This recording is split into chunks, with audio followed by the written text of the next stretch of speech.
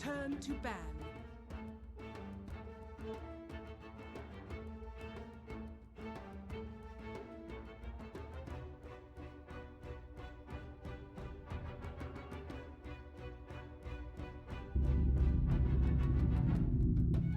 Liquids turn to ban.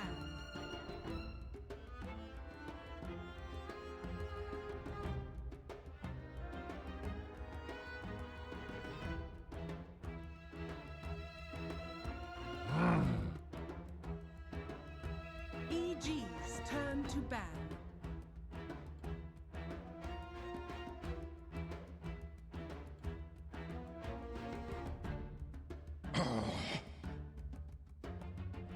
Liquids turn to pick.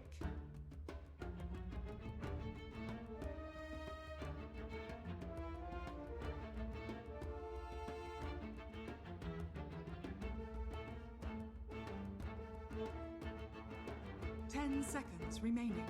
Watches. EGs turn to pick. Life stealer. Dazzle. Terror blade. EGs turn to ban.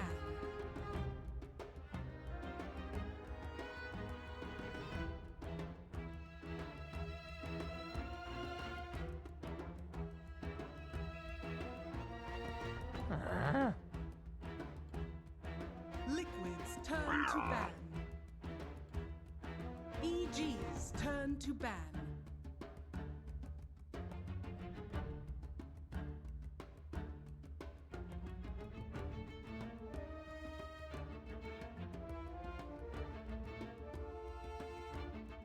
Ten seconds remaining. 5 seconds remaining. Liquids turn to ban. EGs turn to pick.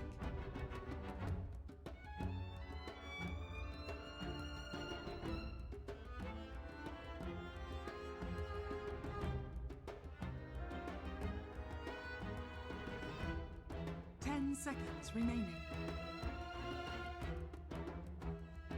5 seconds remaining.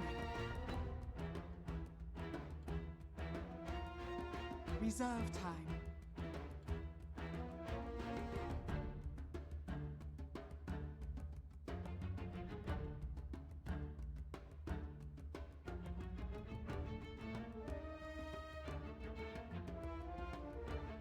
Slada.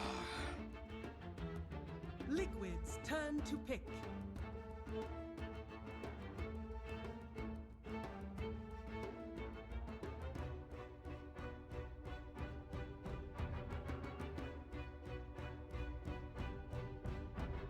Ten seconds remaining.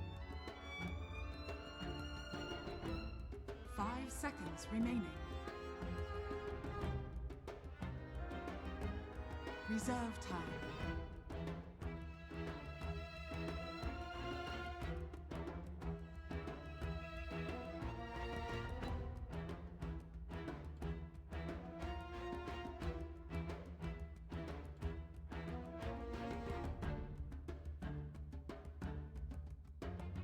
Crystal Maiden.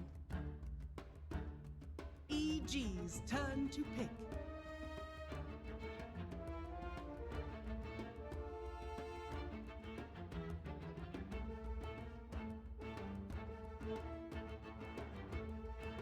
Dark Seer. Liquids turn to pick.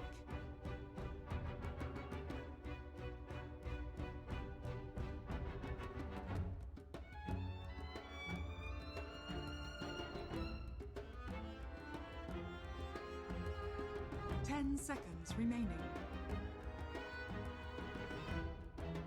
5 seconds remaining.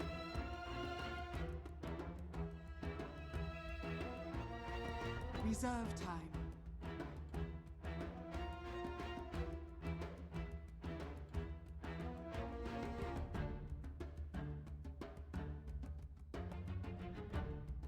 Necrophos. EGs turn to ban.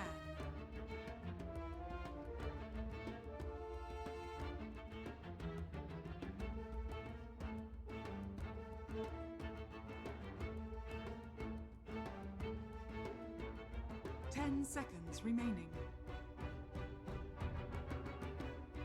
5 seconds remaining.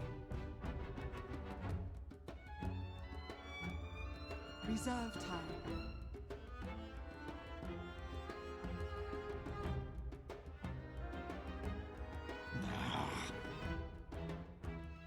Liquids turn to ban.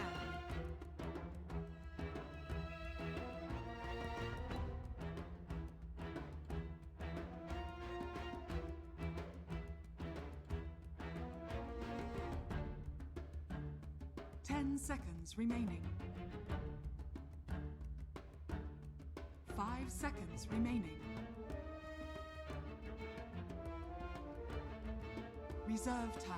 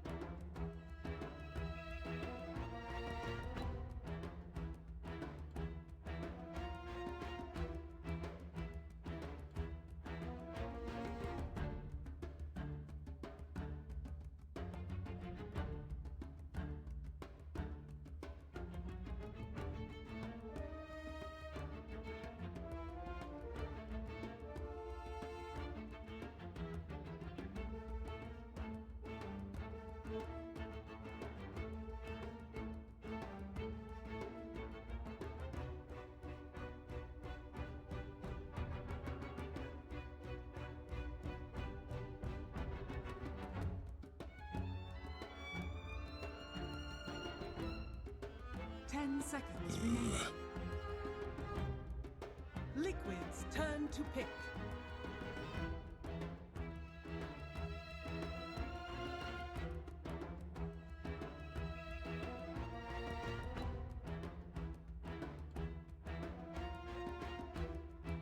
Ten seconds remaining. 5 seconds remaining.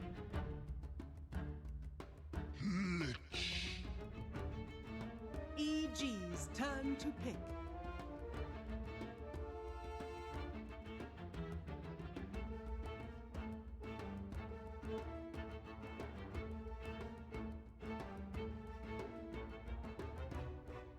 Ten seconds remaining. 5 seconds remaining. Reserve time.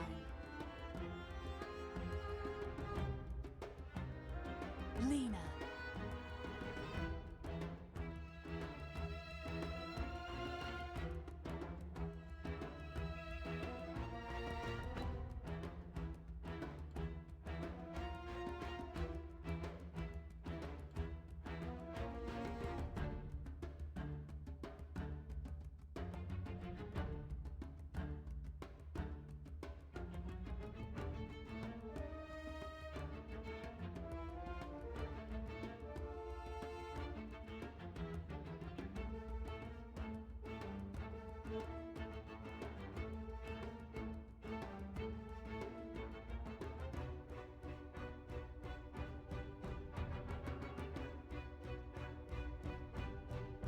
Ten seconds remaining. 5 seconds remaining.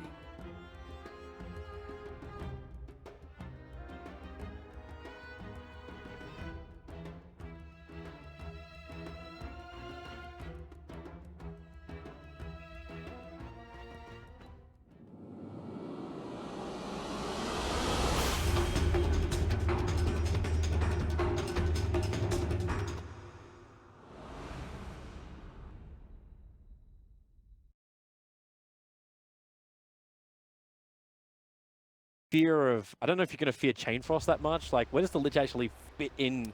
Ice Armor versus everything? Lifestealer and Starter. They thought That's they were, it? Well, they could have potentially all-in committed for physical damage. Did have last pick. Shadow Fiend. Yeah. These heroes are pretty decent.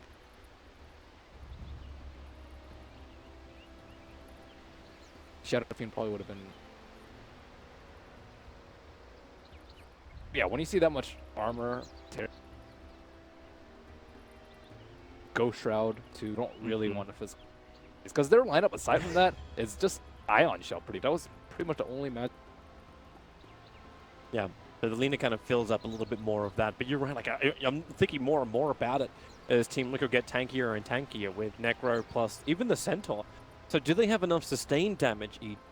Like, do you have to turn the Lina into this kind of physical DPSer going into the game and just use the mid-game magical burst damage that she offers? Sorry, I was distracted by the guy's effigy. Yeah, don't. We're not going to bring that up on stream because What? It's in the game, dude.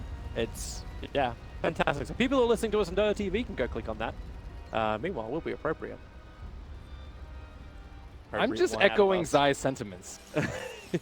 Now everyone's curious. Yeah, Look but what you've done to him. you won't be able to do it. Maybe later on they'll show us the wonderful effigy. But that wasn't meant to be it. That was meant to be. I saw on Reddit it was meant to be a Bloodseeker one, not that. I like this one more. Yeah, okay, there we go. Now we're actually showing it. So thank you very much, Weppus, who is our observer for the game. Which block is it that is red? Heroic Effigy of the Fall 2016 Battle Pass. Anyways.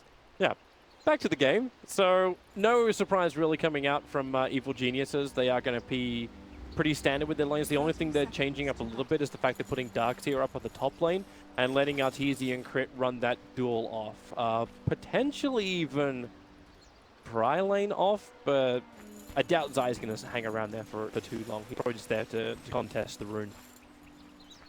Yeah, and they can also pressure. You know, one of the better ones, just tons of damage, tons of harass the The battle begins. bottom lane. Will like the top right-click war went to Mike. Victory. Yeah. See how terribly color? Cosmetics, Yes. dude. Yeah, we had the white Arcana in it. Then White is not the. what was the correct term? I It think was, it was it was a 50 crystalline something. a $50 gem is what it was. It sounds so disdainful of cosmetic buyers. It's just like I'm gonna spend so much money so I can glow a different color. Rub yourself. Some of them look way cooler though. Some of them have like unusual. It's not just color. Particle effects too, Toby. Let's add more of those. When I can change the color of my Enigma, I will spend a lot of money. There is already one. The black hole. No, yeah, but the black color is just the same color. I want to have It's golden. How's it gold? One's black, one's golden. It's called black hole, Toby. Gold is different. That's not enough. And technically, the original one was blue. Oh my god. Yeah, I'm a traditionalist. And Maybe you play on like super. yeah, because I only play on a potato machine. I don't get to have nice things. Anyway, back in the game. So the lane's still going pretty much as expected. Kuro, okay, he's forced a little bit out of position now, having to run down the river, but he's got the movement speed on Zai and Samel, just couldn't connect with the Light Strike array. So Kuro will get hit once by Zai, and then be away to safety. But Kuro just trying to make life very difficult for Samel in the early game. Actually, his GH, they don't really have enough damage here to kill off Zai, and Zai does know that. He's already going to go for the regeneration. Just more harassment to push him out of their jungle. I think it's important that the Lich does deny the mid lane. Top lane is a one-on-one. You don't really need to upset. Or we find out. Pretty much deny the one Kree, not Shane's state of. I think in the mid lane, Lina is already slightly favored. Still trying to get some kills. Oh, what a wonderful counter to a life stealer. Having that Ghost Bomb, but maybe not enough life. Matolman back out of the town, Fairy Fire committed.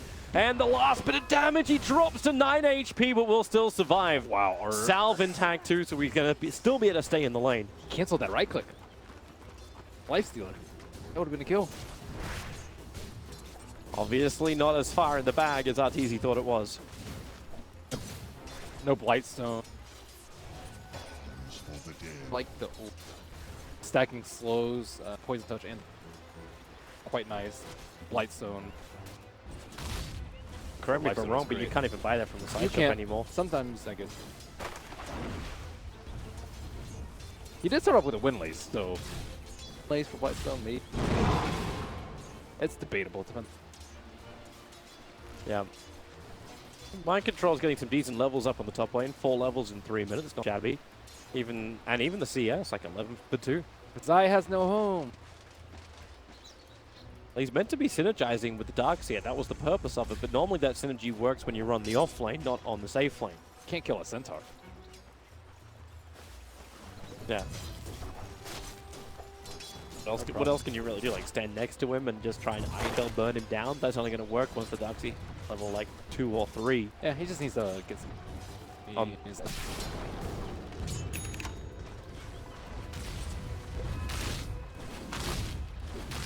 Zai purchases Oak.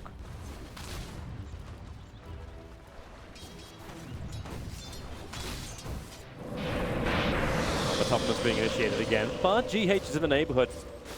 They're very happy to turn around if he can. Arteezy, he's not going to be able to bait that rage out, but Arteezy's now sitting at a point too where 185 mana to get his combination off, both rage as well as that open wounds. He doesn't have enough anymore. He might need a stick early in the, because when you're up against a Crystal Maiden team, more value, especially because every time you use open. It's good positioning from Crit. Now, that Dire Observer Ward saw this smoke coming. So Crit moves up. He actually tanks the initial Frost Blast. There's 3 Kuros, and GH also there to help out. But Tubman staying in close, and it will be first blood. So EG, they saw this coming. They willingly kept Crit there, and now it's up to Miracle to survive up against Zai.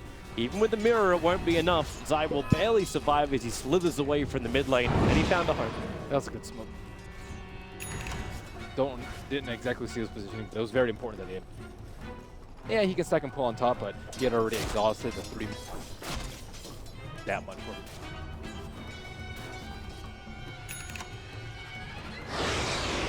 Zai actually moving down to the bottom lane. Look, Dazzle will be. I like how he TPs it in case they need backup. It's. And when you bring Universe down here, so what is gank into lane switch as GH very quickly on the Frostbite, but Arteezy going to rage up, and there's your crush. They want Matubberman, has to go into Ghost form, starts his TP, but Universe, the early point up in VAC, is able to cancel that one out. Matubberman will fall. 4 heroes from EG, they come in force. They take the kill. They also cancel his TP. Need a long time to get back to the lane. GH should be able to stay on the lane still. You still want your Necro. Yep. Very big in this. That TP finally comes in. Like all that time I was thinking like, oh, Necrophos not farming up in the bottom lane, but no one from EG went straight to top lane. Now Lifestealer will move up there. So Arteezy will have that safe lane farm to build into Armlet and whatever else his heart desires. We've seen a lot of the Lifestealer versus Terrorblade commit for against. I like the Maelstrom build. Gets scales a little bit. Mjolnir's walking with Raid. That's a level 2 Frost Blast. They're going to commit the Stampede to try and catch up to Zai, looking for that extra bit of damage as well. But Zai back up into the lane. No support was coming to help him out. But they do burn Stampede Team Liquid in a hunt for just that 4 position slaughter.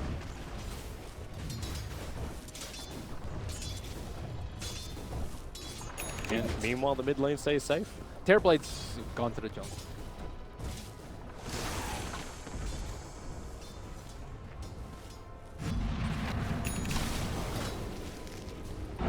Harass, deny. No, this is just like, it's the jealous sister who brings a friend to actually help win the mid fight. Fire versus ice.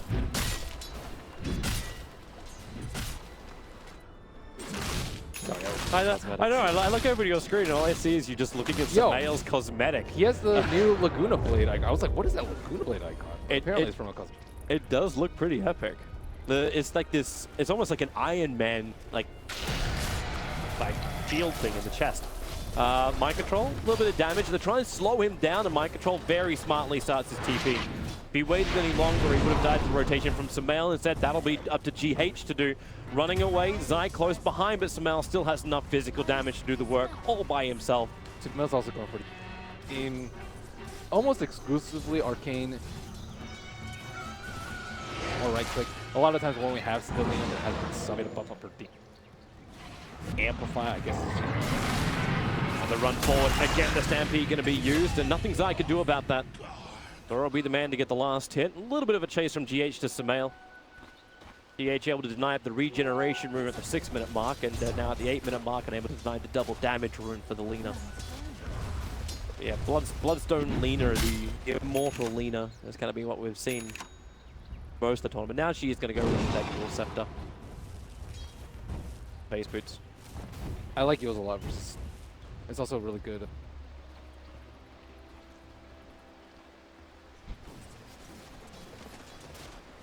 Minor stuff too. Control trying to cause some issues for E. Got a little bit of help floating around. It's mainly Kuro who's back up next to Secret. Mind Control's going in very deep. He leaves the Radiant Observer Ward behind, so he's got at least a little bit of a warning system if someone does run at him. But without the Stampede, Mind Control could be in trouble. Just commit the Laguna Blade. Sumail with a double damage rune knows he's got enough damage to kill off that Centaur. Was really, really deep. It's not actually going back. No early blink coming up. Hood playing for double legend Lina pretty much. A little surprised actually. Radiant's bottom tower is under attack. And also help him. Help him when Darkseid is over.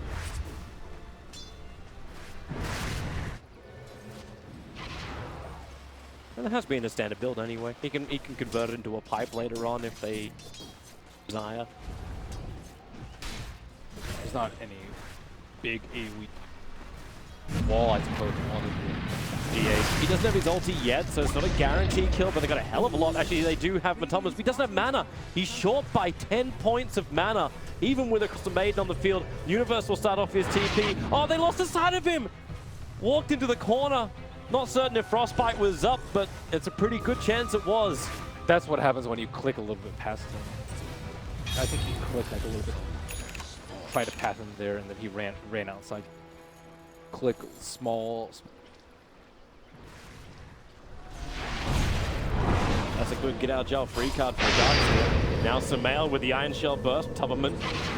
Wow, he was so close to popping that ghost shot before the Laguna. Dire's middle tower is under Nice try though to He get waited the it. Ion Shell. Zai's also ready to dive in here. He knows there's no support coming in from the jungle thanks to the Observer Ward. Now GH comes up. He still has his Frostbite, lost his Nova, so he can keep Slaughter slowed up. But that Arcane Rune, he just keep moving forward. Another Crush available. The 6-second cooldown on that thing, and GH will fall with the help of Crit and Universe. A lot of pressure being applied by EG on the bottom, but Miracle, the Terrorblade. Normally we're talking about Terrorblades forcing down buildings really early on, but we're 11 minutes in and still no T1 tower fallen.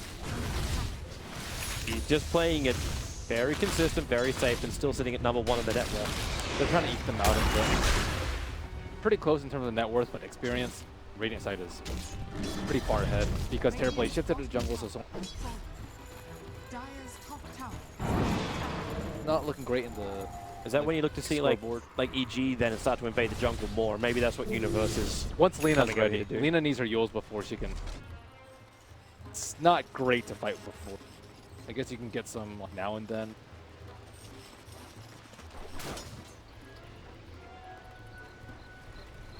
But the pressure is actually on Lina to do the attacking, because we're looking at Arteezy farming top lane, building into Echo Saber next. Well, the other He's getting a lot of space there, but when does that money become utilized into kills? once Slaughter gets blinked, let Slaughter support. He's got to run around a lot, and die for his team.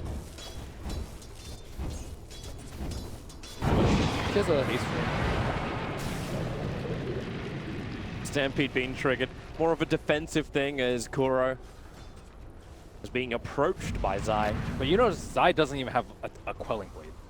Definitely not an iron tower. they were wanting to get gold through kills and not farm up.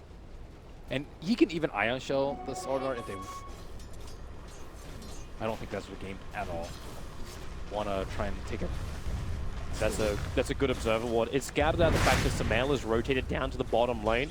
So again, the Tubberman is forced into the tree lines. The Centaur TPing in, and they've got the control. It's in the form of the Crystal Maiden. She needs to get the Frostbite off. As Sumail gets a double stun, Lacuna Blades out.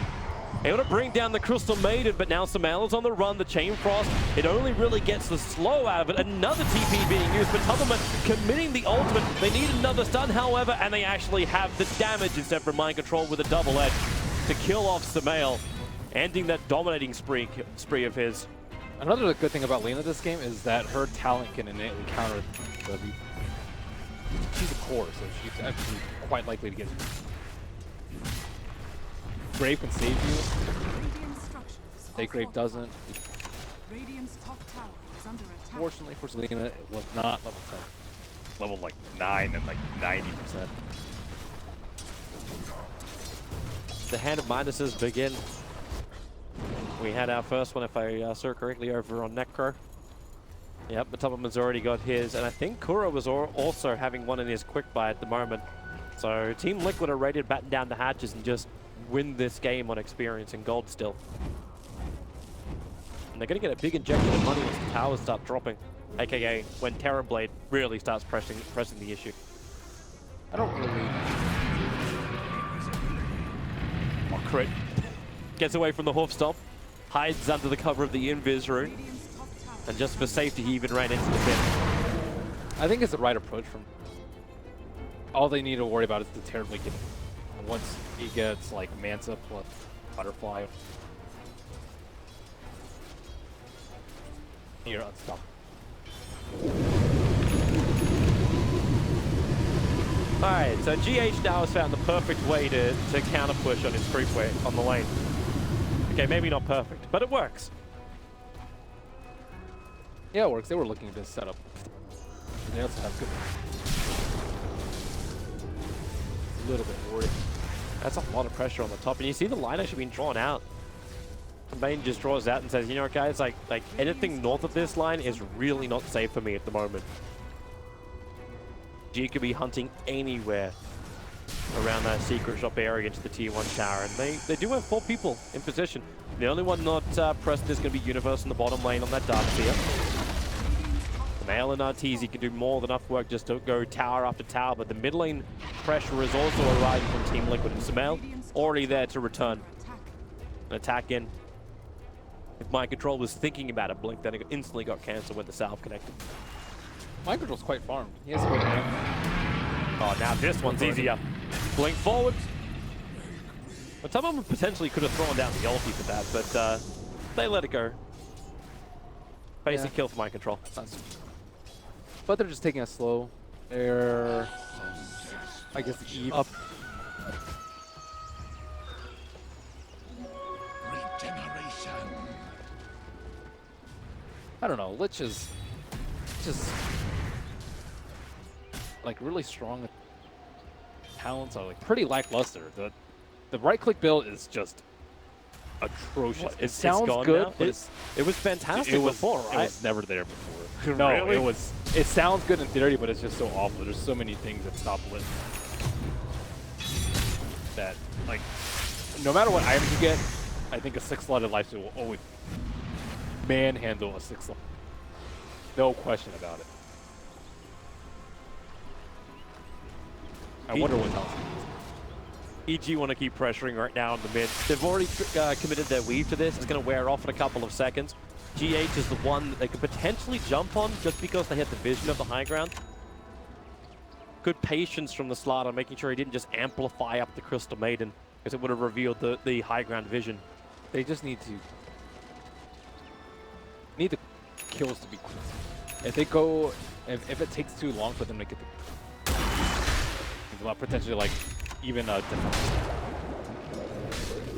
the one from like that's already gonna stampede in and counter initiate. They just need like a quick blink, crush, fast kill. If they try to set it with a Yule. Give him one of those camps as well as the bounty rune and he'll have it. Only 200 gold to have that blink dagger. possible. Gage is just playing in the trees on that top lane. He's so close to Arteezy. If he gets caught out, like he just throws the ulti out.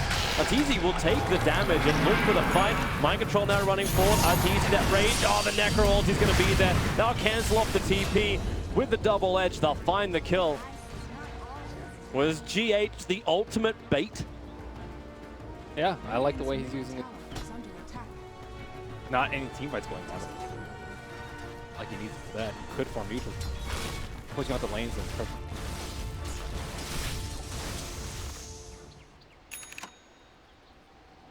Two ways to stop.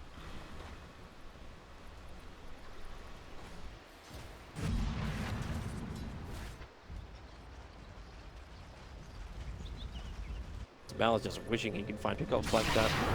There's the blink there.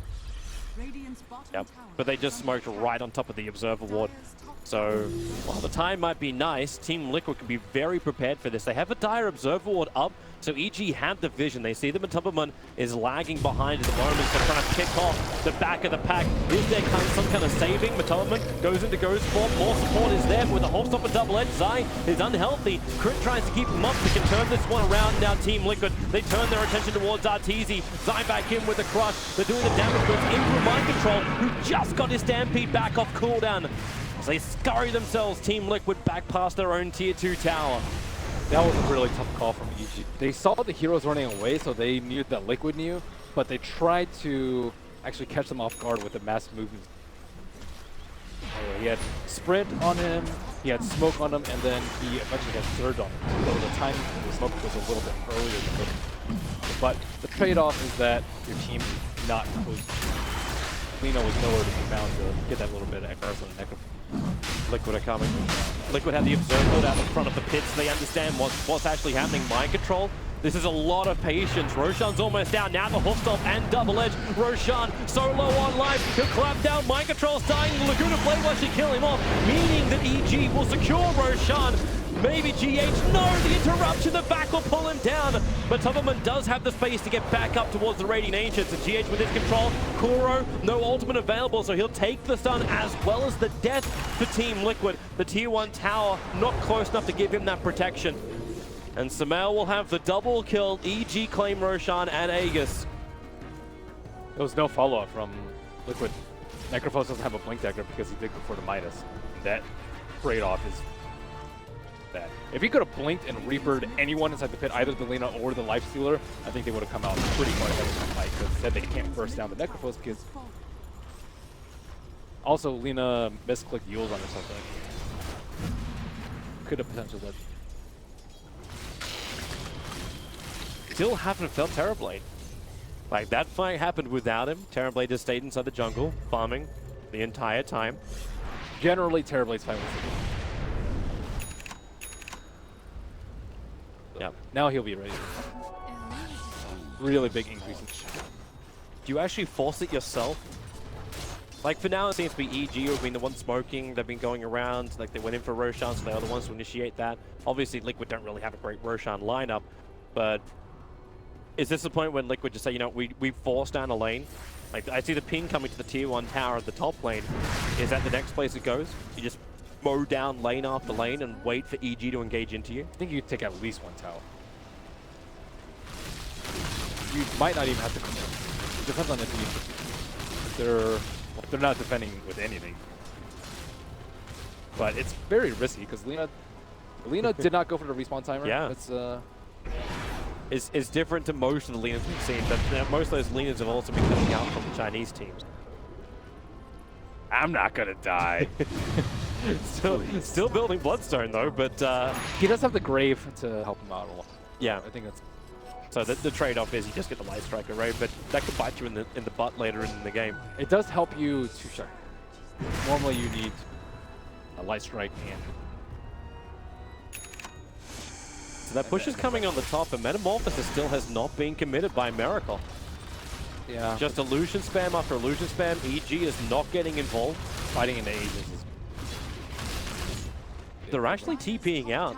So EG is just running through the Radiant jungle. So they'll let the illusions and the catapult do the damage into the tier 2 tower, and then prepare their own defense, Team Liquid. And Zai wants to fight. The infested Lifestealer sitting inside the Slaughter. but they need the opportunity. They need the vision, which they don't have on that part of the tower. They'll get it when Matubman jumps forward like that, but then forced up. Arteezy already raged up the Stampede. Matubman will survive. The back almost killing him with the damage on the wall, but it isn't enough. Zai has to tank the Shallow Grave as he was tanking the tower too much. And then Miracle, now he'll commit the Metamorphosis. That was really risky by Liquid. They didn't even have the Frost Armor on the Necrophos before that fight started. He has all that burst heal with the Ghost Shroud and the double heal from the mech and the Death Pulse. They already used meta, so can't get anything off. Yeah, and I'm wondering why he did. Like, Miracle used that after the fight happened. So it's almost like you're either using this for farm or you think that this fight is still going to happen from EG. Which Sumail is trying it. Fuels up. Here comes your Terrorblade looking over towards Universe. Zai does get a good crush off, but so does Mind Control. A double versus a one, and G8's the perfect positioning. They put the Slardar down. Arteezy sunned it out, and with the Chain Frost, the damage is huge. EG, he invests into the one creep that's running next to it, and Sumail did the damage to it. It was going to die anyway to the dire creep wave that was coming in. But Lifestealer will fall. The Blink Dagger is now followed by Matubman, and 3 heroes with no buyback available. Team Liquid will push to the tier 2 tower potentially. Not enough burst for Terrorblade at that point because Lina had already committed her spells earlier to try and kill the Necrophos. They just did not have enough. They got so close though when they did it. No, it's just before this fight happened. Yeah. So she already committed her volley to kill Drenko for Miracle, and then Miracle gets Sunder off like near half HP. Yeah, and Arteezy couldn't remain up. Like when that first Hoof Stomp came in, he had to rage to try and dodge what was coming at him. And then just executed at the end. Yeah, they just... So he actually did go for the Maelstrom. Oh. Pretty important. Go with it. I think that's a little bit of a big mistake. You could also potentially, I think, go Diffusal versus deal with the Ghost Shroud, but Diffusal is terrible versus Maelstrom. A nice mix. Terribly weak. He'll still... What do you think about the pickup of the Aether Lens on the Mail? Aether Lens is really good. It makes the Dragon Slaver, and it helps in...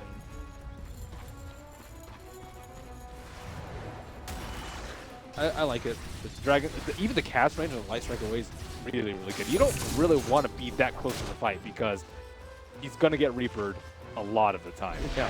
And you definitely want to keep your distance. Like, imagine yours without being really at risk. And the only problem is he might have to replace it pretty soon. This looks too good. Right. Well, the support was sort of nearby. But I think you can see from Sumail's hesitation to take that fight. It's not a gank for him. Universe can try and pull GH back, try and bring him in range of the double Iron Shell and GH. Well, he's been bait before. Universe has his own pipe to give him a little bit of protection. There's no other stun, or is there? No, there isn't. But Matubman was trying to go for the scythe to cancel it. That was really close. The Stampede being used to try and close the distance, but the Stampede came too late. Yep. Like he didn't really take any. Was a level 2. He triggered pipe. Yeah. Any kind of protection. Pipe is really good.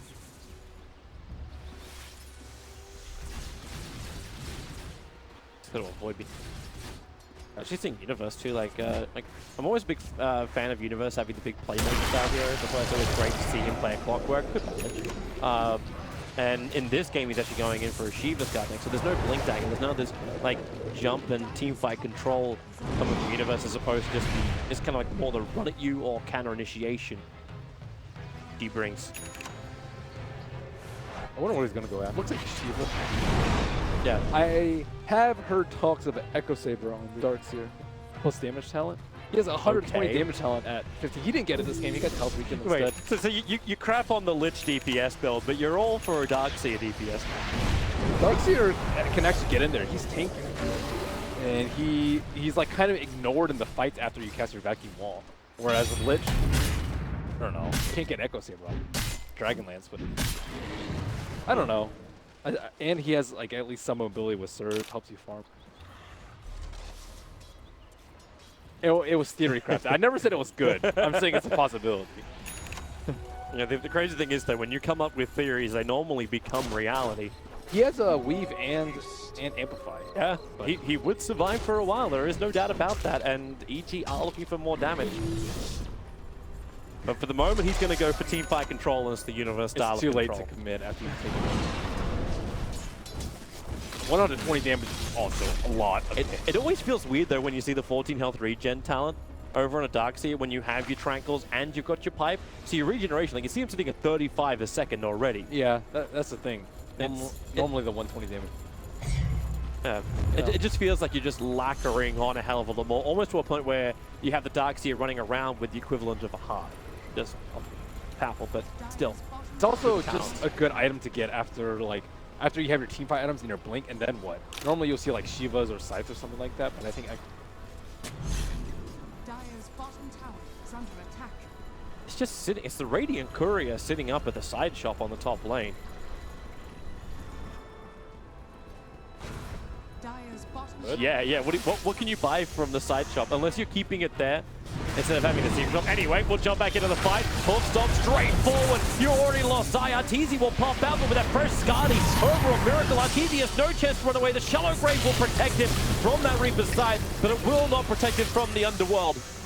He'll be put down 1 minute without the Lifestealer, and Roshan is just about 35 seconds short of maximum spawn time. Liquid are not catching a break on the back of that fight win. Meta's gonna be down by the time Lifestealer respawns. So yeah, Terrorblade's gotten to that point. He's uninterrupted free top of net worth, and he's pretty much Order get destroyed. Yeah. It didn't help that when his initiation came in, he was counter-initiated on first. So there was nothing that was really going to save him there. Yeah, Roshan definitely going to be say that doesn't amplify. It built Medallion, there are Medallion. I'm actually so happy to see Darkseer change this one. And I'm wondering if Universe has done that just because of this timing of Roshan. He's picked up the Blink Dagger on the Darkseer. So he's going to have that positional advantage now. At the same time, fresh out him up for Team Liquid. That Aghanim Scepter is now on the Necro. And in goes EG. Once again, the Observer Ward sees everything. But the Weave triggered nice and early, so if Liquid want to fight this one, they're going up against ever-increasing armor. Scatting out with the illusions. Roshan is just being punched one by one by one. They don't want to commit. Matalaman's going to jump in. Who's going to get it? Dai will take it, and Arteezy gets the Aegis. But the double stomp, and then back into a three-man ball is perfect. Mind control, barely alive. It's only the Necro to drop. Okay, he'll actually die almost to the fall. It'll be Arteezy's poor swipe, cleaving the flesh from Mind Control's hide. Yeah, Miracle didn't have meta. He's really reluctant to go in without meta. A lot of these fights. And it really cost them. Arteezy pre-raid, so they couldn't really stop him unless they wanted to Reaper him during the Roshan kill. I actually think that might have been worth it if they were able to sneak the Aegis onto the pretty much any of those heroes, Centaur or Necrophos, or ideally the Necrophos, and then Lifestealers without his raid with no one's in. That's really unfortunate for Liquid if it was the Roshan. Yeah, Liquid have to try and now defend as EG had the advantage. Still 20 seconds before Liquid are back at full strength with 5 players. And the damage from that almost sniper-like Lina brings the tier 3 tower down to 50%, and EG will back up. They're happy with this. They haven't brought down the tower yet, so they can't start taking out shrines. Not really in fighting shape. Blink Reaper could catch him off guard. He does have the Aegis.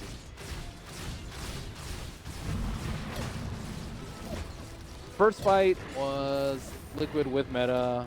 Fight where Liquid no meta. So you just see a fight on. This'll come in handy. magic resist. Necrophos' job is actually. Yeah, Your Heart Shepherd is like. resistance makes sense. Like going up against him. But at this point, though, they might are willing to. They might need more damage output from them. Well, now the Terrorblade's finished up the Butterfly. They have to use all the magical burst damage to try and bring him down. Yeah. There's still 2.5k life they have to get through. They really need to Ags on Centaur. Once they get Ags on Centaur, Terrorblade should be able to get a Sunder off most of the time. Yeah, you see what he's also building into. Even though it's got nerfed, he's still going to enjoy the range for it. The Hurricane Pike is the other build coming in for the Terrorblade. Once he completes that, he'll have the distance play against the Lifestealer. It's going to be really... I think it's tough for both sides. It's tough for Terrorblade to actually survive, to get his Sunder off, and on the Dire side, it's really hard to like chain all their stuns. If he's low, they could potentially like Yule them to another stun. Do they have the sort to do that? Oh, Centaur, Stampede, Hawk Stomp, they found a big target. Sumail, Shallow Grave will make sure that the scythe won't do its work. Sumail will still die. 30 seconds on the sideline. But no buyback available, and it looks like Liquid is saying, you know what, let's actually get a tower we should have taken maybe 20 minutes ago. That bottom tier 1 tower. They'd have to backdoor it, though. There's no... Luckily no backdoor tier 1, so you're good there, bro. But mid lane push. Lina's up at 15. Yeah. They'll get like... Wait, they got Metamorphosis as well. Another actually, yeah. quick crush. Yeah, bet on it. Yeah. They didn't have to commit anything really for it, so now you just push in, look for the tier 3 tower. Glyph, not really available. They actually do bring it down. So this will open up the outside shrines. This is where you ask whether or not the 80 striker The 30 seconds this time. He would have been up 4 seconds after he died, but Tubman's going to get Glimmer caped up. Still has to stick around. Wants the Blink Dagger to come off cooldown, and it will. Blinks away at the same time as Zai jumps forward. He held onto that for half a second, almost baiting out the initiation from Zai. Zai was waiting for him. Really good play with him. Not put his team into compromising. It could have been really bad. They were really close to their shrine. Not really in a good position.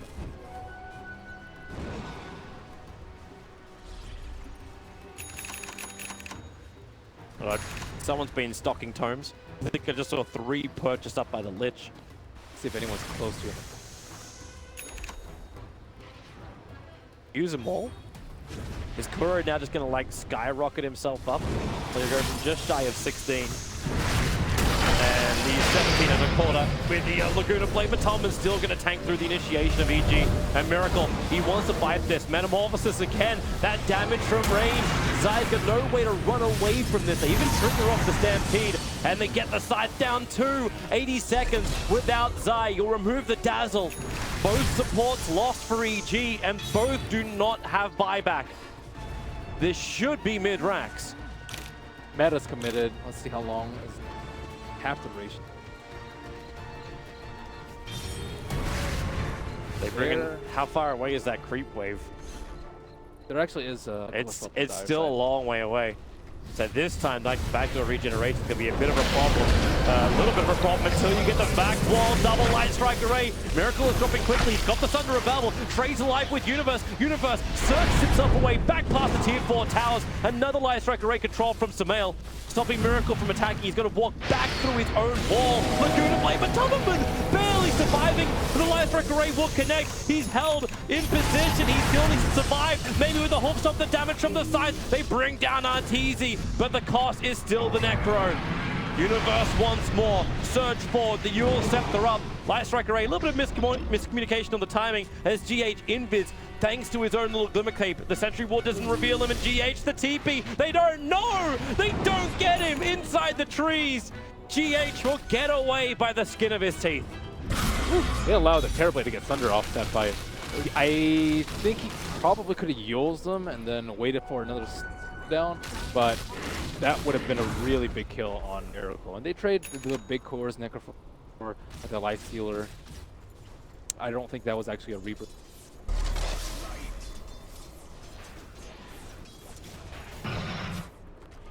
I don't even think they had to fight there. I think they could have waited a little bit because there was still backdoor regen.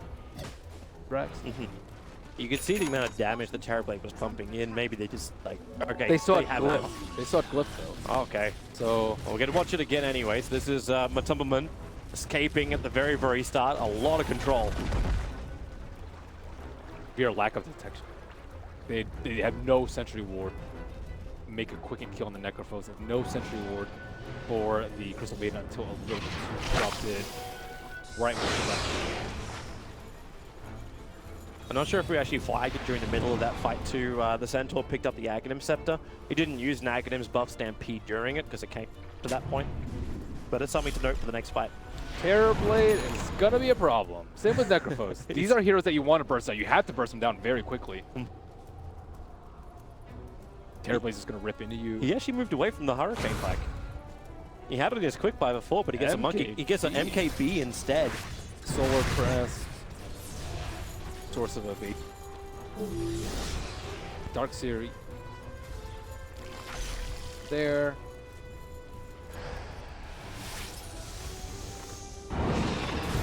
Happy to have Mini Bash. Full stomp in towards the mid. They initiate onto Sumail. Frostbite's out as well. A quick little Yule Scepter up. More defensive. And Miracle, he commits the Metamorphosis. So this has to be a push down the mid now. That blink was so close to amplify that right click. That was... Mel was playing with fire there. Yo, we're in the same position again. This time though, Team Liquid do have the aggressive Observe Ward and Sentry sitting inside the base of EG. The Sentries are placed, but of course, one committal of... Okay, yep, now he'll bring that one down. They lose the Observe Ward, a good Light Strike Array, plus the wall. They can hold Miracle in position and then make it Miracle on Miracle action. And then with Laguna Blade, Miracle still down low, but Holmstop, they're trying to catch one of them out. Miracle still doesn't have that target. He wants to stun the Soul Ash. He already has. He doesn't have any more life. They have to push him away and use the side to hold Arteezy in position, but it's too late. Miracle will fall. Support is there with Zygaze, the double crush. Mind Control will fall down too, and Kuro will join him. 3 heroes lost, no buybacks available again. This is going to happen. Where EG have a window to push. What a sick Lincoln's pickup by Sumail. He blinked in, Laguna to him. What is CM doing? Oh my god. CM is still back at the base trying to creep skip this out. So Zai gets a first slide into Bash on G8. He's just trying to stall up time. He has buyback available. At least got Zai to move away, but really, 2-on-5, this could be difficult. The item decisions were really good this game too. Like, Miracle tried to turn around and right-click Arteezy, but he got hit by a Mjolnir lightning proc and killed him. And then the Lincolns put Miracle in that position in the first place. And that's going to be an easy rack, likely 2 deaths. Miracle's still in the grave for 30 seconds. They got so much damage on the Miracle in that first wave. He was at like 50% before, and I'm not sure when the Stampede came out, but it was not when he was like at half HP. Yeah, it felt very non-existent actually. 5 small. Oh, so they get game-winning Lincoln Sphere right there. They'll still end at 2 lanes of ranks. So EG will back up. You cannot underestimate Team Liquid at this point. It's still a Terrorblade. Maybe next time he can push with a creep wave so back to regen doesn't stop it. But we might be getting to a point soon where Team Liquid are forced to do something a little bit more rash. As you can see, that swing just dives the way of the EG side. They have to do something very soon. Roshan is, it just respawned. It's been 10.5 minutes since the last respawn, so. The Illusion's scouting it out now. Illusion's so scouting it. Dire, Dire also kind of knows that it's a very high probability. Team Liquid can't really bring it down yet. Oh, what did he see back? Wait, yeah, did he go all the way? Dazzle TP'd all the way back, and I think he did underneath the Illusion. He TP'd back to get the Observer. Liquid, they are going to smoke up.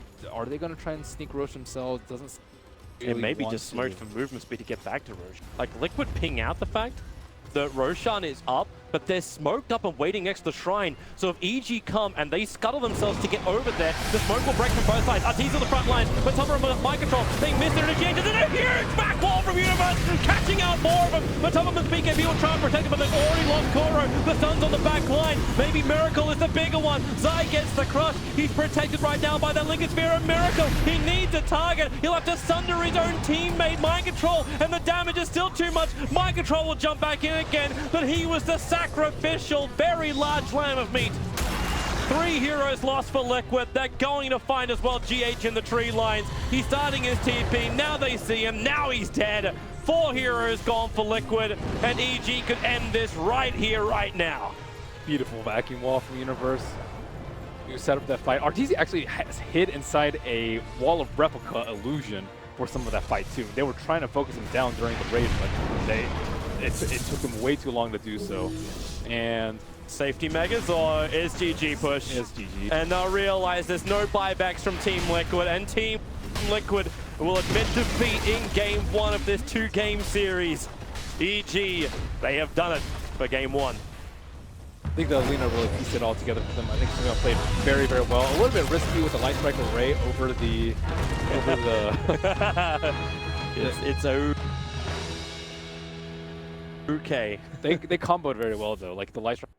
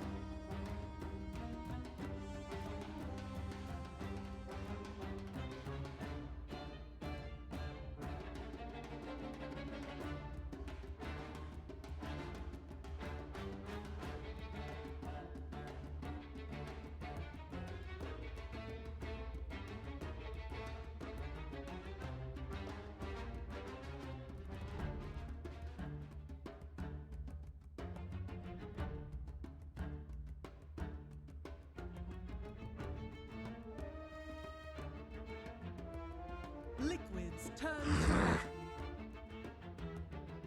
EG's turn to ban.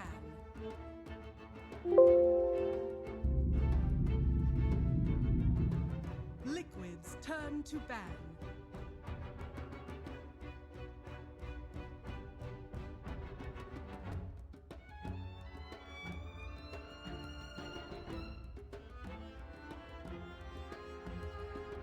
Ten seconds remaining. 5 seconds remaining.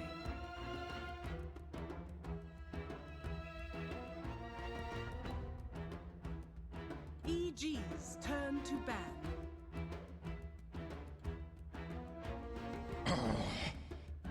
Behold the horn of Magnus.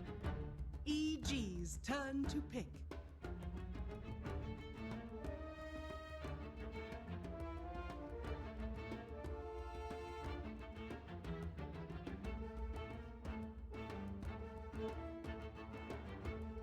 Seconds remaining. 5 seconds remaining.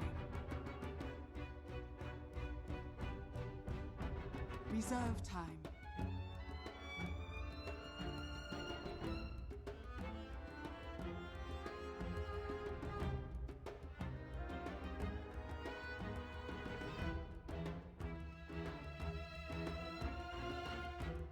Axe.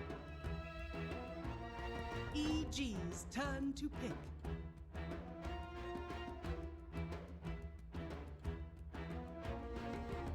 Dazzle. Liquid's turn to pick.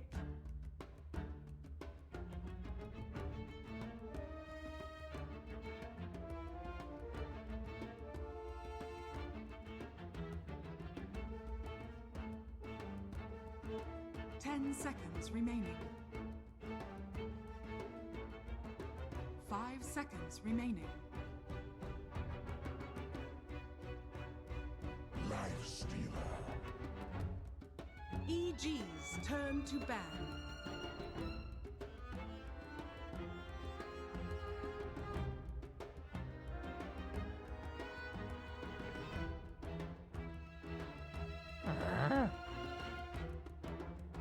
Liquid's turn to ban.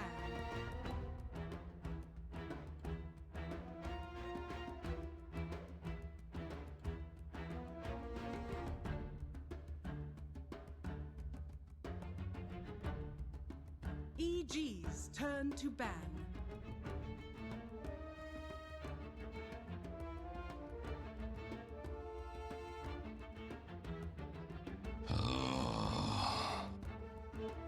Liquid's turn to ban.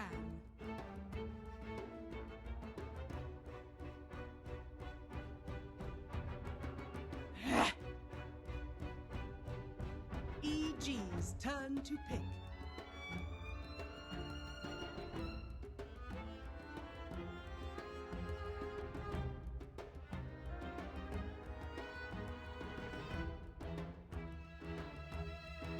Ten seconds remaining. 5 seconds remaining.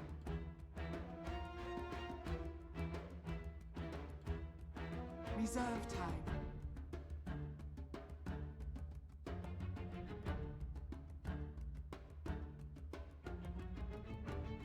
Monkey King.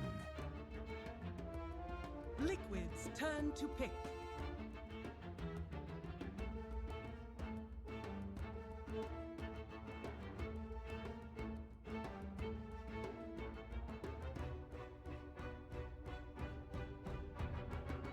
Seconds remaining.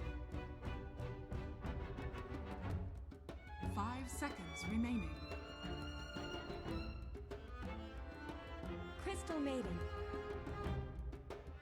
EG's turn to pick. Weaver. Liquid's turn to pick.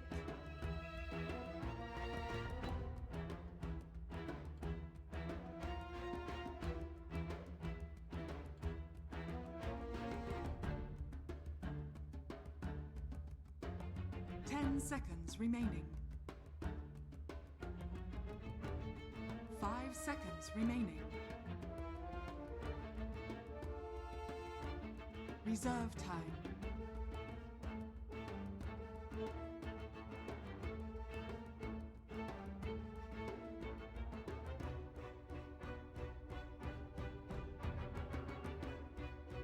Sand King.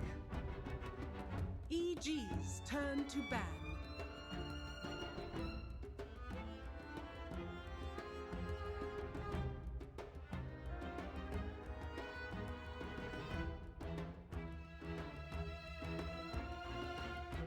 Seconds remaining. 5 seconds remaining. Reserve time.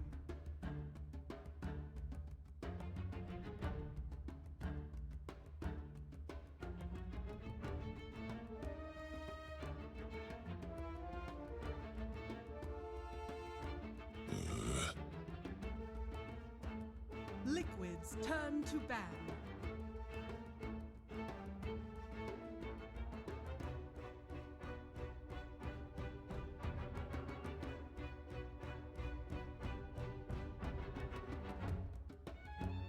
Ten seconds remaining. 5 seconds remaining.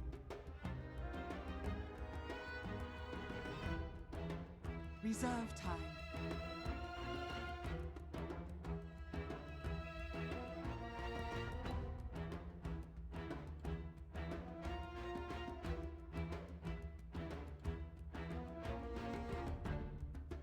Naga Siren.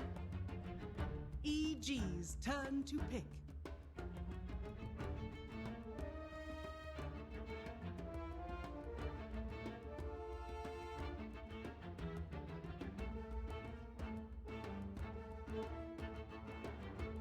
Seconds remaining. 5 seconds remaining.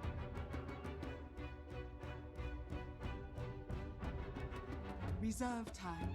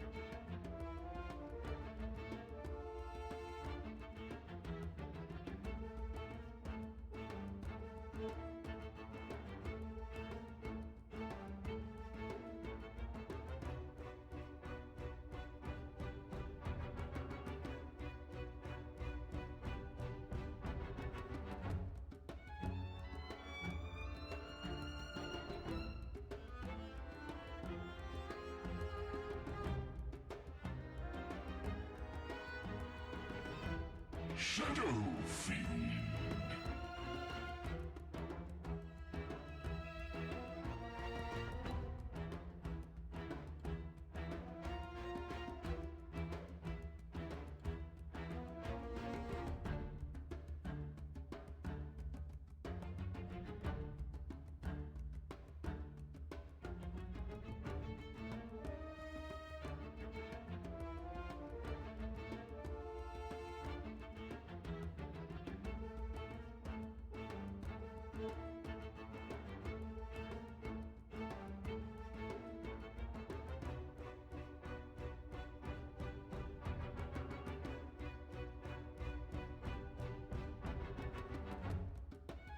Ten seconds remaining.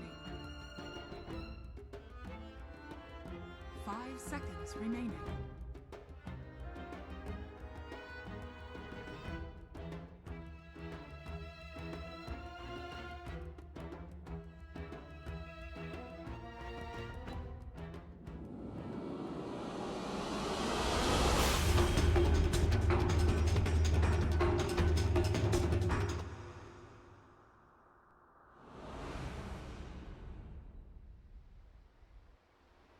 That control factor comes to the team. Very difficult. That may be the other approach. But they have a BKB here in the mid lane. Shadow Fiend, Yeah. BKB is really good. You want things that you can't actually BKB out of. You have Naga Sleep, Arrow, Black Hole. These are things you I can't suppose it's the other hold side out too. of. The fact you're already running a Magnus as well as a Lifestealer, right? Like you've Yeah, already it's a got waste like, the of better power. team fight. It's a waste of empower Or, on the or is Naga. it the setup? So Mind Control can then get the greatest RP of all time. It is. They have Dazzle in case Mel does get RP'd. They have the Axe for counter initiation that goes through BKB. Very important versus the Lifestealer. But they have Time Lapse on Weaver just in case the down. So I do think their team fight was good. I think it could have been a little bit better, but I don't think the Naga. Yeah, the team fight's good, but with Naga, it's not like, oh my God, sleep into RP. 30 Not seconds. at the end all be all. No. It's not. Nothing to write home. I'm sure we'll probably see at least one or two good ones. We'll have one. Like you still got Epicenter, you've got Freezing Field, you've got RP, you got all the cleave damage which can come out, you got potential heavy Riptides, mass Burrow Strikes, like all these things Team Liquid will have Did to you work just with. really say Riptide for a team fight, Toby? That's like the most underwhelming team fight ability in this game. Hey, you know what? I'm just listing every single thing. Eventually, I'm going to hit solid gold. But Monkey King, he can turn into a tree during the team fight. Wow! You know, if that actually saves him, I'm going to laugh my ass off and then refer to this moment. That's not going to win them a team fight. It can be awesome, but not win them a team fight. Escape. Oh, man. Critical influence, man. Critical influence. Zai Monkey King. The GH block in the mid, so he's starting on the mid. Wait, what's happening? Yeah, he's mid. Miracle is on the SK. Yeah, Miracle is not the not a Naga player though. Yeah, but is GH the Naga player? Like we've seen Why him. not, dude? We've seen him have some really great positioning when it comes to the custom made, and maybe this becomes one of those hybrids where you give the early farm to the Naga Siren and then just switch her into the jungle and let the SK take the lane against Samael. I do think it's strange that he's playing Naga Tyrant, just as we saw last game, Miracle loves to AFK. Yeah. It seems on some heroes. Maybe just not, especially because Matama Man plays it way more than Miracle, not all the time. But they need to have a life steal. I'm sure Miracle can do like any mid slash. Yeah, safe and play. Right? Like, you're actually turning SK down to a harassment. Like, he's trying to push the Dazzle out of bottom lane. And in fact, it looks like they're doing some damage to the Dazzle at the moment, who will just be able to TP out of the bottom lane. Come on, that tree's more exciting to watch. It kind of is if he can snap the courier. The Ventilating. Oh, he cuts through. He'll see it. He'll see it. It's just a little bit lower. One more attack around the tree lines. Run, Venoling, run! Instead will be there from GH and maybe even the first blood. It will be going the way of Team Liquid. Wow, they were denied on bottom lane with the TPing out Dazzle. But GH is this courier bait game. At one level of ensnare. He was trying to jump into the trees. Wasn't able to get it off because tower damage was. Save your points for the right time. Zai's going to jump down to the bottom lane now. Quick fall to the ground, looking for a little bit of harassment on the Kuro, but Matubberman's already making his way over as well. So Zai trying to be as aggressive as he possibly can. With the support from Crit, he can survive a little bit longer, and in fact the RTZ bugs throwing out, so Matubberman losing that armor and has to back up to the T1 tower.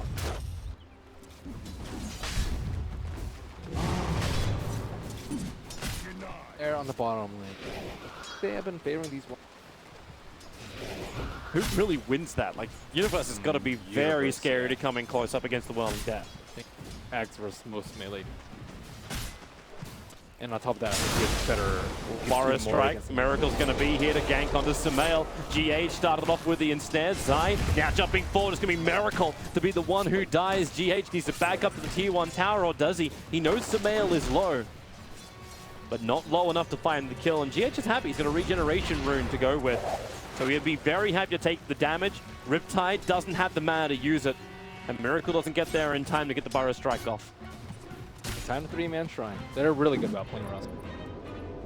Dazzle TP.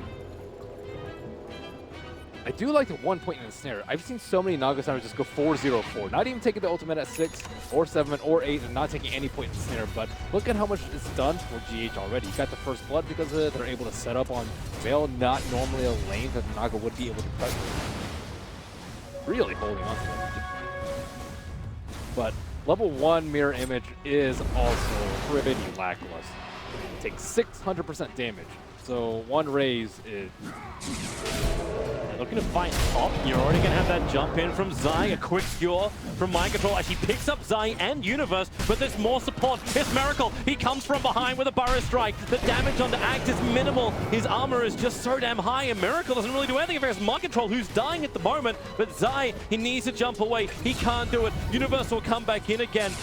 Miracle just using the Sandstorm as protection, so Universe will miss the call, and Kuro will arrive to also assist on the top lane. Another Burrow Strike is available, but they'll need to wait a little bit longer so they actually have the Frostbite too, but that's too late. Zai jumps right over the top of Kuro, starts the beating in with a rod, needs the fourth attack, won't get it with that Burrow Strike from Miracle, creating more space. But a lot of commitment from Team Liquid to the top lane. And now it's also Sumail. He can easily kill off the courier, and GH will understand the peril he's in. Raise 1, raise 2. Enough damage with the extra attack. Crit can't reach him. GH gets back in range of the tower. Wow, that was a really hard triple raise to hit there too. Pretty impressive. By Arteezy? Kuro doesn't want to reveal his position. He needs Arteezy to be in range of the tower so he can do that. Okay, Frostbite and get the kill. I thought he was gonna like eat a tree right so he could not be in range of the tower detection, but that was patience from Kuro. Because if he threw out the field, maybe he would have actually had that, like, eat the tree and then run to the right. But Arteezy being a little bit more frivolous on the bottom lane, and now they can look just to try and force Matumba away from the lane.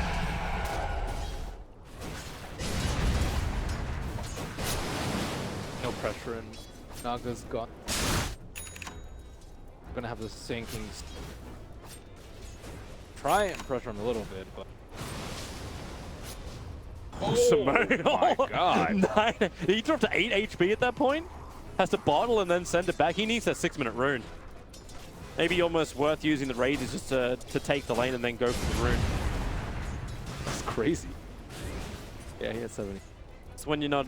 Wait, does Miracle actually... Nope, it's going to be the bottom rune, and Dazzle scats it out, and it's a haste rune. And so are you liking the GH Naga so far? Yeah, I think he's... Well, he's like a little bit more active, but at this point, he's farming for rating. Efficiency game. Kuro will die at the same time. A little bit further side is going to be Matumberman to fall as well. Support is nearby with Miracle here, and it's Sumail with a haste rune, and you know what he wants. He wants the kill onto that Naga Star, and he didn't actually get it. The RP from Mind Control is available. GH so low, Zai can't reach him. To leap himself up into the tree line. A quick Nova to the north. Now realize the crit's in the neighborhood. Frostbite will hold him there. Burrow Strike is back off cooldown. So Shallow Grave will just delay the inevitable. A lot more kills in this game so far than we had in game number 1, but it's a lot more scrappy. It's a little bit easier because everyone has full mana from Crystal Maiden.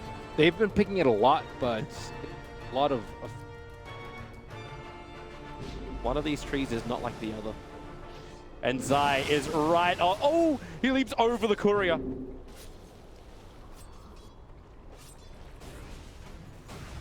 but no one's sitting in mid. It's like he's trying to stop GH from farming, but GH is farming up the mid lane with the illusions. Okay, that's a moving tree. So GH is just farming the 2 small camps in close, keeping the creep wave push back out again, stays top net worth, and also continuously harassing down Samel with Riptide. Wonder if he's going to take. Would have been really nice. RP's available. They're going to try and kill off Arteezy now. Arteezy's going to Shikuchi his way through, but Toppleman's pretty low. So he's open wounds, rage up, holding on to that rage. Now he'll use it. Where's that RP? It holds him in, but where's your detection? You're doing a gank on a Weaver without bringing a sentry ward. Problematic to say the least, but Arteezy with no Shikuchi, but he has time lapse available. He's away. They thought they could get the frostbite on it. Now Matubberman's actually in trouble. He has Infest up, so if he... okay, he's going to open wounds and just... Okay, there's your frostbite. Matumba's going to have to jump inside of a creep sooner or else he's going to die, and he knows it. Into the dire creep, Arteezy very, very low. Burst that back out. The damage is not enough. The Nova also misses. Arteezy running the edge of this AoE damage and then gets the TP away to safety.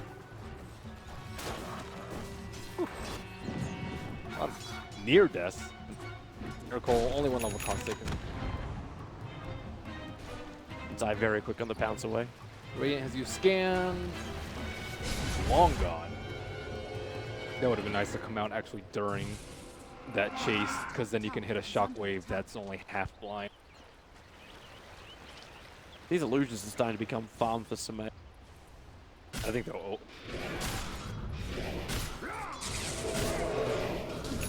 500% damage. Universe for the Vanguard first. It's allowed to farm these Ancients and now actually puts him at the top net worth on the field. First one to hit 4K. Yeah, Vanguard's quite nice. Gonna be taking... But it's not terribly great versus big hits. Especially when Magnus has got a lot of space up on the top lane, so it's a lot of levels which are coming in for the Magnus, so it should be very early points up into the 4 points up in power, while still having everything he needs for the team fight. Lifestealer doesn't build like incredible amounts. It gets the armlet in. It's not like stacking agility on agility. Or more comp power stacking. I wonder if Nagasana is actually going to take that. Just become the really hard to kill. Kuro, trouble. TP's out. We'll be safe. Matubberman looks like he's going to let the tower go. Actually, no, that's Miracle. Miracle just TP'd himself into the bottom lane. Now he is invis for the moment. He'll have Zai. He'll cop the stun. Where is that epicenter? Matubberman's leaving. So it's up to Miracle if he really wants to do anything with this. But what's he going to do? Double Burrow Strike? They don't have into stun Epi? up. He can just stun Epi Zai, I think. They'd have to use Grave on him, but he'd probably die in the... Actually, they don't have the detection. Yeah, there's no fortification, and he'll let it go. Unless he can get a solo kill on someone, but when Crit's got Shallow Grave, that's not really possible. Radiant's top tower is under Where's this? attack. Okay, that's one kill you can potentially get. But you need to hit the Frostbite or Burrow Strike. Crit's coming back down again. Kuro's going to reveal himself with a very quick attack. And Miracle is now back out of the invis. Kuro needs the space. I think he's going to get the bugs off him. Dire's top tower is under attack. The whole out of nothing, which is good for Naga. Good for Magnus too when you build a Hand of Midas as your first item. It's not... Is Arcanes and Midas even before Blink Dagger? Usually Echo Saber is your... You can farm neutrals incredibly quickly. But I can see where he's going with the Hand of Midas, because his limiting factor is actually going to be a number of neutrals, not time. Because you're on the team with... Yeah. Nagas are working your way towards that relic. It's taken time. It's taken a lot of time. Like, we're 12 minutes in, you went for Boost, Iron Talon, PMS, Bottle's in there too, and you had to run the mid lane. My Control has to TP out, Universe needs the call, and My Control realized that ain't gonna happen. So he actually gets out of range of the call, but he has no TP scroll available, can kill off the creep wave. Even the Weave's trying to help him out with a little bit of extra vision, removing the arm from My Control. Another jump forward from Zai. My Control, very tanky, support is on the way. He goes for a quick RP, actually committing this to escape. And looks like he's able to achieve it. They will not kill him. Nice quelling. Good escape to the left side. Bro, trying to take on Sumail. Yeah, he's got 1 point up in Frostbite. I don't think that's enough. Even if you like, let your freezing field go, you need one more person to bring in some damage. And the Riptide could have maybe tilted Sumail close enough to death. And some more Hand of Midases on Shadow Fiend as well. Probably one of the most uncommon pickups. Shadow Fiend. That kind of game. We're going to start to add it up. It's like, oh, we're up against an Naga Siren. All right, cool. Let's just Midas, Universe, Blink. Gets the call off. Is able to actually catch the real GH. And with the Shadow Wave damage from crit, GH doesn't really survive too long. Perfect Blink timing coming out from Universe right there. He didn't have that for a top fight, so he thought he would need farm neutrals. But nope, right then. And such a big hero kill as well. Like, you catch her out while she's banking money for the relic. Wow. So Naga did go very greedy. Yeah. So no sleep at 6, no sleep at 7, 8, 9, 10, and he went for the mana talent over the health. Health might have saved him right there. The 125 was at full HP, so might not have been in calling. But Naga's got to get their farm. They do. Meanwhile, Liquid needs to also find that farm. They're looking for their double Blink daggers on both Miracle as well as My Control. So Miracle's at least getting the space on bottom lane to get his up now. They're going to have to give that over to My Control. Can you use Naga? There's some heroes that you can buy. Bottom lane, Miracle's going to go down. I am not a master of syntax. Well, isn't that like every business you have your company name is a verb? Yeah, like rocks.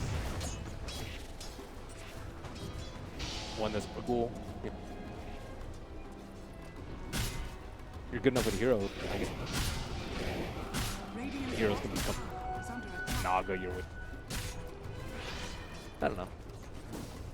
I want to go RTV. Go Solar Crest and Halberd on Bloodseeker. Something like that. He's had success today. But this game does look... It still doesn't look like it can go, it can go either way. Neither team has an overwhelming advantage. RP is generally king later game. Yeah. That's a very loose statement. So is Naga for the split push. Again, also brother. Dire's top tower. Because a lot of it depends on Shadow Fiend and Axe. Weaver is Weaver can do damage, but your burst life stealer, you're not gonna be able to burst anyone down or make. Here's your timing from Liquid. They just got both of their Blink daggers. Now, EG, if they force this, it will actually come into the point where Liquid want to fight. The Life Stealer inside the Sand King. They have to worry about Axe and the Dazzle though. There's two heroes that can counter Nation. Blink dagger just got revealed. He just blinked on top of the Dire Observer ward. So if EG was paying attention, they'll understand this with Miracle right now. And in fact, he's going to walk on top of the other Dire Observer ward on the map. Where's the smoke at? Literally two, and very visible to both. The thing with the Naga strat is you generally don't need to save your smokes. Any half-decent opportunity you see the smoke, you smoke. Look at Monkey King knows. He's inching forward as Bark. Let's see if he can buy Miracle. Up onto the tree, he's going to miss the target. It's the flying vision, but a quick blink away back to the tier 1 tower. And EG potentially revealing they have vision there, but it may not matter. You can just still put it down to the Monkey King, and you're going to take the tier 1 tower. But Liquid get what they want. They're going to get this fight. Mind control under the cover of smoke. Sumail and Axe are pretty close. They could potentially both get RP'd, but Zai's going to throw a spanner in this works if they do initiate. So Miracle misses his Burrow Strike. Universe now pops out. Zai's going to jump in, throws the ulti out, stays on the tree lines. Mind control. There's still no RP. Song of the Siren has to be committed by GH. getting rid of the Scarab Beetles, and they're actually just bailing from the fight. I think Miracle even survived half a second after he jumped in then. And in fact, as Zai wanted to go in deeper. Radiant's top tower is under attack. That's... yeah. But that was a disaster. What, they were waiting so long. Why did they smoke the Sand King to begin with? That was the strangest thing. I saw this. They definitely had smoke. CM had one. They smoked Magnus too when he had his Blink Dagger, but they just waited so long they couldn't find the right jump, and Universe was the one who got a two-man call. Of course, the one on the ever so. The jump positioning just looked really off. I mean, Well, they didn't really look like they were in a position. They probably understood through the tree line. The Monkey King was sitting up there. Yeah. So if you come in close at that on that side, which is where you probably wanted to have like the SK even closer, but he couldn't be. So you're kind of being choked out of positions by EG. And but finally, Radiance is there. Radiance is a generally a pretty big deal, but like let's say he had that fight, they wouldn't have been able to break out. The jump forward, mind control, caught out. He'll go down. It was Liquid who were the ones meant to find the kills. Yeah, if you had Radiance, that'd be great, but you still reveal both Blink Daggers on Team Liquid. Don't get a kill, and it's EG who finds the opening. They're gonna roast. Radiant's middle tower is under attack. Very, very easy for them. Medallion is up. What level Presence of the Dark Lord? He's level 15 with the Midas. That is the level 4. He hasn't picked up level 15 talent. This is turning into a full split. You can Yeah. see Miracle getting into position so he can just blink out, intercept the creep wave, go for the full split. Crit, okay, Universe jumps in. Fresh Blade Mail reveal, and then Culling Blades down GH. A lot this week. It's like Mickey. All around the map, just.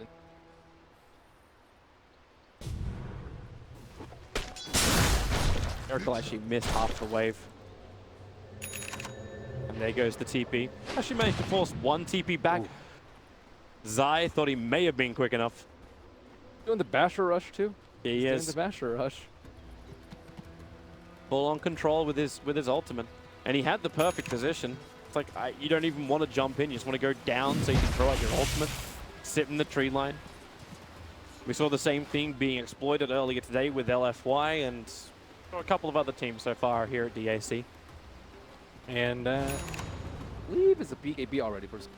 BKB is the best item here versus the Nog. Especially with Blink BKB. Like his position's going to be perfect for the fights, and what are you going to do? You have to ensnare him to stop him. And you definitely need the weapon. The smoke did hit, or sorry, the Radiant scan did hit, but it made them think that they're going to Roche, likely. But That's why Matumbaman's coming out. He's well out of position. The smoke will break, the Observer will get the vision, and Kuro, there's nothing he can do. Live Stealer will go down, That's and EG so have a ticket unlucky. for Roshan. Even GH is caught on the wrong side of the river. That's so unlucky for them that the smoke actually hit and they weren't doing Roshan. What? When the scan hits, yeah. Oh. So now EG will take it. You do have Naga Siren sending illusions down, and they're coming from the dire jungle.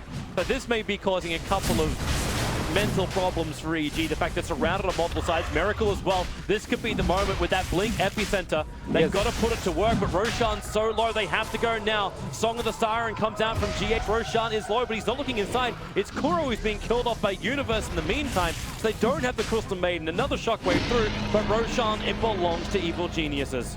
I don't know if they saw the BKB, but if they had gone on that, they would have been obliterated. There's no way they can stop it. Even with perfect timing, you still can't do it. Play in between this. They're actually going to get a courier snipe with the Naga Siren. She was pretty close, but she was busy microing her own illusions to get out of there. Miracle, Fire Strike and TP. Zai, where's your stun? Doesn't exist. Not gonna be an easy. And the minus max lead not in their favor. I don't actually see it swing back in not favor because generally after you get the Radiance, it's like, oh yeah, we have Radiance, we can form a push. But this game, they're not really scared of it at all, just because they're so far ahead and Axe is just dunking on everyone. But you do have like still great split push that comes out from heroes like the Sand King. Like, he's really quick at pushing lanes. Life Steal can be a little bit more frivolous as well because he's going to have the rage potential TP out. That doesn't when you can push out the lanes, but you got to fight sometime. The only thing that's going to win you the game is probably when EG push up and you hope for the most glorious RP of all RPs, lacquered with epicenter and everything else. We're going to have BKBs.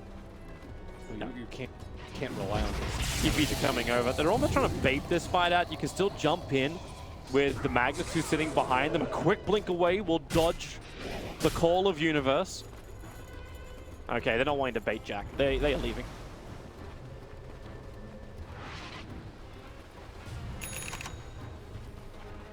Already dicey.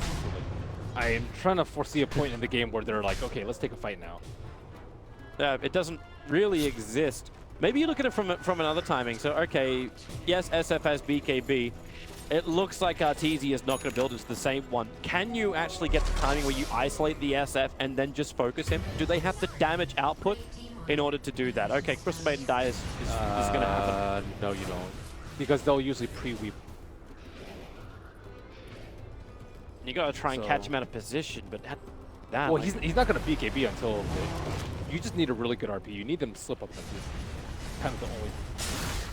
I mean, the Observer Ward is right there. They saw RP catching Universe. He's actually going to go for quick spins as well. The damage is too much. Mind Control, he's brought down. Then you let the Requiem go. You can say goodbye to Miracle. Yeah, you wait for the lapse in positioning. Oh, wait, Universe is right there to call. Yeah. It looked like Universe actually jumped in at the very, very start and didn't actually get the call off, but came a fraction of a second later. Now that they had to get pickoff with the Magnus. Nothing happening on the Radiant side. It's just a bunch of people trying to stall the game by killing creeps behind. If we can just wait till 2018, this game will be winnable. Good luck with that. They used 2 ultimates, so even if they have Bird asleep right now. The weave is pretty important here too. You're not going to be able to cleave people with that power like you normally would. Like their positioning is going to be so far spread out. Shadow Fiend's going to be in the front. Weaver's going to be far away from the SF so that they can't both get RP'd, and then all the supports are 90 gold per minute is the talent from the Magnus. They are looking for anything that will buy them a get out of jail free card. The double RP refresher orb may be the only option they have. Yeah, once the BKBs get down to 5 seconds, but you have to survive until not confident in their ability. Just play the OB1 strat, man. Hold the high ground. You have a lot of big ultimates though. Mess up the ult high ground with you. Or if they have Aegis counters big ultimates. Miracle. It's like trying to clean up the wave. Nice skewer. Actually going to pull Universe in rather deep, almost to the tier 3 tower and on top of the creep wave. But there's a lot of EG reinforcements here. And Liquid are not seriously looking at this kill. Yep. It's all a lot of slow damage. Lifesteal with Empower would be. But he's going Midas as well? He's going Midas. Yeah, we can. We are turning this in. Okay, this is actually almost a 2013 Alliance game. After TI. There were a lot of teams then. I remember LGD International. Yeah. I just remember where Alliance had 5 Midas. That was one of the most entertaining games I ever cast. None of their talents are extremely. None of them are like super.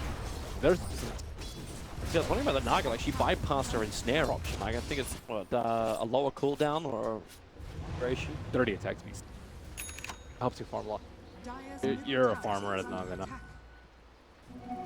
Well, right now it almost feels like they need to have that extra control, but you are right. It has to come out from the SK. Oh, Song of the Siren. They knew it. Axe came just in range of the sentry wards. Now they get really good vision, but Weave is down. It is very early though, but Universe with both Paul and Weave is very difficult to kill. They don't have sleep to me. No. Maybe they're just trying to bait out like actions from EG that then force to go back to fighting, because Miracle keeps doing this blink into aggressive Burrow Strike back. That almost sounds like a contradiction, but it's just so far forward. But they're going for picks on that. Shadow Blade on the axes, purely to get kills on. And it is definitely one of the better items. I definitely do not see Shadow Blade pick them because you need to be able to bypass the Naga illusion. A good Naga player will always have an illusion buff for her and So the Blink if you're the full-on Initiator, and the Shadow Blade if you're the Scatter to Initiator. well, you get both. Yep. Seeing Mind Control attempting to do the same kind of thing. 4-star Blink Dagger, Shadow Blade. And I think we should put him in a good position. Avoid, avoid, avoid. Yeah. Is it really going to become fire and evade? Naga push as much as you can. Miracle's probably even going to look towards BTs at some point. Once he's able to get something more defensive like a Mule Scepter or something along those lines. How's Dire supposed to pick? Yeah, that is the challenge. But doesn't that just come with the heavy farm on the Weaver and the SF when they just rip apart the towers? Still haven't seen like a powered lifesteal. I think No. it's gonna a lot of damage coming out. Yeah, and empowered lifesteal are killing creeps. Oh yeah! Show me more of this. Okay, give me that farm. Give me that farm. Oh yeah, pick an anti-mage. Oh, there's a small opening. EG's vision is still pretty damn good. That Radiant Observer Ward sees the SF moving. It doesn't see the active Miracle. He's going on top lane, gets the Burrow Strike onto Arteezy. Mind Control, no! He jumped up, went for the RP, but Arteezy time-lapse is just in time, and Zai will chase him into the tree line. They pick up the retreating Miracle with the other rotations up. Both will be lost. Again, they're trying to create space. But now they may lose another one. Matupperman is overstaying his welcome on the bottom lane. He has Rage TP. But everyone else from EG up, they fought up on top, came bottom, and okay, now they're in range of the Observer Ward. He's out. That was pretty lucky that they had to buy something for this.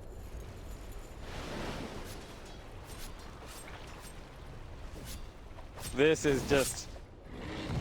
It's funny though, because you get the commitment from EG, they then go for their rotations. We can have a quick look at this again. So Miracle, the Burrow Strike is perfect. He doesn't know he's got him, and Mind Control just has to go for it, but the split second between the RP and time-lapse. I don't think they had enough damage. If he had RP and then right click, he doesn't have an Echo Saber for that little bit. It's all they can do though. Like, they have to go for things like, just hope they find enough. Yeah, it would have been way better with like Best. I think they would actually been able, or let's say half detection versus Weaver. You know, there's a better way, better things that they can do. They can't afford detection against the Weaver. They need to keep spending money to get the Observer Wards down that Zai is planting everywhere.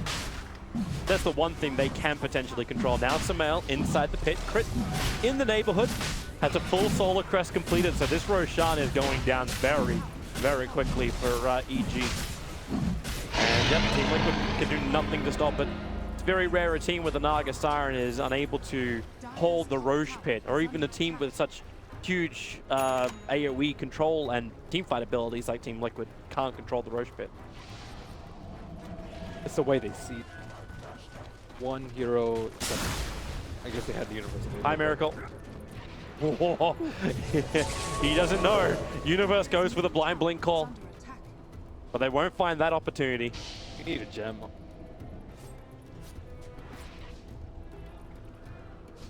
Yeah, they need a gem on someone, but Axe is the one. Oh, they have it on Zai. Yeah, they have it on Zai. I think he needs a. So they can get more pick.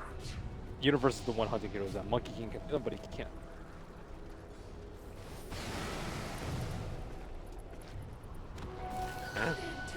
Slow the game up has been working for Team Liquid so far. They still hold their racks. Naga is still sitting up there very high up in the net worth. She's gradually getting higher. And once that Octarine is up, the split push becomes even stronger from the Naga Siren. No one's scared of a... No. Well, what they're scared of is just the incredible amount of delay, and then you're like, well, maybe that's what Team Liquid's still looking at this game. It's like, okay, the Naga's going to be pushing out the side. The SK is going to do the same. The Lives is going to do the same. Team Liquid feel like they're on a time clock. to get into the base before they end up in a bad trade-off position. These type of kills are definitely going to help. A quick call, Miracle will die, but he's only dead for 23 seconds. I will say one thing on Liquid says is that they're committed. They're committed to out-farming and delaying the game. Yep. It is. It's not too late for CM Midas, right? She doesn't have any items. Not too late to put the kettle on and start brewing a cup of cocoa. Like, Liquid are in for the long haul. And My Control's on the hunt. This time they're coming with the Infest. They're pinging out Arteezy, but they walk past Zai. Remember, this is the Shadow Blade they're using. Zai will see him. The Gem of True Sight did the work. No! The RP misses again! My Control, run away! Kuro will die in the mid lane as another expected pick off. The Crystal Main doesn't really have a lot of safe places here. RP's down too. That's yep. That's the chance to push up. Firstly, that was a good bait though. Has fallen. Knew that they knew what was going to happen. Yeah, creep waves. Yeah. Look, you look at the position of Naga Siren. Like, I know this is GH and Miracle is on the team, but it almost is a testament to Miracle. What? Heard the difference in pronunciation. Naga Siren, greatest of Southeast Asia. That's a stretch. This is what he does. Oh, My Control. He jumps out. He was looking for that skewer back over on Samel. Now it's up to Miracle to actually create a little bit more space, and they Song of the Siren, allowing My Control to survive. They need what? Yes, maybe? They needed something, but that was just a disengage ultimate. That was all. Jump back in, keep the chip damage going. Buy the time for the RP to arrive and just keep chipping away at their life and make it so that Aegis carrier can't just sit there and hit the tower. Continue on. They have the Aegis. And they know it. Could go disastrously. They're already leaving. They need a Satanic. Now they're jumping out. That Observer Ward sees Arteezy, but they need the control. Arteezy Shikuchi's up. The Sentry Ward's too late. Runs through mid. And Monkey King is dead. Okay, goodbye Zai, but also troublesome for GH. He doesn't have Song of the Siren just to TP out this one. Samel's coming into the Octarine. He needs to do a little bit more damage to stay alive, and Samel, he triggers the BKB. Song of the Siren is now up, but the call is there. The Culling Blade too early, but the kill will still complete. But they're having to repair the creep wave. The top lane, Team Liquid's creep wave actually reached the tier 3 tower and did damage. Small victory for them, and of course getting the gem is also really big for them. Nagasarn is still a little bit behind in terms of what stuff. I'm surprised he didn't just sleep there. If you sleep like X, the SF has to kill you, but he doesn't have MKBs. He has to deal with that miss, yeah, and you can try and fog. There wouldn't have been the stun, so yeah, he potentially could have just TP'd out. That was a really good BKB. It took 35 minutes, but Samel just got the 150 attack range, hit level 25 on that SF. Sand King, run to the trees, inside the Sandstorm, trying to keep clear of Universe. Universe doesn't actually have mana, so it's a Burrow Strike into the TP bag, out again, a Miracle will survive. They have no... So with a Shadow Blade Magnus and... Sand King. They have vision. They had it before. They lost Gem. Yep. So that was when the Monkey King died. They have to wait. That or they just find Kuro. He's the man carrying it for Team Liquid, but he's... Actually, I think he put it back on the courier. Because they really don't want to lose that. But he's looking for any vision, which is going to catch out the Naga, catch out any of the split pushes. No, he's still holding on to it. I wonder if they're going to try and end soon. I guess SF can still buy moon shards for other people, but he's pretty close to 6-slotted. Okay, that Observer Ward sees so much. They know My Control as well as Tubberman are up here. Universe runs forward, the blink forward, able to get the battle hunger, so the movement speed, and GH will just let the Song of the Siren go. And everybody TPs away to safety. The game has been delayed. And GH gets bigger and bigger and bigger, away from completing that butterfly.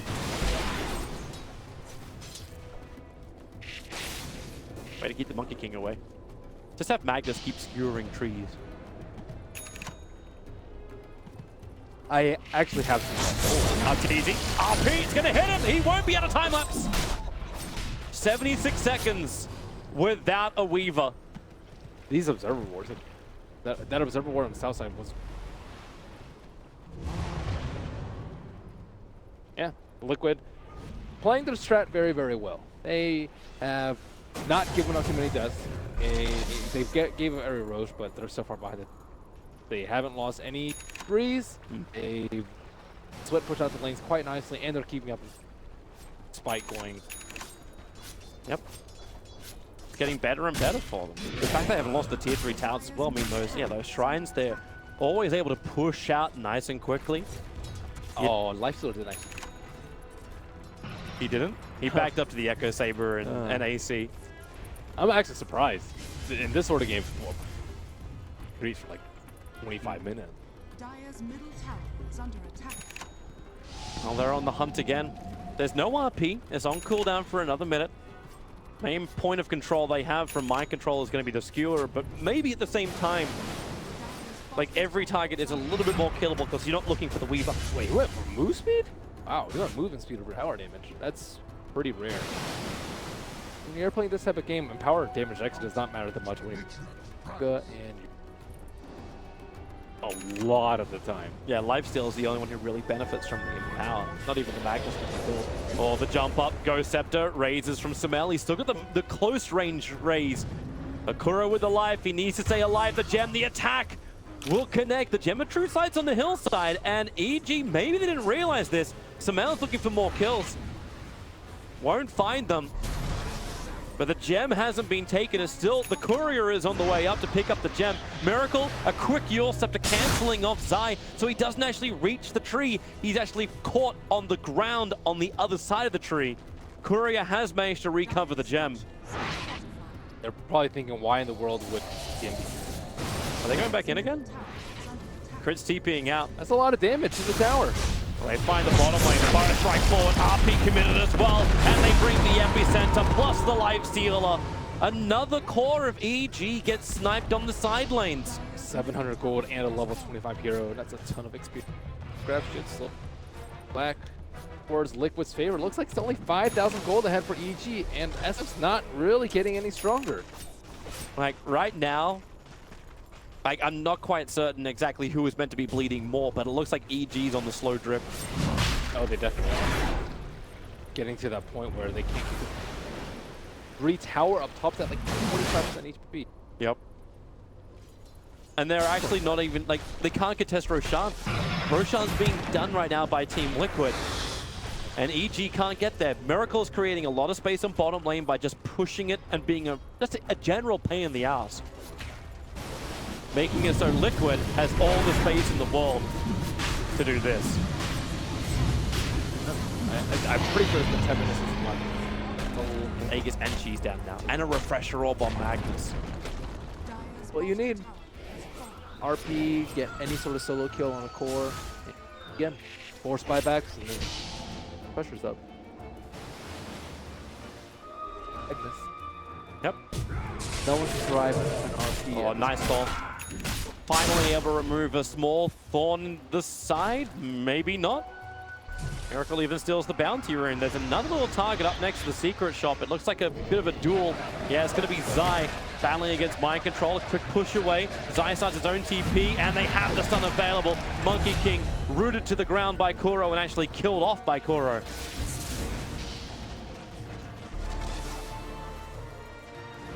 Five. Game is just, the game plans work perfectly. Beautiful call by Universe. Hold the Lifestealer in position, bring in the damage, because right now all these fights are happening on Liquid terms. EG maybe can finally think they're trying. The RP goes out, they keep the control up, but with the Shallow Graven Song of the Siren, Universe keeps the spins happening. So much damage from the axe. The Aegis Immortal will trigger. Sumail's BKB will protect him. And now they go over to Matumba, the Lifestealer. No real way home out of this one, apart from standing his ground and being as manly as he can. But don't worry, the side lanes are pushing in. EG have trouble at home. D3 count on top, almost dead. That's not good. They can't really afford to lose their prize right now. Just struggling to move outside the race. RTC, oh my god. Liquid Sphere protects. Well, they're TPing forward. Zai wants to try and catch up to Miracle. It's going to be difficult. Jump forward, gets the stun off perfectly, but GH Song of the Siren for protection, and then TP's away to safety.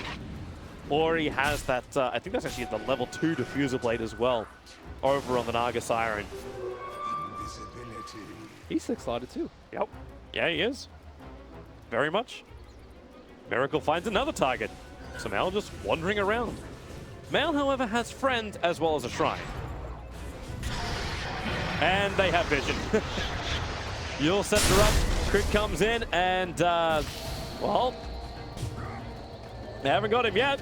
They still don't have him yet. And they don't have him at all. Universe was waiting with the stun.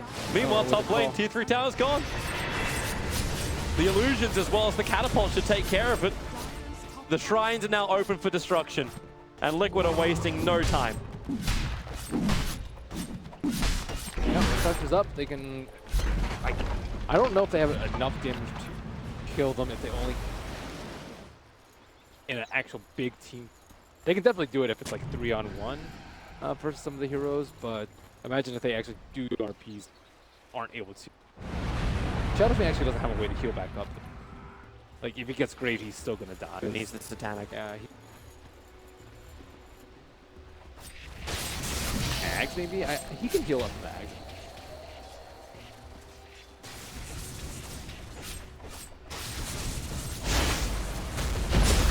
Staring down Arteezy, playing Borrow, Epicenter. Miracle commits. Arteezy already used his time lunge. He's so low and ensnared up. There goes your Weaver. 84 seconds. Buyback is available for him, but Liquid again are leaving.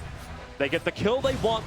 They keep the pressure applied, and Universe is the one to jump in. Observer Ward is up. Mind Control is trying to push him away. There's another force off available for Miracle. So Ibarra strikes up one. There's your RP committal. SF, the Shallow Grave will keep him alive.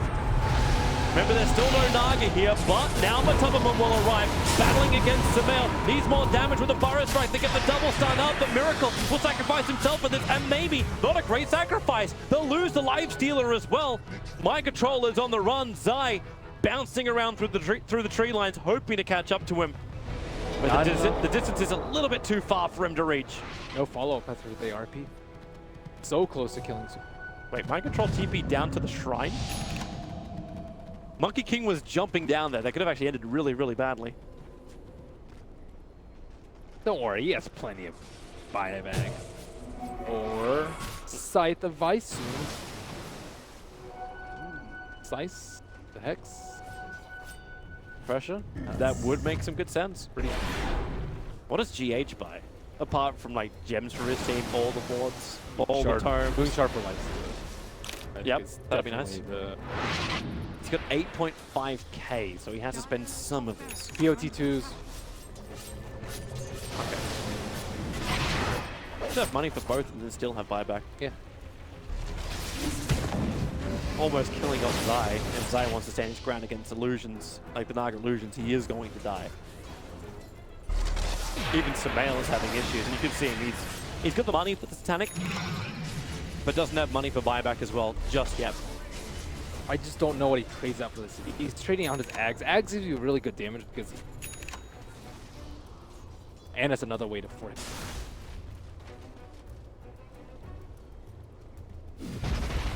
Way more reliable. Because with Ags, you have to BKB, channel it, and then wait for the souls to come back. Satanic, you just pop. So how the fights actually work for Sumail to do work with this fresh Satanic? Oh, that's done. It actually connects on both the Magnus as well as the Crystal Maiden, and they just defensively song on the stars. Like, they have to have vision, right? But no, I don't think they did at the very start of that. We got no gem. My God. That has to be so frustrating to play. They're just never finding us. We can't catch anyone. Yeah, that's actually where you go with the Axe. He went for a plus 100 battle hunger DPS. That talent is really good. Over the 15 armor to try and survive? Yes, I definitely think. Dude, 100, it's ridiculous. 140 damage per second. Insane. It's great. In late game, there's stopping sometimes, but the cooldown's really low, so you can. Oh, they find an opening. It's going to be Mind Control. Committing quite heavily. Matumbaman pops out of him, trying to hide with him in the Infest, and they knew it. So I live seal a quick open wounds, but Universe just backs up, makes sure he doesn't get attacked, so he can blink forward, get the call off. Matubberman still wants to keep this run going. He needs more help, but up on top lane, the Naga Illusions are pushing in the creep wave. She's expended, and Matubberman's still going to go down. Heavy spin plus the damage, but now Miracle in through the bottom, Naga in through the top. You get these victories, but what does it really gain you? That Burrow Strike range is ridiculous that Miracle can just escape. They only have 3 heroes that give able to incredible amounts. They just lost another tower. They lost another tower, and Mag doesn't have to buy back. Lifestealer also doesn't have to. People are just constantly getting stuck. GH can also buy Refresher, I would say.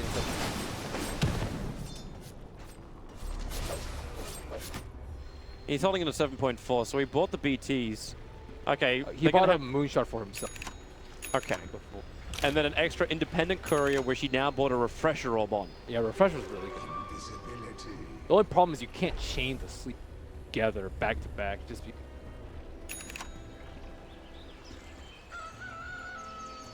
you have time to like pop BK. Well, Miracle again closing in on Arteezy. More invis. This time it's going to be the rune that gives him the cover. Stalking Arteezy as far as he can. Arteezy just trying to use that Mjolnir to push in the lane. But it's the Magnus who is arriving. And then the BTs as well. They're bringing in friends, and I think they remain undetected so far. The RP, it'll push them through. They'll connect. Miracle, the Burrow Strike, the Lincoln Spear has now been triggered. Now their secondary RP. Weaver will drop some. Mel will arrive and try and stand his ground. Already triggered off his Satanic under the cover of BKB. But the BKB doesn't last long enough. So they don't find that opening, and it's Universe who's caught out of position. Diffuser Blade charged up, held in the position. Zai needs to create more space, able to do so, throwing down the ultimate as we're in a split-up fight. Samael is the primary target, however, of Liquid, and they will bring him down. Matubberman's on the run, but he's wasting the time for Universe and Zai, who get double stunned up by Miracle. Mind Control's coming back as well. He's looking to help out. Crit can't get close enough. He's got GH on his tail. Diffuser Blade charges galore, keep it low. Another little bit of a quick stun by Miracle. Cripple fall, and EG are completely losing control of this game, and they may be the first team to actually lose a full set of racks. This is one of those games that makes you you're just like, we're gonna lose like this. And they pretty much are gonna lose. Peter was saying before, like every solution is solved by winning. Losing in this creates so many more, like by this creates so many more. Magnus is such a hero though, and why you see a first man often. They expended 2 RPs to kill 1 hero last fight, and they still won the fight. Yep. And what is RTZ supposed to do about getting double RP'd? And how do you even defend this? Like, you're losing too many lanes of racks. GH will stand his ground. He doesn't care what Samel's gonna throw at him. Samel, okay, yeah, BKB, but he just Bloodthorned an illusion. GH can just ensnare him up, hold him there, while the top lane is actually going to attack. Keep them slumbered while the axe gets initiated on. Is that what's, actually no, it's Crystal Maiden. Physically damaging the melee racks. Mind Control will arrive using that Hex. The Crystal Maiden just gets destroyed by Arteezy. And maybe now Arteezy feels he's got the damage. Looking towards Matubberman, finding inside the tree lines with a BT from Samel. The Bloodthorn is on the right target. 4 heroes down from Team Liquid. No buyback over on the Life Stealer because he managed to pick up the Monkey King bar. I think they also pinged out because they scouted the Refresher Orb sitting in the trees. But Naga is still up. They have to get Roshan. There has to be some kind of glorious push from EG to win this. I think that's all in pretty good. All their teams are dead, but I don't even know if they can increase at all. Song of the Siren. They're looking to come a little bit closer. Can Miracle actually keep Zai controlled, or can Zai keep Miracle controlled? Universe jumps in. That's a very, very poor Dazzle having to run away from just Naga illusions, but when you get the kill over on the SK, that makes life a hell of a lot better. Minus respawn timers. Minus respawn on the Magnus. Minus Sand King. You never keep a good hero down. No buybacks. Really little time. The Diet did lose their courier. I'm not certain if anything was actually on it at the time. No, it wasn't, so it was just lost. could do him good. But anyone else do jump yet? I feel it still doesn't have one. It'd be worthwhile giving him that. Even Magnus, I think, would Magnus is coming over. He's right in front of the pit. The bottom lane might be pushing in, but now it's Arteezy looking for the kill. There's a heavy amount of damage to Mind Control. He RPs the Ancient. And Kuro will now probably die to Universe. GH can use the Song of the Siren to TP back out again, or does he? He can hang around. He keeps the Song of the Siren on the SF, so there's no BTing anywhere. In fact, he just keeps him slept. While Kuro and Mind Control, they make their play over towards Roshan, catching Zai out. So the hexed up Monkey King will fall, but maybe the kill. Arteezy needs something. A kill on the Naga can create so much space if he can do it. I think Miracle's actually looking for the kill over on the SF. He's Burrow striked up, he's put Samael down. And actually found the kill. No buyback available. Universe needs to kill off Miracle. With the help of Arteezy, they can do it. But Roshan gets taken out by Matumbaman. So Liquid have Roshan. But there's no SF for 100 seconds. No Monkey King for 40. And you're still under siege. Miracle's been making such big... wasting the majority of the mid game. Like, they constantly keep throwing bodies at him and escapes, and he almost got the kill on Arteezy in the mid lane after the Naga illusion whittled them down to critical HP, and that was a really big kill. Now they can push with Aegis and Cheese. Sand King's up at 30, he can BOT back in, and SF is in the grave. And at minimum, Liquid are looking to force SF back right now, but... Nope. Hello, Mind Control. Attacking the melee ranks on the bottom, Matumbaman. Now to get that very quick Hex off. So the top lane's being attacked down by GH. He'll take care of that. Matumbaman's making very quick work of the bottom ranks. And the mid just fell. Megas are up. The RP will connect. So maybe Zai can create a little bit more space, throwing out the Monkey King ulti. They'll burn the Aegis of the Immortal. But you're still up against Megas. They need to find this kill. Still no SF. Support is nearby, but Lifesteal and Matumbaman standing his ground. But Infest, he'll pop back out of the creep. Bashed up as well. Universe will Culling Blade him down. The epicenter. Miracle's gone back in again into the middle of 4. Trying to get himself back out of this one. The stun will not connect from Monkey King. Dazzle bought back, but it's because they're losing tier 4 towers back at home. But 16 seconds until you have Samael up. Slowly but surely, the entire EG base is falling, and Liquid have no ultimate to show for it, but it will just, they can just wait for it. They have all the time in the world. The EG, they are the ones that need to find some hallelujah play. Samael Rapier, something that gives them the damage requirement. No, he's going Monkey King Bar instead. He'll have to give up his Blink Dagger if he wants that. Or bots. You're not going to be moving around. I think you bots in for like a throne kill, but you're just sitting in base. I think selling or trading out the bots for it. Yeah, they need MKB. Butterfly plus Radiance. Naga Siren does have an Arcane rune. That is going to be even more images. Hooray! Hey! For EG. We love it. We love it. Unless you're an EG. So Liquid just needs to wait for EG. Or wait for them EG are coming. Yeah. They're hunting. Zai was bouncing around the tree line. Doesn't want to take the bounty rune, and they find GH. They need this kill, but he songs!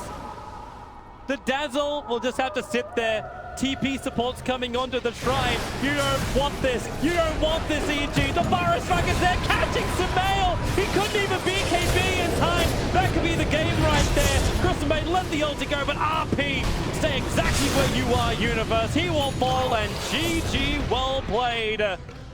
Team Liquid patience is a virtue they have displayed in droves in this second game of the series. I think GH played really well in the round. He was really good about using it like before anything happened. You want to make it very clear to your team what's going to happen in the team fight. And if you sleep at the wrong time, like when the head center's channeling or when someone gets RP'd, it could just be disastrous for them. They were pretty well coordinated. I mean, there were like, you know, missed RPs. Overall, their gameplay was pretty sound. Stall until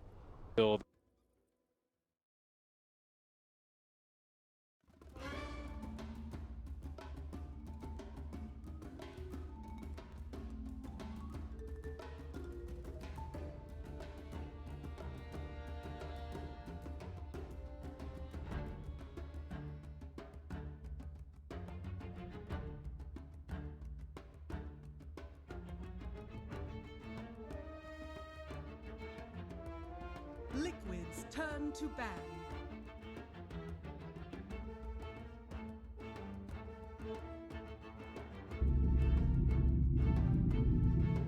Liquids turn to ban.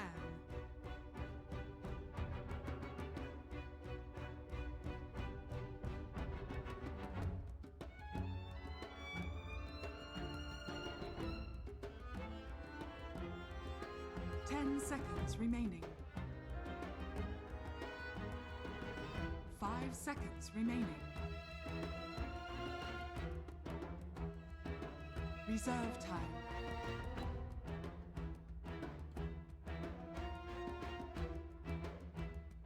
Newbies turn to ban.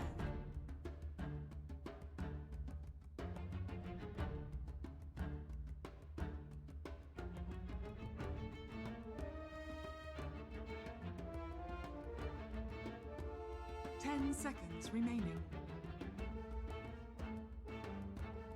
5 seconds remaining.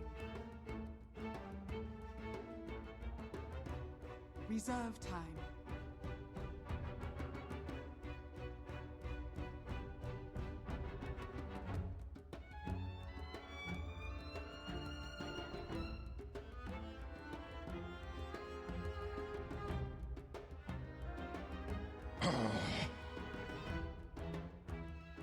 War Chief. Newbies turn to pick.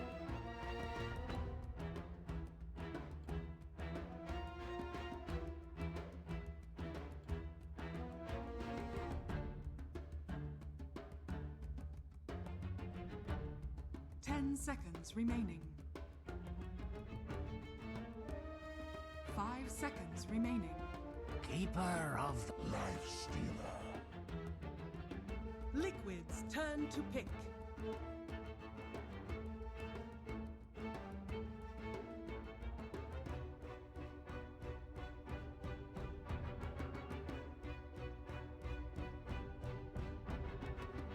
Ten seconds remaining. 5 seconds remaining.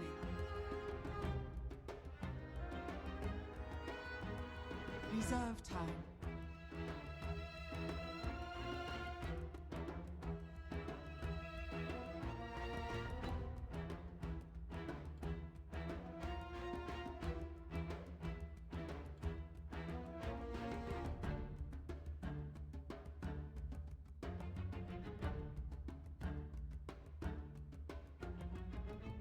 Dazzle. Newbies turn to ban.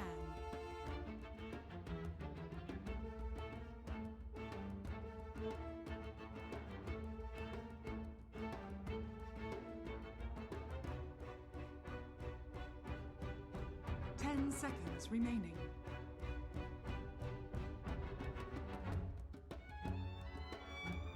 Newbies turn to ban.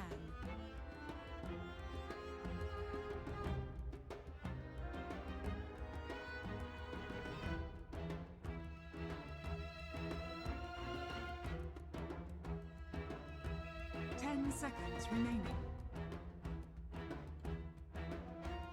5 seconds remaining. Reserve time.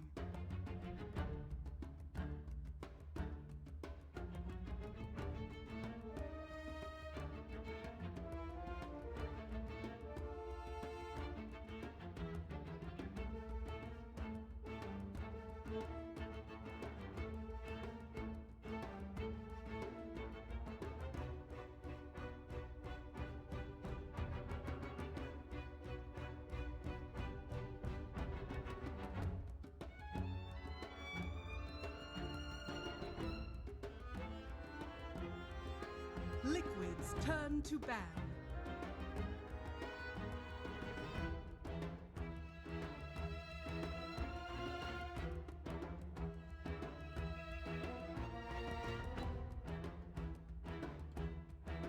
Ten seconds remaining. 5 seconds remaining.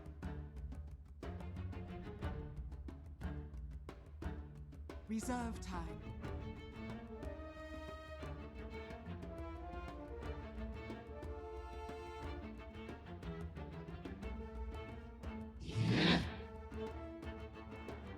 Newbies, turn to pick.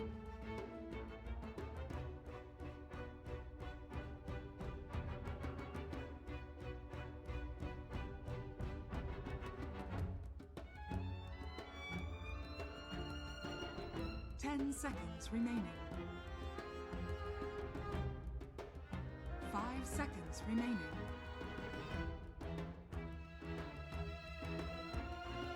Reserve time.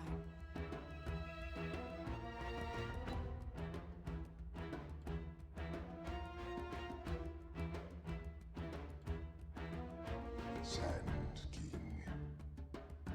Liquids, turn to pick.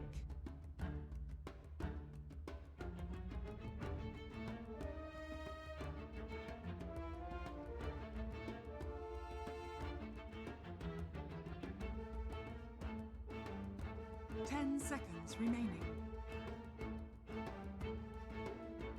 5 seconds remaining.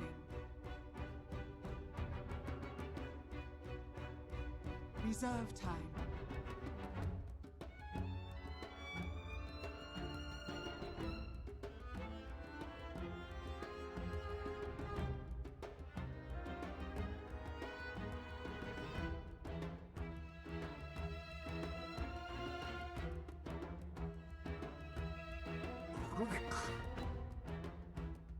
Newbies, turn to pick.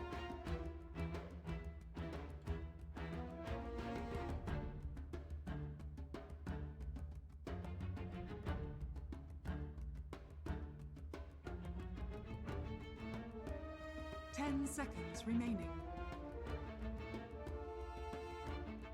5 seconds remaining.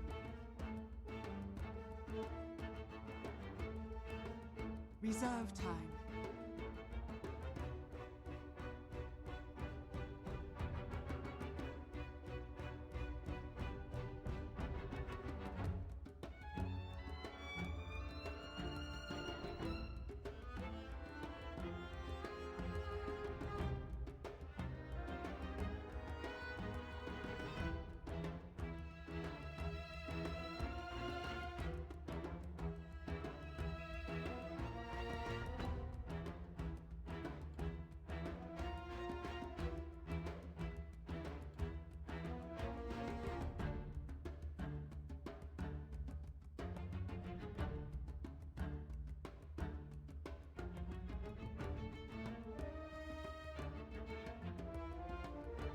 Slada.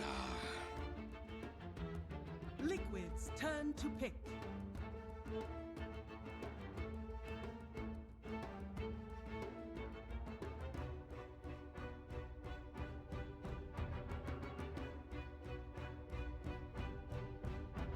Ten seconds remaining.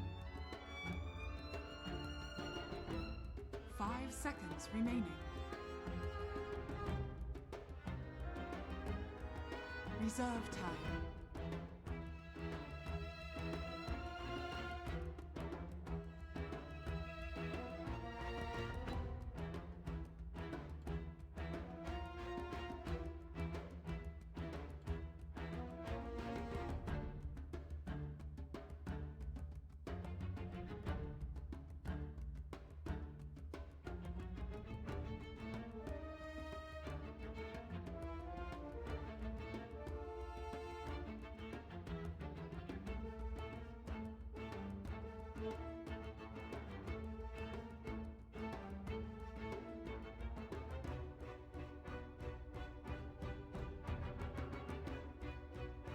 Alchemist. Newbies, turn to ban.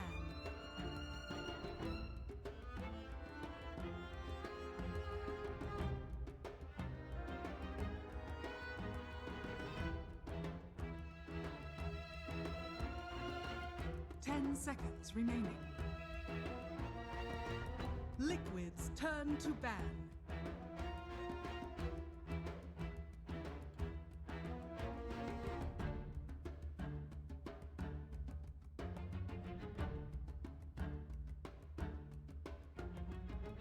Ten seconds remaining. 5 seconds remaining.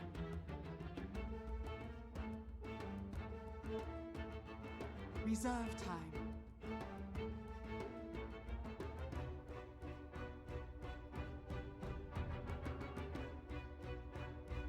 Ten seconds remaining. Liquid's turn to pick.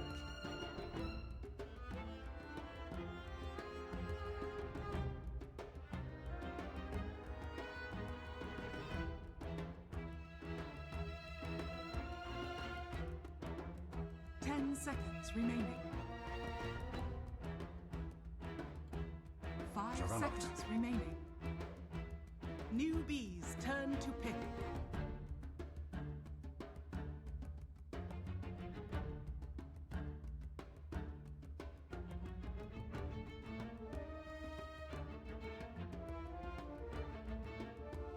Ten seconds remaining. 5 seconds remaining.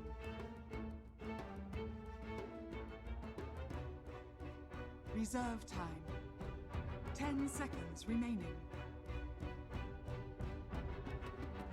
5 seconds remaining. Storm Spirit.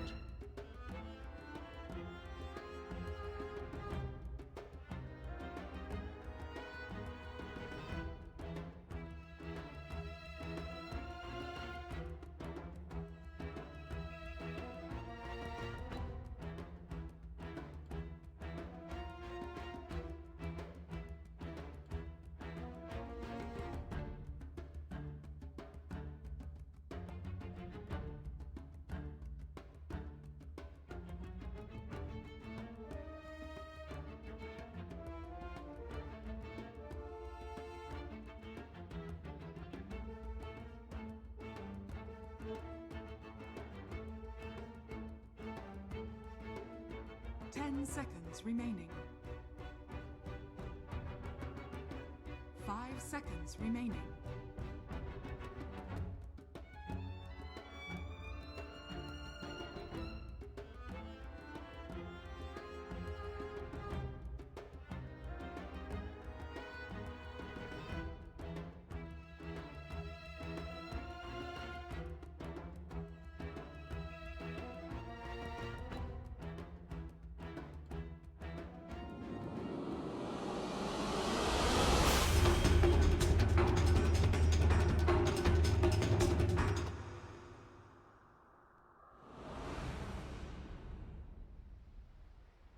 Up, so we'll see if this one they try to run it back after their 0-2 drop against IG. So it's Matamba Man, Alchemist, and Miracle Jug.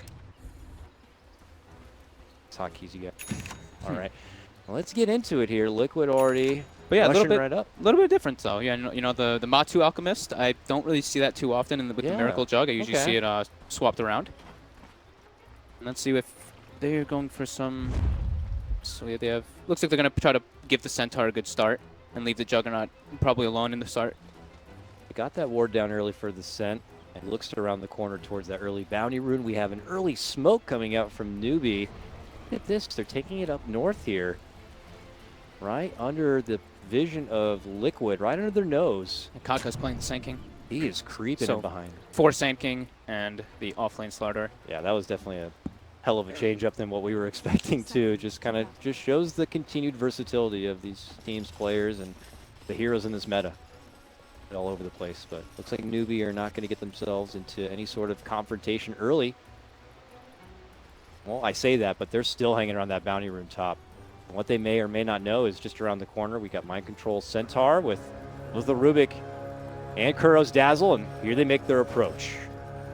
I don't know, when they see the full numbers here. Yeah, they just back off from the Centaur. He's got Poor Man's Shield and everything. That free money for him. So 3 runes for Liquid. 3 bounties. Game. Statistically.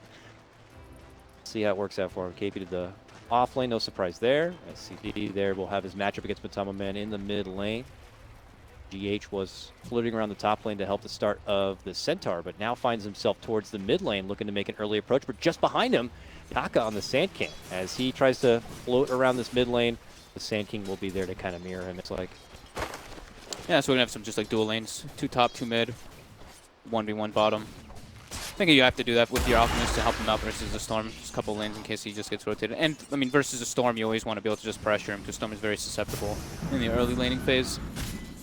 And as we say this, it looks like Kaka's starting to make his rotation to try to pressure the Juggernaut a bit with the Slaughter since they're going to have that like dual stun combo. Yeah, that will be nice. Try to force Miracle back and under the tower. He's got an extra wave coming forward, which is great for KP. But now Kaka looks to make his move. Early stun. Stack it together. He's going to be forced to Blade Fury and walk away. But no, he's actually hanging around to fight.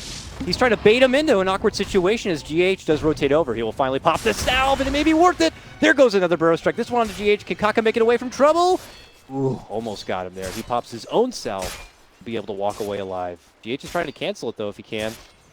But it's going to be too late. He got enough life out of that. Both sides playing some serious footsie game here, and they'll both be forced to chew through some early regen. Yeah, both having to expend their salves. Very good bait there from Miracle. Almost ended up paying off for GH with that rotation, but... Now we have a 2v2 here.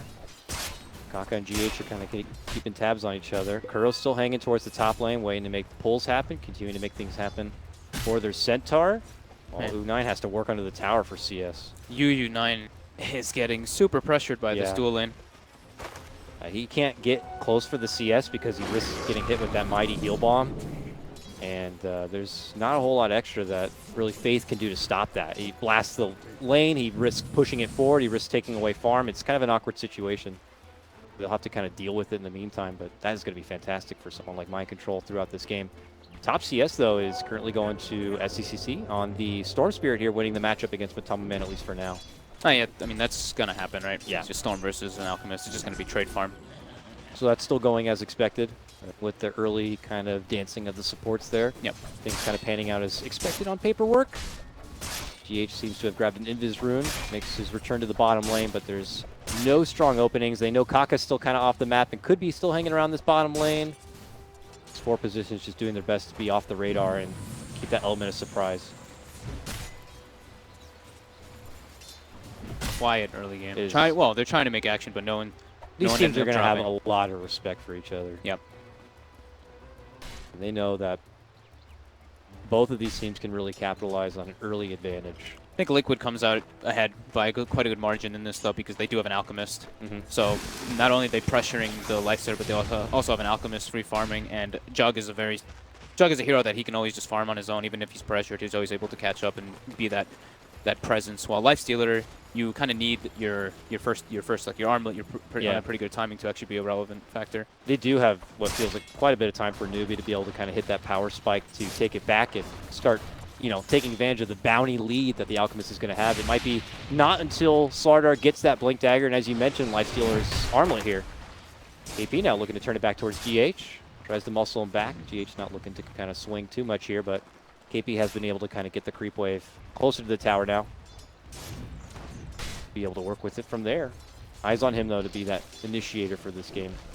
Or what do you think? SEC gets to like that level 7, level 8 phase, got his ultimate online. Can he make plays at that point, or does he need more? I don't think he's going to want to be the playmaker. He might be able to like pour it in toward like the end of it and like just clean up, but I don't think he's going to be ideally the one making the plays unless they make like a smoke rotation into the jungle with him and the Sanking and Slardar. Whoa, did I see double bounties for Matama Man? No, bottled bounty even. Yeah, okay, fair enough. He's happy to have it. The jungle farm a bit. No one to work with in the mid lane for Liquid right now, but they'll leave it open. More heals out. U9's going to avoid the trouble from that one here. But it looks like he's in more of a comfortable spot in the lane, I guess. Kaka's rotated over now. Trying to pull the side. They actually get it. That's pretty big. That was like almost a double creep wave that was coming for Liquid in the top lane. Kuro from the low ground will drop the ward. It gets instantly pinged. They have a sentry for it. They don't, so they buy some on Faith.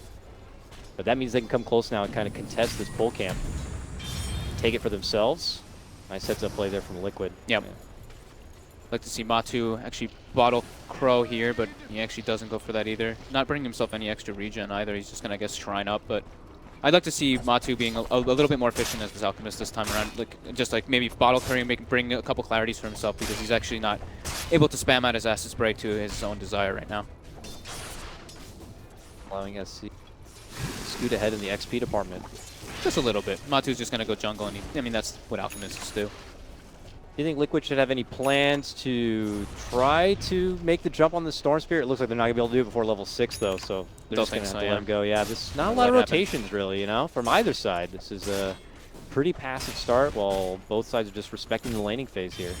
No team is kind of overstepping their boundaries. I mean, that's when you know you got two good teams. No one's making those mistakes. No one's making those openings for the other team to capitalize on. It's just, I don't want to say a full mirror match, but these are two teams who have a very polished laning stage. It's like you could like change stuff up, and like we could see GH trying to make the moves for the mid lane, and they'd make the Alchemist get like maybe 1 point in stun, but that's not the game plan that they're going for. You know, you can tell what they really want. They want to farm. They're fine with this. They have an Alchemist. Yeah. I don't think Liquid really is too much a factor where they care. They have an Alchemist who can pull Aghanims to every single hero, Moonshard as well to the Jug. They don't mind just being as passive as possible. But speaking of Moonshards, only 6 minutes in, so hold on here. Kaka going a bit deep, scouting here. Spouted is control. Picks up new item here. He's got a Tranquil. Storm coming with a haste now, though. Kuroki could be in trouble. Might not see this coming. He does not have a level engrave. Oh no, he did save a point, but tries to put in the point, but he gets instantly blown up before he even gets the chance to get the grave off, and it's going to be Newbie striking first. So you asked if the Storm would make the move. I guess if he gets a haste rune, it happens in that situation. The time is right, and he's not done yet. He now just ball lightnings through onto this top lane. The first rotation going to be coming in. Blast could be there with the Burrow Strike. The heal comes out, though, and so does the grave. But U9 has made his move, and it looks like they're going to be eating Centaur tonight. Yummy, yummy. 2-0 start for Newbie. Very timely haste rune. No wards on the map to the side of Liquid yet either, so they had no idea that what rune was coming out. So a little bit behind on the warding game. From so go figure that the first time like one of these teams is able to kind of pounce and make an opening, it's RNG of a good rune to show up. Well, RNG, but also Kaka's positioning was very ideal. Like he waited, he was very patient with the way he was playing. Very true, very true. Without his positioning there and that kind of know-how and intel, I don't think those openings would have been there for SCC though. Yeah, I like this a lot. I just like what Kaka's doing a lot in this game so far too. He puts a very deep ward now too, so he's able to watch where the Alchemist is farming. So they're just, you can see the perspective of what they're doing. And now slowly approaching towards this bottom lane. Between the two of them, they could get some serious lockdown, but they will need to soften up Miracle quite a bit. They hit him up with the early amp damage. Call that anymore, but I forgot the real name. Corrosive Haze. Corrosive Haze. Yeah. The Corrosive Haze is on. Can Kaka find the opening? If he gets a good burrow followed up with a crush, maybe it could be enough. Yeah, if they're able to combo it perfectly when he's sitting at like maybe like 60% HP or 70%, they'll be able to get him. I see GH is trying to come around the corner, looking to go for a bounty rune, but look who's there waiting for him. They're jumping from SCCC. He goes for the telekinesis, but Kaka's also there. Oh, they turn. They get super greedy. They want to get him and the courier, but the courier will be able to make it away. So that's the move. That's the move that I was expecting to happen, like the moving with the Sand King and the Storm Spirit rotation like that. Into enemy start jungle. Here for your Storm. Yep. Picks up the early Arcane Boot, so he's always able to have the maximum efficiency with dropping them and using his bottle, as well as dropping them and getting Chakra Magic. Chakra Magic is mobile gas station here for your Storm Spirit. He's going to be elated to have him in the game. Still no wards placed on the map from Liquid just yet. Uh-oh. 3 already from Newbie. Okay. Bottom lane. Crush. Pressure. Is Kaka going to go right for the burrow? He does. But do they have enough firepower here? He does have an Omni if it really gets easy here, but it does look like he'll be able to step off, pop off the ward, and be fine. Just kind of putting a bit of a threat there. GH has made his return now. Smoked up. They're hoping to go for their own opening, but at that moment, Newbie's already made their exit, looking to go to hit the showers, it seems.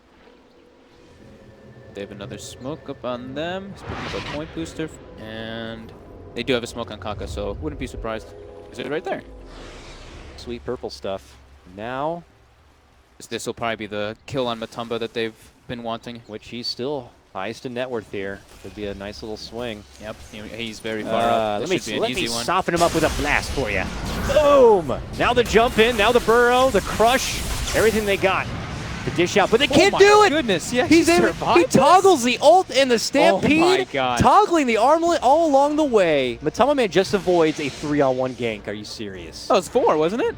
That was Sand King, Slardar, Storm, and Coddle. That was a 4-on-1 gank. 4-man gank. So he gets the armlet toggle, and then GH throws the Rubik, the Fade Bolt on them, so they get the reduced damage. So he's able to get the toggle, and then the Stampede able for him to just like run and escape. That was really well played. But I was like 100% sure he was going to get bursted down. Bottom lane now, Kuroki gets isolated. Yeah. and he gets brought down. Salty jabs onto Kaka in the meantime, but certainly will get dropped. We're giving a lot of praise to Liquid avoiding a gank, but 4-0 still for Newbie. They're the teams that are being the aggressors. That's I mean that avoiding a gank is massive though. It is true. They committed heavily for it. They used the smoke. They even used the shrine to go for that gank as well. Yeah. They do get the dazzle like afterwards in the bottom lane, but they want to slow down the Alchemist. That could have been mega crippling to Yeah. Liquid and their approach into the mid game, but it looks like they will be able to breathe new life into the hopes of their Alchemist play here, while Newbie sliding into some damage on this tier 1 in the bottom lane. Matama Man steps away from the mid lane and now shows up in the bottom now, so it looks like he's going to be residing here for a bit of farm. And Miracle, okay. Yeah, he just wants to defend this tier 1. Like losing your tier 1 this early gives him way too much access point to your jungle, which is that jungle is just way too important as an Alchemist Juggernaut lineup. It's time to give supports some lanes too to kind of get some XP here. We might see GH just kind of go to that mid lane and try to. Well, it looks like he's already got his level 6. Yeah, he's doing well. He's got the Steal Arcanes that too. illuminate, illuminate me, illuminate you. Fun mid lane. And let's see, UU9 went for the Midas, so they already know this is going to be a long one. Playing versus an Alchemist, you have to be greedy in some manner. But another smoke coming out, Kaka and SEC, these smokes that we were talking about. Mind Control does have Stampede up. He has a full hood finished up too, so he's extremely tanky. Yeah, but he's going to get spotted here from U9 and they'll converge now. Can he shrug off this trouble? Well, there's no trouble to be had. They'll just cross each other's path. Now SC's like, no, I'll commit half my mana pool to jump in for Mind Control here, who will easily pop the hood. Forced reaction. Does force out a TP. But yeah, maybe a little ambitious if they were hoping to kind of get the. It was like kind of. It was a kind of cute like they like walked by each Hey, other. wait a minute. Was that a centaur? Where'd he go? Maybe we'll miss the boat on that one. Mid lane, Burrow harassment with a blinding, with the illuminate there. We'll do a little bit of work, but pasty. Very. Like Faith is going to go right for the Agnum Scepter. I wouldn't mind him picking up Wind Lace there for the extra move speed, but gonna play the greedier road. Can't blame him though. I mean, you have physical hard hitters like your Jug, like your Alk. Blinding Light is going to be a very valuable tool. And another deep ward from Kaka. Yeah, and you can already tell like the pace of the game is that Liquid isn't going to be the ones that really on the offensive too much. Oh, GH might actually be able to get. Oh, they got him. A high ground, nice play there. Wonderful flank there between Miracle and GH, and add that to the charts. What was that? 28 Omni Slash. As they don't want to be too aggressive. Oh, and boom, they make an aggressive play with this one. No, that was a good rotation. They had the high ground vision that they placed earlier, so they did see him jungling very low. But if you look at their jungle, if you look at Liquid's jungle, they have 3 wards defensively placed. So they really want to emphasize on just being able to farm their own jungle and just get those kind of like clean gold. Because they neglected on having so many wards earlier, they have just 4 wards on the map right now. 5, actually. Oh, yeah. They're just covering the whole field. So this is their time. Radiant's bottom tower is under Eyeballing this. attack. They haven't really been able to add too much pressure onto second in net worth right now, of course, to the gross lead of your Matamaman Alchemist, but he is finding his way towards an armlet. He's about to have Radiance. And we have a Blink Dagger on Slardar now too, so they'll probably be looking to make that debut soon enough, and it's going to be towards the top lane here. Now I could jump in the back of him once, but he doesn't have that armlet though, like we mentioned. Like you want your armlet to be able to do that like massive burst. He only has the Midas. Might just kind of hide in the dark here until that time is good to go. But it looks like Liquid have pulled away from that top lane altogether and are making their approach elsewhere here. And back to the grind of farm here. As Miracle has a bottom lane to work with. SCC. Right to the Bloodstone. Well. Yeah, he's pretty close to it. So is this like one of your Bloodstone, then Orchid kind of pickup games? Or should he adventure elsewhere after the Bloodstone pickup? I don't know if like you're going against a Jug and Alk that maybe an Orchid isn't as relevant and you'd like to get something else. It's too good versus the Dazzle and the Centaur though, right? To get in the back lines and stop the Stampede or the Grave. You can stop like both if you see them, if you have the vision of them. Jump in, silence Dazzle while you're taking another target. Exactly. Yeah. I think it's probably just the standard, you know, Bloodstone Orchid. Cookie cutter. I'm keeping an eye on Faith because he's farming incredibly well. Halfway to that Aghanims already, and this is I mean, the 5 Coddle, quote unquote. I mean, Kaka's kind of been playing as the 5 this game, but he's not buying the wards. If you have an ag by 20 minutes, like I feel like you're having a great game. Yeah. But if he gets it sooner, mind that's control, even better. get spotted. Top lane. Lead in, crush. There's that blink showing. And he is going to be surrounded quickly by 3. He's able to pop the hood, but SCC has showed up and is going to be able to kind of finish things off. GH will be able to make it away, but that's a Stampede down 2. 4-man rotation for that one. We will pull ahead 5-1. Radiance online for Matku, and GH does steal that Burrow Strike from earlier, so it's like probably the best spell that he can steal almost out of any spells. What is that? Oh, they pop in the back of KP and go right to the bottom lane. They're not stopping there. Oh, they saw Kuro drop the heal bomb. They're going in on him. And he is gone. Man, Tier coast to coast kills from Yeah. Newbie. I love it. And they're going to be moving right in for the tier 1. So efficient, taking advantage of this power peak. As soon as he gets the armor, yeah, they go for that play with Dagger Slaughter. So good. Faith also just 900, 800, now 700. Jesus, away from finishing out that Ags. He's actually, wow, he's that close. Yeah, I mean, passed on that win pretty list, massive. and I guess he wasn't, you know, well, the ward bitch, really, this game. It was Kaka. Well, so, he was, but he was buying them, and he's been handing them to Kaka. So I guess, but just, like him not having to run around and place them does let him just like kind of sit and be able to farm. That's true.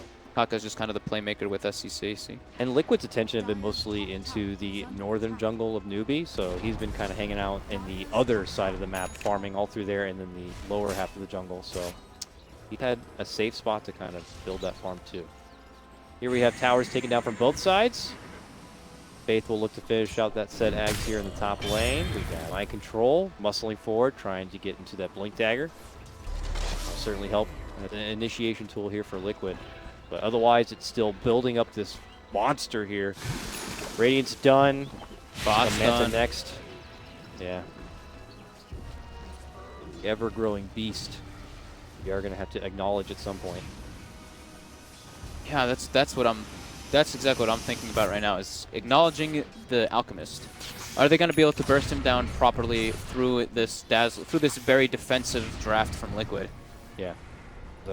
Once they feel like they're in fighting or pushing shape on Liquid, I don't imagine they're going to be letting him be on his own too much. He has been himself, but he will probably be hanging by his allies here. Stampede, is that top lane? Yeah, Looks like they were trying to get the lift or this Burrow Strike from GH, but yeah, unable to get in range. He's got that axe, by the way, of Faith, so that's en route. Wow, that's pretty impressive, to be honest. The Uber man. Pull around U9 or SSC if you'd like. Oh, looks like they've spotted Kaka here, invading. Tries to go and hide into the sandstorm, but they have a sentry in the pocket ready to go. SCCC rotating on in, but now he's surrounded by near 5 Liquid members. Go up to the neighborhood, and Newbie, get the hell out. Yeah, more deep wards placed from Kaka. That one wasn't spotted, but I think they might check that hill soon. Yeah, he's got another one over here. Oh, this one's actually about to expire, hence the new one planted. Okay, we haven't seen too much of Liquid kind of being more proactive, but they pop a smoke now. Got the Blink Dagger now, finally on the Centaur. Yeah, I feel like what they were really waiting for, being able to kind of get the fight started on the back of Mind Control here. And they're baiting SCC right now? Yeah, they are. Well, we'll see that blast. They'll know someone's hanging in the trees nearby, but now they smoke, and Newbie could round the corner here. I can't believe he has an Aghanims already. It's daytime right now, too. Oh, this could be really big. It's a level 4 Illuminate. That's a huge. That's like a mech. It's like a mech wave flying through your team. Oh, long jump in. See you later, Dazzle. That defensive tool is going to be gone, but GH has been able to steal the ball lightning. Avoids the extra trouble. Picking up 1 kill is pretty sweet, though. It usually will open you up to get that tier 1 now. That crush bomb is just... Dazzle just has no chance. Oh, yeah. A lot of heroes on... Heal my way. Majority of them will die, actually, if they get hit by the crush bomb and there's no one there to follow up. So, can Newbie just pressure objectives now? Is that going to be a good thing to do against this Alk who's still trying to like bulk up a bit? They might just 5-man here. Look at this. They found the stack of Ancients, too, and they'll just take it. Tripled Ancients. I think they can probably just do that, but I think their play is going to be when they have the Desolator on the Lifesteal, just go for the Rush. However, it's nighttime now, so it makes a big difference. This probably was where they might feel a little bit more reluctant to just keep that pressure on. Oh, they found the courier heading towards the top lane, and they'll take it out. Okay, so SCC is going to be just going for Bloodstone into straight Shivas, not going for the Orchid to get into that back. Okay, SEC, he's going to be the one spotted now. Oh, GH uses a little bit of medicine against him there as he jumps into the ball lightning, gets the telekinesis, and they'll take both him and Kaka down, and this will open up an opportunity for Liquid to move on to their next objective. Could be Roche, could be mid lane, could be the Coddle that happens to be hanging out nearby, and he will eat a mighty stomp and an Omni Slash for his troubles. Didn't back up quick enough as soon as it got turned into nighttime. Liquid just able to capitalize on that with the Centaur Blink Dagger. And the GH Zip, just excellent play there, being able to get the lockdown needed. SC trying to farm within the trees, but still gets spotted again. Will they mass walk him down, or will he be able to jump out? He makes the way, just barely, about 100 life. Wait a minute. Is that... Hey, why do I see a Desolator on SCCC? Oh, it's the Lifestealer's Desolator. I was like, wait, he bought a Deso on Storm as well? He's just bringing it to the Lifestealer. Oh, I was... Because he put it in his stash, and it wasn't showing that it was Kaka's when or it wasn't showing that it was UU9's when I was mousing over it. It was just saying that it was his. So I was like, whoa, wait a minute. How the hell did he just get a Deso? Instant new meta hacks. What the hell? Well, we'll be able to hand that one off here. A bit troublesome there for Newbie as Nightfall does come down, and Liquid are able to kind of get things closer to even here, 5 to 7. Try to take a look at my net worth graph. Yeah, they've got an Alchemist. They're always going to be leading. That's true. XP, though, a bit closer. Yeah. This is... I mean, it's looking great for Liquid. Newbies, you can tell they're always on the aggression. They have to be. They're always the ones on the onus to just put the pressure onto Liquid, because Liquid's just like, okay, we're content with this. We have Alchemist, you know, the Aghanims, the Moonshard pooling, etc. It's just incredibly strong. Looks like they've been able to ping out. He's already pre-weaved here. That's the thing. He is pre-weaved already on Matu. The pre-weave. Plus 20 armor right now. Yeah. I wonder if they spotted that and were waiting to buff out that way. Yeah, they were. They were pinging it out. And also they were... It looked like Newbie was thinking that Liquid actually had a high ground ward because they were non-stop pinging it because of that preemptive weave. But now they just go for the Roche instead. They should be able to bring this down very quickly with the Desolator Amplify. Corrosive. Corrosive haze for... What is it? Bash of the Deep? Come on. Is that really the best name you can come up with, Frog? Dude. The Deep. He is a, I mean, it's Slaughter has the fish, you know, he has the light thing coming from him, so he's a deep fish. A bash from the deep. Oh, come on, man, I like it. I think it's very clever. Suck up. So SCCC picks up the Aegis. Any other big pickups? No, he's still just going for that Shiva's Guard as we were mentioning. Kaka's, does he have the Blink Dagger finished? Yeah, he does have the Blink, so he's going to be going for the Yules afterwards, and Faith going just for Glimmer. Standard items. KP, since it's an offlane Slardar, he wants to be able to scale as well. Going to be going for a Midas, but I don't know if they're putting enough pressure on this Alchemist still. He's able to just do his Alchemist thing. Yeah. The bigger purse to pick up for Newbie if they do manage to bring him down, but he's been doing his own thing here, still farming his way through that bottom lane, as Newbie are looking to go for their own trade here. Wipes out another steal, but he wants to grab it. Ah, doesn't get it. Rubik takes it and flees. Or SCCC has the chance to make the jump, but they'll take their tier 1 and they'll walk away for now.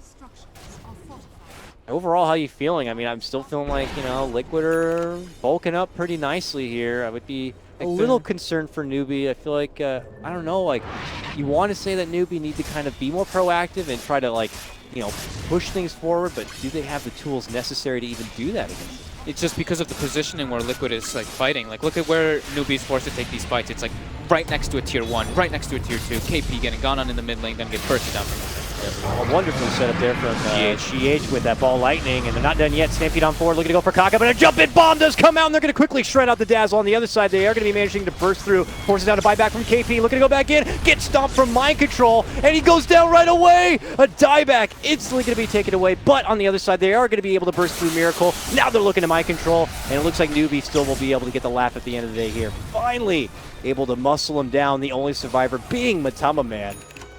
It did cost Newbie a little bit, though, but are able to kind of get the better end of it. Yeah, it was like the instant that Liquid actually makes some more of an aggression play, moving away from their side of the map, where they've been getting, you know, Newbie's been running and making the aggression, and Liquid's kind of been coming out well. This is the one time that they go and make the press forward, and they actually get punished for it. Nice little buyback from KP. I mean, he didn't really actually do anything with his buyback except for dying, but he forced people to use spells on him into the back line. So he forced Mind Control to jump onto him and use everything he had, which means at that point, Mind Control had nothing. So I'm sure KP's okay with that. It's very hard. It's a very hard game for Kuroki to be able to stand in the right position because he's not able to get really any farm in this game, so he doesn't have anything like a Glimmer to save himself, nothing like that. So as soon as he steps up, he's just going to get gone on right into the back lines until there's like, you know, the Centaur Aghanims to be able to at least try to help him. But that won't come for a while until Alchemist pulls it more than likely. Faith summoning forth more newbie friends here. As they just dropped a sentry but didn't take out the ward, it looked like. It's definitely a sentry up there, but look. Back up through. Alright. Faith picking up next after he got the axe. Going for Glimmer. Just Glimmer, yeah. Just board items. I like 4-step. Glimmer will definitely support all the extra magical burst, plus getting someone out of there in a very sticky situation. Fusel now done for Miracle here. Invisibility. Farm, farm, farm. And GH has got his blink dagger. I don't know how old that is, but He had it. He's got it like a couple minutes ago. uh-oh. Oh, here we go. This could be a big payday. Wow. Big payday for Kaka with newbie. positioning. Oh man, they had not been able to take it down, but if that's a 3-kill streak plus, you know, the ridiculous net worth. That was and that all went to U9. patience too. He was sitting there like waiting. The Rubik was right. GH was right next to Matumba for a while. As soon as GH starts moving out, Kaka starts channeling. Hit for newbie here. It puts him on the up and up, and it's a hard hit for Matumba Man. And I'll have to wait 40 seconds to be able to get back into the grind here, but it's not going to stop newbie from advancing forward and trying to pressure and take down these tier 2s if they can. Yeah. Towards the bottom lane they go. Almost has. He's about to have Shiva's finished up. AC finished up on the life stealer now too. So they do have some good damage potential right now coming out with these two. Tower in the books while Miracle does his own split push thing. Radiant's bottom tower. These towers are very important though now. Now they have full access to Liquid's jungle, which really hurts Alchemist. I mean, they could get a gem here, just give it to Faith and be able to kind of totally control vision. I think that's going to be his. He's probably going to put it into his quick buy right after this Glimmer Cave finish. I wouldn't be surprised if see it come up in a second. Board's planted. He looked to head on back. Shiva's now done. Has E9 Claimed. ready to go. Now he's going to double back for the Orchid into the, after the Shiva. So he just wanted to have more defensive potential. I mean, up to that point, they were getting good jumps onto him where they were able to burst him down through a couple of stuns. So nice to have the extra durability. Be able to survive through what could have been first place from Liquid. Obviously, will also slow down the physical DPS that they're going to be dishing out in this game. Liquid Smoke now. GH did steal Epicenter in that last situation, so looks like they did want to be able to use that as well. Go for an aggressive play. Blink Epi Rubik? Oh. Right up through. Great awareness from newbie. But yeah. Well, maybe they even saw the smoke. They're just waiting way back there. No one's in any lane, really. Yeah, it's not, No one's jumping KP bottom. What's going on? And they show themselves in the mid lane and will have to be forced into going for the tier 2, which looks like they will be able to easily claim. Newbie are waiting way back, preparing, softening up the wave with some illuminates here, but they're happy to wait indoors until Liquid are forced to step off. It looks like that's going to be the case now. Forced to attend to the top lane, and they have to attend to the bottom lane. This could be Newbie's time to roll out. Yeah, it looks like it. See a AC? line drawn. Did he already have the AC on the life stealer as well? Yeah, he picked it up, I think, like 2 minutes or 3 minutes ago. Kaka's got that. Fuel's done. His way through the bottom lane here. Very farmy game, as expected, with an Alchemist. Kaka. Set up for bottom lane, but See the hesitation even now by Miracle. He's not even feeling too comfortable yeah, he's like, putting himself out in that lane. I don't see anyone on the map. He's like, I only see UU9 farming our Ancients right now. I'm not really too sure where anyone else is. Yeah, I can't walk up those hills when the rest of his team is top. With no one defensive sitting behind him. The opposite before we see Mamatama Man, the top lane, no one really contesting it, so Newbie are definitely up to some fishy stuff right now. He's got the Octarine finished up now on Matu, and he's going for that Shiva's Guard, so he's going to be getting that driving force, that Alchemist that we just love so much. And then he's into Aghanims. Agham's for everybody. So who's your #1 ag guy on Liquid for this team? I probably GH. I mean, we obviously would want to give it to the Centaur, but Centaur's already building his own, so I would say GH after that. Yeah. And then probably just... I'm trying to think of what the Jug or the Dazzle. They're both good. I'm sure it doesn't matter. It's up to them. I'm pretty sure they would give it to GH first, though. Yeah. Clutch on the steals even in the game. And setups. And after the push top lane, it looks like Matama takes his business back towards the mid. Newbie have been kind of on hold a bit. I don't know, maybe they're holding out for daytime here, but... yeah, they bought the gem as well.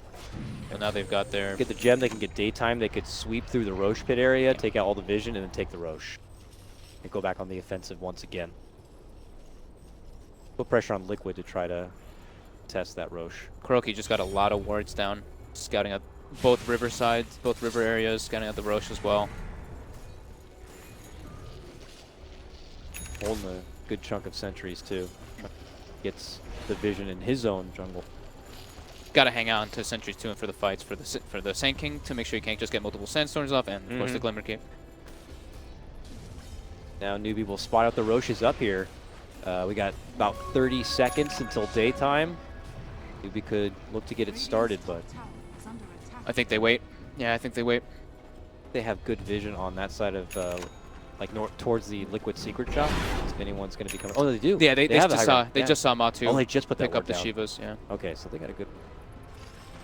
State that. Got that gem. They're ready to go. They're going to come on through now, and they could take out those wards. Liquid just smoked. They pre-weave as well. Looks like they're going for a big engagement with Matu being 6-slotted now. If they spot him and see the early weave, it would sense something's up. Liquid are heading down. Potentially away from where Newbie are. Oh, illusion room for Matu. There we go. Cash money. Push lanes out as well. All over the place. All right, Liquid creeping go. away towards the mid lane. Now just on Newbie's the got other the side. smoke. They might be able to get the advantage here, but Liquid's waiting in the tree line. Show themselves in lane, and they're going cross country here. They're drawing out to go all the way Second smoke through from into Liquid now. the bottom lane. Liquid are waiting behind Matama Man, hoping to bait him. Both teams just used the expended. Yeah, they used expended 2 on Liquid, 1 on Newbie. We'll see that ward now. Quickly take it out. I don't know if Liquid saw that. If they suddenly realize they just lost vision down Kaka there. just walked right into Liquid. Oh, hey everybody! But They see Kaka on the high note with they that wanna ward go- though. and they get him. They go right away, get the instant telekinesis, and get the instant takedown. That vision. Yeah, Kaka no idea that ward was there. GH was the instant lift. And they frantically run back to Liquid, go for the Roche, while Liquid look to make a push happen in the mid lane. They've already got the tier 3 down. They're going to be going for racks. I think Newbie have to double back, and they will. Good force by Liquid. Jump in from SC, jump right back out. Jump in bomb on from Matama Man. He's going to need assistance. They don't have a Stampede. He's so ridiculously tanky already. He's shrugging it off, pops his Shivas, charges out a stun, throws it on the old man. Follow-up Chemical crush. Ranger's down for 5 SC seconds. needs mana, man. He's going to have to get back and get some mana here. He's trying to bottle his way to some more mana, but maybe dishing out everything they can to hold this high ground. Looks like they will be able to at least save the racks here. But as they step back to get things back equalized here, get some health, get some sustain, that's when Liquid could double back and go for the Roche themselves. In fact, And they're the going to get the shrines. shrine because the tier 3 went down. Free money and now going to the Roche pit. Big turnaround here for Liquid. Yeah, as soon as Kaka was coming back, they were like, okay, we gotta be a little bit careful. Don't need to break a high ground when there's a Roche up. That's very scary. Awkward. to do. SC with a long jump in, but Faith already recalled him, so unfortunately we'll lose some mana from that. But he gets it back here, and they get to the Roche area in good enough time that Liquid are going to be not able to kind of easily do it. Matu. Going for a play here. Onto Down Kaka. there. Kaka pops the Yules, burrows to the side. The crush from KP creates the space, but it's U9 who's going to be able to get the quick slice and takedown. Both Miracle and KingCharlie going to be taken out of this one. Double stun comes through from GH, pops up the E-Blade, tries to go for DB, but gets quickly taken down. Stole the epicenter, trying to make some work out of it, but gets dropped first. Oh, and now man. the mana leak forces Matama to get stunned on up, and they will surround him and finish him off. 4 go down. Newbie beeline it back for the pit. I unfortunately didn't even catch like the beginning. Like U9, they must have instantly just jump bombed and taken out Miracle and Dazzle. The Kuroki and Miracle were standing kind of on top of each other, and he just gets the Orchid off on top and the pull onto Miracle. And yeah, they burst down both with the Basher as well. It's just way too much burst now coming out from Lifestealer and Storm into that backline. Instantly, as soon as they see the Dazzle, the fight just becomes a mess. Very well played there by Newbie. Went from a situation where Lyrical were pressing to the high ground, taking a tier 3 and taking a Shrine, and now it's Newbie taking it right the other way here. Probably looking to see if they can force Alchemist to dip into his piggy bank and pull out that precious buyback here. 35 seconds he has to wait otherwise. Jump in from SEC, looking to go for some backline grab with the bomb. Oh, nice setup, nice quick takedown. Mind Control going to be taken out right away from this. U9 now godlike in this game. SC jumps on back, but Tamaman does do the buyback, but gets blasted away from that blinding light. Newbie came in and they got what they wanted. Yeah, they actually have so much burst potential now with the amplified damage as well as the AC and Desolator. KP isn't even level 18 now, or he's almost level 18 now, and that's going to be even more. So it's going to be like minus 30, whatever, 32 armor on any target that they want to go for.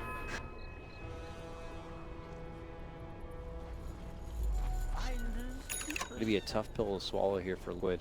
Now Abyssal Blade now finished for the Lifestealer too, so even more lockdown. And he still has another item slot to be able to replace. Yep. Still, he went for that Midas, so if he wants to go for like the MKB, if he really feels like it's necessary versus the Miss, he can. Whatever he opts for, maybe even a Bloodthorn himself, who knows. And it looks like it's going to be for that Bloodthorn. Does look like okay, Storm's going to be going for Lincoln's too. Switched for Daedalus now on UU9. Oh yeah? Yeah, he had the Bloodthorn picked up, but then I guess maybe he just like instantly switched up. They want to have that like quick burst. Yeah.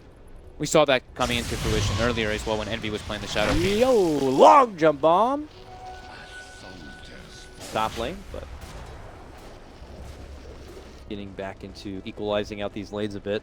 Oh, I didn't even count the Solar Crest, so it's like minus 44 armor, sorry. Oh, I thought that's what you were counting. No, because it's 20, 12, 7, and then 5, so math.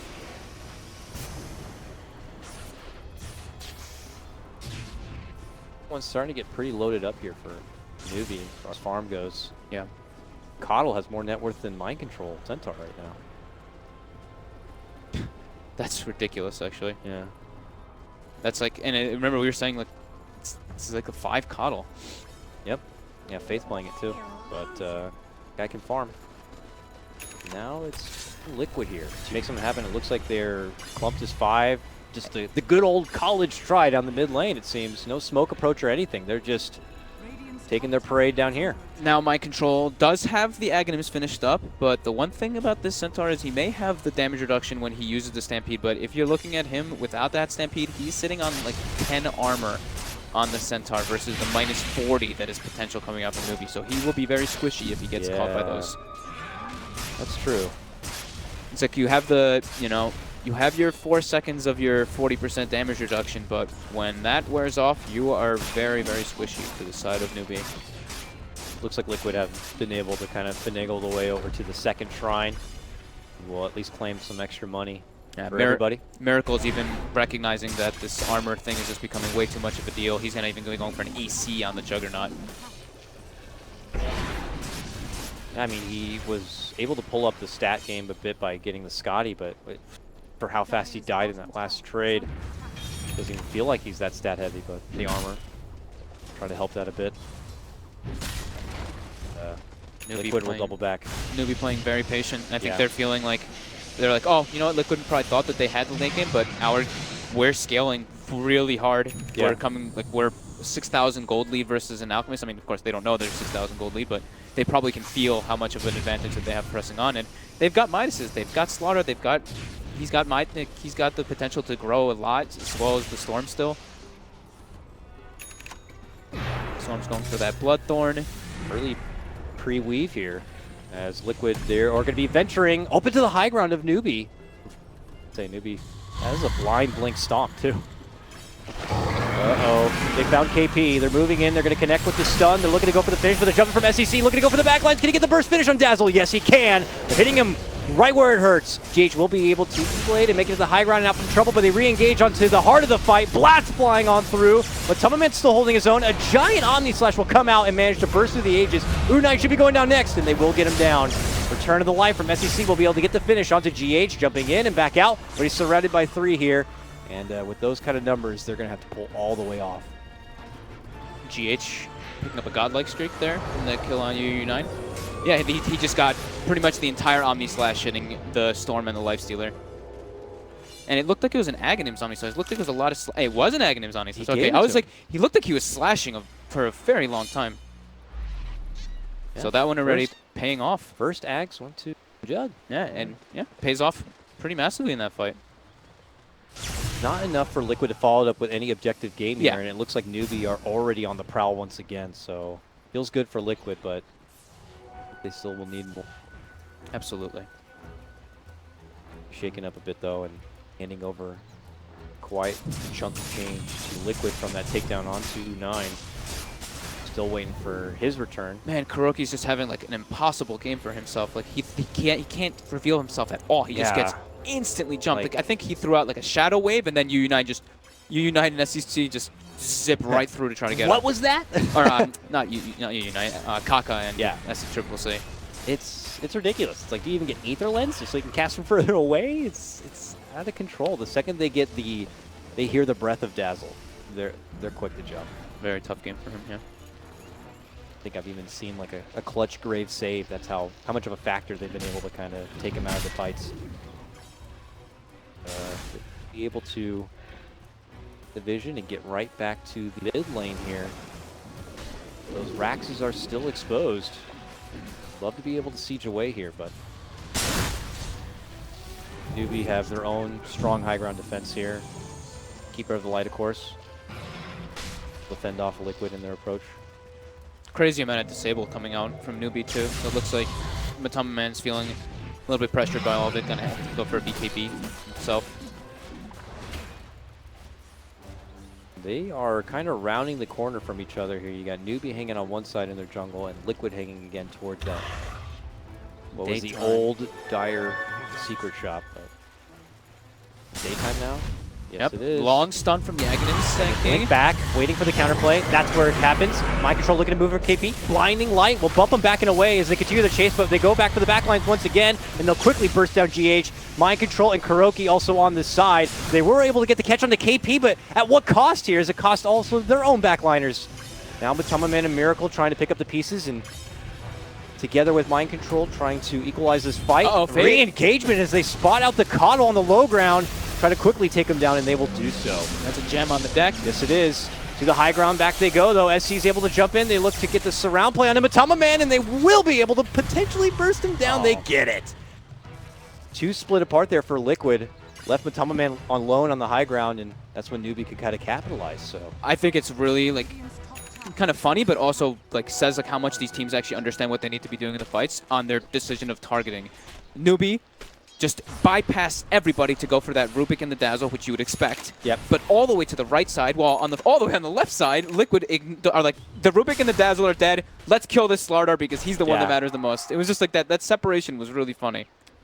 It was unfortunately just after that got a bit awkward. That's where they saw the call to the low ground, and they kind of left Matama Man to his own devices on the high ground away, and that's when Newbie knew they could just pincer right onto him and take him out. Looked like Liquid maybe had a little slight miscommunication there. Matu wanted to press forward, but then they spotted the Coddle low ground and they went for him instead. So okay. Ooh. Oh, GH trying to go for a cheeky little swipe of the Burrow Strike here. Gets hit with the Yules. Oh my God. This is some high-level Dota for sure. Yeah. Barely dodging each other here, using the 4 staffs, making the most of everything they have in their inventory. That's just supports. Buyback is back online. They're trying to force that again. It is, however, nighttime now. Yeah, just unfortunately right as they make their high ground approach. But Newbie already here.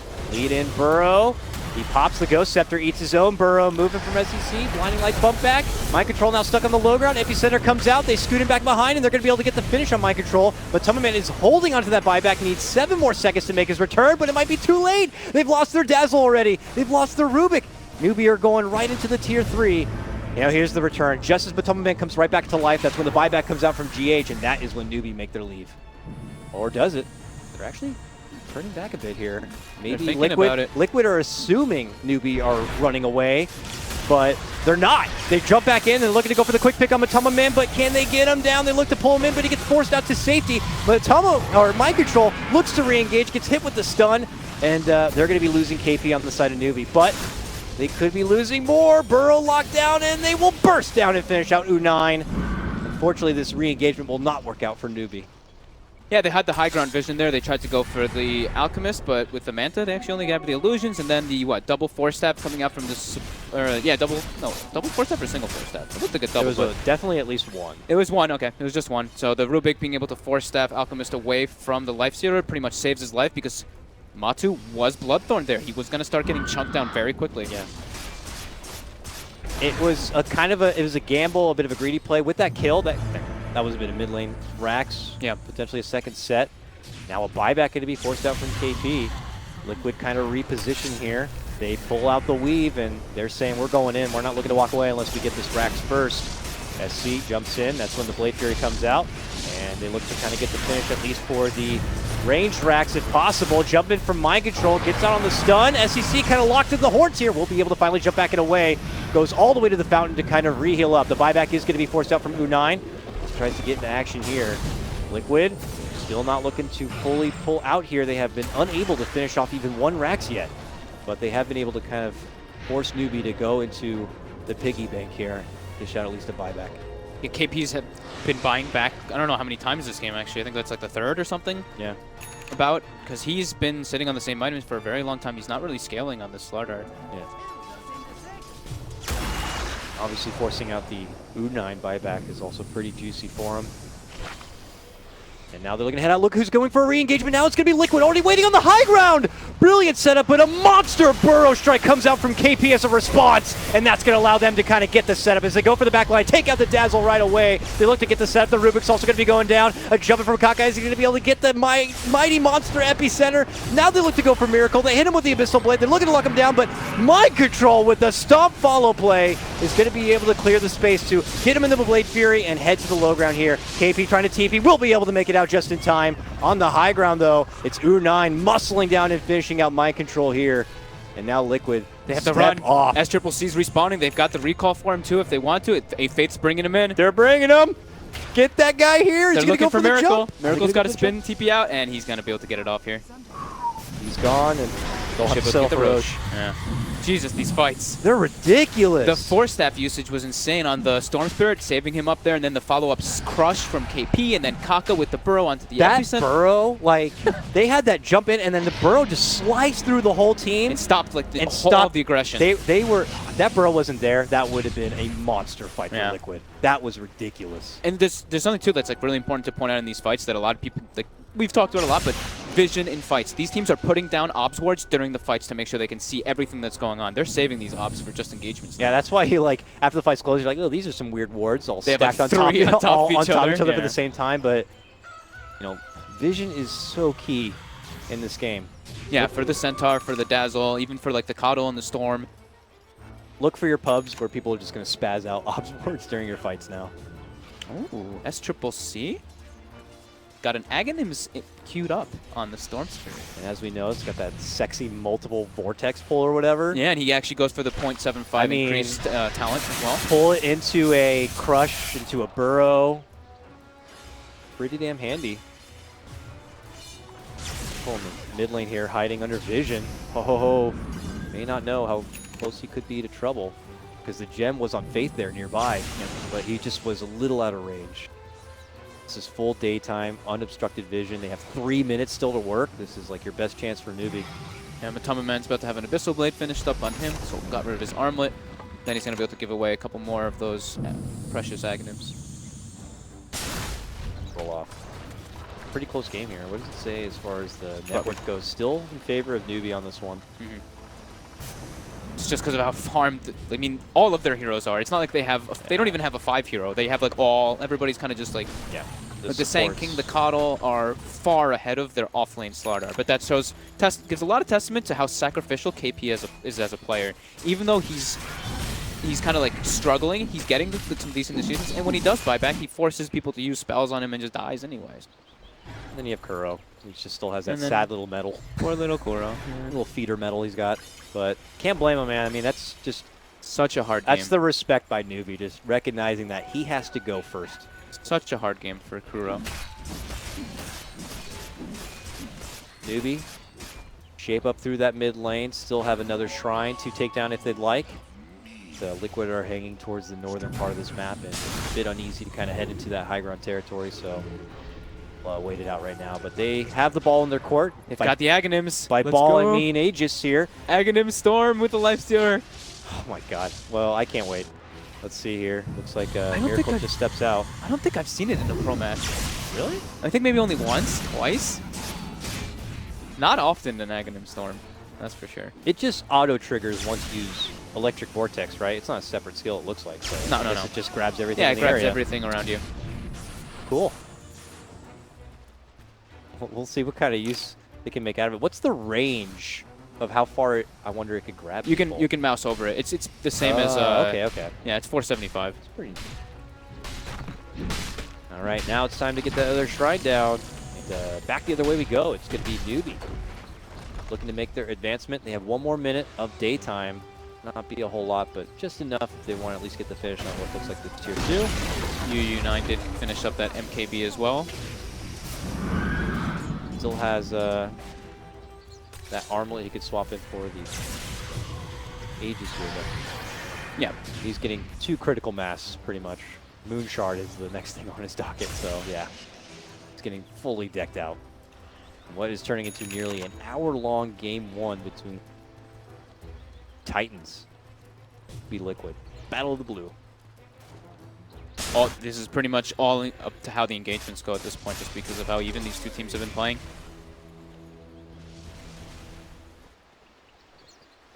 Really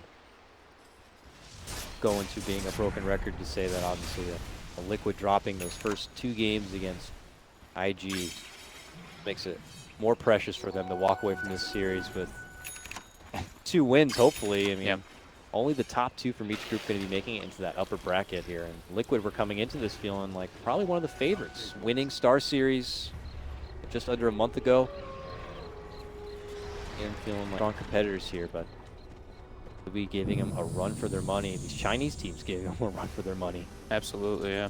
Kuroki now finishing up his, he's got his Solar Crest. He's got not just a medallion now. Got an item. Oh yeah. Q9 in the mid lane seems a bit too easy. So, obviously a bait attempt. The Lotus Orb now. And hit him up with, they jump into SEC here. They'll see Matama Man like, you want to bait? We'll bait our guy in the mid lane. How about that? It's going to make the jump. Look at this standoff right now. Aegis just got reclaimed. I don't think... Newbie are definitely not running into that high ground here. Yeah, If Radiant Liquid scan. are watching the timer, they'll know that Aegis is down. Yeah, Liquid just got a nice scan, knowing that Newbie's all over there. Or at least a couple of them are over there. Newbie will pull off. The illusion too, it looks like. So Newbie will round back the corner and possibly take their business towards the bottom lane, it seems. U9 continues to wait into the backpack of SCCC for now.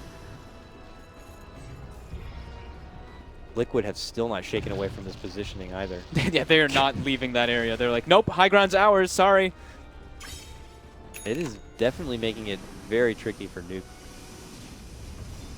Everyone's going for their... Kaka even has Moonshard queued up on the Sanking, dude. You can hand off Moonshards. Yeah, exactly. So that could be something for the Storm Sphere. Could be for one of them, absolutely. Yeah. I mean, I've even farmed up a couple of Moonshards on Coddles in games too, so it's not the craziest thing. Mid lane though. Matu. That charge starting up down below. It looks like they're able to kind of get the lead and grab. Stun's coming out, but he's got the Lotus Orb on, so he can't really commit it. He'll eat the stun himself, but now be able to shake it off as they look to make their move. It's going to be U9 who's within the mix. Jump in crush comes out from KP. A slide in crush of his own from GH. And now Miracle dishing out a hell of an Omni Slash between them all. Will slash right through Newbie, wiping the floor with 4. And it's only Faith, the lone old man, trying to make it away on the back of a freaking Glimmer Cape here. Oh my god. That follow-up stun from GH was actually so perfect. My Control gets like a 2 or 3 man stun. GH slides in, gets a 3-man stun on top with the Omni Slash just coming through. Yep. And this Juggernaut is 6-slotted, so that Omni Slash with the Aghanims as well just brings them down so quickly. I didn't even see if there was a weave thrown on top either. They just died so fast. There are buybacks available on everybody but KP this time. And 10 more seconds for SCC. He does not want to have to use it. So they're going to have to lose their racks in the mid lane and try to work from there. Hard hit for Liquid. Liquid go to the top lane now. Storm's back. How can they stop this one? Tier 3 already down. Oh, maybe not. Miracle happy to wait out the glyph, and they're going to go right in for the racks too. Can they do anything about it? The long jump comes in. There goes the Agnum's pull. They'll hit him right away. He steals the Remnant, gets the lift. Burrow Strike flies forward, but still not enough damage. Follow Burrow also going to be there as it's responded right back with the Lotus Orb. Newbie step back, create a little bit of space here. Don't want U9 to get quickly bursted down, but Liquid are going to be able to get the finish on the racks here. Can't burst anyone down with KP dead. Moving back in and moving right on out. The retreat.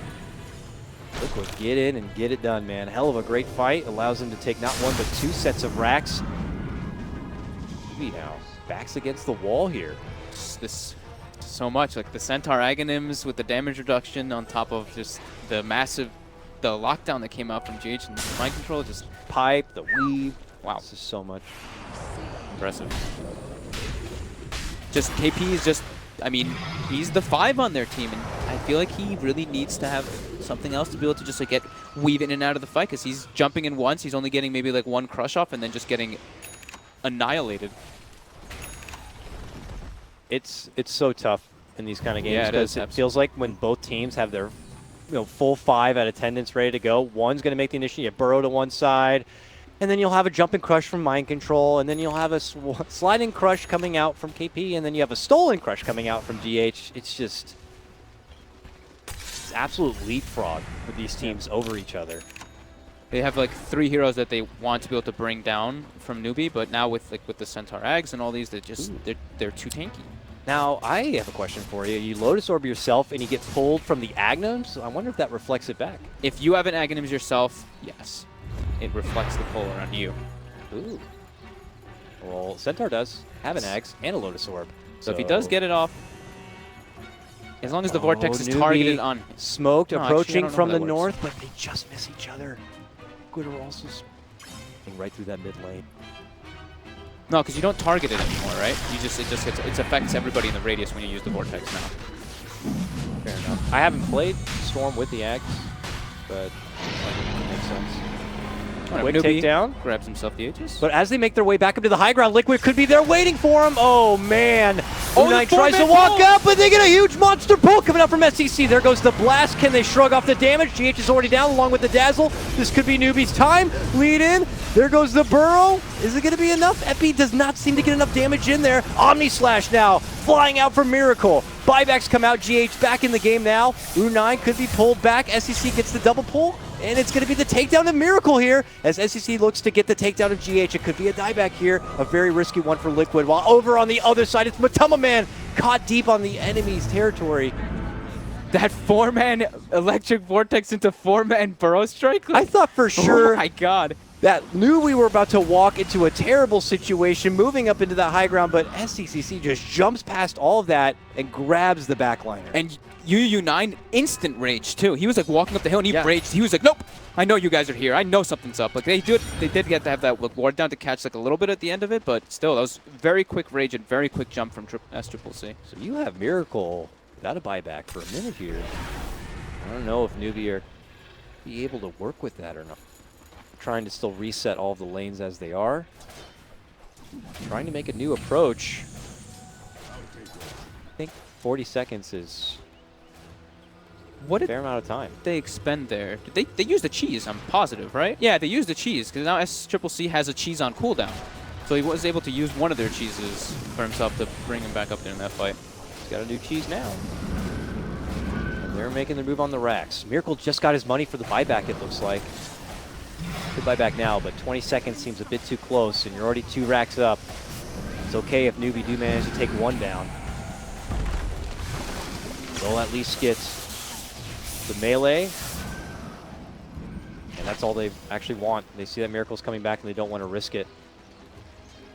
Everyone just got moon shards queued up in their inventories, even though the UU9 has a moon shard already eaten, and he has another one in his queued up. He's like, I want to give you one. Connell will get a Moonshard probably by the end of this game, I'm sure. No Moonshard yet on Montgomery, though. Yeah, he gave it to Miracle. And then he also gave an Ags earlier to GH a couple fights ago. Yep. But Kuroki's just going for small items. He picks himself up a drum. He's got another item. I'm the support. Yeah, he's trying to do his job. He's got like the hardest job. 1-11-11, man. It's a hard game, but hey, better time to peak than now here. Liquid roll themselves back through the lane. Ridiculous game.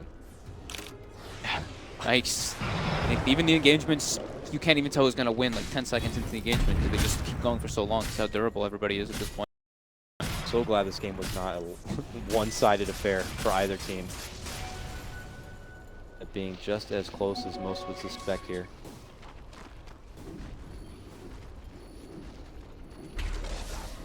Still a journey ahead of him, though. They're taking over as far as the top net worth, thanks to all the extra Ags and Moonshard money. But so Miracle got rid of his boots entirely, and he has the BKB, which he used in the last fight. So now it's down to 9 seconds. But no boots at all on him. yeah, a bit slow. He does have the butterfly. He can't and TP either. Yeah. That bit. That's. No man. It's not like it's not like you have a Coddle on your team. By the way, Coddle has an E-blade. Now, okay. Yep, he's like, I don't have room for a Glimmer Cape, guys, sorry. So wherever Miracle goes, the team's going to be there. Yeah. For now, that slow warrior is in the bottom lane. Oh, okay, crush on. Are we going to miss? Look at that. Look at the positioning for Kaka. Kaka is in there. They spotted him, but he quickly goes out. Oh. Reflect. It's just Steal. Yeah. Suddenly Kaka has 2 burrow strikes. What? Okay, the SCCC bomb. There. The patience by both teams. This is so crazy. They just pinged the DD rune. Oh, this DD rune bottom. They're like, this is what we need. This is the key to the victory in the team fight. Oh, man. But do newbies see it, and they're waiting for the bait? I did not see it. Can I take this? Miracle's like, I gotta wait as long as possible to take this. It's gonna take me forever to get to the fight. Oh like my I gotta grab goodness. it and then just run my slow ass all the way to the fight with it. All right, Roche, long respawn, 4 minutes.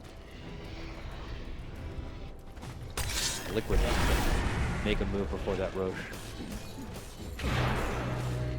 Nobody's just in their base now too. They're chilling. KP now sells his Midas and picks up a Shadow Blade. I was like, wait, what did he sell? Pretty sure he had a Midas, yeah. Picks up a Shadow Blade now to try to go for those back lines. Getting a little bit more crushes off, maybe be able to survive. Right, do Liquid try to breach and try to get a catch here? Kaka's just waiting there in Sandstorm. Okay. 1 minute until daytime. Very awkward situation. Liquid obviously not too comfortable just kind of throwing themselves into the base in fear that their backliners could be jumped on. Okay, but that's the weave. Liquid are going in. They want Megas. Here goes the stun. Lotus Sword. Tom is, I'm not going to get anyone. I'll run back. Yep, Mantis Manta is out. dodges it. Yep. He's so cool. So freaking tense. Yeah, it's just, My like, God. it's just like they're both just like staring each other down. Just as hype as we were expecting, this is it, man. Could be one and done here. Just one mistake Yeah. could cost you the game. Especially at where the position of where the fight can be taken. The Storm could have like 3 lives or even more than that with the cheese. The position that he's in around the 3 shrines near his base. Liquid really has to be careful the way they take those type of engagements. And yeah. Such a thinking game right now. I'm wondering if it's like for Liquid, is it Kuro trying to just formulate the game plan and put it out to his team? Neither team really wants to like be the ones to start the fight because then it's Yeah. like, oh man, the counter initiation potential is just too high. There's way too much counter on counter initiation game.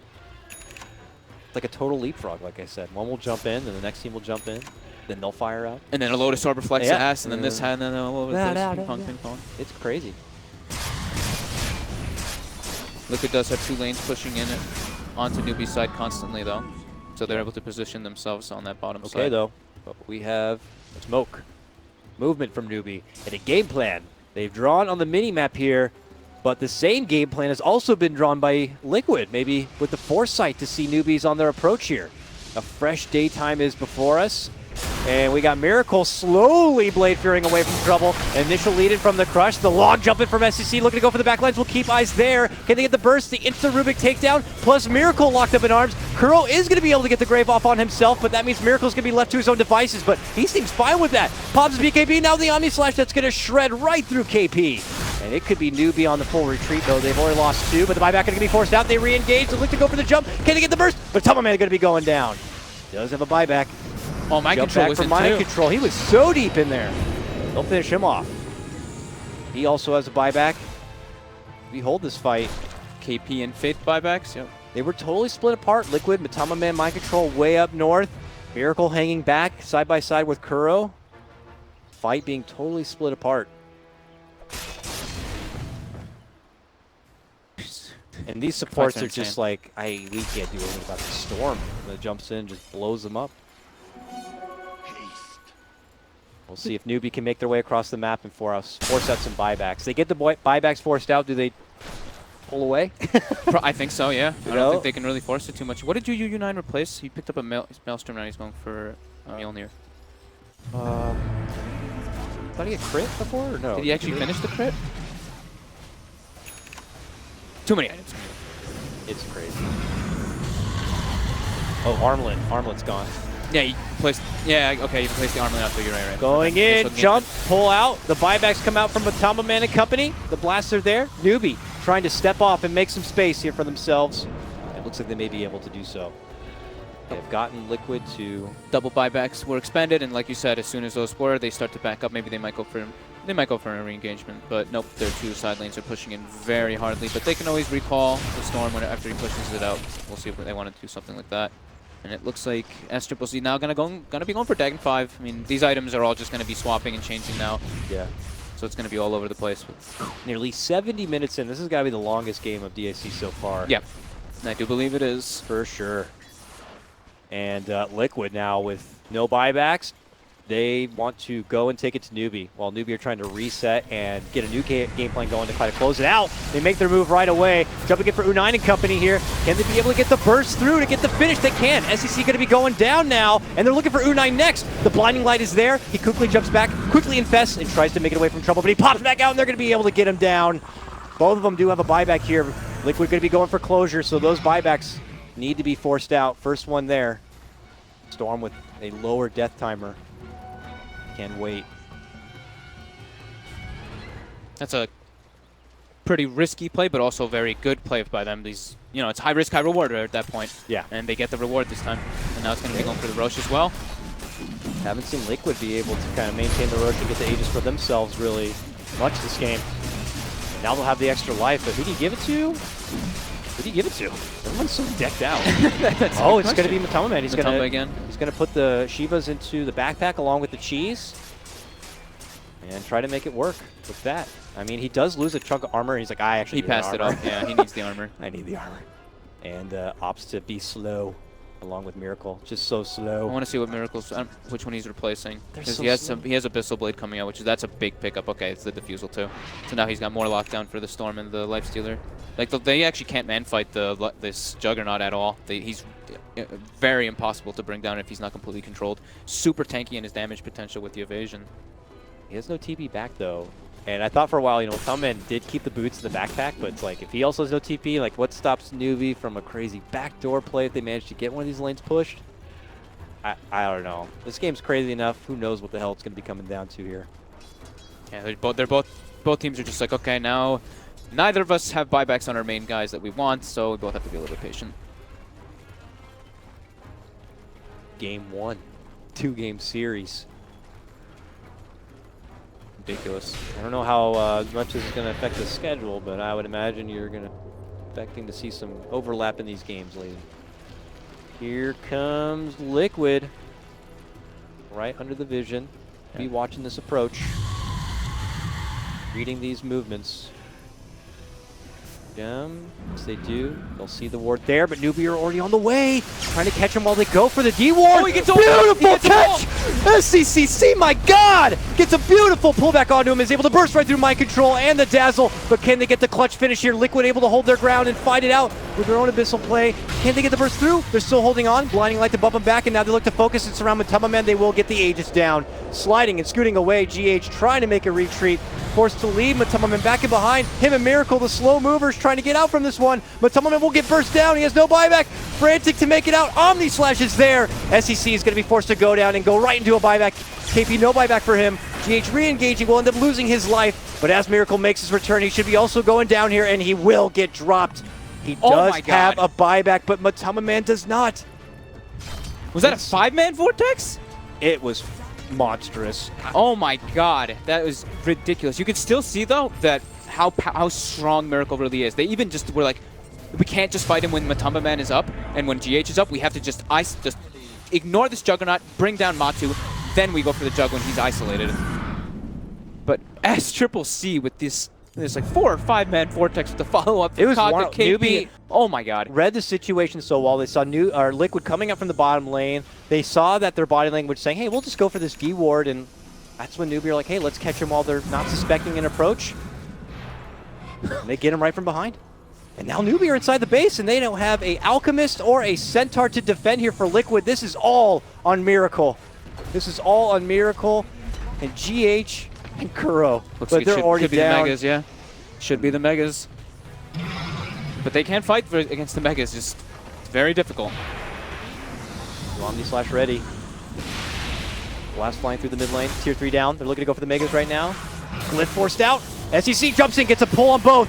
Miracle and for the Dazzle. They will be able to burst him down. There's going to be no grave for Miracle. They jump back at the finish on the racks, and that's going to be Megas unleashed for Newbie. As they try to make the retreat, though, they will get the Bro connection. SEC re-engages back into the fight once again. Miracle will get that finish for Kaka. Kaka buys back, though. They know that they're going to go for the win. Another double pull comes out for SCC. Is it going to be enough, though? They managed to stun him down. Miracle getting locked in his place, and he gets bursted down. Matama Man will be able to tag in and help out, but is he the man that's going to be able to do it? Newbie may have just gone a bit too much. He ends up getting reflected back with the Lotus. Then they send him back the other direction with his own Lotus, but it is it. That is over. It looks like Newbie have finally been able to do it after 72 minutes. What a ridiculous game. This Aghanim's pickup by SCC was genius, and we did confirm now, by the way, that the Lotus Orb does not reflect it. It does not reflect it. I did see it in those last 2 ones because you don't target anybody. I was pretty iffy about that. But how often do you get to see an Aghanims? And now you see Aghanims like that. We might be seeing more Aghanims on Storm Spirits. That was nuts. That was nuts. The resilience.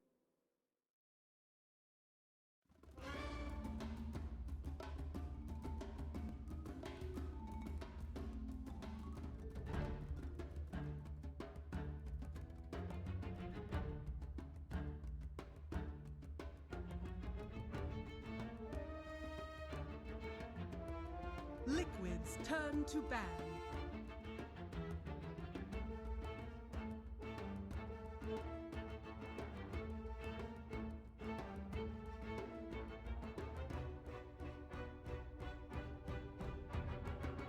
Seconds remaining. 5 seconds remaining.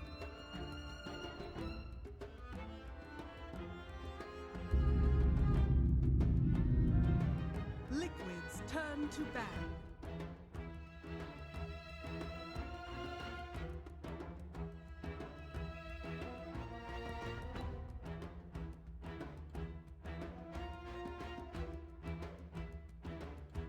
Seconds remaining. Newbies turn to ban.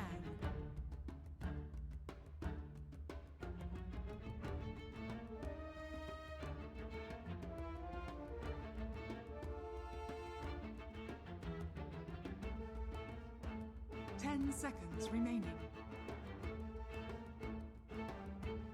5 seconds remaining. Reserve time.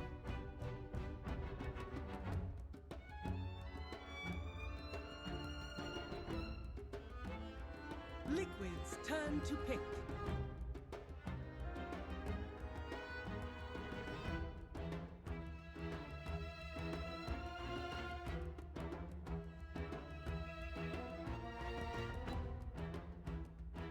Monkey King.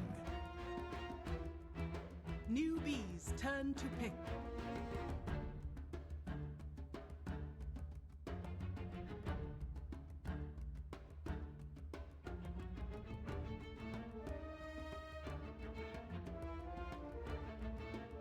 Keeper of the League's assassin.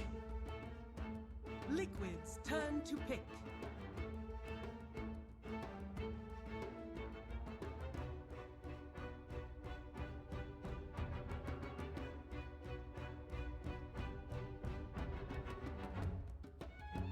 Ten seconds remaining. Invoker. Newbies, turn to ban.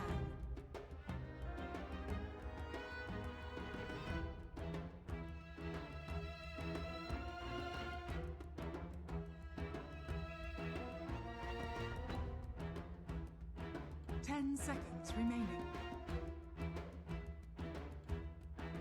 5 seconds remaining.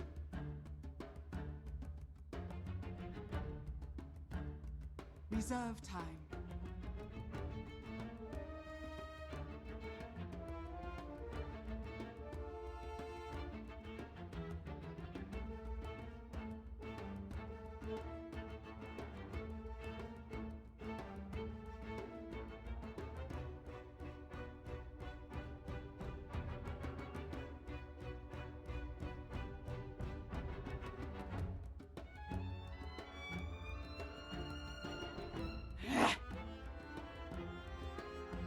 Newbies, turn to ban.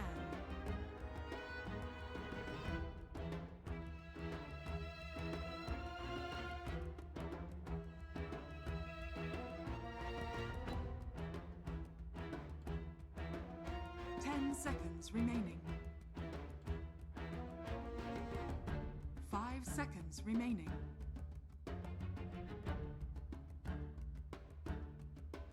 Reserve time.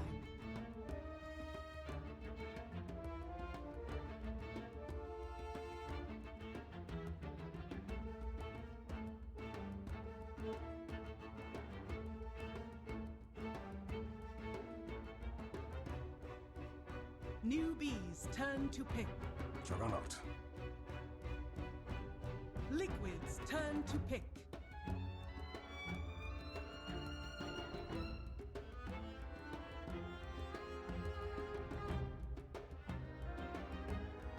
Crystal Maiden. Newbies, turn to pick.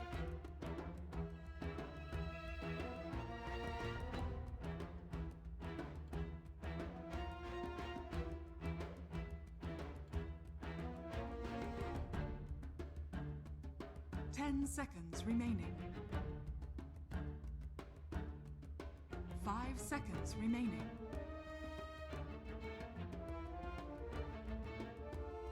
Reserve time.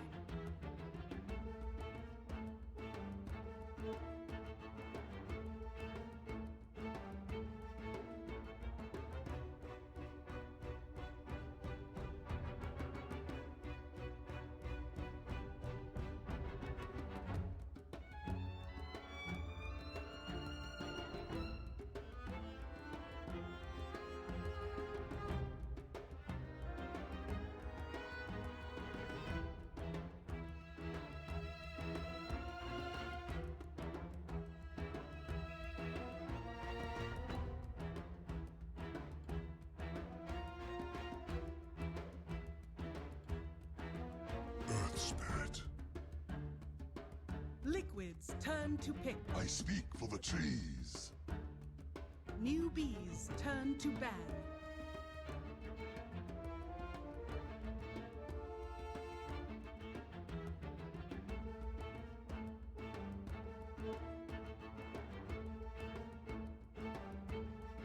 Ten seconds remaining.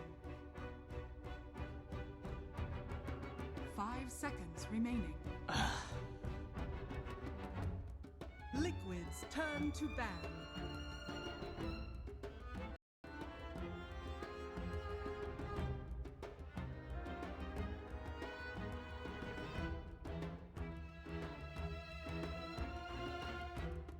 Ten seconds remaining. 5 5 seconds remaining. Reserve time.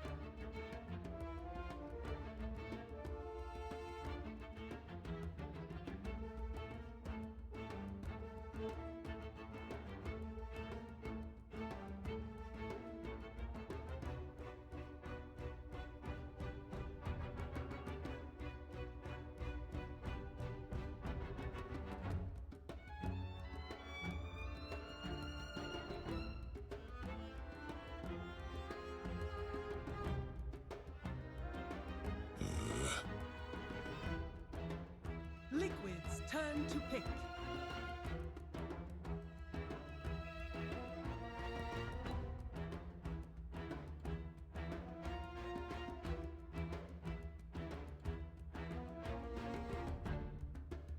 Ten seconds remaining. 5 seconds remaining.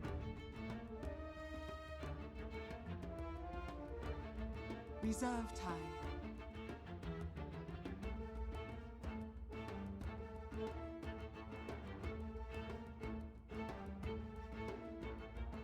Sand King.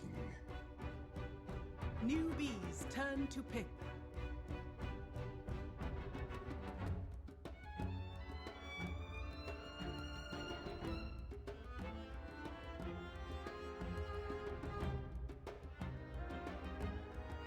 Ten seconds remaining. 5 seconds remaining.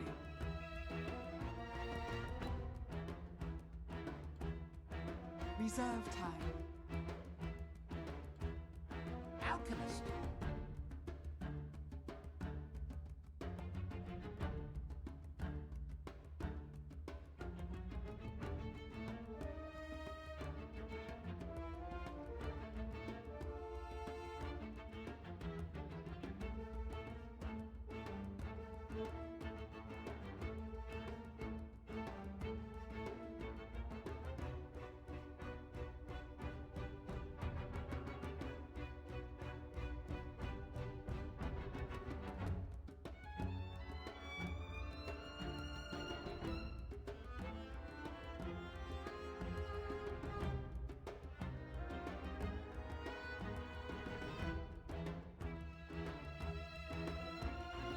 Ten seconds remaining. 5 seconds remaining.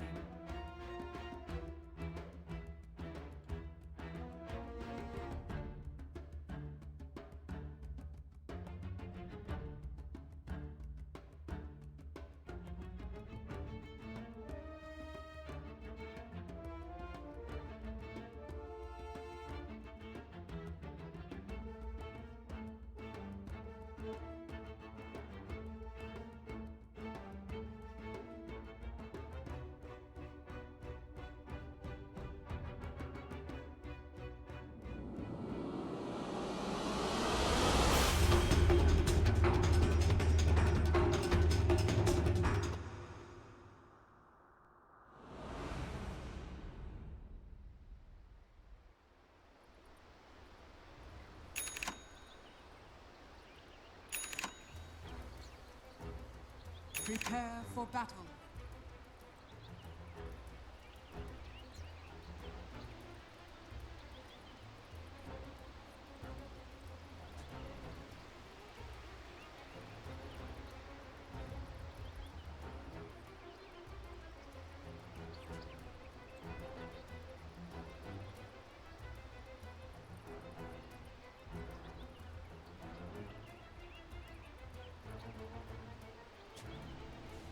A good start. Okay. Turns the round forward here. Alone. And could be surrounded by 3 Liquid members here in a hot second. And they're going to go for it right away. There's the burrow. Pounce coming in. The Orb of Venom. The right clicks, the Orb of Venom. Suddenly Earth Spirit shows up and says, lay off my man. He's going to be able to avoid the Sunstrike and avoid being first blooded, it looks like. Kaka shows up. Ooh, a blast also comes out here. Forcing Mind Control to salve up. UU9 does not have a salve, however. He actually has to... I mean, he doesn't have to go... Maybe he goes to a shrine and just walks back and uses one quickly and comes back, but we'll see. Does he have something coming on the courier? He has a TP, so it looks like that might be the plan. Jumps in for Faith here, but Faith obviously already pretty far and away. Will allow Liquid to secure up another good bounty rune start, but as they got that, KP was able to grab the bounty rune on the bottom, so it's 2 for 2. Takes it away from Matama Man. Yeah, stunned him and grabbed it. What about this matchup here? We're going to have Nyx Assassin versus Nature's Prophet. Feels pretty good for Nature's Prophet. I mean, you got the trees and the range to kind of work with. Yeah. But, I don't know if like maybe as Mana Burn comes online and levels come online, it could be tough for... Oh, top lane here. Here we go. Pounce, Sunstrike, and there's your first blood. Faith going to be easily taken down and possibly going for more here. Frostbite set up on for Kaka. They use the Mango to get the Burrow, and they'll leave it for Kuro to get the last hit. Suddenly 2-0 for Liquid, coming out in all cylinders in game number 2. Yeah, very aggressive plays there. The Faith, as soon as Faith stepped on the side there, I think he knew himself. He was like, I should not be in the side versus a Monkey King. I need to be playing in the lane. And they end up, losing 2 right away. Early Shrine here. Curious to see if they take their business right back towards the top lane. This Monkey King quickly could become a headache in the early game. That's where Kaka needs to kind of do the same for himself and his team. So here he comes towards the bottom lane, looking for a setup with a rolling boulder here. I feel like every Earth Spirit I've seen today have had terrible times connecting with rolling boulders in the early game. Let's see if Kaka can do it. Matsu's level 2. Don't get the setup with the stun TP. early. And yeah, without Boulder Smash. As for the 1v1 matchup, as the Nyx versus the Furion, Furion's able to pressure a bit with Treants, but with Poor Man's Shield, Nyx is actually able to do quite well in that 1v1 scenario. But yeah, with also a rotation early from an Earth Spirit forcing Furion to TP, if you get a little bit of advantage in Nyx, it makes it really big because he can't stack up 4 Treants. It makes it a lot easier for you in the lane. GH flirting around here. He wants to try to steal the bounty, but Faith is like, no, it's my bounty, and he's not going to be able to get it because he'll get Frostbit, so... Nice snag there from GH. Able to take the deep bounty rune away. It looks like the exchange will be that there's going to be a bit of a pull here. Faith will try his best to blast it down and contest as much as possible, but it's a pretty nice lead-in for Liquid already. Over on the other side, SEC is already kind of working with the jungle camps nearby and the bounty runes. You see that Kuro has been waiting in the mid lane to maybe get an approach, but SEC has been able to kind of farm on the side. He's already level 4 at 2.5 minutes in. Yeah, he's getting pressured a bit by like the Monkey King missing and also Miracle going for the Wax Sword early build with the Alacrity. Just gets right scan too. He gets hit really hard and they're trying to go for it, yeah. Oh, top lane. Top. Nice setup there. U9 tries to Blade Fury out from this one, and looks like he'll be fine. Lots of pressure being put on that safe lane. Yeah. Well, aggro set up here. Kuro makes his return too. Oh god, what is he doing? He's floating in as a tree. Creeps up from behind. They don't ping him. Been able to sneak through. GH also coming in. They want to dive for this Jug, and they might be able to do it. Hit him with the Nova 2. He has no Blade Fury to make it out, and Kuro will get the finish. Another takedown here. Hot start for Liquid. 3-0. Jug's still able to get decent CS, and they're getting okay, I guess, okay experience on the supports because Kaka's just sitting in the bottom lane. But yeah, definitely nice pickups there coming for Liquid, giving a lot of space to the mid lane and the bottom lane to do kind of what they want, while the supports are able to get stuff. Whoa, swing and a miss on the boulder roll. That was a good step back from Matama Man here, as Newbie are not able to apply as much safe lane pressure as they're receiving. They're hoping to. So I'm curious if Kaka continues to hang around here and go for another take, or if he's going to have to take his business elsewhere. Seems like it could be shifting through and back towards the mid lane, where we have Kuro looking to pounce here. Sunstrike is going to make some mild connection. Rotations are going to be forced out, though. But no full kill. Kuro really being all over the place, making good use out of the early game with his Monkey King. Yeah. Get 2 all over the place here. Does need to find some time to level up, but looks like he's about to get to his level 3, so it's not shabby. Well, I don't think this is the game where we're going to be seeing a very early Coddle Ags. Yeah, right? They're putting a ton of pressure on that safe lane. Yeah. Kind of trying to be babysitter to Nine's kind of an awkward spot where he'll just have to pull camps here and hope to God there was no monkey waiting in the tree nearby. So Mind Control gets his head start. Liquid would love to set up for him. GH is going to be a bit greedy at this moment and work in the jungle to kind of muscle up his Crystal Maiden a bit. Always being proactive for setups across the map here, utilizing that Sunstrike as much as possible. Kuro potentially makes his back towards the mid lane here. Trying to catch the Alchemist every time. Now he knows the Alch's probably farming over here, so he's gonna get over here. He gets him up. He's gonna get eyes on S. Kaka is close by. Pinging onto him here. Not going for it, but he's one man. Oh, I like this. Pops into the tree, but no, I'm getting so distracted by it that I didn't see that Mind Control is able to get a setup play here with some assistance of the teleport coming in from Matama Man. They'll get the takedown of U9. I was very distracted as well. I was trying to see if I was switching between vision to see if he was actually catching glimpses of vision of him, and he wasn't actually. He just was getting experience, so he knew that the Alchemist was there. Okay. Yeah, I got a little bit distracted there. Apologies. Monkey King things, you know? Yeah, the changes of the way the vision works with the tree jump. So yeah, good rotation from Matu. He gets himself a kill, and he's able to pressure the top tower a bit. And now yeah, SCC could be in trouble. Sweeping in. Just as Kaka is hoping to go for his own jump on the Miracle, that's when they'll see that it's Liquid dishing out their own surprise. But a rotation does come in from KP, and now it's going to be GH in a bit of trouble. Tries to sidestep the stun, but not going to be able to do so. Instead takes the full aggression up. They'll be able to get the finish there with the help of the Acid Spray. Mind Control burrows into the action now, but Matama Man getting involved, and now the jumping from Kuro should help them get the finish onto KP. Kaka will be able to roll up to the high ground to create a little bit of space. SCCC will survive the initial gank attempt, and they'll trade 1 for 1. It is off lane going down in that Nyx Assassin for the little GH Crystal Maiden. Good aggression coming out from Liquid. They're definitely trying to keep up this momentum here in the game. Kuro active, keeping around, keeping the setups going. I mean, the ward placement just it dictates like what their idea is in the game, just like the other one. They put 2 very aggressive wards in to watch wherever the Alchemist is farming, kind of the same kind of concept as the last game. C has been kind of working over here on the right-hand side of these 2 jungle camps, avoiding where all the vision is there and planted for Liquid. But Liquid confident to be moving on in. Uh-oh, Faith shows himself with a blast and then quickly retreats out, knowing that they could easily converge in. He's trying to slow their roll, but this looks like a tier 1 that is going to be going the way of Liquid right now. Meanwhile, bottom lane, GH has been spotted. Kaka holding the Boulder Smash for now. Doesn't want to overcommit, it looks like, and let that one go. And that's the sound of a tier 1 going down. It's Liquid getting the first mark, pulling ahead still. That's like this is like very typical Liquid kind of move thing, right? Where they always want to be able to claim that tier 1 very early. That's why I think that's why they like to pick these like Furions. They used to pick the Lycan a lot to kind of go for that kind of thing. Of course, not Lycan so much, but now the whole jungle is open to them, which takes away a jungle farm for the Alchemist, as mentioned before. U9 seems to get a quick snipe takedown there of Crystal Maiden, using that first Omni Slash of the game. Or a little support going down. Not much to see. It's probably too violent anyways. Kuro's back now in the bottom lane. Phase Boots, Orb of Venom, takes to the tree.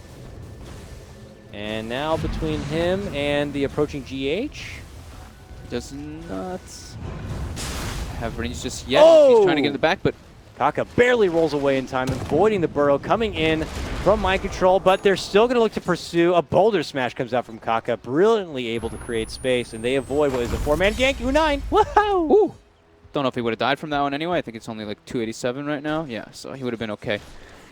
But that Still. is almost full Liquid attendance in that bottom lane trying to make something. The aggression, though, you can like feel like they're like, okay, we're versus like this Alchemist Jug, just like Newbie put the pressure on us a bit in the last game. We're the ones being the aggressors. We're the one putting the pressure, trying to make stuff happen all over the place. Absolutely. Does pick up his Midas now. KP, level 6 on the Nyx Assassin, scouts out the Sand King. Not seeing Kuroki. They have really no way to see Kuroki. Tough, you know, until you get like a Oh, they just saw. Coddle. Oh, eat the tree. Rotations coming in as they try to pressure for the tier 1 here. Can't believe you can get away with just sitting way back there. Okay, Crow eventually spraying Stun out off the mark trouble, from KP. Okay. Tries to shuffle back, gets hit with the Sprout. Nothing to really lock him in place.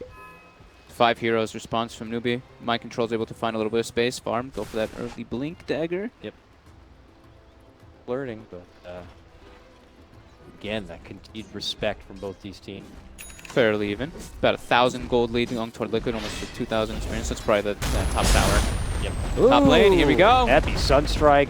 No hope right there for KP. He was done for. Yeah, Epi from the fog. Nice play there from Mind Control with that Calling Blade pickup that he does have. He cut himself like a kind of little path and was able to set up for that with the Sunstrike on top. Gets that, gets a bounty rune, and gets himself that much closer to getting that Blink Dagger online. Nice little deep ward. They'll see Kataka rotating in as he dashes his way towards the haste rune. Mind Control trying to get the Kachandu one with a burrow with a Sunstrike. Oh, Sunstrike off the mark, but he should be dead anyway. Yeah. All that for a haste rune, buddy. Not worth it at all. Bottom lane, Kuroki. This could be where they get the aggression onto him, but nope. As soon as UU9 shows, he backs up. Another tower going to be going down. More money in the bank for Liquid. Going against an Alchemist kind of a lineup, and things still pretty neck and neck. That's got to be awesome for Liquid. Yeah, they're like aggro tri-lane really worked for them this game. They put a ton of pressure on the Coddle. The Earth Spirit wasn't able to really get the movement that he could. He didn't really have a great lane to gank because the Furin was able to just TP out multiple times. And yep, it's just like everything's working. They pressured the Juggernaut so hard that his farm is just not good. And it's now he's not getting gonna gone get any again. better. And Yep. is he going to be able to get brought down from this? Yep. Yes, he will be. My God. He's even going for a drum on Juggernaut. I don't remember the last time I saw a drum. That's like the equivalent of like Vanguard Spectre. Oh. He's just getting pressured way too hard. He's got 3,000 net worth, while his counterpart has almost 5,000.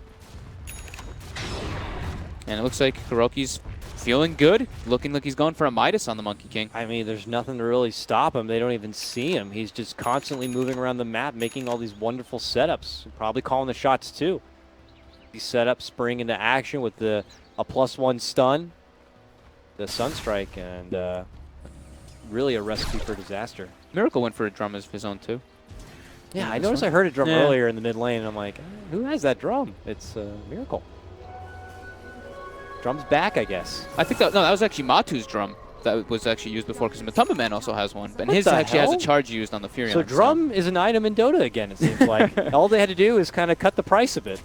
It's good. I think it's good on certain heroes, like the Furion, the Invoker. It's, you know, if you're Forge Spirit, etc. Oh man, Newbie have a thing going here, but he actually just swings and misses Kuro and puts himself into quite the precarious situation. Kaka, fortunately, not be able to get the connection onto Kuro he was hoping for, and now it's Liquid rolling into their territory while they're trying to deal with this stacked camp, hoping out SEC is going to be good enough. They're making their move for KP. There goes the Monkey Ultimate, and now KP tries to go for a TP, but he's not going to make it out. He gets quickly dropped. Kuro now dominating. Omni Slash to fly from Rune 9, and then the Blade Fury, but still not able to get the connection. Finally, they get the takedown. It's going to be on to GH, but they'll still be able to have their number. To take them down, it's going to be a 2-for-1 trade. It looks like Faith gets a blast onto Kuroki on the backside. All right. Gives him a little bit of a purse. Yeah, pretty good one for him. Gets him like a full point booster if he wants to go for it. Still obviously far off the quota he had in the first game, but it doesn't matter. You got to get nags this game. Definitely want to be keeping tabs on Monkey King and maintain the vision here for your cores. SCCC still holds the high net worth here, but it's not as high and mighty as you'd like to see in any typical Alchemist game. Trying to muscle his way towards the rest of that Radiance here. He's getting closer to at least getting the Sacred Relic complete, but has a little bit of a journey ahead of him. Yeah, he's getting ran at so often. And losing those tier 1s, losing the top tier 1 and losing their mid tier 1. He doesn't have really great access to his jungle at all, so his farm is getting impacted a bit. Oh, they pop the dust! Oh, they see him. He's able to get the Carapace, but it only briefly slows them down. Ruthless Liquid Gaming. Still Sunstrike, very, Sunstrike. very relevant here. Miracle's getting majority of those last hits on the Sunstrikes too, so he's getting boosted quite highly. 4-0. Yeah, 4-0 and 6 involved in 10 of the kills, and he's neck and neck with the Alchemist, which is absolutely not where your Alchemist wants to be.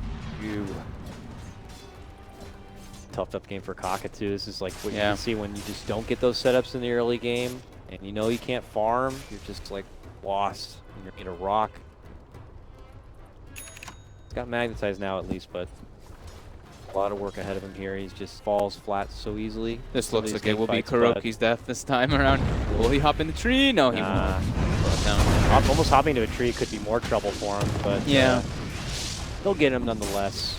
They get Wait, Faith. Liquid. Oh, in the Miracle meantime. got a kill, yeah. Yeah, they get Faith in the meantime. I think he like spots a blast and Matumba just... Actually, I don't even think Matumba TP'd. I think it was just Miracle getting him. Oh. There, Neppy, bottom lane. Yep. Sunstrike on top too. Boom. U9. Again, Miracle gets the last hit, so that'll be pretty much his Aghanims finished up on the Invoker. Very quick Ooh. timing. Okay. Nice. 2-man stun into another 2-man stun into a magnetize into a silence pullback. Can they get the finish from Mind Control as well? Rotating on in is going to be Kuro, and he will burrow closer to his ally. But Kaka's like, let's go for it. Gets a nice 2-man connection of the Boulder Smash and another 2-man connection of the Impale from KP, but the damage is certainly not there. Plus they had that Shrine. It's no good. Mind Control will be able to get his kill. He's also now dominating. 15-6, still a heavy advantage right now for Liquid.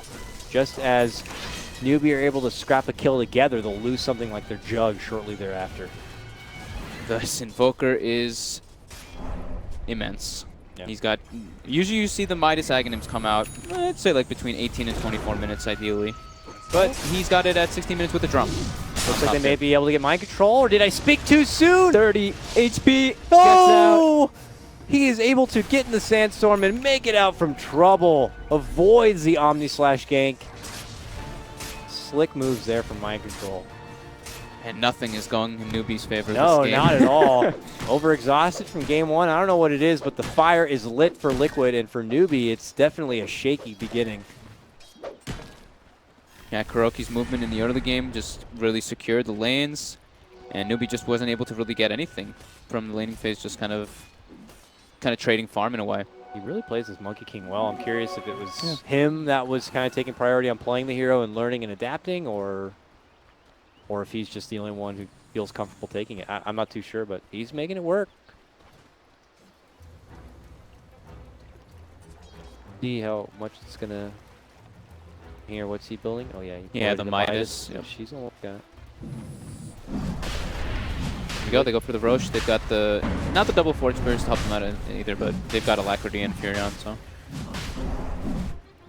Like Newbie Plenty. even going to bother trying to go into that. Push out the lane, but this is Liquid's Roche. This is Liquid's extra life. Sama Man building into what looks like an Orchid next. Yeah, give himself some right click potential. I like it a lot. Getting recalled. Brought out.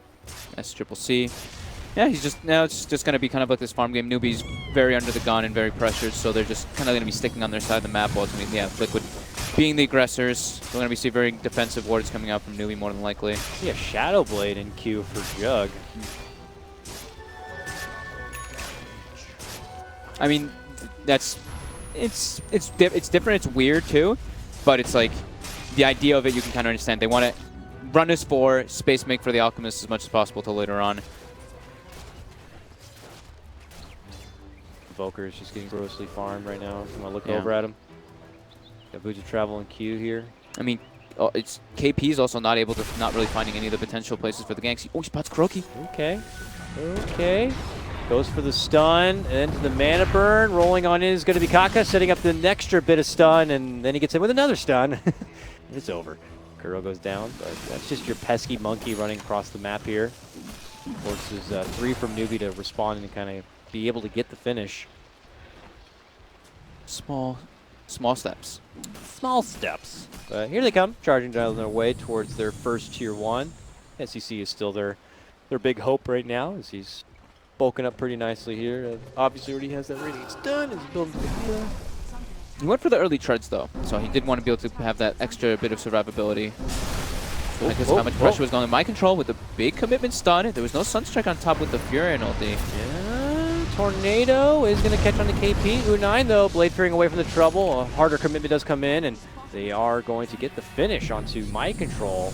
Okay. Maybe some slight miscommunication, because every single time there's been a stun, there's been the Sunstrike follow-up almost instantly. This time there was the Wrath of Nature was committed with the Burrow Strike, but there was no Sunstrike. Oh, they got him! Kuro out of the Kuro. tree! He gets stunned and he gets taken down. Suddenly Newbie beginning to string together a couple of kills. Can they catch GH with the Boulder Smash here? Lines up the shot. Nope, he doesn't. He forgot he couldn't kick the stone. He dropped the stone and walked past it, I guess. Didn't actually get the kickoff. Dire's bottom Yeah, I don't know if they really wanted to commit into a tier 1 either, so. But yeah, maybe a slight little mistake there from Kaka. U9. Ooh, getting tornadoed up. Oh! Get Oh! Beautiful combo. Why you ban the hero? Perfect spell committed. All right, well. Seems to happen every time. You take one of ours, we take your Jug. Jug gets brought down yet another peg as he continues to fall behind the Sand King. He at least has his Shadow Blade finished up. Yeah. So he can at least get into like backlines and stuff. And he's gonna be able to get pooled items eventually from the Alchemist, so at least there's that. Right. Faith is stringing his way closer towards that Ags here for the Coddle. He's got 2 of the 4 pieces now complete. He's almost got 3 pieces Almost complete. got the 3rd. He's doing very well. That's a big turn thing when they get the Aghanims. The vision from the daytime versus the Monkey King is massive. Yep. And always, it's not even just the vision too. It's also always having your spirit form up to always have the chance to use Blinding Light in those team fights and be able to recall anybody or recall the Alchemist around. Since Alchemist did not go boots of travel this game. Yep. Now he does the They're recall. bringing him in. Miracle. Ooh, Mana Leak on the Miracle here. They bump him back. Mind Control goes to the high ground, then slides right back down, seeing the trouble before him. They commit on in. It looks like they might have to settle for the Sand King here. Magnetize committed, but that's when Kuro's going to be dishing out the Monkey King ult. Faith. Oh, he fortunately doesn't have that spear form up to be able to bump him out, so Miracle's going to be able to get the slash finish for Kaka. Kuro will be taken apart, though. Kaka will be able to get the last hit there. A 1-for-1 trade. They'll hit the shrine and refresh. The Newbie will take the slight golden XP trade. How much time we got left on Aegis should be getting reclaimed very shortly. Yeah, about 30 seconds.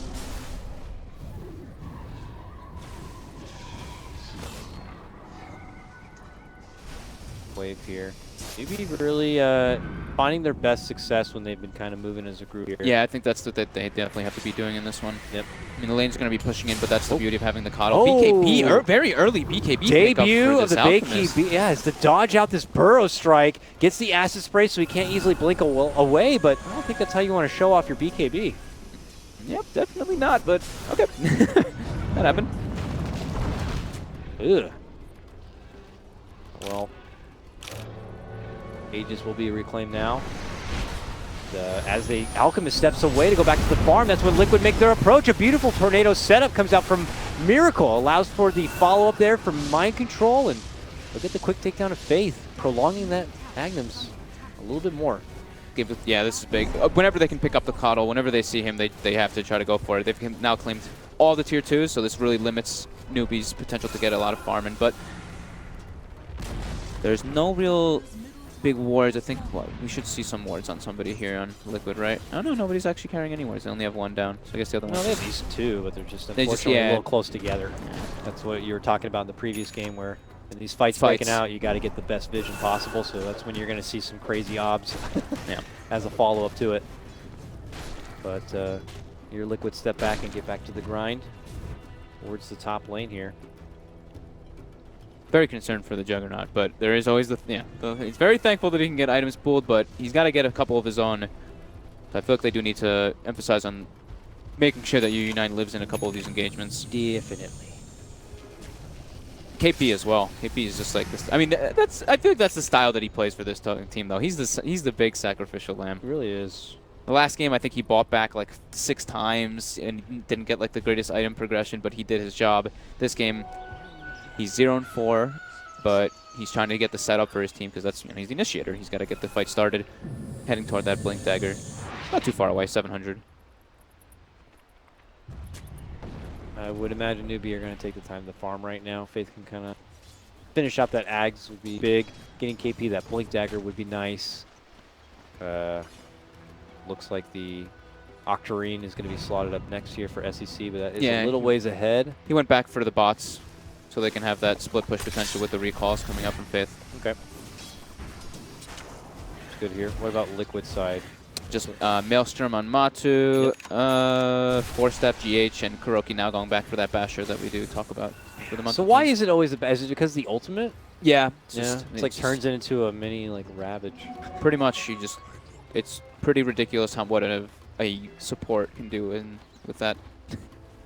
Again, we'll keep eyes on Faith to try to make sure that that isn't too much trouble for him. If you manage to cancel out that ult right away with the blinding light, that's pretty nice. But here, Liquid looking to go on the move. They smoke up and they're heading right into newbie territory here, where this Alk continues to try to find this little pocket of farm.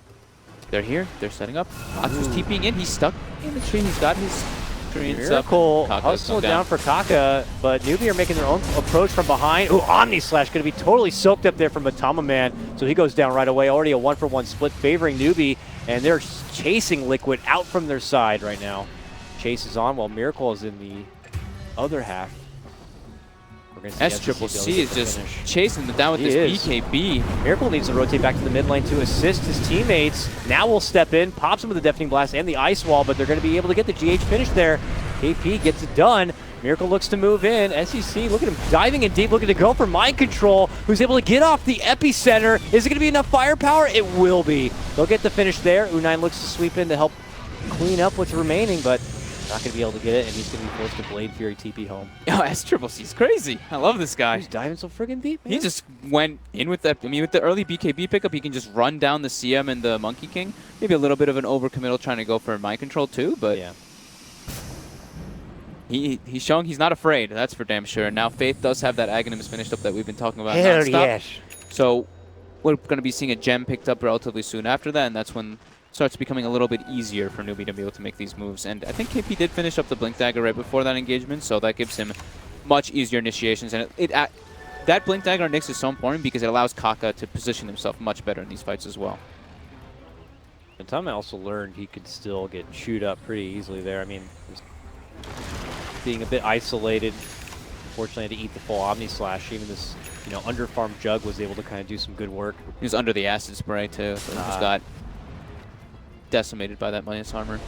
Thinking about tickling the Roche here a bit, but there are some newbie members missing off the map, which is getting him a bit curious. And, slowing down the roll a bit, but I'm hearing some recalls here. Faith is bringing the party. Blast across, but it's going to be coming up just a bit short into the pit.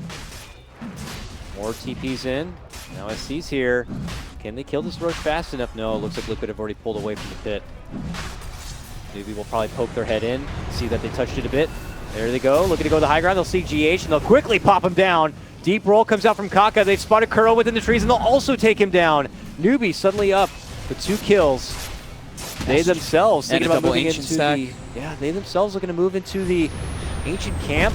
Miracle trying his best to stop him, just easily blast down Kaka, but did it cost him his own life?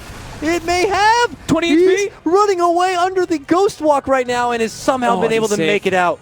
He is gone. Barely. If Faith was like, yeah, point 1 more second on the Illuminate, anything would have finished cleaning him up, but really nice perceptive play there from Miracle, getting that Ghost Walk blink off. And he actually stopped him from doing the Roche. Yeah. Him. Mind Control will keep the pressure down this mid lane, and Newbie are going to have to do a bit of a reset here. They can't go back in to go for the extra life and just go back for the farm instead. 6K gold though on SC. Bounty? Yummy. Called back to the side once again, where they anticipate there could be a new approach into the Roche pit, which there is. And that's when SC decides to just roll his way forward. BKB. Confident, drops the acid spray, the blast flies in. Meteor gets dropped around to KP. He's trying to find his way out, but they hit him with the dust. He needs another hat, and they get him. Miracle jumps in to go for the finish with a Deafening Blast, and will get it done. Newbie will be short their Nyx assassin here. That Roche is half HP. Yep. Very cool. wants that life. If KP had buyback ult, he would have probably done it instantly, but he does not have buyback ult. Need 30 seconds. They could recall him in at that point, but They really want to fight around the Octarine, I believe, with SCCC. Oh, he actually only picks up the Soul Booster. But here they might roll it again. Here comes a big mighty blast. We'll hit onto him. That's when SCC decides to dance on in. There goes the stun. There goes the tornado AP. Is that going to pop the BKB? No. He wants to lose all the mana and go in for the Roche instead. Miracle's waiting on the other side, though. Mind control, Epi He's going to coming in. blink. There's the Epi. There's the burrow. There's the hit. A stun does come out. Miracle looking to go for the swipe. Does not get it. The Dire take the Roche kill, and it's U9 who grabs up the Aegis. Miracle going to be left inside. He's going to scoot himself out. Double Two-man stun, though. Kaka. Yeah. Blast is waiting for him. And it's going to be Newbie. Take the Roche. Did they get the last hit as well? They did, so they get the last hit on Roche. They get the Aegis. I thought Miracle was going to be able to snag And that for sure. He was just waiting for the blinking snag, but nobody you know, dies. I don't. quick to get Somehow, nobody died. In the midst of all of that chaos. a 5-on-5 Roche pit engagement. No one dies. You don't see that happen in Dota like ever. All right, and what happens now? Based on these recent events, are we starting to say that Newbie could be pulling ahead in this one? They're starting to trickle into favor. I would say so. Still not Still as a little bit of a gold lead for Liquid. Yeah, especially considering the out, you know. You can see the crippling factor of where the Jug was, and he's still trying to push himself into more relevance here. Muscling his way towards what is looking like a Diffusal Blade, and there he commits for both the Blades of Alacrity, so definite Diffusal coming in.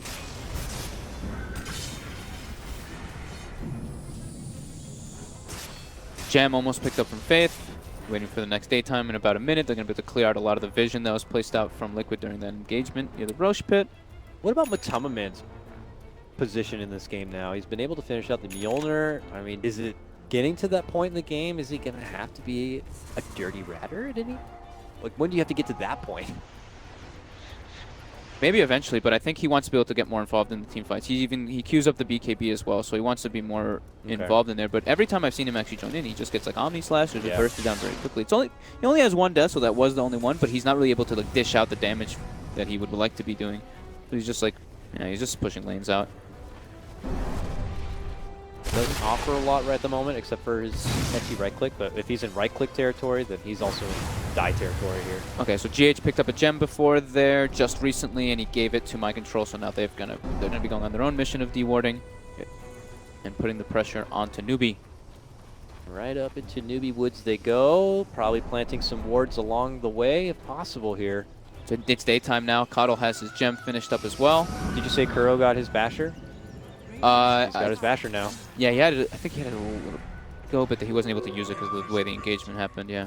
Okay. No basher. Oh, out in the high ground. Liquid were there waiting for him, and they're going to quickly assault Kaka and take him down. Now looking to go for the follow-up on the KP. They hit him up with the Yules. As he falls down, they'll also get that one too. Nice Orchid off usage laner. there. Hits him right away. Okay, good pick right there. The biggest of bountiful pickups there for Liquid, but still prize in itself. A point booster. Is it Ag's time for SEC to start handing out? Looks like it might be. Yeah, that's interesting. I wonder if he's also going to be a part of the hand it off to Jug first. Oh, he kind of already thing. has the whole one? What? Oh, I thought he only had the point boost. Just off things. Oh, Who's he gonna snap. give it to? Fine. Jug But they or want to give it to him Nyx? in the dark? Jug or Doesn't wanna Nyx, show it? right? I think maybe the Nyx, just because of how rough of a game KP's having. Yeah. If he's able to just position himself in the burrow, he's actually really hard to be brought down. I think that might be what he's doing. Let's see. KP's TPing in, he swaps it in. Yeah, he's going to give it to KP. Nice. Give it to him, bro. So it's on cooldown, man. He just swapped it in, bro. All right. Backpack. Backpack problems. Hold on, dude. Let me try to find it in my backpack. KP got a feeling his network jumps up quite a bit. It's back. KP's like, thank you. And, you know, all the goodness that comes with it. Suddenly they get that much more valuable of like a high ground defense. Yeah, as long as they can like post up a team fight and just stay within the area of the burrow, it can be very powerful for them versus that Invoker and Furion. He's able to break the Lincolns a lot easier with that reduced cooldown and increased range. Just be just a much bigger nuisance, which KP's had a pretty rough series. Even last game, he was doing his job, but he's just dying. I mean, he is, like I said, sacrificial lamb. He's definitely been throwing himself for the greater good of the team into a lot of these fights just to get those initial setups, and it continues here in game 2. Tier 1 goes down the bottom lane. The push goes on for Newbie, but so does it for Liquid here in the top lane. Forge Spirits now begin to creep their way into the high ground. PS tries best to kind of slow that roll. Be now hanging out inside Liquid territory here. Now they're going to get the recall, I think, for SC, and they'll see Mind Control. Ooh, pump fake once. Going to be able to get the Eels off. Can he blink away? Slide. And scoots out. They don't like the positioning of where they are. I know, like. it's But very awkward. They do have a burrowed. Oh, they mix. spotted the Curl Monkey King hiding within the trees, of course, with that Axe, and they'll quickly take him down. Oh, KP gets orchided up. He's running into the Crystal Maiden. Ultimate Kaka gets Sunstriked as well. Yep. They're able to set up the Burrow Strike. BKB popped by SCCC. The Omni Slash committed onto Mind Control. Cleans him up. Gem dropped onto the ground. Looks like Liquid has to run away here. Tier 2 will be pressured now by Newbie. And they do claim that gem, as I just mentioned, which was picked up by, which was used by Carl's the like, King. hell yes. Double gem. Yes. Man, good patience from Newbie. Didn't quickly just jump on the Sand King that was there in front of them. They recognized the positioning was so awkward, they decided to double back. And they had all that high ground flying unobstructed vision from the Coddle. They just see a little monkey dancing around within the trees and handle them. Yeah, just like we were mentioning during the drafts. It's very clever pickup from them. Teleman, though, tries to pressure the top lane a bit. Could find himself going for those split pushes more often as this game progresses. SCCC is going to be having the Abyssal Blade finished up any moment now. He can get rid of his armlet.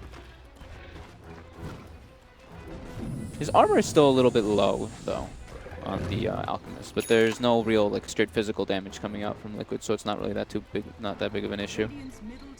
There's his Abyssal now done. All right, well, it's just getting a bit interesting for Liquid because you're trying to figure out where they're going to end up into this later game. Like, who is going to be their macho man? I mean, Miracle, without question, has got some serious late game potential, but It's level 25 as well on Miracle now too. Takes the AoE Deafening Blast this game. Curious though for Matama Man, some of these heavy team engagements, how much he's going to really be able to bring, whereas maybe doing stuff like this is going to be his best move now. Split pressure there. It's always hard as a Furion, like when you're playing versus these type of disables and everything. He does have the BKB now, but it's like, what do you really contribute with for your team in a team fight? It's very hard for you to really do so when you're getting ran at. Ooh, Miracle. Get dusted, but he's so freaking fast he already heads out the other side. SCCC, they have GH, Matumba, and Kuroki kind of in the area, but he is way too beefy. Yeah, that's the thing, is like the damage is really, you know, to take down Matu Alchemist. blinks in. Get some time and damage on the tower, almost clears it, forces a glyph as well, but yep, Sprout TP's out. Oh, that's going to be annoying. Looks like they've been able to get the catch on the Crystal Maiden though. They will make her pay. She needs an Abyssal, poor lady. Sliced. Matu sells his Midas now and he finishes up the full Bloodthorn. So he's actually dealing quite a decent chunk of damage now. I'm going to be doubling back for an AC. Top 8 he goes.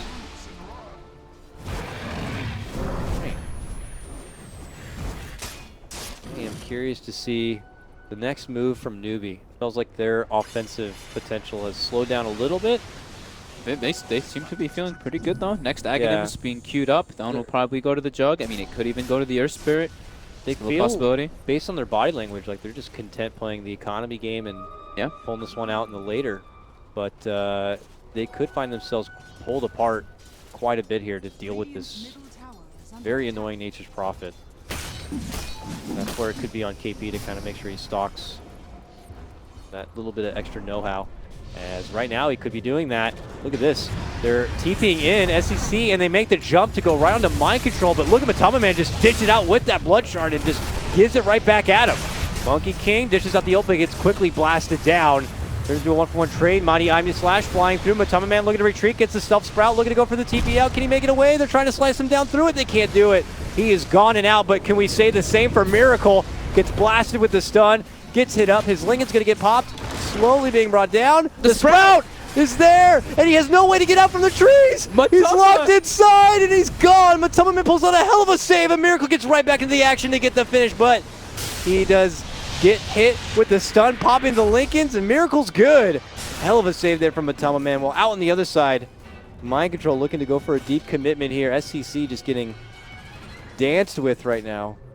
Both of us just like, the Sprout! He's like, oh no, shit. Matu had a lot of clutch plays there with the Bloodthorn as well onto the Earth Spirit. Just, yeah, it's just really well played there by them. Able to pick themselves up a couple kills. They do lose 2, but still. Okay. Magnum's number 2. This one going. I would imagine it would be U9, yeah. But U9, he actually didn't even get his BKB up. Did he not have it and then he swapped? Did he just buy it now after the engagement? Maybe. Let's see, is he giving it to Kaka, the Aghanims? He did give it to Kaka instead. So now they do have the Stone Enchant Remnant. He has got Blink and the too, pull. Yeah, so now the catch potential and the save potential as well too. Save potential. Good. It's a lot of good things. Man.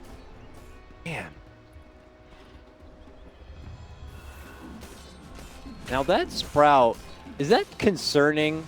They have ways to break down those trees, but I'd hate to see SCCC caught in those kind of pickles every fight moving forward. They have, you know, Earth Spirit to help break down the trees. They have, I believe it's, yeah, still Quelling Blade onto KP. Yeah, Quelling Blade on Faith and KP, I believe, and they have a 4-step as well. They got to be there for him if he is trapped out. Oh, that pesky Matama man, he's got our tier 3. Our Rax is now exposed. Let the rat begin. Let the shrines as well begin. Look at this smoke run from Newbie. Liquid territory here, but Liquid are already out on the other side. Splitting the map as much as possible. Miracle doing his thing up at the top. It's going to be hair pulling for Newbie now. Oh, that tier 1's still alive. It's got 30 HP. No one wants to deny it. Oh, they're coming on. They're getting wrap around here. Mind Control blinks in. He gets this stun onto Faith. BKB Miracle jumping right in. Insta blast and takedown onto Faith here. Now it's going to be SC and them slashing it out. He'll get the quick takedown on the Mind Control. It goes right for the buyback. Newbie looking to pull off from this fight. Are they going to be able to make it out though? Caught deep in with side is going to be Kaka. He will have to be the sacrifice. Newbie still trying to run, but GH is still on the chase. Gets a frostbite onto SCCC. Now Matama Man rotating in. That's the Sprout. They're both trapped inside. There goes the Spring. There goes the CM ulti. And that's going to be the end of both of them. Instantly shredded apart. And now looking for more. KP trying to make an escape, but it's not going to be happening. The Alk buys back too. Recognizing that the push is coming, but what? These cores are just trapped within the trees. When they don't have the assistance from those allies who have the ways to get them out, they're just stuck. Instant buyback from Mind Control to get them in the field to chase out multiple heroes. Matu with, I mean, oh, I don't know how you can't even plan those. It's just perfect Sprouts. That was crazy. And they do claim themselves Faith Gem, and I think they got their own gem back too. So Newbie now has no gem, and they're gonna have to buy themselves another one if they want it. I don't think it'll be up just yet. I think they bought it within the last couple minutes. But you can't check, so. The tides continue to turn, and the net worth will be reclaimed by Liquid once again on the back of that fight. Impressive. Be a bit concerning now. SCCC also just dished out his buyback on previous engagement too. Ball's in Liquid's court as they finish out their first shrine. Could decide to just easily go coast to coast. Actually, they already have the Treants there and claim yet another 150 gold. It's a Jug and Alchemist versus the world, kind of in a way, because KP just keeps getting brought down so quickly in the starts of the fights from the Bloodthorn. Yep. Still, got to give a little bit of respect to Newbie and their high ground defense. Now they got the Burrow Nyx Assassin plus the Keeper Ags. Plus the Earth Spirit Ags. Acid Spray. There's a lot. Yeah, he could just jump out there and kick someone into the base. Isolate them out. Straight up. You know, it's another great tool they wish they had when they're caught in Sprout. You can always just pull SCCC out. Would have been doing a great job by taking out the supports. Twitter continuing to kind of try to be the shepherds here and corral Newbie inside the safety of their own home as they continue to pressure the top lane and the mid lane. Yeah, just pushing all 3 lanes in, pressuring the shrines. None of them are really waiting on any like big item just yet from what I see on Liquid. They've got the BKB now on the Monkey King. AC finished up on Matu. Everyone's looking like they've got their critical mass, and this could be when they go for the push, since they do have the Whoops. Aegis Bit of a on misplay there Sanking, by and, Mind Control. We didn't see it. We didn't see it. I saw it. Hopefully it doesn't cost him too much. There's a Yules, a bit of a mistiming there for the Boulder Smash. Miracle's still waiting within the trees, but he might just have to see his teammate go down or not. He's like, I'll battle it out. It's an Aegis after all. Miracle pops his BKB, rolls on in, gets the easy takedown of Kaka, and that's when Matamaman shows up with that deadly sprout.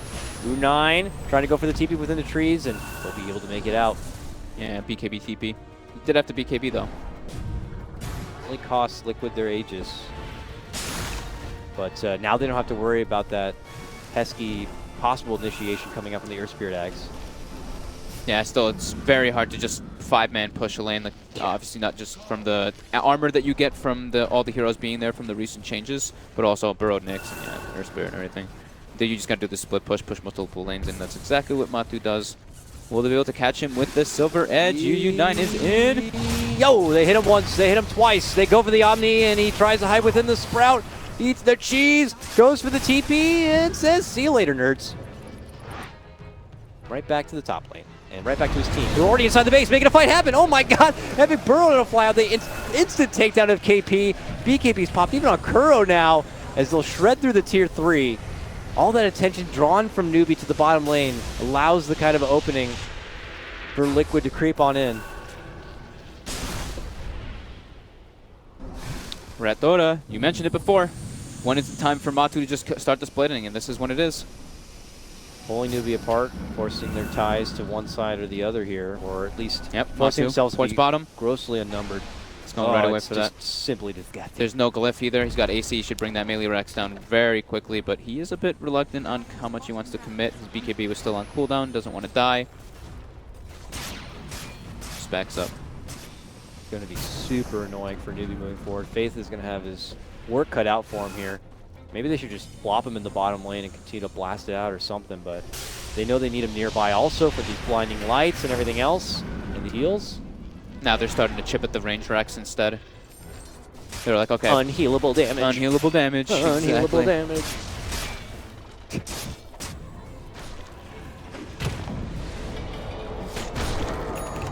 Got him. Just keeping them, like you said, yeah, corralled in their base. Liquid just keeping the pressure on, forcing all 3 lanes in, not letting Newbie be the aggressors at all. Starve them out. Starve them out. Liquid need this win more than ever. Really. They need wins moving forward for this group stage. Chance at top 2. Quick little pull back there. Newbie just continuing to try to get all these creeps and critters off their front lawn. But for one lane they go to and they're pressured, the next lane's already wound up and ready to head to the high ground. Very nice spread here. And I don't know if the onus is on Newbie to try to make a move. It's just non-stop getting chipped at. Range Rex, 140 HP, 115, almost dead. Not needing to commit anything for that, they're just throwing Forge Spurs.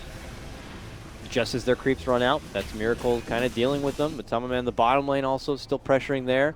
U9 tries to run on out, but they have sentries now. Yeah, GH went spot over him. and set up a ward and a sentry to watch that kind of gank potential. Nice. And just as they make their approach to the bottom lane, that's when Liquid run into the top lane to look to go for the finish. Miracle just pops his BKB, and he is going for the objective at hand, and they will get it done.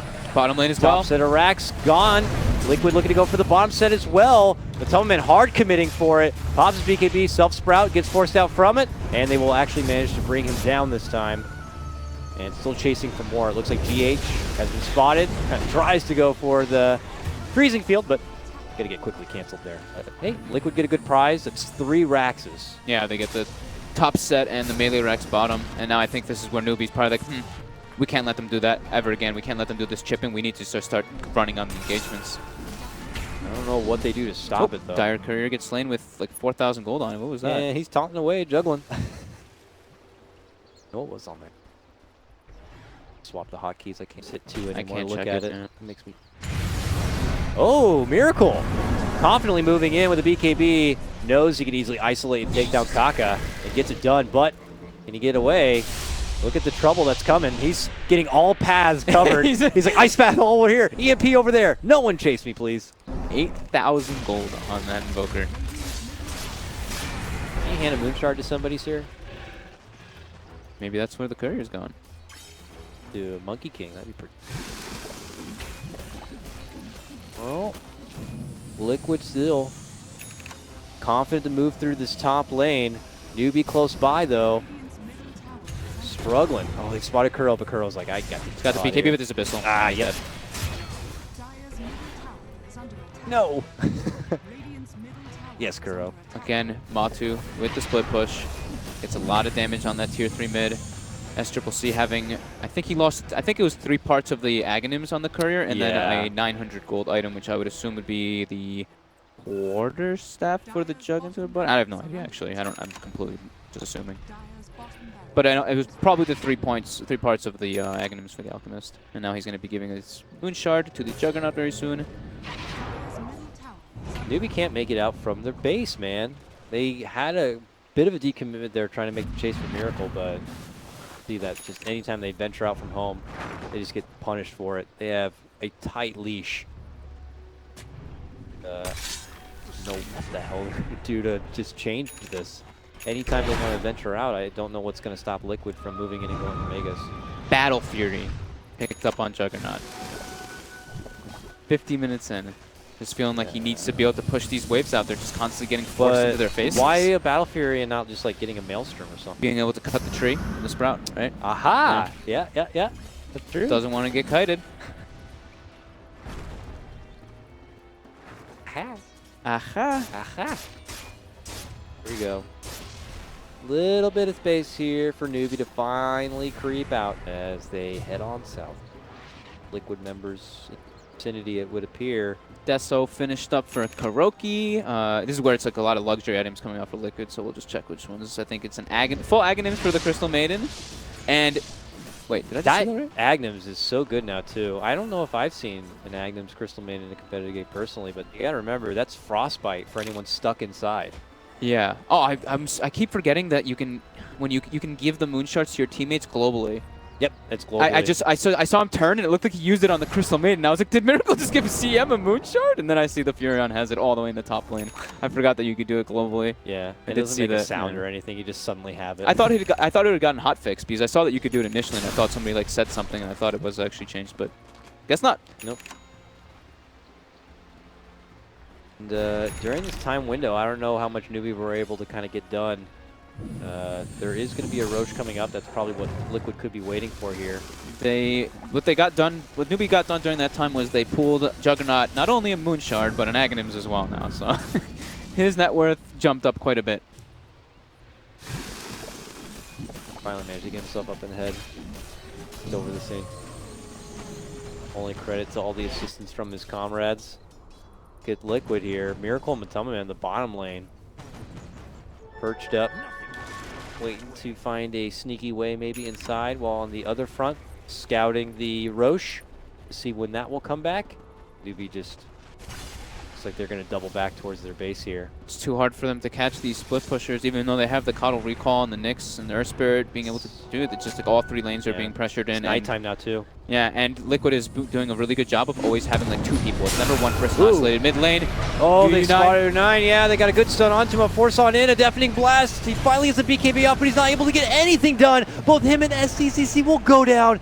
That's going to be a forced buyback. This could be the beginning of the end here. If Newbie can't hold, and now being down a man, it's going to be so big. And now they lose another. That's a gem on the deck as KP's going to get dropped. That's a crucial factor of their high ground defense. Now it's pretty much all on the Coddle to try to slow it down with SCCC. But I don't think they're going to be able to do it alone here. But Matoma Man going right on in confidently with the BKB, taking it right to the tier 3, but the glyph is on. Hits him up with the Sprout. They look to bump him back. And now from the low ground, GH with the Aghanims freezing field doing destructive work, taking out Kaka right away. Miracle gets the finish on the tower, and Liquid looking to go for Megas and looking to at least even this series up 1-for-1. And I think they've got it. Megas now unleashed, and that's going to be the game. Liquid putting on a much stronger showing for game number 2. Newbie still make them sweat a bit for it, but that was definitely much more decisive. Liquid get their first win of DAC after So 4 surprising. games. 4 games, they finally get it. That was like some small mistakes from Newbie, just maybe a couple little overcommittals, and then the buyback from Mind Control. I think the big one was around that Ancient area, and then they get a Roche.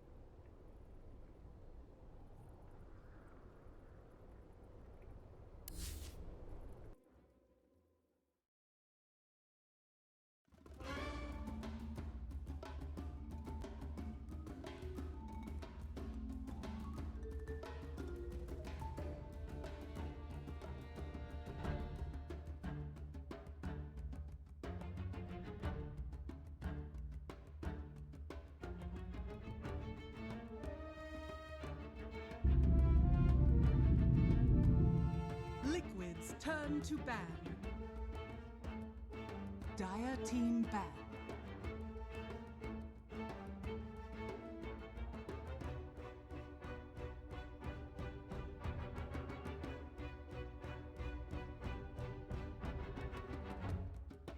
Liquid's turn to ban.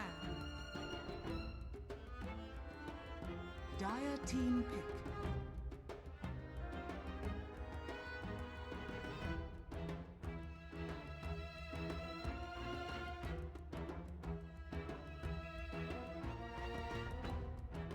Behold the horn of Magnus. Liquid's turn to pick.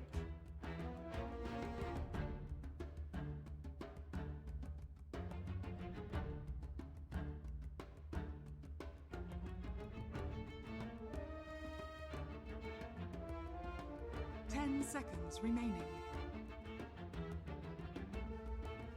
5 seconds remaining. Reserve time.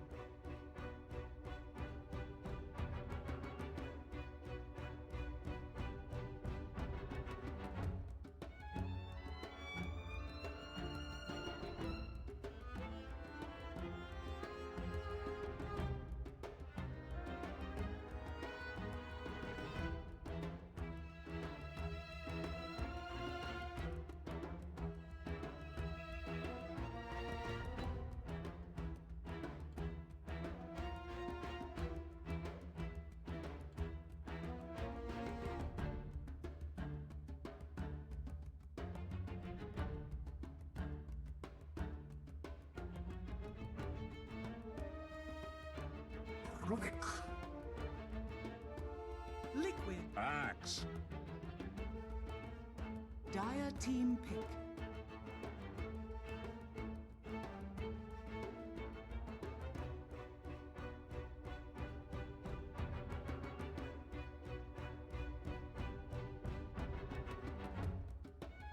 Ten seconds remaining. 5 seconds remaining. Reserve time.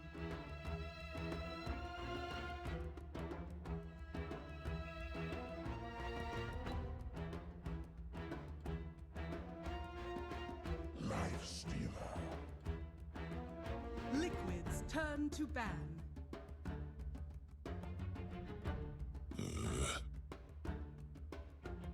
Dire team ban.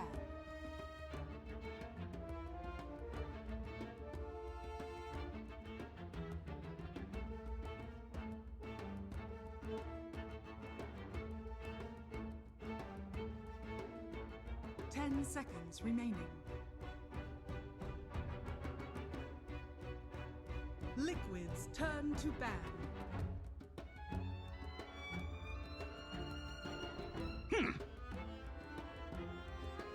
Dire team ban.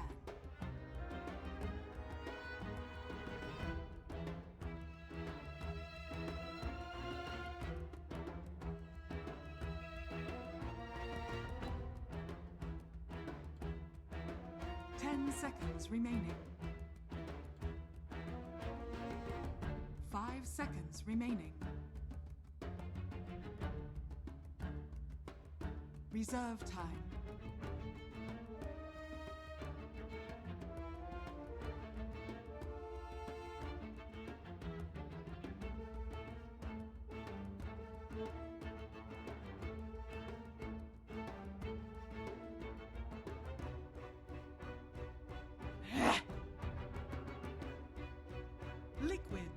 turn to pick.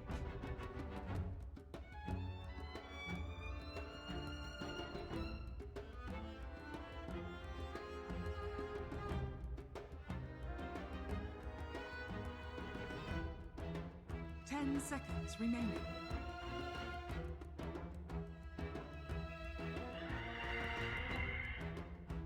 Dire team pick.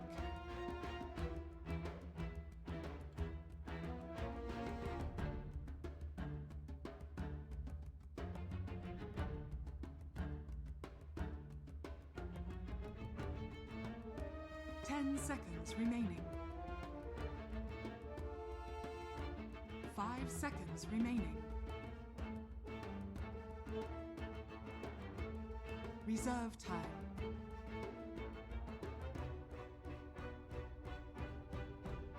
Lina.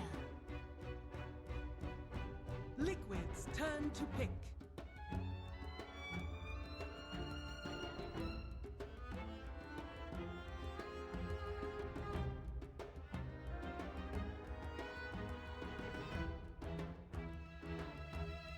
Seconds remaining. 5 seconds remaining.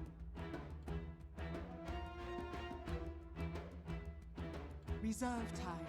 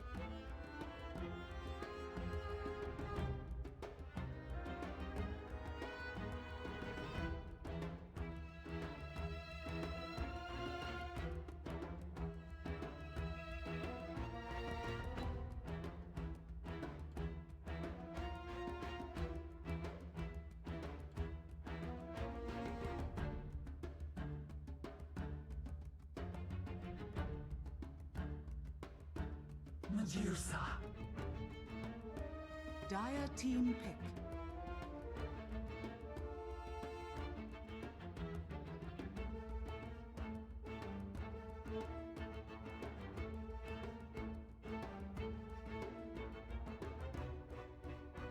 Ten seconds remaining. 5 seconds remaining. Reserve time.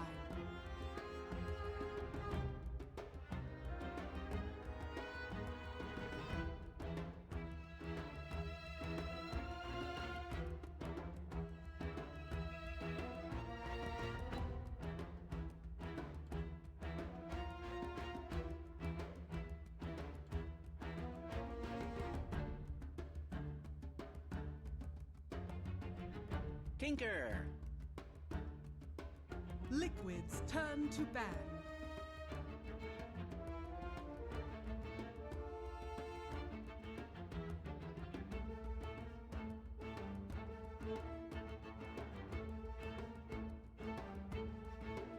Ten seconds remaining.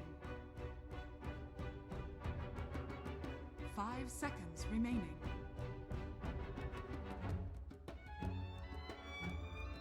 Reserve time. 10 seconds remaining.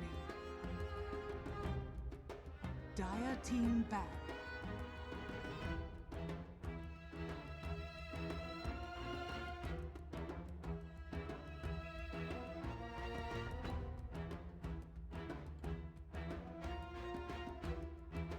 Ten seconds remaining. Dire team pick.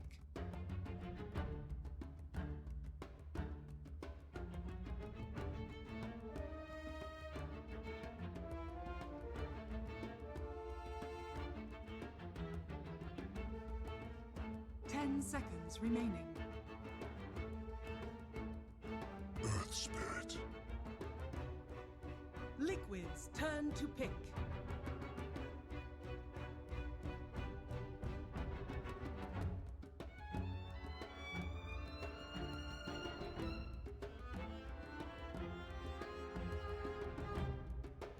10 seconds remaining. 5 seconds remaining. Alchemist.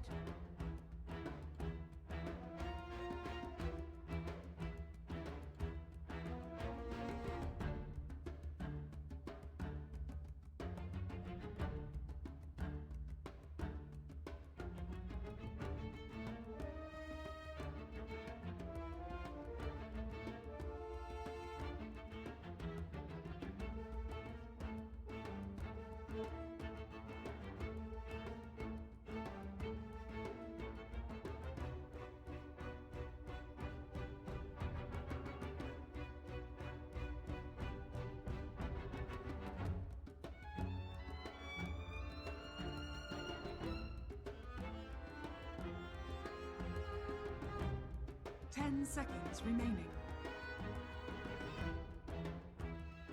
5 seconds remaining.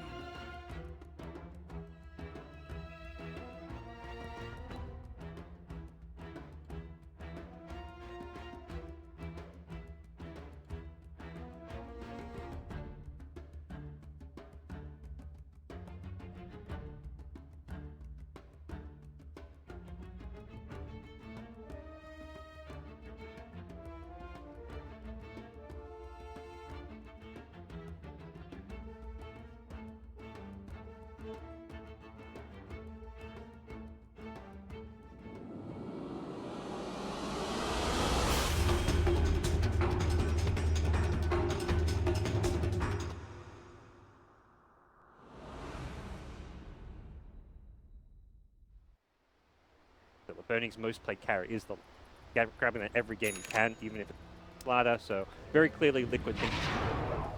Absolutely, and I think it's going back to the fact that because RG are on such strong hero player combinations, if Liquid beat them here, I feel RG's going to be pretty scared going into game 2 because they have issues. They've been allowed to get what it feels like they wanted to get into this game 1 with. Liquid with answer. The finishing pick as well, the Alchemist.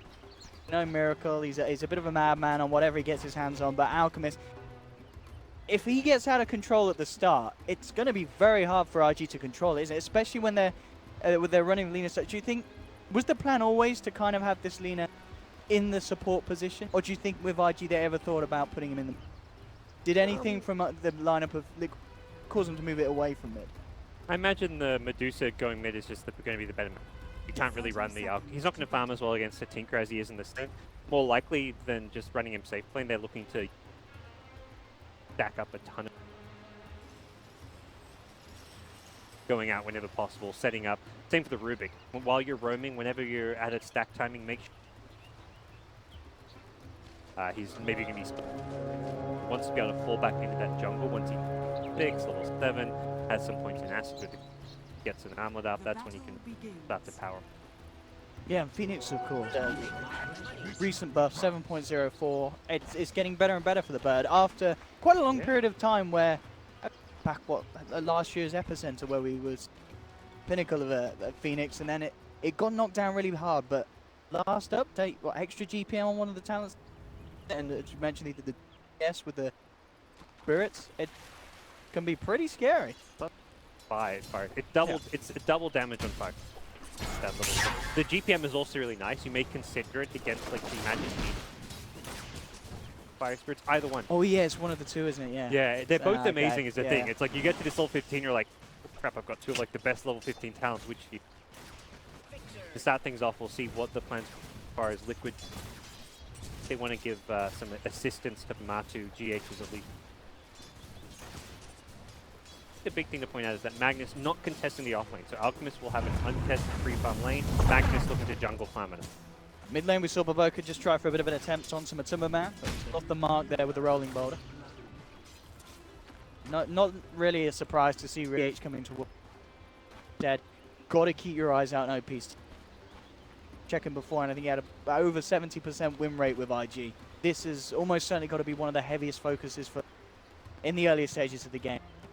Gets ahead, is able to kind of stall the game. Pretty nasty. But as we keep saying, if the game goes on, the Alchemist and the Medusa are going to look at you and say, all right, we'll just keep farming these lanes, you keep pushing in. They'll just continue to get bigger and bigger as it scales on. Yeah, this looks like a bit of a fight greed with greed kind of approach Certainly. from IG. Burning's queued up his first time mice. He almost always has been going for the minus on his safe lane lifestealer, but not even opting for, hey, there's no one in his lane. Neither team is going off lane. Both off laners are jungling. Mind Control didn't go Iron Talons. I thought he went for the field, but we'll see roams coming out from GH and for both. But neither of these players pose major kill threats. They're more looking just to create some bait and get scouting information. This is like, they're just kind of matching up against each other, trying to hopefully like get in, find the junglers, contest them. If you find a low HP, you might find a kill, but realistically all three cores plus like junglers are just, they're looking to create stacks right now. No big moves to actually threaten for kills. Rubik's just gone top lane to them.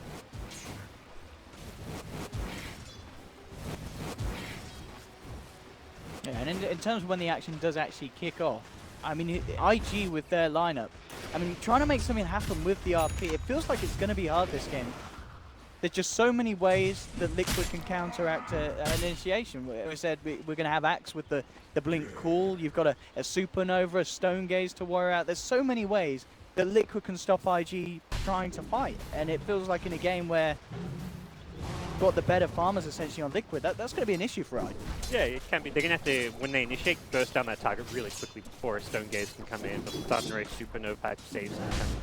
That's where the Infest Bomb's really nice, because typically, I mean, you think you're Slider Lifestealer.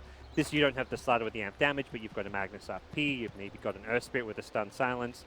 You roll in with an Infest Bomb. That first target will die very quick. There's not many heroes that can easily survive it outside of perhaps off the Silence and then you can Stone Gaze off.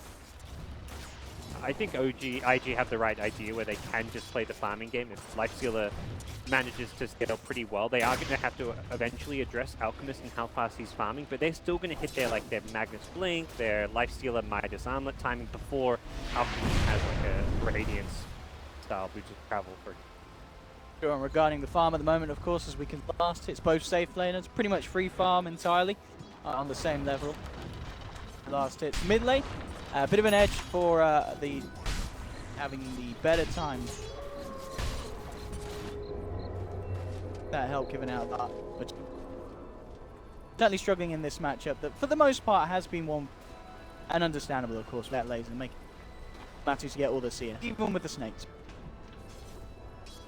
Girls not having the Iron Talon has going to go for the Tranquil Boot, so we may see him actually go to lane. So in fact, he hasn't got the Iron Talon, suggests he wants to get some early jungle levels and farm. Having some laning presence, perhaps that early smoke. Big. Now we'll just jungling it up. Greed is the game. Miracle in the safe lane. Zarmlet has the Soul Ring. Doesn't look like there's too many stacks because jungler's being so actively used by the Axe. Downsides for Liquid have that super high power farming Alchemist. Fall back to the jungle. I mean, is there a chance? Is it for sure going to be a power farm? Or is there a chance because he has sort of Solar Crest, Shadowblade Sneak, and because you've got this? Or do you think that's unlikely? Was the way he used to play a lot with Alchemist strats all the time out of Miracle. That kind of Solar Crest, Sanjin Yasha build. I find it unlikely. I haven't seen an Alchemist played like that in a long, long time. And I feel the hero does. Seems like his natural fitted. So yeah, it's definitely viable, and it's the better build to have against a Lifesteal, having a Solar item that Lifesteal struggles to deal with. Bit of a go there.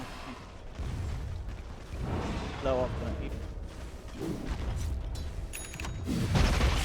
Right, and they will still hang around though. Boots down here though. Really want to try and make something happen. Miracle, of course, yet to hit level 6. He's very close, but he isn't going to have that Chemical Rage regen to help him out if IG find an opening. Boca. 3 lines, so very aware that something is going on. Yeah, he saw the Radiant Creeps were the ones doing that little sidefall, so he did see them there, but he doesn't know the Earth Spirit here. He needs backup, and even if that came through, it's not going to be quick enough with Miracle surrounded, and IG find themselves first blood there. At mid lane. Get something in return here, closing the gap onto OP, moving in with the caller. TP will come through, the spins, they're not going to be there. Can they actually keep OP alive? That's the question now, it's just Q. There's no sort of defensive play that you can offer to survive, help the Tinker survive. Quick get themselves the kill in return. It up. Back, so very good for Liquid there. We talked about already how Matsuma Man slightly struggling in the farm department, head to head against the Tinker. Lane up a bit. Get that first blood on Miracle. Gold going their way for the first blood, but Miracle, you can see kind of on the net worth hasn't been too much in terms of where he's at. You'd expect him to be top of the chart. He's now in the face lane free situation, but ultimately kills on the Tinker, slowing down that boost to travel timing for me currently is maybe the bigger objective to take. Slightly better. Burning with Midas boot, going to probably be letting his team. Okay, perhaps I could go for an investing to push out my lane and then TP somewhere if there's like a guaranteed kill, but alternatively he's got. So he doesn't want to rotate too early, but he also does. He can't just sit here farming all day long. He is going to get out farmed by an Alchemist, so it's kind of that. Where's that critical point? For now, he's going to beat. Bottom lane, they're going to look for Miracle. He does have the armlet. Uncle Rage is still on cooldown though, so IG they've managed to take him down a second time on the safe lane, and Liquid. Very nicely done as well. A few seconds, and if he had that rage, maybe he would have had a bit of a better chance. Level armored. But as we're seeing, IG, yeah, a lot of focus down there, and absolutely worth it as well. Getting that Magnus involved is going to help progression if they can get that blink and such timing, and especially before some of these key members of Liquid get their 6. Like a moment, Kuroky still at level 3. If you're able to make things happen before such things as Supernova's a threat, that's going to be fantastic for this Lifestealer Magnus lineup. Yeah, IG seem to have recognized that. Been down bottom for a game, and Kuro, very under-leveled support. His spells have long cooldowns. They also require, this hero requires a lot of level. Those spells to really start becoming powerful threats in the early game. And Kuro, good way out of this game. TP across coming from the Timberman, but amazing. Held back, yeah, by Baboka. Kuroky. He's trying to hide it out, but they have found him, and Dive already used. Go down. Time of their lives down on that bottom lane. The top lane as well really is. Burning. They have safe lane. We're seeing Miracle receiving pressure. Burning a lot less so. Mind Control is up here with GH, but two of them, incredibly hard to catch a lockdown Burning. It's going to be A-OK against just... Where the Medusa TP bottom, so there's no real threat to life. When your opposing team's 2 main cores that are doing well and farming are both carries, like Alchemist, Medusa, neither of which ganks you. Very free game as a life push, very like he was farming behind the tower, he was playing super aggressive. In the jungle here, nice setup as they come in with the kickback, looking to bring down Matumba. He's out of mana. The backup though from Kuroky. Boker and Q won't quite have enough damage to bring him down. Kind of approaching that point where supports by themselves can't kill the Alchemist and Medusa, very tanky. So if they want to get those kills, they need the life stealer instead. They need Tinker rotation. Tinker until he has the boot to travel is unlikely. Top lane. Shove the lane in. Dire's middle tower is under attack. Bothered by that armlet. That is incredibly well for IG. Find a few kills on Alchemist to slow down his timing. He's not out farming all the carries like the Alchemist normally does with free farms, so I think all in all this is a dream start, and they're going to hit this Lifestealer armlet timing at a similar time to Magnus's blink. And yeah, talking about blinks, Mind Control's just picked us up at the side shot. So they've got to make something happen here. If they can bring down Burning, oh, he messes up! Oh! He forgot to press blink. I don't think he has that. I mean, Baboka's in the perfect spot to counter initiate. I mean, maybe, but hey. It doesn't look pretty, but I think that was for the best. Okay. He may not know it. It may take watching the replay for him to realize that's good that he messed up, but worked out. He was just testing his Q button. Oh, oh no, he cancelled it. That Mind Control is he going to be? Oh yeah, pause. It looks like there's an issue with the blink. I think his blink key is broken. Hey, look, that's what it looks like to me, gods. He can't seem to blink. Oh dear. Oh dear, oh dear. Because that, I mean, I don't know. He was by a lot of creeps Burning. If he got that initial blink in. He doesn't have his armlet too, so. Would have been like Oh, a. I man. mean, the Rubik Infest does a bit of damage. Does Burning realize? Find out. Rubik will get like insta-stun silences. Here we go. Mike gets the good call in there. We'll go in on Burning, but he gets the chance to raise the silence onto 2, and now the turnaround from IG. They'll take down 1. Mind Control will get out. Maybe we would have seen the same happen even if he got the first blink pull. Absolutely. I mean, that's the thing. If Rubik can follow it up with a telekinesis and a Fatal for some extra damage to set the call, it's great. But Rubik gets insta-stun, insta-silence. Rubik doesn't get spells off there. So without that, yeah. Boca, perfect map awareness in the right spot. He's well known for this Earth Spirit. Kind of under level 2, boringly, but he's definitely achieved a lot. He's one who's been constantly moving around the map. He's getting his bottom lane. He's been getting his team look at scouting information. He's got a couple more heroes. Gets nicely blocks the roll. Getting the setup. Baroka, he has got backup on the way, so Mind Control and Croaky have to be a little bit careful. Silence, and then the RPE. Oh my goodness, XXS. Not a lot of love for the Phoenix there as he brings him down. And yeah, in return, G8 RPing the RP at XXS with the skewer back, but Mind Control's got the call. They will be able to take down the Magnus and find their favorable trade there. GH, at the end of the day, with the better RP. Man, but Spike getting the skewer. Not the end of the world for IG, who still managed to push down that bottom tower. They're really starting to press forward now. Lifestealer's getting involved, so we see Burning come online. We've got a replay here of the broken blink. As we see there, China. Mind Control. There we have it. Dire's middle tower is under attack. Poor old Mind Control. But as we were saying, probably wouldn't have made it. Fake.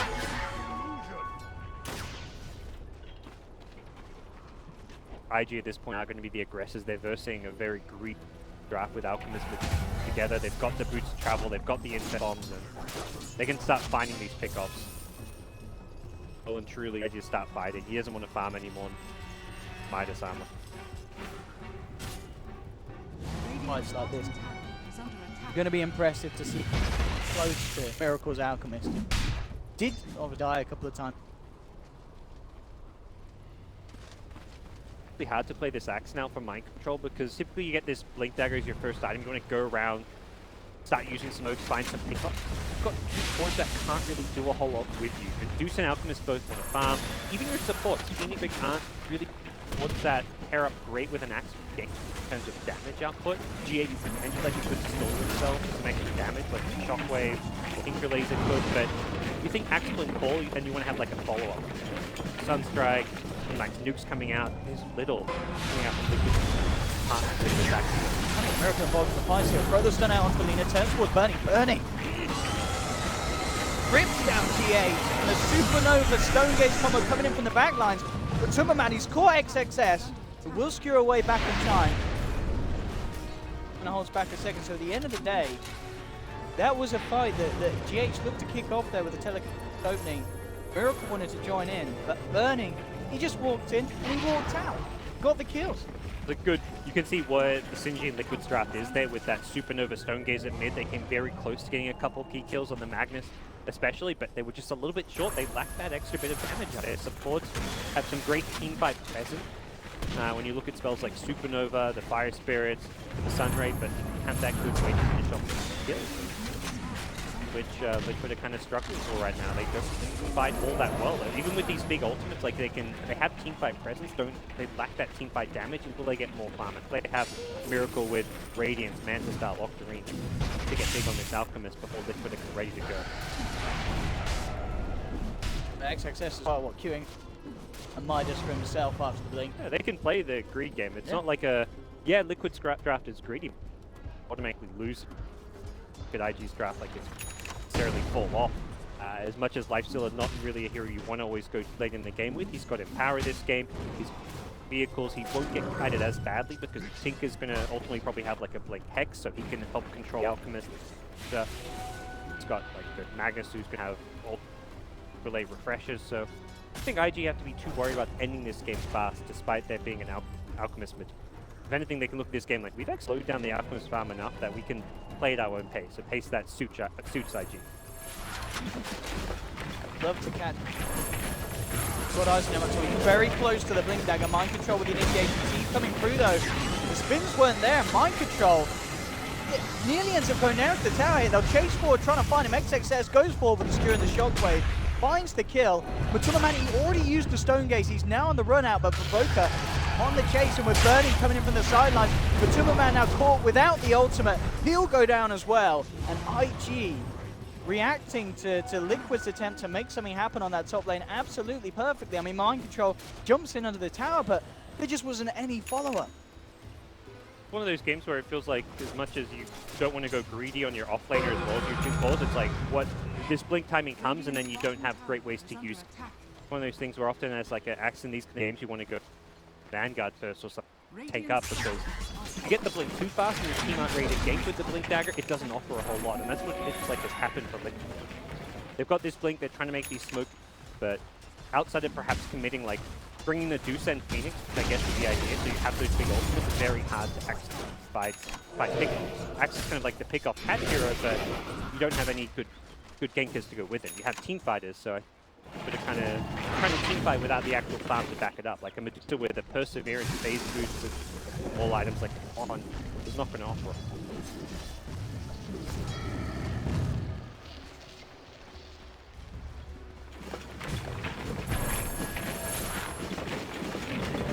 Driving that top gank attempt. About gank attempts, denied up by IG. Straight in they go, the 4 of them with a Laguna Blade from Q. They bring down the Medusa. Second time gameplay, 11 for free. IG certainly seeming strong control on this game. Fighting these patients, they've farmed like just the right amount. I talked about them fighting greed with greed, going for the Midases, having this very passive early game. They recognize that, okay, the first 10 minutes we've got everything we needed to with our kind of farming style. Now it's time to up the ante, go for these kills, put the pressure on, don't let Medusa hit her item timing. As long as one of the cores is liquiding shut down, you're in a pretty spot. Alchemist, yeah, he's starting to pull ahead, but Medusa, alternatively, if you're killing the Alchemist while Medusa gets a bit of farm, you're okay with that as well. But IG are farming across cores, they're finding kills on one of the key Liquid heroes, and it doesn't feel like Alchemist can carry this game. You need both Alchemist and Medusa. Radiant structures are fortified. We'll take that. Radiant's top tower. Deso, he's partway to his Assault Crest, close to halfway there. Can take Roshan fairly soon. IG are doing a very good job of making sure they secure objectives and not to play this greedy style with Liquid.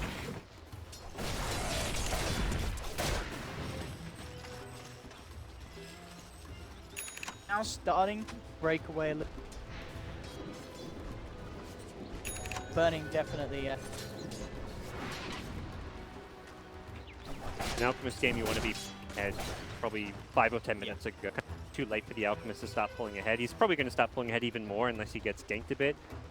Or maybe if IG like take Roshan's racks, that's where you can start getting cash, but it's not a concern. Like that's not a lead at all.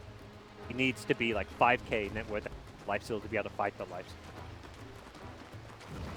Now there's such good lockdown and control in the fight with Earth Spirit, the Magnus, stuff like the open wounds, tough for Mirror. Perhaps the Mantle will help a little bit, getting out of some of those battles like you.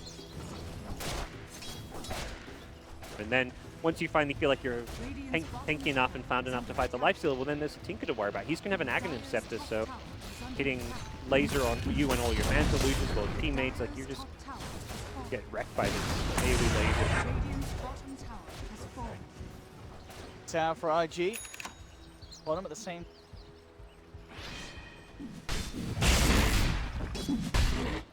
Getting around the pip. Radiant's bottom tower is under attack.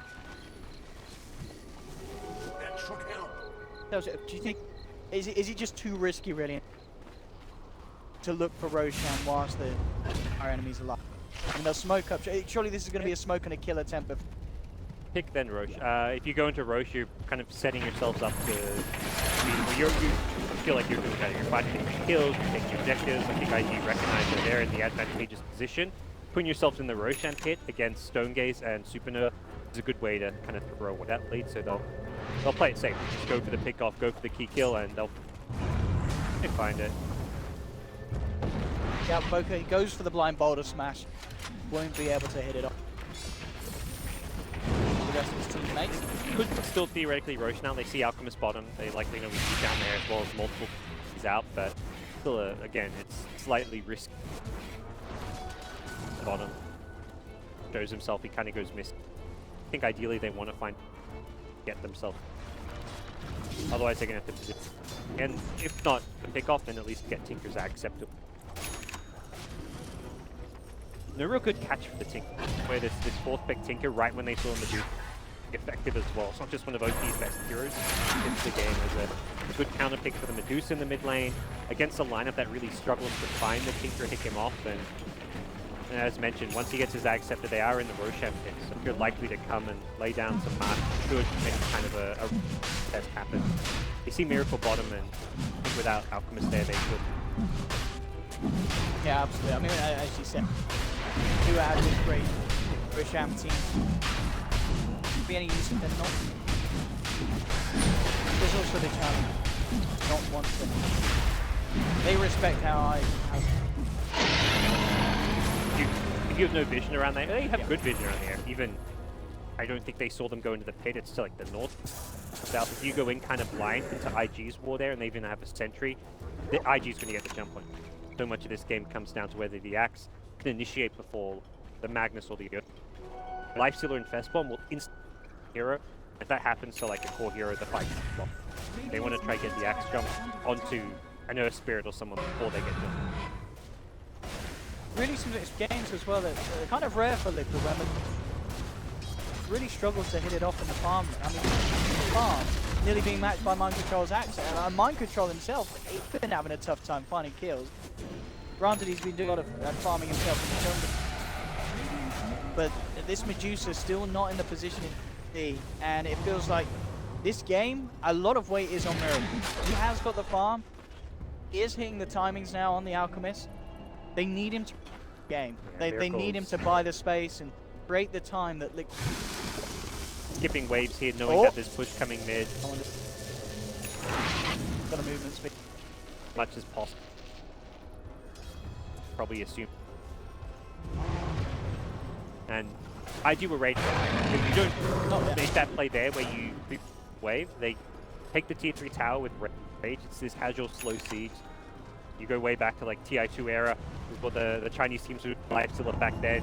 You go on the high ground, you rage. Rage is a second away from wearing off, you back off. It's just slow, steady. There's no real counterplay unless you've got a good KB piercing initiation. Even then, it's a lifesteal with an Aegis. So if you waste like a big ultimate on that, like an Axe, or even your Axe goes in to call a lifestealer, Axe is going to die. And best case scenario, you take an Aegis and you've lost like 2 or 3. Slow, steady siege coming. This time the creep wave has not been skipped, and IG are ready for round 2 at the tower. They've got good high ground potential. Damage. At the same time, Liquid do have ways to counteract it. Mind Control will jump in, start to bring Burning back. Don't waste the rage. That's a good play from Mind Control. The second he rages, he just wants to hit the tower for 2 seconds, then back off, and he makes sure that Burning doesn't get any damage on the tower, because you don't do anything to respond, he will slowly take your base and push IG back a little bit. They are. I want to try and catch IG before they go for that next high ground push. Again, just on the sidelines, just to my man. Mind Control. Down for the base. Tough. Can you really catch like an Earth Spirit or a Magnus, one of the by controlling heroes? It's all about Mind Control's cool. Here's their initiation. Perfectly. Throw in the front is gonna. Oh, with the sentry. They see it. Find that jump. Back in. Burning back on towards the tower. Tower down. Burning looking towards Miracle. There's the jump. Gets one. It will catch the Earthquake. Immediately coming into the middle with the supernova. And that will cause IG to spread. The Stone Gaze is out as well. I mean, the IG have got to seriously think about fighting back into this one. Now that the ults are down, maybe, but they've lost an Earth Spirit. Burning will turn towards Kuroki, but immediately out with the dive. Miracle again, just cutting the creep, trying to destroy this push. Fiend RP, who's there with the follow-up step, the Laguna Blade that slashes from Burning him as he rips him down. Nice attempt, like they IG were so good at responding to that. The second they saw that dive in with the Skura just supernova to the middle 5 heroes, knowing that the Stone Gaze wouldn't protect them, and IG didn't try and kill it. They just split. They 5-man, ran away from the egg, and left the Earth Spirit to die, but they even killed the Axe before Earth Spirit even went down. Axe was dead. Miracle came close to getting the Tinker, but once Tinker TP home, healed himself up. Not looking good for him. Of the ages. And as we did see, we saw the effectiveness of preventing the creep. The first creep wave coming across that fight. They did slow down there. See, Mind Control's in again with the call, trying to rip Burning away from the racks whilst he's raged up. Doing their best to slow it. They don't want to buy back, it looks like, on Miracle. They want to wait that 20 seconds, and the Liquid they make. Except that this Rax is gone. It's probably at better. least the melee, at least. Give up the racks rather than the out buyback. Use the out buyback, he dies again, it's game over. Even if he doesn't die again, it slows down his off-range timing by such a big margin that it's not better off you lose a Rax. Like, losing 1 melee Rax is not a massive problem for a lineup with a mid and an out. They can play down a melee Rax. They were going to lose their shrines anyways once that's down, so we'll IG regroup, take down some of these shrines, wait for the next Roshan before going to high ground push. Very kind of methodical play coming out of the gaming team. But they're going to have to get whatever items they can get as soon as possible. Medusa only now has a link. Yasha to go with it. Matu, highlighted, has really struggled to find farm this game. Not being a very mobile hero. That's where Axe was actually managed to get farm. He can like push out lane, has the blink, kind of escape any route. Very slow, sluggish, not very mobile, and if caught out, you're kind of just dead, even with the Stone Gaze TP kind of play. There's enough disables. Don't really have the ability to farm places on the map. It certainly, it feels like a lot of elements of that not kicked it off this game. I mean, it also, Roki's just struggled to find levels on this one. Quite far behind. That level 1 super. Still just level 8 at 28.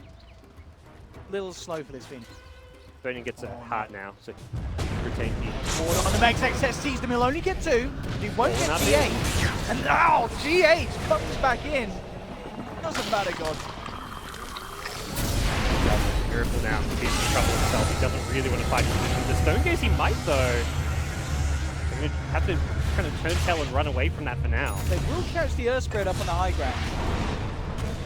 Now Burning still pretty much our OP and XXS. They're ready for another fight. Burning heals up with the heart regen, then he's back in. He'll start working on his bottom lane. And the empower damage is buffed up even further by this heart stress. You see that.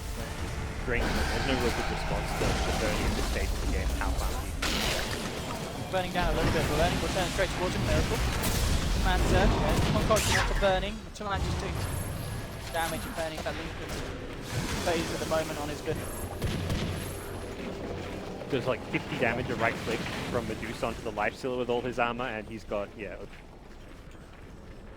Good luck bringing down Burning. How do you... He gets the free evasion at level 20 as well with his talent, I imagine. Movement Seed is kind of nice, but teen evasion against the Alchemist seems to go. Going to increase his HP even. He is close to that 6 odds point. He's going Butterfly as his final item. At least he's queued it up for now. I think he recognizes evasion's going to be super valuable. How do you farm an MKB through this Medusa? It has no items whatsoever. Alchemist can theoretically farm an evasion piercing item, but you're an Alchemist. You don't want to. Shivers, then you start pulling Aghanim Scepters perhaps. Maybe you get an AC in there, an Abyssal. And is very hard to counter. Line up with this. Well, I mean, as we kind of see, his best bet at this moment really is to make sure these fights don't happen around the... And they're hunting for him. But I mean, they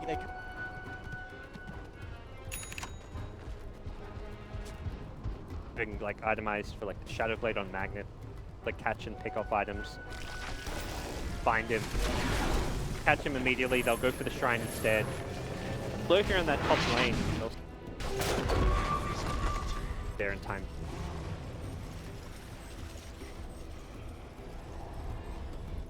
In this game, I think a lot of people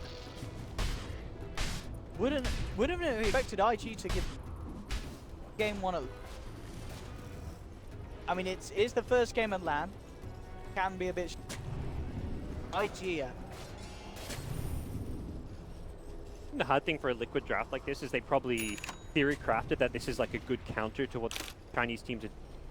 Lifestealer, how you've got this team fight with Deucer, Stone Gaze with the Supernova. Phoenix is good against it. Can they kill Burning? They've got 4 heroes here surrounding him. DH will kind of tentatively lift him up, but the rest of them say, no, we can't kill the Lifestealer. We've got to go for the rest. They'll jump in on the back line, and XXS falling low, but he uses himself up. They feel the active return.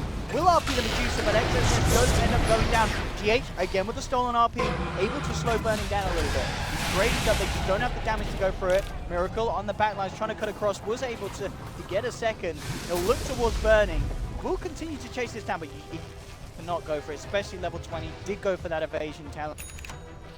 There is just no way they can cut through that Lifestealer. Even if there's 5 of their heroes and 1 of the Lifestealer, I still question how, or if they can kill him. He walked into 4 and they ignored him and grabbed the Magnum. Kind of says it all. Trying to come in on Miracle there. The full force to dispatch of this Alchemist. Miracle has got the backup of the broken Subray. Can they keep the Alchemist alive? Looks like they will be able to. And maybe seeing if the concoction was needed to hold back IG. But as we're saying, as unkillable Burning is, and then Miracle, surrounded by the majority of IG, they quite kill him. Main difference between the two, while both being kind of unkillable, is Burning a hell of a lot of damage. This Alchemist can do damage, it's just nowhere comparable to what the Lifestealers do. Has reached that 6-slot Alchemist at a reasonable-ish time, like you normally see around 28, 30 minutes, and he still can progress item-wise, but these 6 items is normally around the 28 minutes, so he's a little bit slower, but it's less, not so much Miracle's timing of his items, it's where the rest of his team's at in terms of and where IG's at. IG is super farmed on both Lifestealer as well as Kinker. They've got map control, the Roche control, that Roche is about to reset the max timer. Probably doesn't matter for IG too much that it's God, look at this. Kind of, we're not doing great. I think the S or Y on Medusa. whatever cheap cost-effective items you can buy at this point. I guess the Manta's like the one other. With all the buffs, I think he's just rating the sign slightly above the Manta. And the Manta illusions die incredibly fast to like main benefit is get out of some spells. Islands. Felt bad of it. Does have backup from the team. Burning. He's looking towards Matuma Man. There's good chances of Stone Gaze. And that will force Burning to back. Still win for IG. That's Stone Gaze on cooldown. They can use that to secure themselves. They're going to smoke and actually fight perhaps.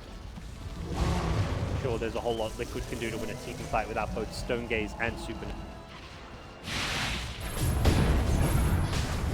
Blink out there, chase him down as both could come. Got Burning inside him.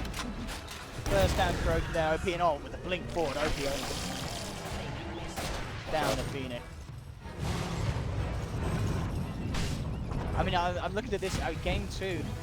What's the biggest issue do you feel? Is there going to be here that we're not going to see let IG get their hands on it?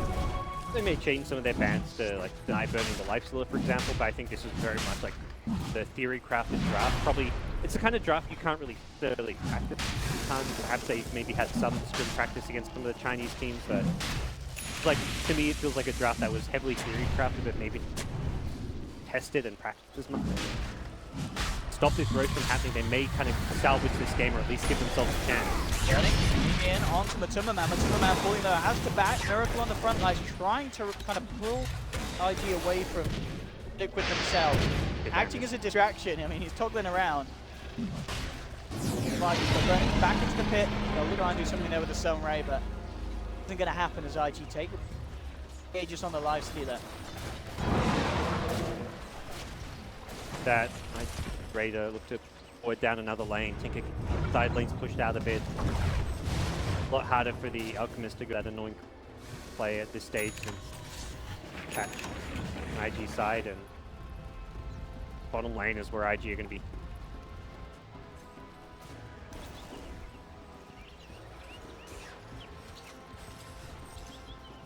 Have all the ultimate.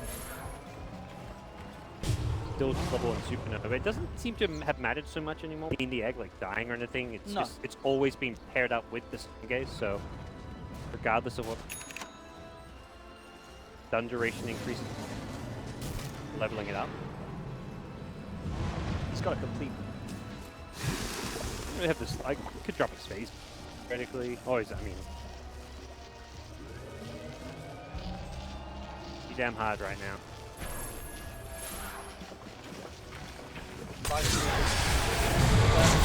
Will be called XXS with the RP only onto one though. A lot of chances. There's Miracle Axe on the backlines already with the BKB trying to bring down OP. And in fact, with KingCharlie going to do they can. They'll take him down. Stone Gage forcing RG to back. They've actually caught XXS on the sidelines as well, who yields himself up. Burning's going to try and do his best to get them off XXS, and they will. He'll allow XXS. Miracle gets bursted, will buy back.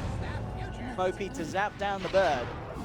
I think a good time to Tinker buyback there. You know this is like the fight where you're taking racks. Your opponents are going to have to buy back. Tinker, they've just used their ultimate, so it's less about like using your buyback to force a rack, but more about knowing that you can fight with those big ultimates down there together. Bring you down. Back in. Bursting them down, jumps forward again for round 2 and brings down mind control. Right back on the axe. IG melee racks, Burning sticking around for the bonus as he. Well. Stick around in this game knowing that things can turn with one good fight and just picking up an item or two. Is there any axe that could... That is what he's going for now. Who can he give this to? H on the Yeah, I'm thinking it's either that or I mean the Phoenix save is kind of nice because you can put a teammate in the egg and keep the line. Yeah. But I mean, one of the two. You get what GH kind of his spells. It's going to be very nice for high ground, but then Magnus had struggled to kind of cover his RP, but I think more testament to GH and how on point he has been with timing of his RP skills. And if he gets if he gets given the Aghanim power, suddenly Medusa got damage. You know what I mean with that aura. Bad often.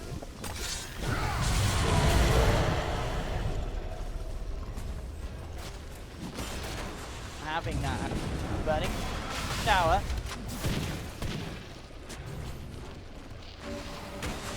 Still has that Aegis. Will get him back up so he can care that he takes a big chunk of damage. Sit around, wait for that regen to kick in, and then pelt away on this tier 3 tower once again. There is a glyph to protect it, but you've got to engage if you're looking. Burning away. Careful how close they get. They know that that Magnus is looking for an RP potential. Will once again be forced.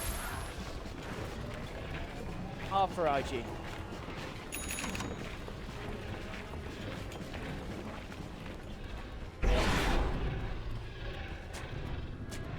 A full minute left on the Aegis, so they will continue and the tower. I think it's the one that needs to be most careful without buyback though. Oh, back onto Burning. Concoction, they look to try and get it off better than he Miracle. does get Stewart back. Stuns himself, OP.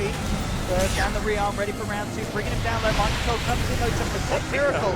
With the call onto Tinker, they'll bring down OP. And of course, this is a man that's going to be dead for a long time as buyback almost certainly still on cooldown from that engagement down on the bottom lane earlier. He's out for a full second. And IG lost back, so that's only going to be 90 seconds. IG unlikely try and make a high happen. That slow does open back up for Aghanim's house. Just a few hundred away from point booster. That from this bot farm and goes with ports. It's unlikely to be access. Surely it goes through there. And with GH, just as you playing like that's that man's you do it based on merit, not based on absolutely. You do it on how well your teammates are playing. Yeah.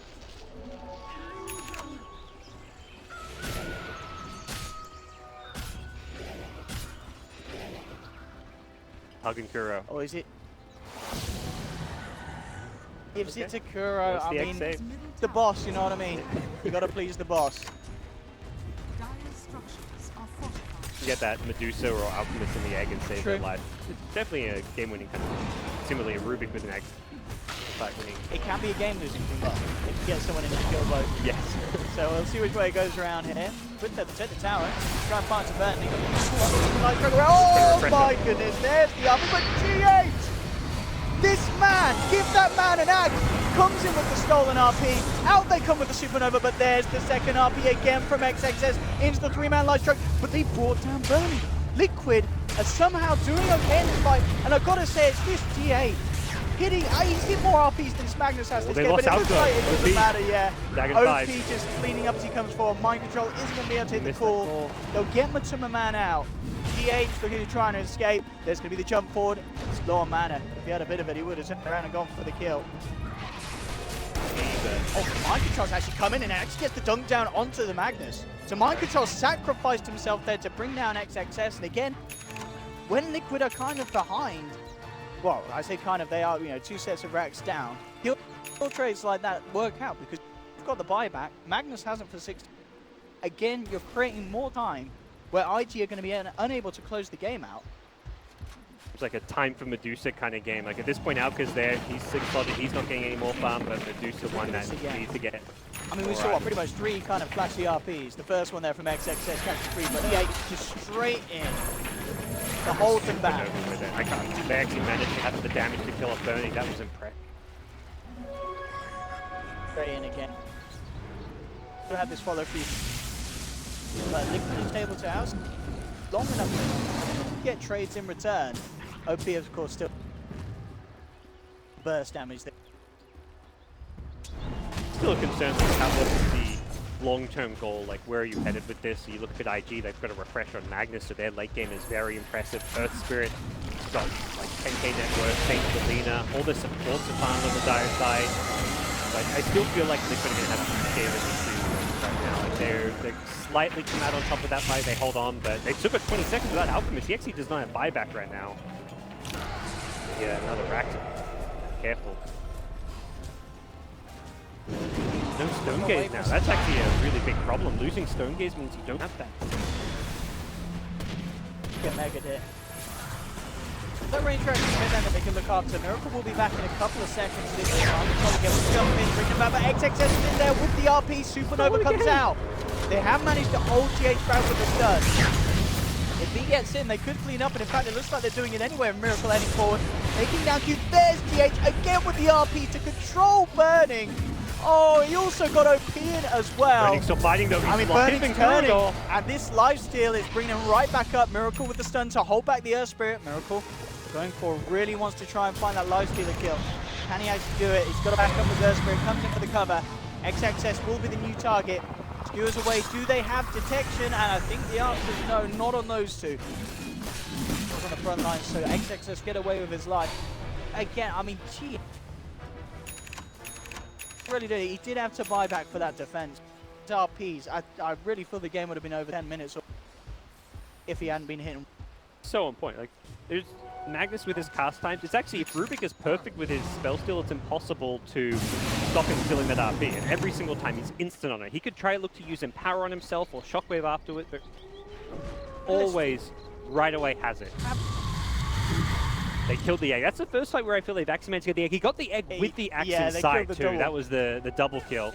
That was really nicely done by Q. And that was something that was kind of mentioned when the Lina pick came up by the panelists. That was actually not bad at dealing with that egg. So seeing it as kind of a pseudo solution from a support hero at that. So got to give credit as well to yes.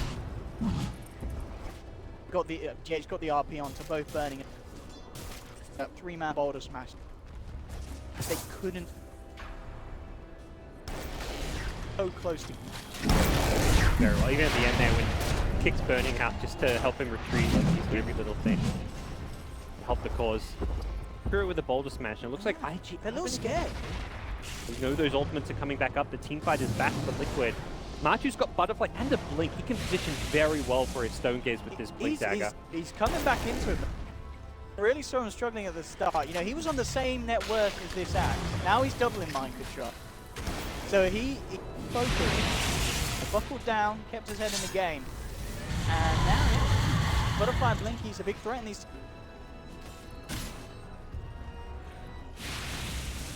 against the range, and the Alchemist can cause problems. Does have the MKB to deal with Butterfly, but the item stats and helps elsewhere. Right. The problem is, the longer you stand if you're Liquid, bottom lane's going to push, top lane's going to at some point. Otherwise, that range racks on top, your tier 4 towers are going to start getting chipped away. I wouldn't even mind seeing like Tinker TP bottom, push out lane. He TP's top, he has that idea in mind. Where he push out, he's like, Kuro! Oh, he managed to egg? I think he went for the egg, but actually he doesn't want to egg. He's got the -20 respawn time. He respawns very quickly. Looks like he was trying to pass something. Trying to pull them away from him. In fact, he has to be a little bit careful, getting bursted down low. Pots the BKB, burning for the rage though. Looking to fight, mind control charge for the blink, won't catch anyone. Back into the pit.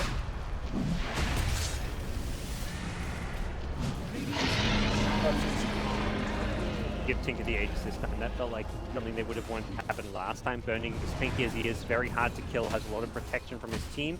Tinker, if he ever gets there on top of it, Tinker, he's just dead. So giving the Aegis seems like a good way to move forward with this game. Item slot limitation. Bloodthorn as last final item. Does have the cheese. What Liquid can do if they can hold once more. Tough odds. They have got some buybacks. Theirs, they won't have that GH group. Got is this going to go to himself, or do you think? Better on Medusa in some ways. Miracle's more like a frontline tank. Frontline tank, he's been ripped straight into the midst of it all there. How managed to pull the rest of ID away from Burning though? Burning on the front line, of course, doesn't have that Aegis. They get so big, he can't get it out. He's down. Goal. They put them up so well. Isolate Burning, then they stun him up with the Stone Gaze, and able to, if he gets the cheese off there, perhaps IG can salvage it, but great initiation from Liquid. That's why Miracle being that frontline tank, his job is just run at the back line and keep them busy. He's very hard to kill, and the Medusa with the rest of the support down Burning there. Radiant's middle tower. God, is he going to win? 4. Possible. But as you said, this absolutely makes.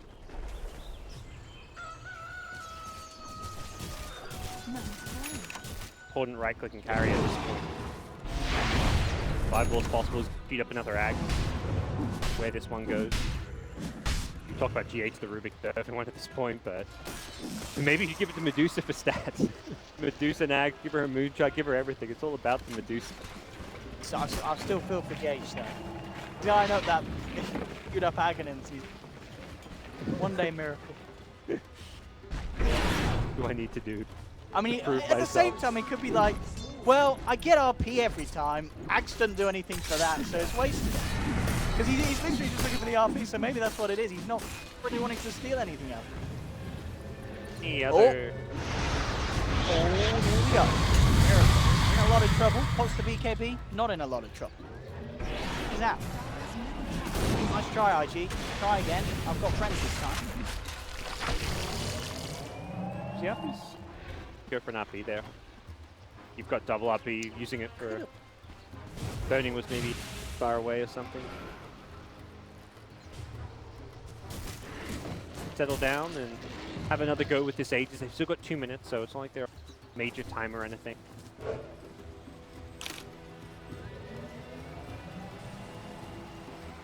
The last Mega Creeps is not game over is the other thing, but still want to make sure you get it. Makes it a lot harder. Liquid have to then prioritize defending and pushing a lot more than you definitely want to get it, but the game will still go beyond Mega. And you've got to, at some point you're going to have to fight them when they're... And there we go, Miracle once again, but just walking the back line doesn't actually even work. Time now to defend again. They get the grip and the Stone Gaze. The RP comes through from XXS onto 3. Empowered Burning starting to rip through them, but in comes the swoop from Kuroki with the Supernova. Who's got him silent there? These Miracle. The Timmerman, he kept the Timmerman, saved him from the second RP. Didn't get the RP. I perhaps misclicked onto the Lifesteal because he's still infected. The Lifesteal was on top of the Magnus when he went in for the Blink RP, so it looked like PH the first time in the entire game. It's just like hard to like point out like, oh, he made a mistake, but it was not even a mistake. He stole an RP like 7 of 8 times. He knows that the refresh is there. He's like, I won't steal the first one, I'll steal the second one. Here we go again, Burning straight forward. Mind control with the call to bring him back. Evasion just doing a lot for Burning, keeping him alive, allowing him to take down the range rush on the back line. Miracle around again. I mean, I expect him to be completely left alone on this front line. He'll be taken down. Miracles. Man slam, but that's kind of what his job has been. Keep the other 4 heroes distracted and allow the rest of Liquid to actually find kills, because Miracle like is kind of 1v. He's not expecting to get kills in those 1v3, 1v4 scenarios. He's just trying to stay alive and keep here busy. Prevent his blink from going off. His Radiance is like the key thing. Tinker can't link in to help Burning on the front lines, to help Magnus.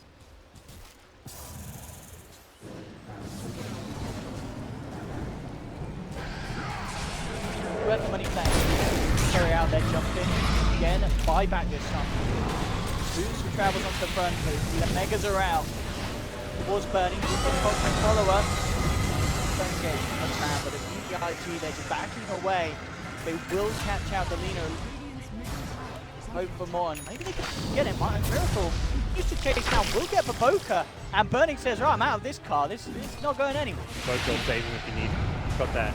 Stone. Activate Remnant. Hold for. Actually, yeah, Burning. What a bomber. Oki's actually coming on the back lines, interestingly enough. And Liquid just turn and bring down the Tinker. Bit of an interesting position for Oki to find himself in. Burning. In back towards Miracle. KB so he can walk off the open wounds, and now Mind Control comes in.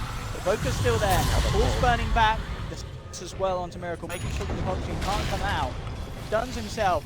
Burning turns towards the Alchemist, trying to walk it off. The Glimmer came and the Man Skull. XXS RP's nothing. Doesn't manage to catch the out. Oh, we got the Yules though. Oh, and indeed Great cancels the TP. They will almost certainly do indeed bring down Miracle, who does not have buyback. Now for 110 seconds, the rest of Liquid will get themselves back to safety. Chaos from Timmerman was able to get Curry out to the secret shop at the MKE. Oh, Miracle. Right there, Miracle did a nice job expecting the RP coming in, dodges it to the north, but then XSX scouts him with the Shivers to set up the Yule's cancel. So great plays from both the cores there, and now without Miracle alive, worried for good space here. They will just kind of hug the tier 4s. The nice thing is you're not worried about having to defend racks anymore. You can just stand right by your tier 4s with the Medusa right in the way. Sentry hit immediately with a call into the Stone Gate. This could be a good opening for them to go for. Magnus will use his stuff up, trying to survive, does still get the skewer back onto Matumberman. Follow through Boulder Smash with Revoker, allows him to get out. But Matumberman with no blink, forced up to the high ground, as Liquid will keep Matumberman alive. Fine time. Said. Fine time, but using the Stone Gaze again. Now they don't really have any good defense tools for 4 towers and their own burning. Not enough as Liquid just starts to melt. There'll be a buyback from the Timberman, but IG dying of dying about in his age. No buybacks on the rest of them. The Timberman stoned and out of the fountain. GG is called, and IG will finally end up closing the game. We kind of expected a potential long one from it.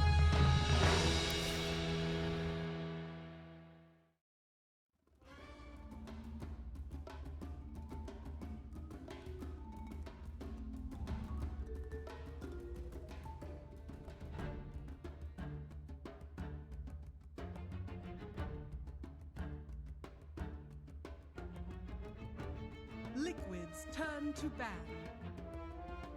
Radiant team ban.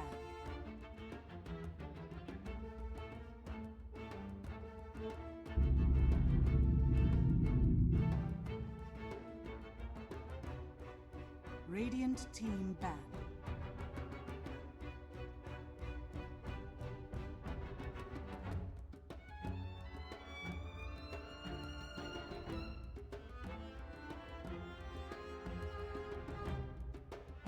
Seconds remaining.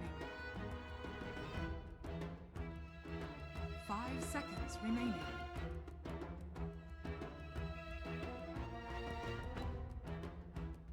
Liquid's turn to pick. Mix assassin. Radiant team pick.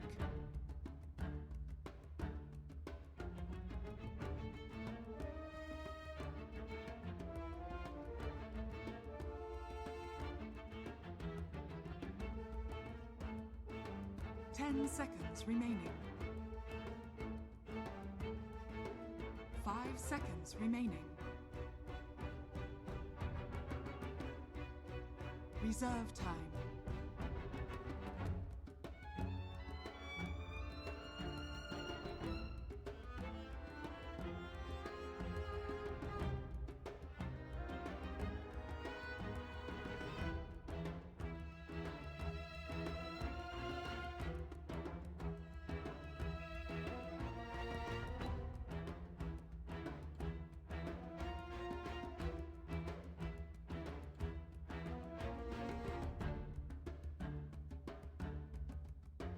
Monkey King.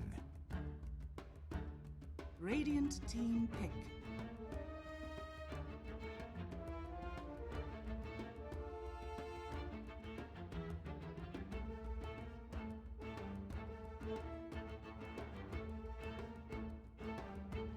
Ten seconds remaining.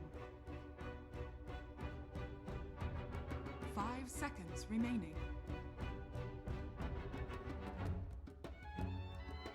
Reserve time.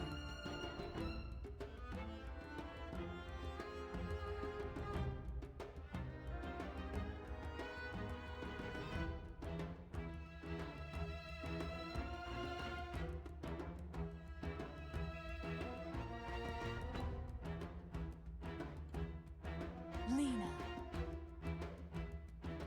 Liquids. Keeper of the light.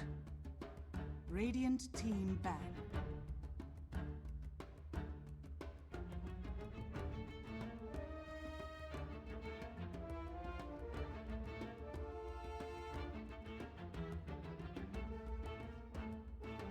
Ten seconds remaining.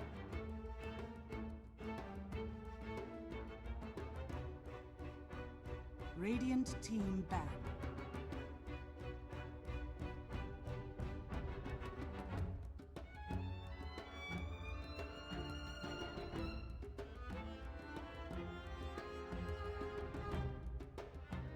Ten seconds remaining.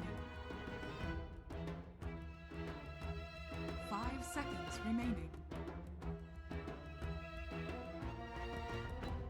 Reserve time.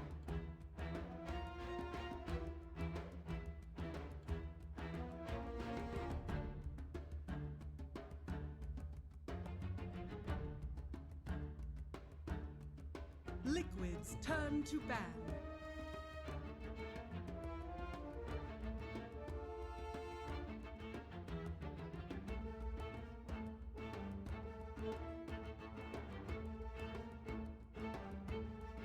Ten seconds remaining. 5 seconds remaining. Reserve time.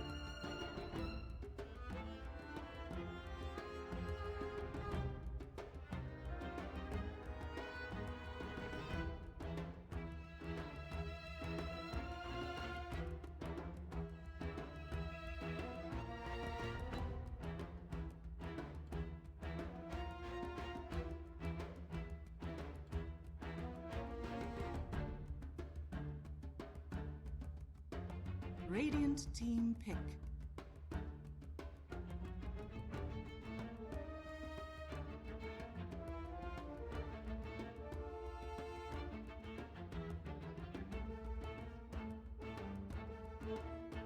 Ten seconds remaining. 5 seconds remaining.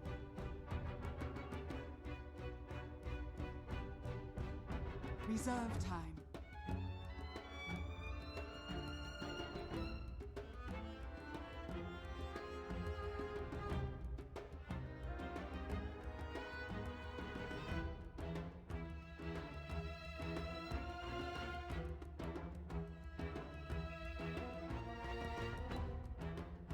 Legion Commander!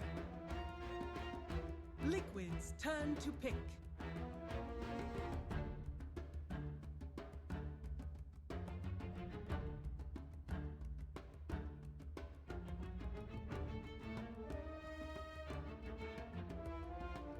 Ten seconds remaining. Radiant team pick.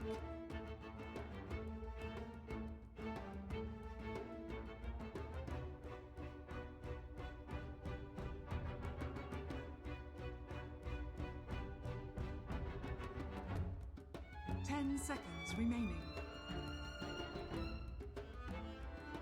5 seconds remaining. Reserve time.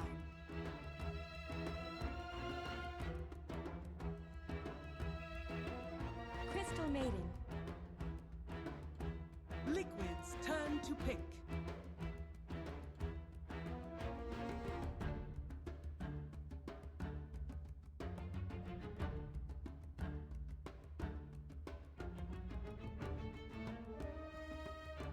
Ten seconds remaining. 5 seconds remaining. Reserve time.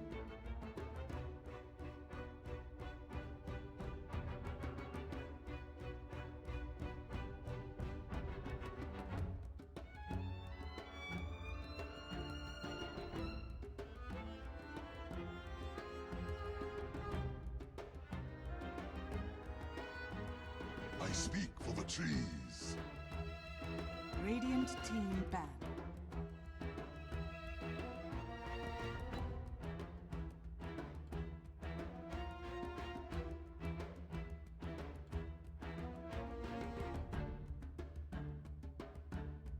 Ten seconds remaining. 5 seconds remaining.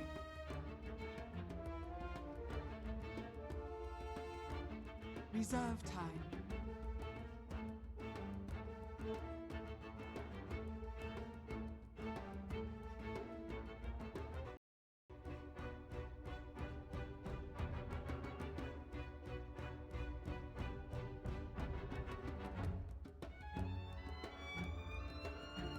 Ten seconds remaining.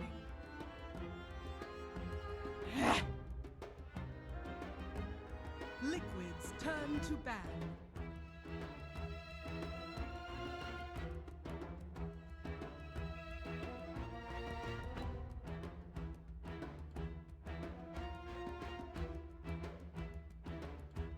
Ten seconds remaining. 5 seconds remaining. Reserve time.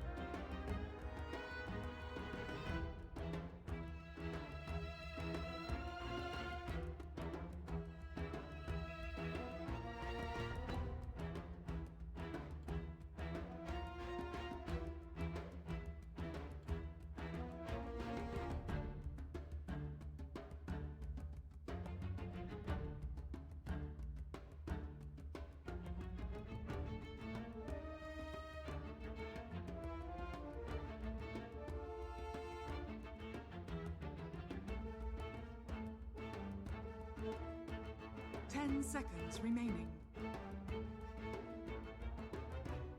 5 seconds remaining. Liquid's turn to pick.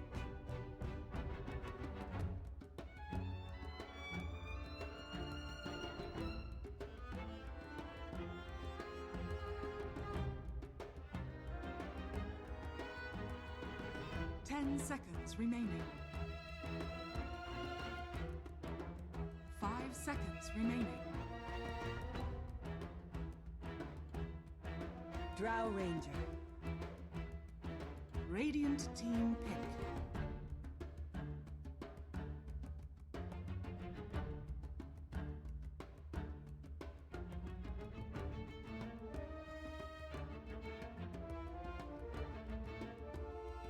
Ten seconds remaining.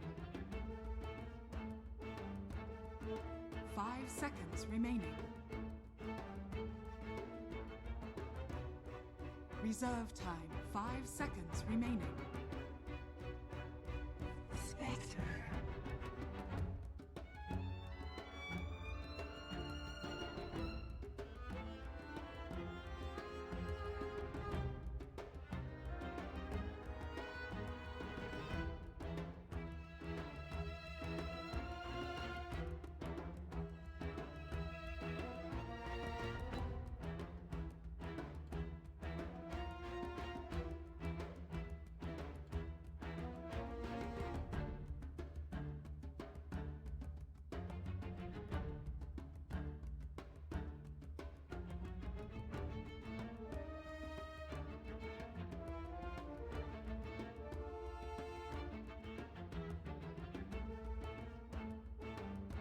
Ten seconds remaining.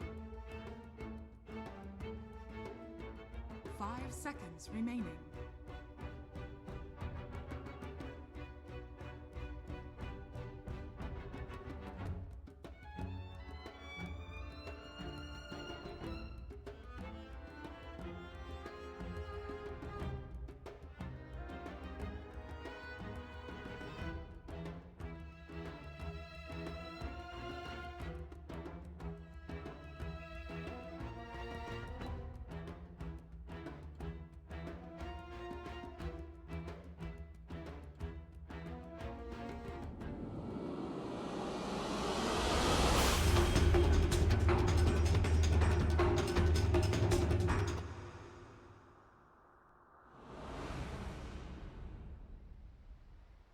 They've gone for something different in this game. Drow Rangers, Nature's Prophet. You're doing this against a team that kind of just beat you down. Prepare for battle. Kind of one of the harder beatdowns we've seen that Liquid have received in a while, because Liquid have been looking hot. With IG is then an unconventional draft. Lina merging thing China, but see how these drafts. You know, I'm excited about God. We have got the triple Arcanas, pay to win, boys and girls. It will be confirmed if IG take. Legion? Oh, 4-man. I can't count. There's 4 Arcanas. Oh. We've got the MK. We've got 4. CM has heard. Yeah. CM Spectre Arcana confirmed. It's the missing piece. If IG win this game, Valve will release it after they won't really. Don't expect a Spectre Arcana. I'm for it. Spectre Arcana. But 4 Arcanas. I mean, how do you beat that? Arcanas. I mean, not with yeah. You've got 0 on Liquid, so. With the non-Arcana strap. Gotta figure. But yes, let's talk about this lineup from Liquid. So Drow, Nature's Prophet coming through. Look at the lanes that we've got coming out as well. Yeah. NP mid is Wama. The seeds are fought. Death and good are linked. Martu played.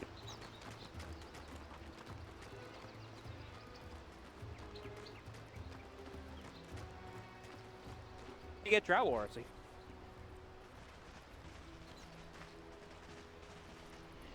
At early levels of Dragon Slate. I mean, as you were saying as well to me in the Josh, played the. Does he play it more so in the safe lane, or is mid lane somewhere that he will take it if it feels the matchup? Back it used to.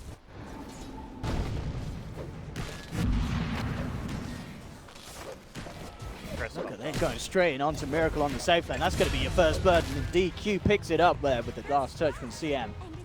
The Boker's out. Safety. Unjust. 18 HP.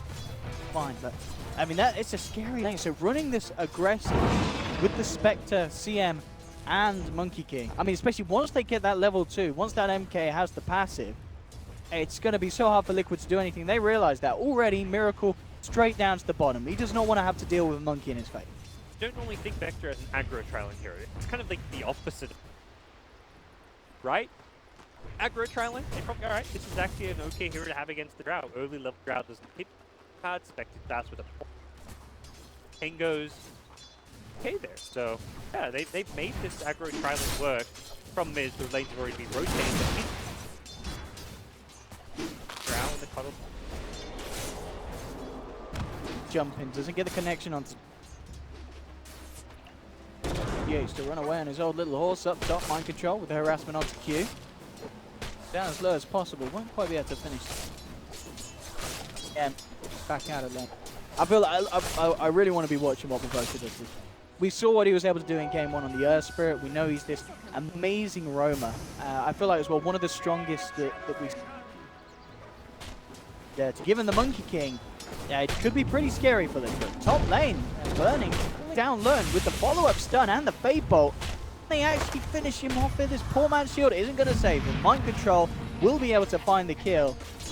So he gets himself out of the tower. It's not quite enough to bring him down. So Spectre left alone for a little bit as the CM did back away because of that harassment and the kill. Some things where you're trying to like optimize your value. Mind, take escape. Get back to his shrine. You can't die there. You've got to survive on that team. And get to your shrine. Value of taking. He's down bottom, he wants to farm this. GH is going to look for the body block. He's going to be able to find them, but the stun still connects. Mind control comes in. There'll be a reaction from XSS. They've lost one. XXS, can he find Matu in return? No, he can't. With the Verifier, Matuma Man's back off to the high ground. Will survive. Do get themselves the second pick of the game, but bottom lane, Baboka around with Miracle. Has still got the tree drum. Seconds, and he can get himself back down, but Miracle's with the south. Be able to get away before he's able to get the final spring off. Has an extra point. Oh, is he not? Oh, sorry, yeah.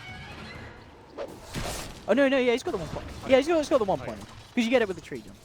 Come on, God. Yeah. Come on, Monkey King play. Oh, I am God. Oh, I am. Bad one at that. A fraction of all.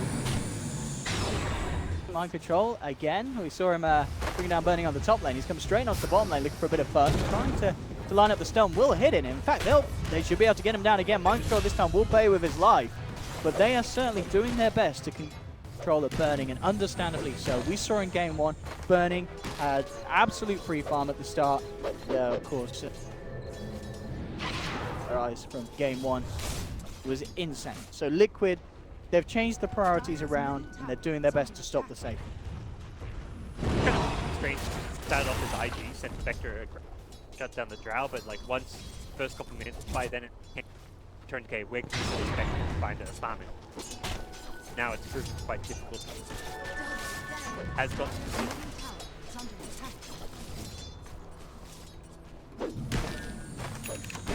getting like this. Wow, mind control. Go in. Be a little careful to still land that gold staff is there. It's already justified itself. Isn't that pseudo like they're invisible? Time you are that.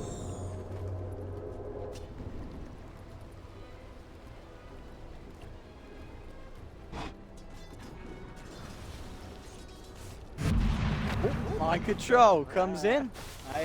Cuts the tree down, holds the Monkey King back for a little bit.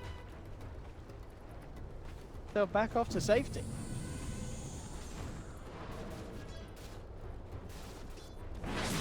Top lanes. Get pressured a little bit.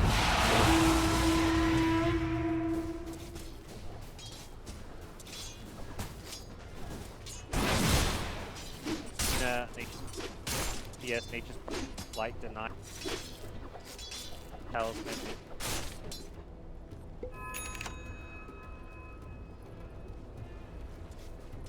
Now we see the nature.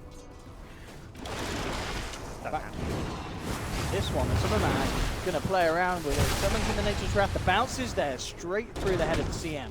Rips her down at the same time. Bottom lane, mind control with the opening onto Baboka. Takes down one. Burning will find GH in return. 5. Bottom. Hate for this now. Kuroki coming around from the side. Looks like XSS will be punished for his group. 3 for Liquid. Already looking to much better start than game. Faceless. That ultimate. Bottom and even top. The Monkey goes straight onto GH with the Primal Spring. Everyone's got to be careful. Ooh, he'll take the kill on the way out. One creep on the tower, but the aggro in, and not worth it at all. The IG mid lane.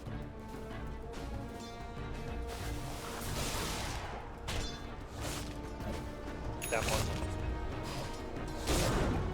Dick charges, turns around for a quick stun. Enough to keep him alive. It's mind control back to what? Burning can do his hit.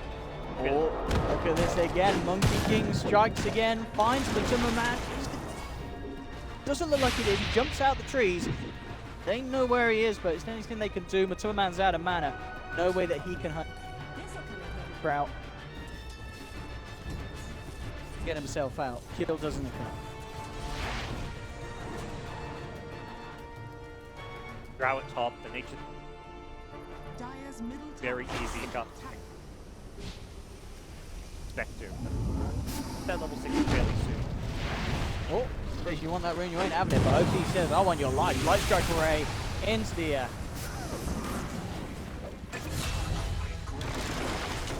Kill. It's up. It's tough with diagram. Doesn't matter the kill. Time mind control. Turned up with the wraparound. Vocal will be punished. Get a bit more space down on the bottom. Fighting a lot of brawling. Coming out on top with the better trade. Them in his early game fighting out in phase. Drums it look like this time's being made a lot cheaper. Cost effective. Warriors of the wood. Extra help.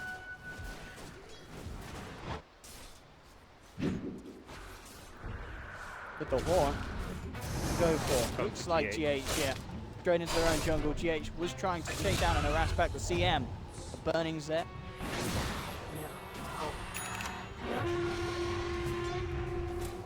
This will come in handy. Kill the idea with the possible, and then go farm while it's on. As even start accumulating those urge charges with some extra damage output for gank.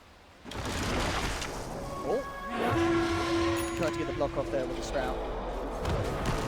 Okay. Jumping onto the Timberman. Miracle's there as well. Holds them back with the stun. Tries to get onto the tree. In fact, turns into the tree. Oh, he's been done! No, the Timberman walks round. He can't see him to right-click him. They lose the Nature's Prophet. IG. I don't know how much that matters. Like, I'm not a Monkey King player. I can't really say what. I mean, basically what I think he did, because man was kind of click around the tree line trying to get round. They lost aggro kind of. And because he didn't click on it, go for it, his hero was trying to walk past it, and it was like, hang on, there shouldn't be a tree here. And then the Monkey King's like, I'm not a tree. I'm a killing machine. IG. As well. So much fun when you see new heroes from the cap. King's adding a nice little flavor. Not fun for Liquid. Fun for us. Fun when the GH starts playing it. All the people who play Ricky and Bounty Hunter, like MNT, I'm sure are so happy. Captain Mode, just like another alternative roaming hero. Oh, I want to see the Jared. I feel like that's one of the first one to play it in competitive. that was MNT. Oh, that was MNT was right. that was an elimination. A hero that could suit him very well. We're seeing it here with players like Provoke. Oh, exactly the same kind of play. Now, phase boots up. I find an opening on tape. Haunts up soon, and that's where I think to be very strong. They could look. They're looking to hold it. They're good. Sorry, just let. Hell. Guys, defend this one too. It's out of mana. Top lane's going to target. Morris Miracle has been surrounded. Go. Drow.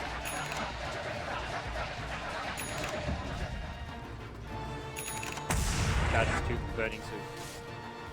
For ganking for himself while he farms. Liquid do want to keep applying pressure. Was that was Monkey King down? That's like 70 seconds. Radiant's Try and push middle tower. is under Bob attack. takes it. Got this very game. They just drops. Drow was in fairly early game. Like this is.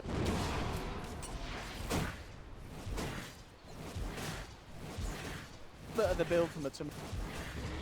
I guess it's going to be. Maelstrom's good. Theoretically, go back for a Midas as well. Dire's middle tower is under Maelstrom.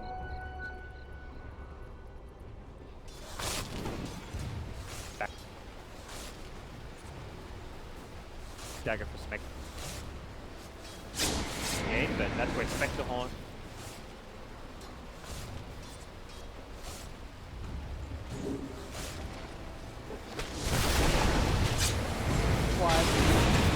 Straight onto the backlines, looks for the 3-man stun, will take down the with the light strike into the Luna, burst down mind control, jumping across. They've got the vision on Matuma Man. Do they have the stun? They don't have anything available. As the Sprout as well blocked XXF, getting in range. Matuma Man gets out. 1-2 for 1, but they are losing burn. Burning is still favor like IG. It's during their downtime. Like they're meant to be have haunt they, but they managed to very similar to game 1 where Burning was the life stealer. He just baits Burning, ready for the opponent. Go for him. He counter initiates so well to get in the position for the stun. I feel like a lot of players there just instantly stun, try and save their carry, but he's like, no, I'm going to make sure we get a good stun on him and find 2-3. Burning dies. He was like that anyway. Great little play. Yeah. Cross there. Gaze down. Gone.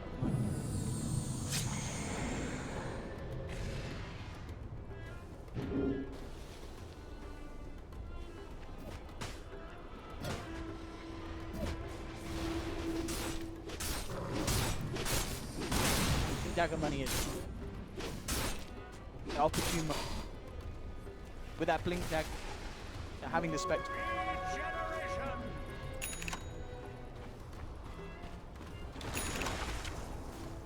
Spam out their spells. This is really nice for Spectre. Another dagger to perhaps farm faster and just but you can pull that bottom with this.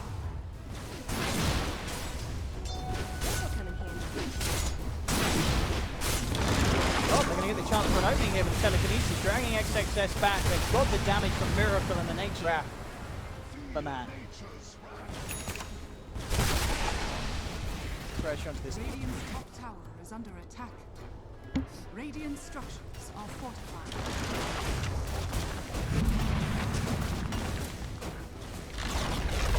Radiant's top tower. They're looking for more action. One will come in with the attempted turnaround. I've already lost OP, but Boca coming out with the ultimate mind control, trying to get himself out, get out of range of the tower. Under the cover of Vendetta, survives. Boca's hot on the chase over the Timberman. Has the Sprout, traps the Monkey. Monkey jumps out. Chase down with Timberman. He cannot hide from his XXS comes across with the dual mind control, with the stun, might just buy the time to keep the duel itself. Would count, but Timberman tries for the Sprout TP, but it's not going to happen with Q and the ultimate. Good life for the Nace. Not that duel. Very well. He's very active on the map, constantly roaming around trying to pick up. Yeah, which will find another kill. Miracle. They have an escape plan. Capture me, can indeed. Straight away stun off the attempt to TP out from Miracle. Here comes the deep. Boca with those slaps. He's trying to give it to Burning though. Burning says, I want this kill. Boca says, go on, take it. Take it. Burning finally picks up. It's definitely worth giving. Trying to get that fast radiance. Often early game, you're like, you don't care if you support stage of the game where Spectre hasn't found it. Whatever kills. It's a guarantee. You really don't up for grabs if there's a chance that the drop. Whatever gold he can get. Want to kill this monkey? And they're found. No way that he escapes from this Maelstrom now. More than enough.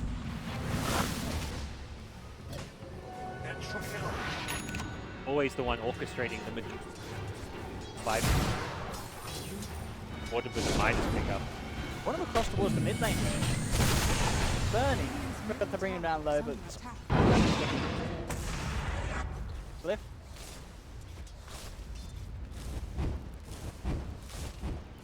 group up and go. They have got the horn line soon. They haven't been the ones getting the jump. It feels like we're often getting the jump on them, and that's where they want to smoke up with the Legion.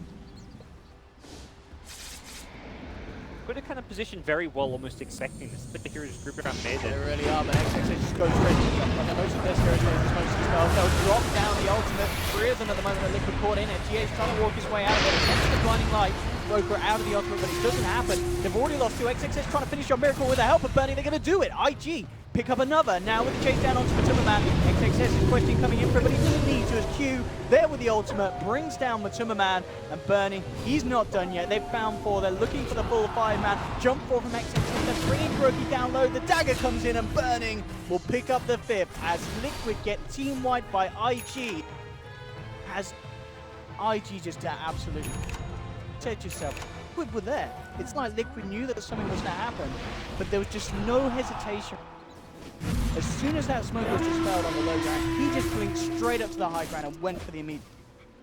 Coddle even got the 4-star Just look at it. as he jeweled.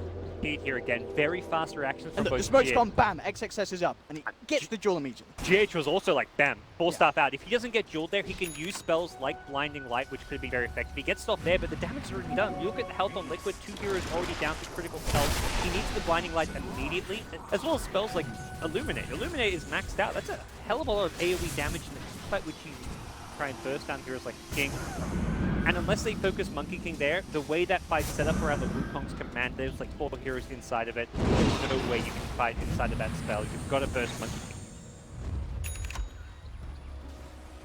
Very scary now as Bloodstone complete. That's a spawn. Near future. I like that as well. Like, straight up where XXS.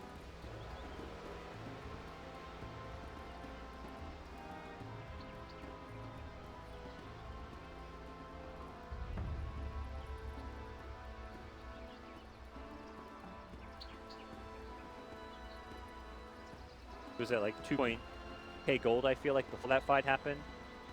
Up and then fight, farm, and suddenly 1,500 gold gain for Spec entirely from the fight. The events that followed as well. They kill Lina faster. They do. Cogs may be there. It's the respawn. XXS jumps across. Has the heal onto Lina isn't enough, but the follow-through stun onto XXS. Now look to try and take down another, but the Blade Now's there. Matuma, he's trying to man up against this.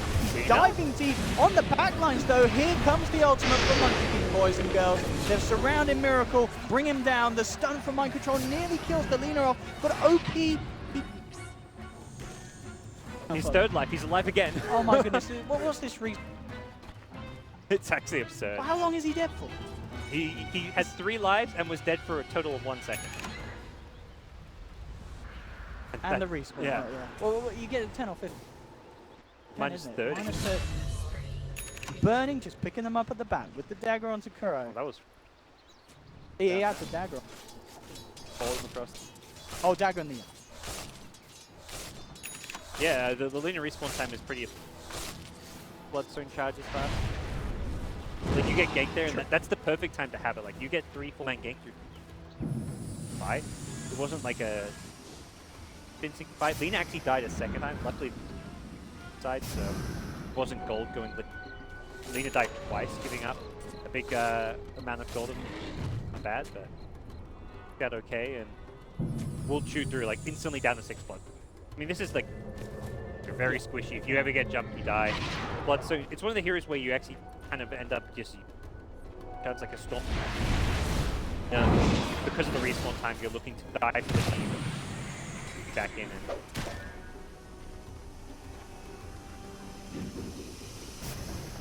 very, very.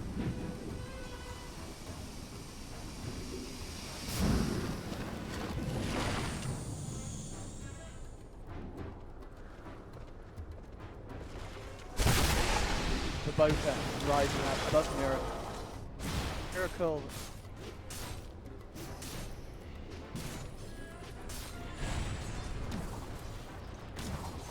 Focused on keeping behind. Game 2. Drow. keep it alive, but GH stripped himself. Liquid find the opening onto the Bofa. Fight this, they want to see an opportunity on the back lines, a buyback from the Bofa. They really want to go ahead because the Radiance has picked up. This is the time. They want to find something big here. But Bofa's got the ultimate straight in with the 3-man stuff. They've got the lockdown on the duel with the Nature's Prophet being taken out. Out comes the Wukong Skamar burning. He's picked up another and Liquid hot on the retreat. Gonna haunt in a couple of seconds too. We need to find some more. It's going to be so joy. Here out comes the Haunt Miracle. He doesn't even bother trying to set a shrine up. He knows that he's gone. Third. Absolutely. They knew that burning happened. They wanted to go. Perfect time. Liquid. Not back. Losing the... well. State of the game you want to be at. It's kind of been fairly even with like gold to some extent, but even enough when you're playing a Drow strat against a Spectre, like this Drow Nature's Prophet is very kind of early game, mid game centric, kind of the opposite of what their last game was like, well, let's play late game Alchemist. Time around it's the opposite of alright? Go all in with the early mid game and have this super aggressive ganking lineup with the next assassin while we can also push and hit very hard early on. Profit for Drow Aura, but kind of backfired and Spectres managed to get a very good Radiance time without even having to go.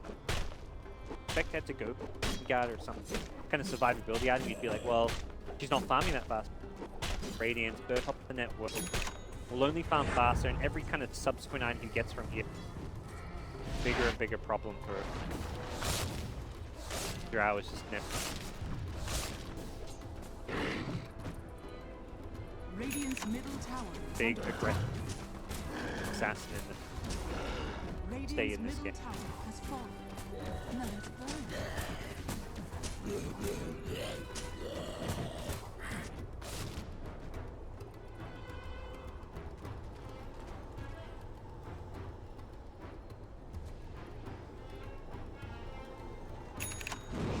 Blade Mail now as well. Fantastic item against your Drow Ranger needs to probably just want to right click you down. And when you're being kited by like, the Drow Frost Arrows, you pop your Blade Mail and she has to. And that's where you're able to get it, right? Oh, OP just walks in with the immediate Laguna Blade onto Kuroki. There'll be the duel onto the Nyx Assassin as Liquid get punished heavily. Moving in, not expect OP to turn up with that Shadow Blade. And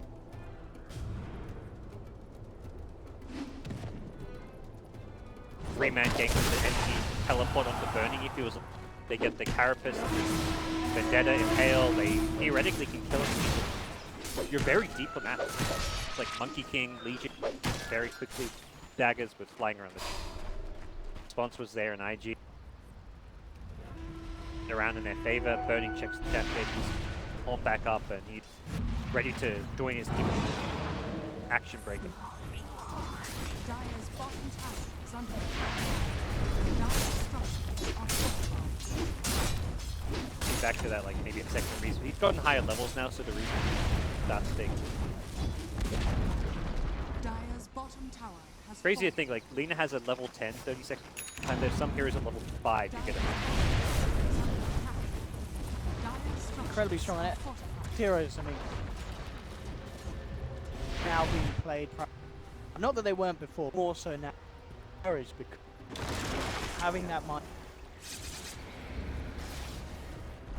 I feel like Iceberg's mentality when he gave, like for the a lot of support have level 10 respawn count, but then players are like, well, I play a core league and I get Bloodstone at 0-second respawn time, and I'm, as a core, players have kind of found out how to like basically use these talents in ways that they maybe weren't. They've got the horn in time. Can they go for this? The Roshan's incredibly low. They jump in immediately into man getting bursted down very, very low. Boca with the ultimate, the control from the sideline. The Miracle just grabbed the Aegis. Liquid did get the kill, but it doesn't matter by the looks of it. They surround Miracle for the ceremonial beatdown. You're respawning into Wukong's command and freezing field, and you have no silence? Okay. You wish you stayed dead. Like, can I just there have should be my... a cancel option on the Aegis. Nope. Ripping them apart, just turning up to the... I've got the Ags now on call, but it feels like too little too late. They've had that vision tool, Roche fight with some early engagement to help them out a lot. Puddle here. Stay on this high ground, but they've lost 3, and IG's actually going to make it onto the high ground. Follow Kumari back. This could be a major tower. Very messy. DH. Base and backside as well. Though the tower goes, Mind Troll will jump forward. There's a two-man stun. The dust down the center. Double detection. IG to bring down the next assassin. Frags, blinding light. Cole trying to do his best to hold them off. IG they're not going anywhere. The Monkey's straining on the back line with the Legion Rule as well, finding Miracle. Actually Drow throughout as well as Mind Control. Burning turns towards Matuma Man. Ripped apart there. And it's GG. Liquid, they're not sticking around for 55 minutes this time around. They'll accept the beatdown. And IG just looking incredibly hot in this first series. And Liquid seems like they've been, you said, coming in with a few rounds of protection, but they just did not work out against IG. Very happy and smiles coming out. Playing against Liquid. Coming into this, definitely one of the in this what seemed to In that last time they came.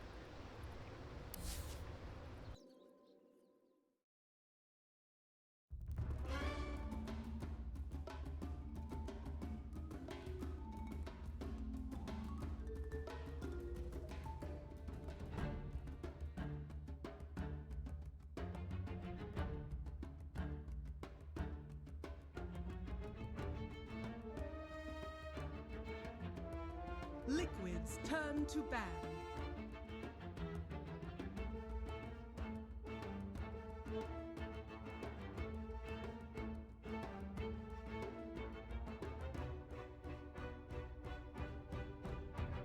Ten seconds remaining. 5 seconds remaining.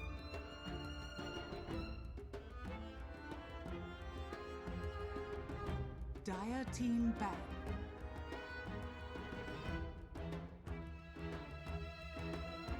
Liquid's turn to ban.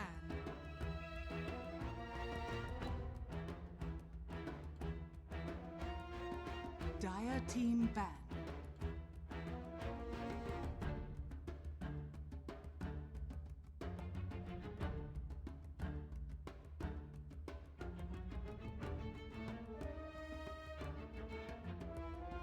Ten seconds remaining. 5 seconds remaining. Reserve time. Liquid's turn to pick.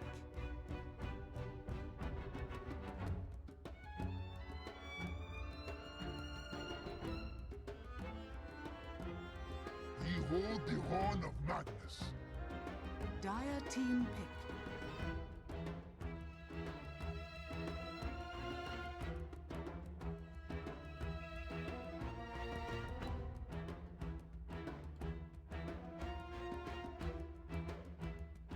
Ten seconds remaining. 5 seconds remaining.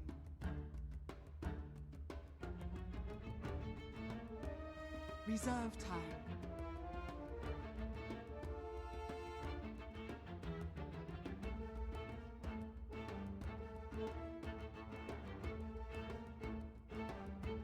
Life stealer.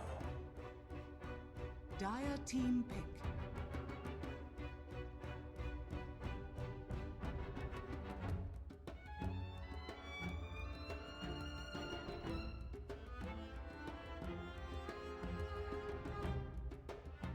Ten seconds remaining.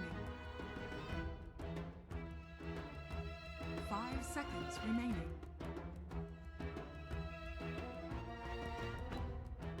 Winter Wyvern. Liquid's turn to pick.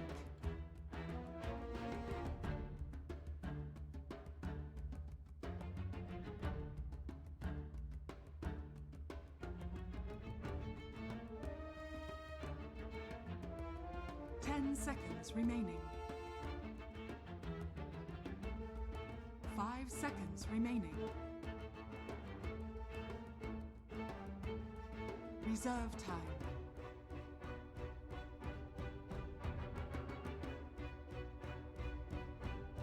Crystal Reserve Maiden. time. Dire team ban.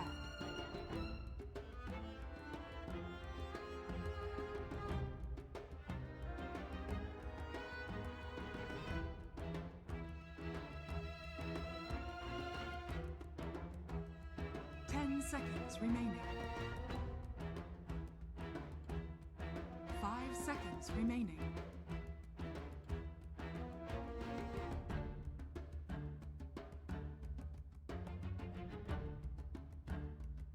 Dire team ban.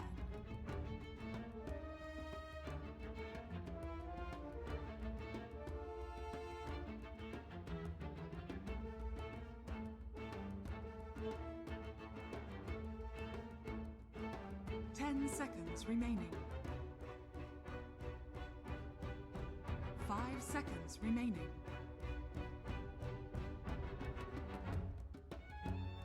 Reserve time.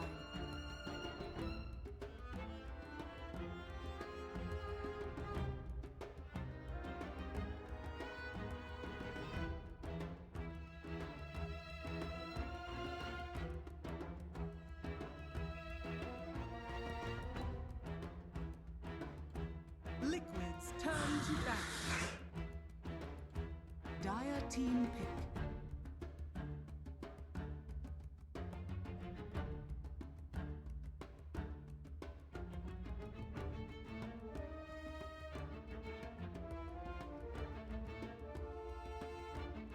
Seconds remaining. 5 seconds remaining. Reserve time.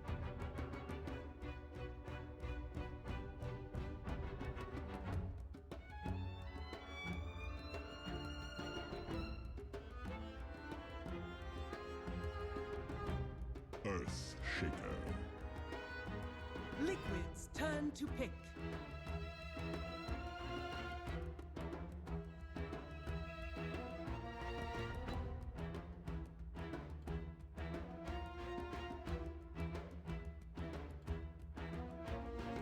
Seconds remaining.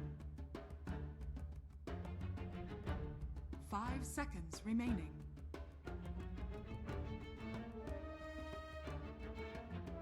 Reserve time.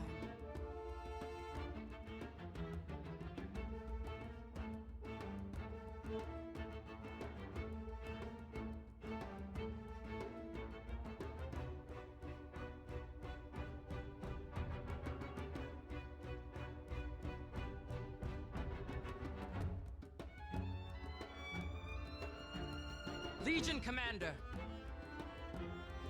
Dire team pick.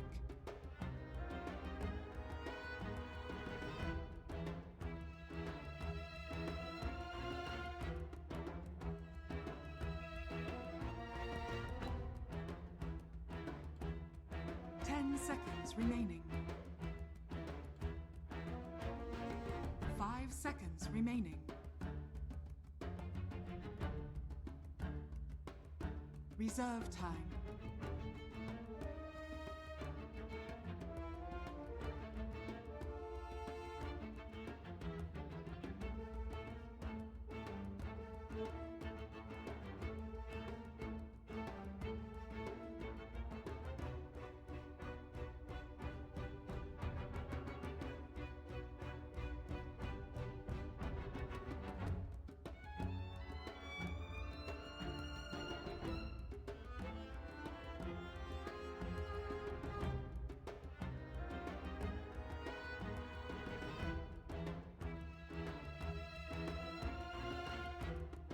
Elder Titan. Liquids turn to pick.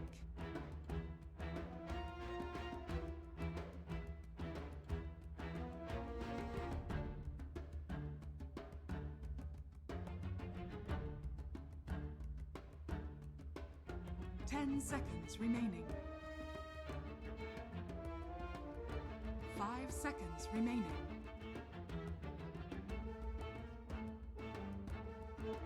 Reserve time. Imber Spirit. Dire team ban.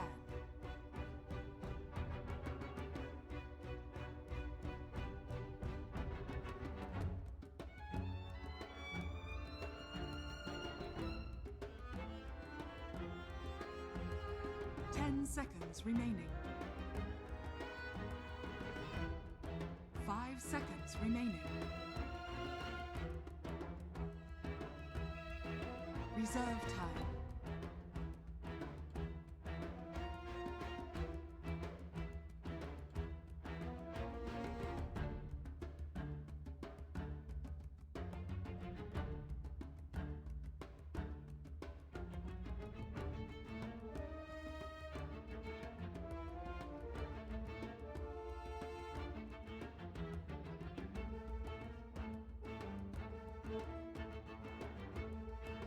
Liquids turn to ban.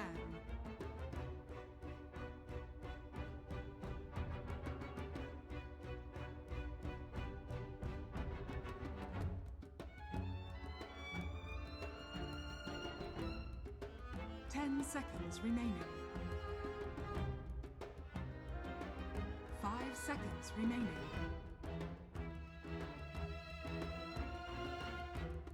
Reserve time.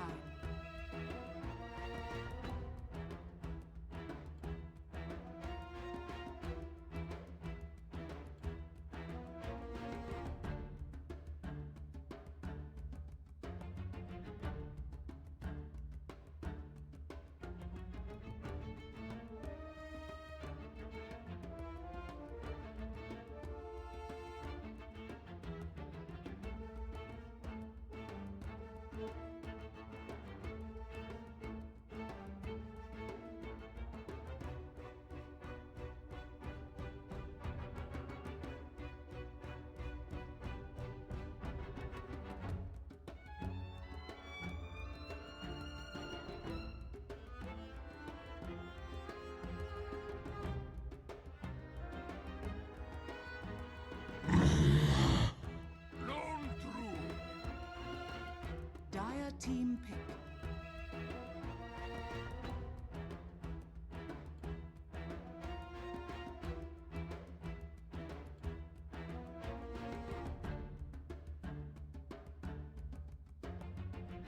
Ten seconds remaining.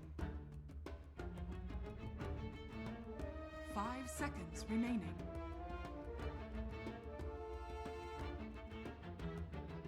Ten seconds remaining. 5 seconds remaining. Spectre.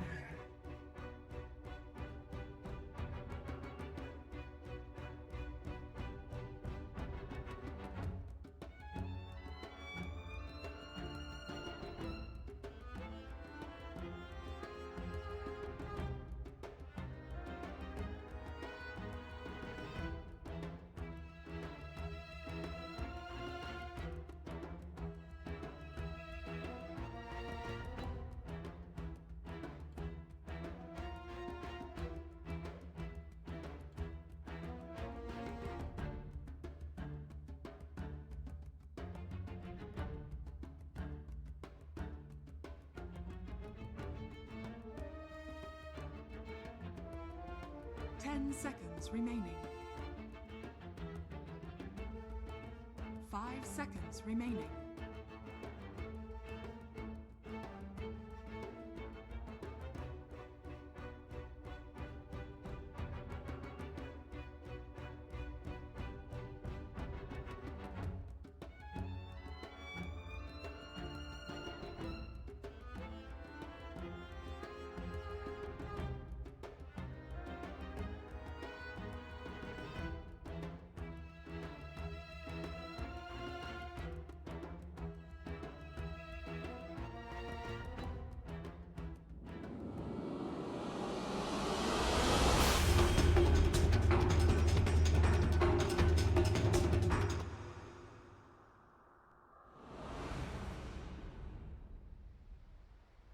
Yeah. All kinds of weird stuff. Pick up a poor man's and be ready to go. We've got it all here, ladies and gentlemen. It's a Spectre. Eternal Envy. Baffling people once more. And it could be brilliant. We saw, actually, personally, maybe some of the people watching stream too earlier, MP's earlier game, where they already pulled out some crazy stuff. We saw Aoi come out with an Enchantress, which was, it caught us all off guard. And it certainly caught IGV. Spoilers, if you haven't watched that game, close your ears. It was a stomp. And it's an entertaining stomp of that as well. I would go back and watch that, especially if you're an MP fan. But for now, of course, you want to stick here and get ready to watch this one. So, well, here we go. Getting ourselves ready for the matchup.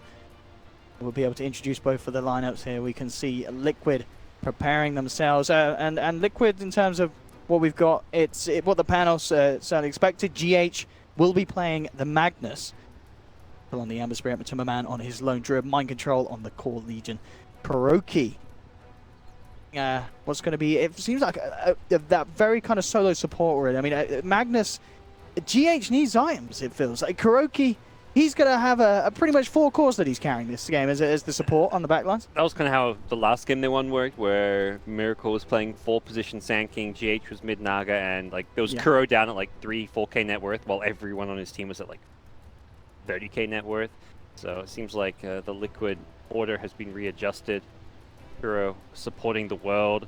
It kind of feels like a lot of teams have just adjusted how like player roles fit in their team. Like we've seen from MP, you mentioned the AUI Enchantress, where it's like, well, why is AUI playing a jungler? We saw it with Liquid, where they put GH in the mid lane out of nowhere. So very kind of unconventional stuff, not like in terms of drafts, in terms of players, where they're going, what heroes they're playing. Be strange. AUI's got full man shield. I wonder if he's going to be off lane, Lifestealer even. They've been putting MSS a lot in the safe lane. Safe lane Magnus. Yeah, a we couple saw of games, in the earlier series today. Yeah. It seems like they don't. I mean, is the top lane really the for Dire anymore? You've got the Shrine down bottom, so it was talked about a lot with the new patch. Like, where is the true safe lane these days? Some of the map changes.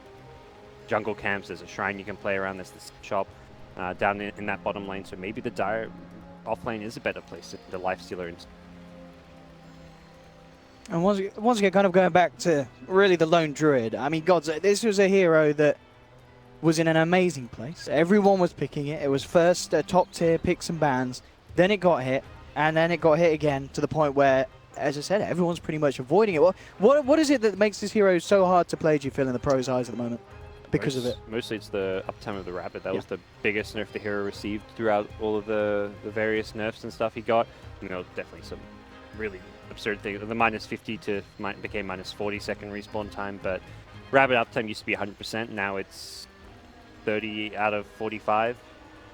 Do the math. 2/3. 45 divided by fine is 9 times by 20 is 180. I don't know where I'm going with this. 2/3 uptime. Yeah. 2/3 uptime. Yeah, so it's not 100%. that's all I know. And yeah, you're not constantly Rabbit. It means you have to pick and choose when you fight. If it's about to wear off, you're probably telling your team, back, my Rabbit's about to... When your Rabbit's not up, you're not all that scary as a Lone Druid.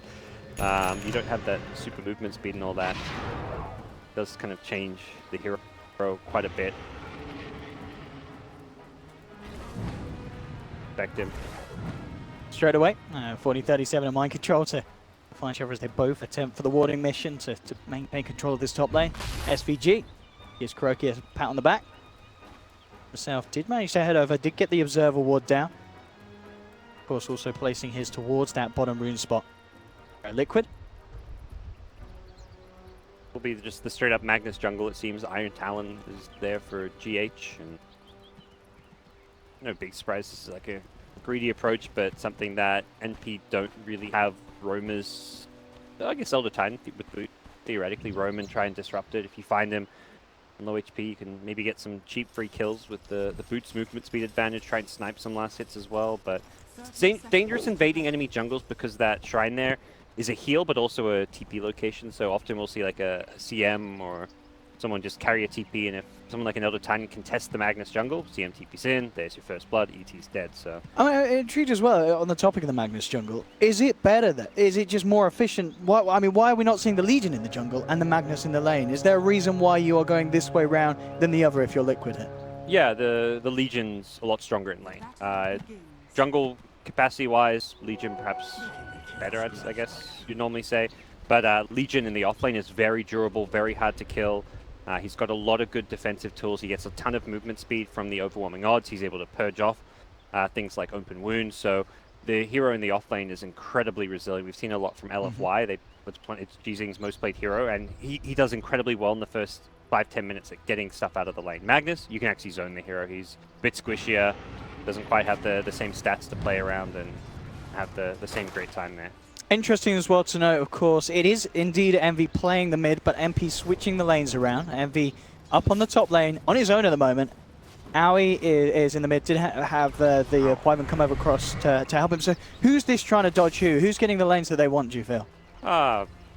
MP kind of set these lanes up as far as they're concerned. Envy went for a really odd play with that pull through, but he gets it to the neutral camp, so he's going to be able to theoretically farm the neutrals as well as this creep wave, although he has to hit the last hits as well. Meanwhile, oh, look at this. Yeah, it's kind of what I talked about. SVG, you want to come in and mess with the Magnus jungle? Well, Kuro's going to be there, and potential first blood could come your way, but with boots, he will get out of there. Very, very speedy indeed. They do manage to get him out of their hair and get a bit of space for GH. Desperately tries to kick off this jungling. But of course, attention drawn here is going to kind of free up the lanes a bit more for the rest of Liquid. You can see in the mid lane already just the aggression coming out here from the other spirit. And SVG actually this time around bring GH down low, but they've got the shrine. Kuroki coming with the wraparound, and this time SVG's boots aren't going to allow him to walk that off. As first blood goes to the Magnus, and that is exactly what you don't want to happen. You may have stopped him from hitting creeps for the first minute, but you've given him first blood. Nice when things kind of happen how you expect them to. And that's the CM presence that Elder Titan had to respect and didn't. He goes in, invents down. He can just go right back, knowing that the Magnus has used the shrine. Without that shrine up, it's a lot easier to continue being aggressive. And oh, and he does. He's straight there. Yeah, he's not put off. Like, you die like that, yeah, it's like, man, I didn't want to give up first blood, but you're also like, well, suddenly I'm a lot stronger because there's no shrine to worry about. GH having to skewer himself away. Got incredibly low there as the spirit got thrown out. Will get himself back to safety. You've got to be concerned. You're like a level 1 ET just running around the map. You got to find levels somewhere at some point. You want to get at least the level 2 stomp. Perhaps be finding that from some of these bounty runes. Very unconventional laning setup for NP. The mid lifestealer does alright against the Ember, but the Spectre's kind of like a solo safe lane Spectre.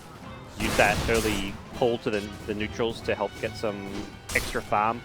But since then is going to lose very badly in a 1v1 against. I was going to say, this can't be a pleasant lane once Mind Control's got a few levels. It's going to be very hard for Envy. It's like peak of terribleness with the LC phase boots. Phase boots are there for LC. Good luck going anywhere near the hero.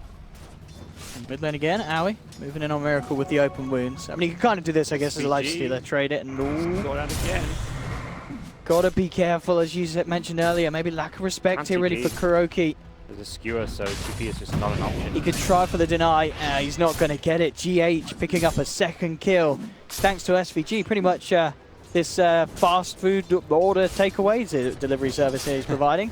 As GH certainly getting fed in the first 3 minutes. That one a bit unfortunate because it came as a result of a haste rune, which he didn't have eyes on. Only Radiant Vision had that bottom rune, but nonetheless, you go aggressive deep in the enemy jungle, you're going to get punished here and there. And again, still level 1 at this point. Yeah, look, he's actually going to take over top lane while Envy jungles. That's interesting lane development. Definitely, to me, suggests NPC. This isn't like the game we saw earlier where Envy was Alk and he left the mid lane to the Winter Wyvern to go jungle to give the lane to a support. No, this is way too early for your lanes to break apart. This is very much a reaction to SVG's mid lane Miracle falling incredibly low here as Aoi nearly able to take him down. One more swipe would have done it, but he couldn't quite get there in range.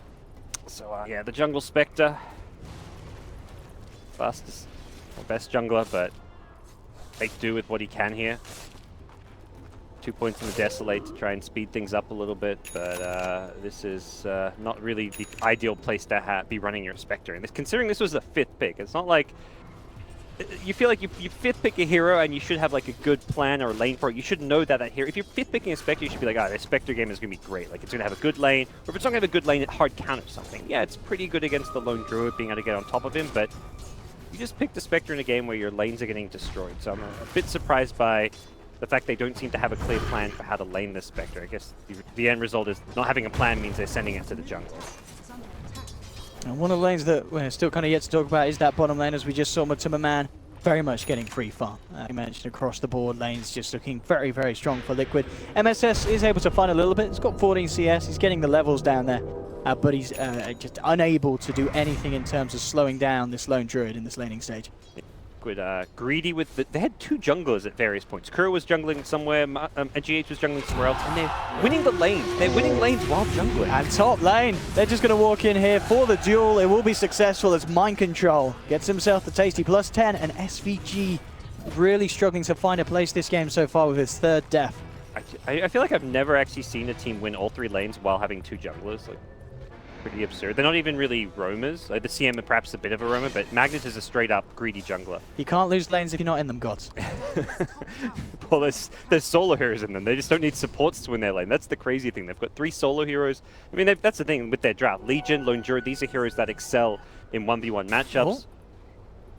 No Jewel to kill him, but Phase Boots, there's a CM, Nova into Frostbite and Envy.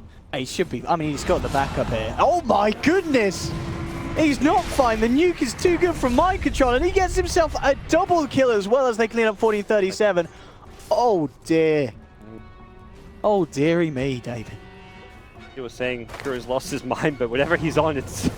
He needs to go. Yeah, he needs to go crazy a bit more often because this.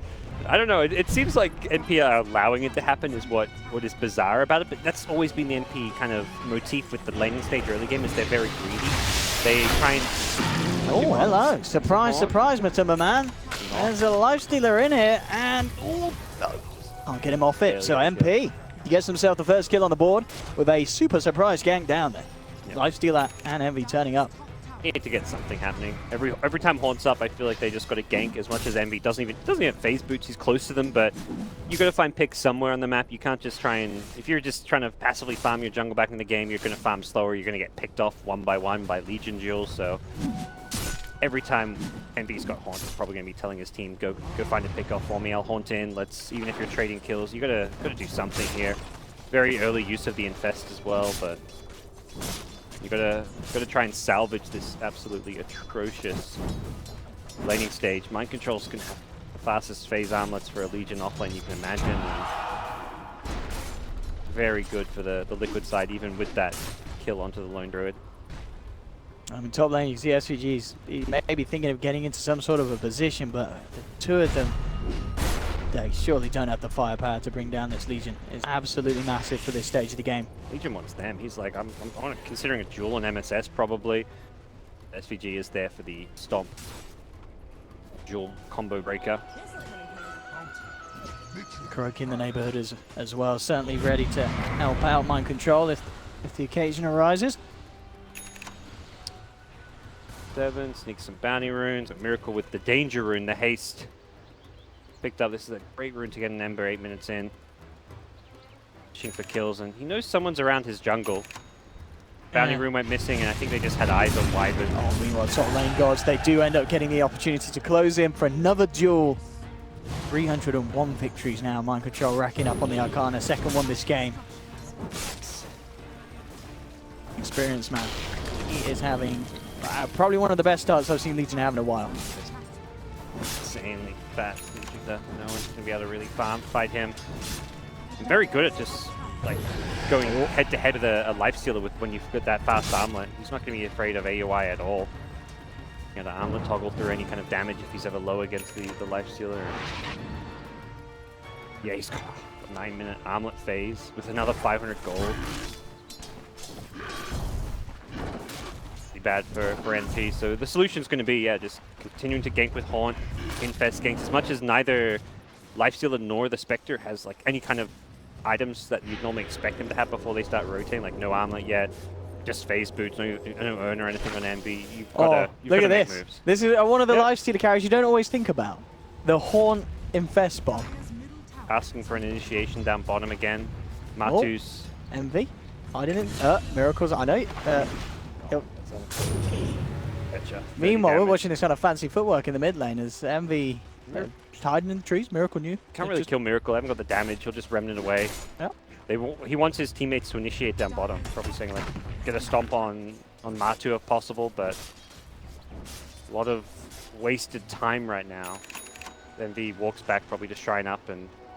This is painful moments for both Envy and Aoi. It's like it's your 2 cores not getting anything done unless they can find a kill. They want the big kill. They want the Legion. Oh, that is. I mean, it is a big one. It's a tough one. Yeah. MSS is going solo smoke, looking to initiate, but Mind Control is very aware of what's up. Either that or he's just going for a little shopping mission, but he's just backing off altogether. Lane. Top lane Mind Control has walked into MSS now. And okay, there we have. There's the jump in. Have they got the damage to bring him down though with the Echo Slam? They're throwing everything at him. Mind Control just turns, brings Envy down low. Can he get himself out with the armlet toggles? Here we go, boys and girls. He walks it off. Horde, Infest, Echo Slam. He doesn't give a damn. And now here comes Miracle with the wraparound. Takes down Envy. Matuma Man's turned up as well on this top lane. They'll look to run down Aoi. They've got the root. They do have an RP if they feel it's necessary. And they'll almost certainly continue to dive this. Kuro's turned up, the whole gang of Liquid, ready to finish off MP as they bring down Aoi. MSS, he's in a hell of a lot of trouble as well. GH, is he going to go green? No, GH, he's a sensible boy. He's not doing any diving today. They'll let the Earthshaker live. But Aoi and Envy, we pretty much witnessed them just spend a whole 2 minutes doing nothing and then dying. Yep. They kind of have to go for a big kill. It just seemed like the safer kill was to find the lone druid, which is where, like, even just Winter Wyvern trying to initiate with an Arctic Burn Slow may have been enough. But again, both kills are very hard. Lone druid has Savage Roar. Legion Commander has the early armlet. Once he hits all 3 heroes with overwhelming odds, he gets a huge movement speed buff, so he's going to outrun you. He purges off the open wounds.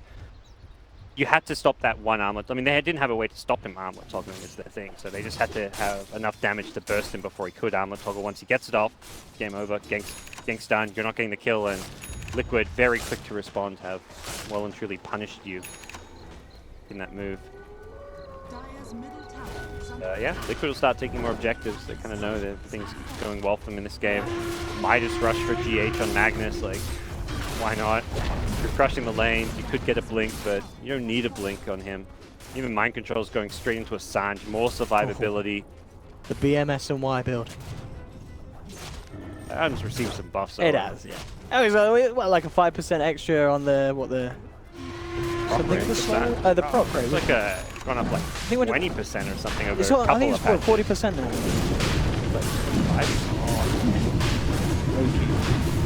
For now. There's no way that MP can get in the neighborhood for this one. It's an absolutely free Roshan here for Liquid, as they have 4 of the highest net worth heroes in this game. Only Kuroki left behind, and he's already doing better than, well, MSS, the offlaner of MP.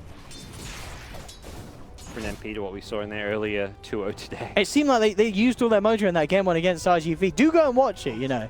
If you are an MP fan, don't watch this game. Yes. Go watch the other game. Go watch the other. Just tune off right now and fire up some replays. Yep, be a much prettier sight. But you never know. This is MP. This could all be part of the plan. For these you fifth pick Spectre. You lose the early game. You turn it around in the mid. You win the late game. He's got a relic. He's accidentally queued up Radiance. He meant to go for Rapier Envy. That's what we need to see. Horn and Rapier. It's funny, like, getting like these small glimpses into his mind. Earlier he had like a Mask of Madness queued up, and I'm just like, he was considering buying it as like a farming / ganking item. Like, you kind of get these small little nitbits where you're just like, okay, so that's what he's thinking about, but he doesn't end up doing half of his crazy ideas. He doesn't commit to. The other half, when he does do it, you get to see them in full action. Good push coming in, and they do have that vision on the high ground MP, so they saw the positioning, but it's just a question of what they can actually do to stop this. Be fun, man. He's going to beat this. Ditch some towers, but AUI is up there ready to infest and try fight. This is 5 Liquid heroes, even with an infest. I don't see this fight going well for them. Miracle's got eyes on SVG on the back line, straight in. Here he goes with the Flame Guard. SVG will try and juke him out, and in fact, the juke's successful. Miracle getting outplayed. Meanwhile, Shaker and Wyvern, they're going to poke their heads in. 1437 does not run into the kind of hero. Okay, that's a good curse. Yeah, that'll be Kuroki out and down. That's going to be the captain gone. Jump forward from Miracle, though. They'll look to try and punish 1437, but the corner brace is there. GH with the RP onto 2. MSS in the midst of it all with the Echo Slam, bringing Mind Control down low. And now Aoi and Envy turning up, going to work. Can't bite through Mind Control's health regen. He'll be able to get himself out there as he heads away.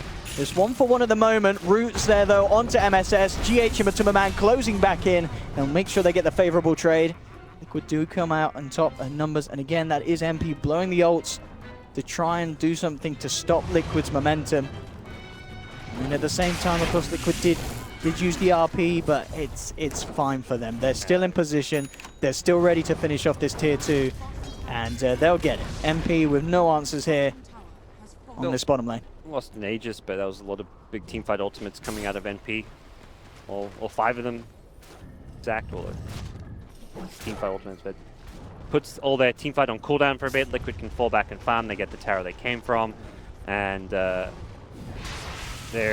item progression's getting kind of crazy at this point with Boots of Travel already completed on Miracle. Going for the Battle Fury build. He wants to have some damage. Oh. Mind Control's completed his SMY. GH has Midas and already completed the Blink to follow it. Matu's straight Mjolnir. Like, you get that Mjolnir nice and early on when heroes are still squishy, that static charge proc does it. Top lane Mind Control, lining up his target. He's going to waltz in, and yeah, with the boost to travel. Miracle, can they burst him down in time for the duel win? Doesn't look like they can. And in fact, oh, A up. Okay. Undercover agent. Yeah. So they'll wait. Then they'll wait. The Rage will be close to coming back up, I believe. Here we go. Come on out, Owie. We know you're in there. He'll go for the TP out, and oh, he's a smart man. No way to stop that. Owie gets away with his life intact. Yeah, it was nice kill attempt. If he doesn't have a creep to infest there, they likely kill him after the duel. He wasn't going to die during it with the Rage up, but... I'm going to try and make a go here from Matuma. Great ultimate, in fact, from SVG. Matuma does roll them back, but the fishes there from MSS just in time, and now Kuroki. This up, MSS will go for the TPI. He's going to make it though. A skewer from GH cleans him up from the backside. MP will lose too, but they do get Matuma Man.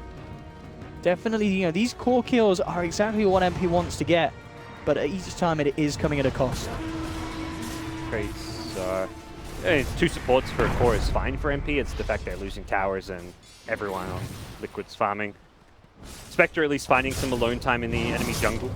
Gets up to like 2k gold. It's just such a big jump to Radiance. This is probably the biggest hurdle in playing like heroes like Spectre or anyone that needs to buy Radiance. Is that build up is terrible. Like, it's so hard to get that. That's why only like Alchemist is like probably one of the few Radiance heroes that played these days, because it's one of the few heroes that can safely farm it in the jungle at a very fast rate. Spectre is not one of the heroes that particularly excels in flash farming, so it's going to be a slow climb to that, and you kind of just have to wonder like how much further ahead can Liquid be before that Radiance is even done? Can they even take a lane of Rax before Radiance is done? Will they win the game before Radiance? It's still an eye in that Spectre feels like we're not going to win without, so there's no point getting like a Blade Mail or Diffusal. Perhaps if like a high ground push comes and he's got like 3k gold, he'll just say, screw it, I got to defend, let's get a Blade Mail, but for now, he wants to at least try and go for it. Oh, Miracle's found him. Ooh. Even acknowledge Eternal Envy. BM there. He's like, look at this Spectre. Wants to be noticed. Top lane GH. Got that blink minus. So it was looked to be a cooldown for a little bit too long, my liking. And more than anything, like if Spectre farms a Radiance this game without Liquid taking any like major objectives, namely Rax, I don't think it matters, because you've got 4 cores who are going to still be more farming. This lineup can easily beat a Radiance farm Spectre with farm across 4 heroes. Like, you've got Magnus, who can theoretically go for a Silver Edge Blade if you want to break that Spec passive. Even without it, you've got big team fight lockdown and initiation where you can just blink RP Spectre, take her out of the fight. Ember scales with magic damage very well against Spectre because it's on a BKB carry. So Druid's going to do plenty of damage upward as well. Legion, you've got Jewel for the lockdown. Plenty of survivability and mind control. I just don't think this line cares if Spectre. Spectre could have a Radiance now and they wouldn't care all that much because of how farmed everyone on their lineup is. Smoke there from Liquid. Let's see if they could get in position for an RP. Dual follow-up. NP and D just playing very reserved at the moment, keeping it safe, keeping up on the high ground, just farming the waves as they come in. Of course, is giving Liquid pretty much free reign of the entirety of this map. Yep. Liquid's farming enemy jungle, both enemy jungles. Not really farming their own jungle just because it's such a passive place to be farming, although Matu's getting some pieces of it here and there. Tiny scraps of farm. Here in bigger, you're looking at over 1,000 net worth per minute advantage going their way. 20 minutes in and the net worth lead is over 20k. That's the biggest kind of stomps you can really see. I mean, it was kind of weird that we're seeing the opposite side of the spectrum, because in that you know, for the MP fans, the MP versus RGV game, we were like, this is the biggest stunt we've seen on DAC, and then MP were like, no, we'll show you a bigger one. And then they picked 5th pick Spectre and jungled it. But I feel there's still ways they can come back into this. You can't lose entire faith. Envy's close to that relic. You can choose to believe that, Owen. Allowed to believe it. I believe that every game is equal, gods. And up until that foul, the Ancient Falls, each team has a 50% chance to win. Totally, yeah. Not out of it yet. Balanced gameplay, you know, all bless the Ice Toad. Comeback gold and stuff like that. I'm sure Dota, no one really knows what happens in 7.0x patches anymore. Win a fight, kill some core heroes, suddenly Spectre's got not just Radiance but a Manta, and yeah, it's not over. That's for sure. Dota's a very weird game in that way, where even the biggest elites can be lost. But Gage was coming around there, but they have that sentry out. They knew he was out. Now he has that Shadow Blade that he's just picked up as well now. So again, MP to play even more safe, even more secure, keeping away. And they've got to be careful. There's DD rune on this Ember. Certainly I'd like to have something happen, but yeah, you've got Envy's. He's getting towards that Radiance. yeah, he's getting there. Looks like he'll farm it up. He's farming with AUI just because, imagine if the team fight breaks out, they want to have that Infest Bomb. Radiant Ward on the high ground, like if you're right by it. By it. There we go. There we have at the moment the comparison. It's not actually too. I mean, Matuma Man, to be fair, he used to be the one that has been targeted successfully by him. AUI's winning on kill damage, kill participation. You know, he was doing okay there in some categories. Oh well, I mean, he was. But now he's in a lot of trouble. Miracle and Matuma Man, Kuroki surrounding him. He gets rooted up by the bear. Now he's down. Take the small, I guess. Space created. MV moving across. There's no jungle to farm here, though. He's probably like, sweet, I found a jungle. He's got a bounty ring, guys. Nice, at least there's something. That is a win. When you move over there onto the enemy half, you're like, now you're just going to stand here for 30 seconds, wait for it to wait for the camps to respawn. He's going to go to the other jungle, and there's like, there's no jungle to farm. Oh, hello! MSS turns up in town, and hello, Matuma Man. He's straight to the graveyard. He's out for 50. Miracle, though, his teammates have been rustled. He wants to look for some revenge. He's straight in, diving the base. Looking for SVG. Blinks forward, will get the kill as he picks up a second on the sideline. MSS just holding close to that glyph wall, praying that they don't see him, but it's not going to work. Miracle jumps in, breaks down the trees with the remnants, and 4 are suddenly dead on NP. Liquid, they had their boy Matuma Man covered, and they made sure that they got their vengeance. He's kind of been the punching bag this game in that he's pushed down towers, but often the few kills MP have gotten, they've been key kills, have been when they've gone. He's 3 of the 4 deaths, but every time he's died, his team has gotten a lot in return. Done. Sad game to be a support. The supports are of MP. I'm sure you stand now, but I feel like this game may be getting harder and harder for MP to actually realistically win. There's still a chance on it. How's Envy doing on the Radiance? 800 gold towards the recipe. 100 away. It's closer than no 100 gold. Matuma Man, he's chomping on a shrine. And being a ranged bear, he wants to. As you mentioned, I'm sure Matthew's attitude to this game will pretty much be like, right boys, they kill me again. I don't know why he's northern. He's from Finland, that's up north. The general, like, north. laissez-faire like sound in your voice there, I very much resonated. Like that sounds like something Martin would say. You know, he's just like, oh, he's like, what? I did my job. Why they gotta kill me? Yeah. This boy Liquid, after the rough start to the group stage, will take the wins however they come. I guess the game against G took a bit of an unusual approach to G8 mid Naga, but there's much more dominant performance in Liquid. The kind of performance people expect. Liquid probably came in as one of the tournament favorites. For sure, yeah. I think this is day one. People would have expected Liquid to provide something like this, and as we saw, they just had quite a rocky start.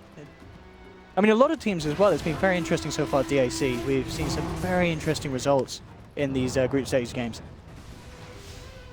K gold lead or something.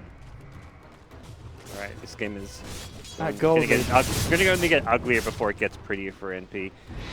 The prettiest thing about this game for MP are probably the GG letters coming out soon. Radiance is done, gods.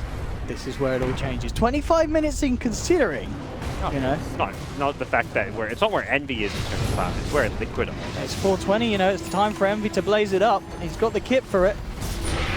Up top, let's see what we can do. Well, 1437 is going to be out. The Haunts used, jump in from MSS with the Echo Slam, bring a Microshot down low, but it's not enough to kill him. Miracles on the back lines, chains onto 2 Remnants out. They have managed to put the edges on Microshot. In fact, a huge ult from SVG clips through Matuma Man, cleaving him apart, but there's GH in with the RP. Miracle cleans up as he picks up the triple, and GG is called. It's all too much for MP, and Liquid with definitely the biggest ult we saw. We saw one earlier with MP IGV, and as I said, MP wanted to prove that it could be better there, as Liquid were just allowed to go absolutely ham in that game. Yeah, it's crazy just how much they dominate an early game with a greedy lineup. I mean, a big part of that is you've got such high skilled.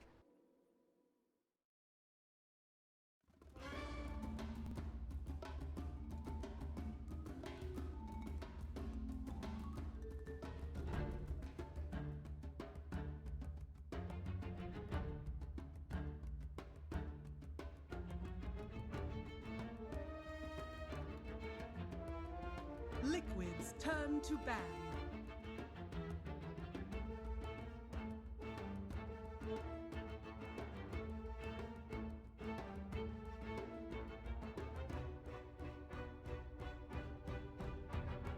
Ten seconds remaining. Dire team ban. Liquid's turn to ban.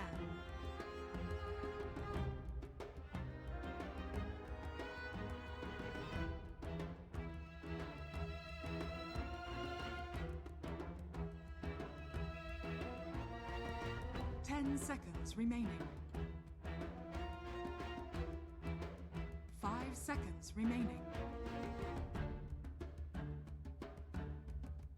Reserve time.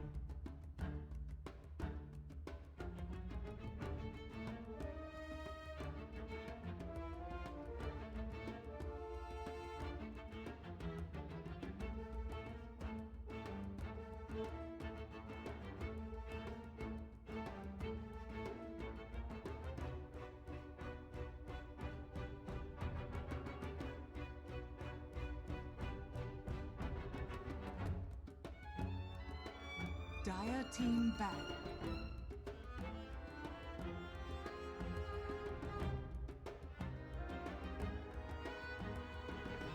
Liquid's turn to pick. Behold the horn of Magnus. Dire team pick.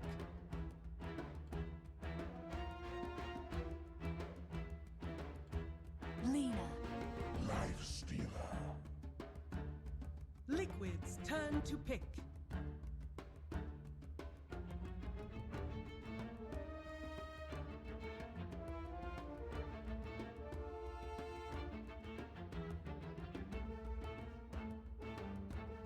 Ten seconds remaining.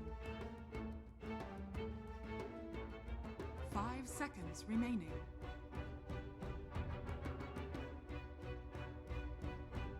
Reserve time.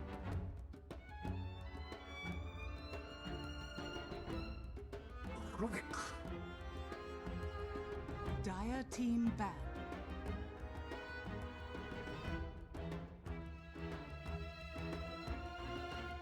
Liquid's turn to ban.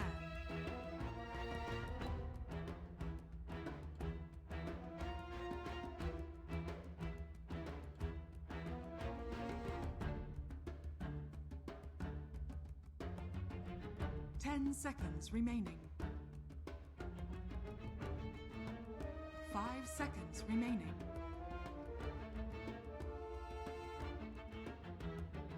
Reserve time. Dire team ban. Liquid's turn to ban.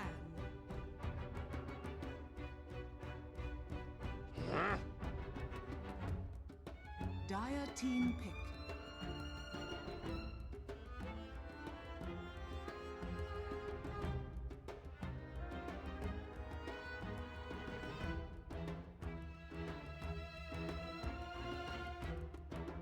10 seconds remaining.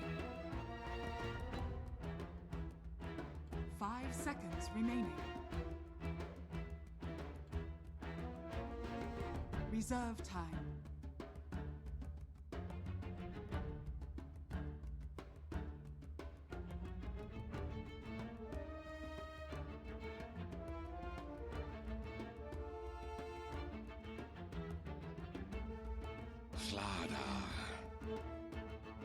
Liquid's turn to pick.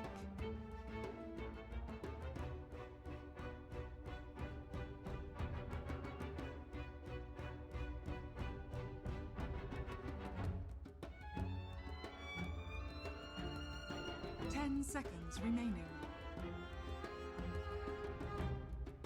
5 seconds remaining. Reserve time.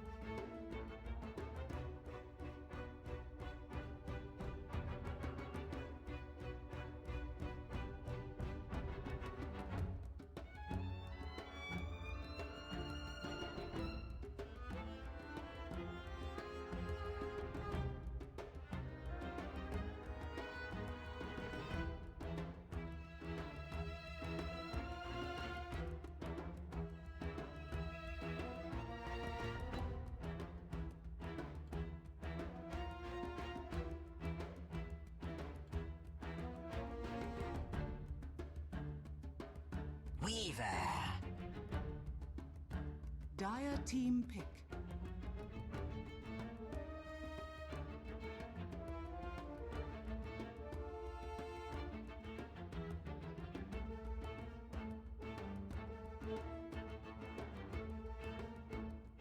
Beastmaster. Liquid's turn to pick.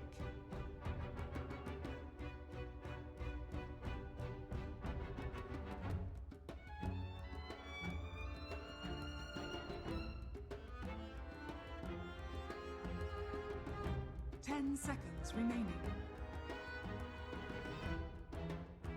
5 seconds remaining.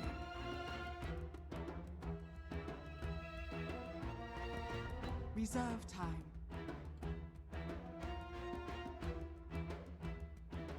Ten seconds remaining. Timber saw. Dire team ban.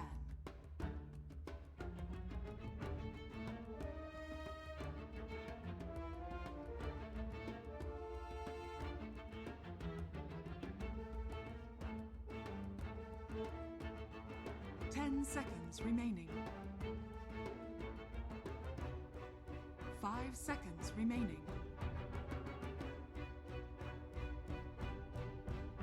Reserve time.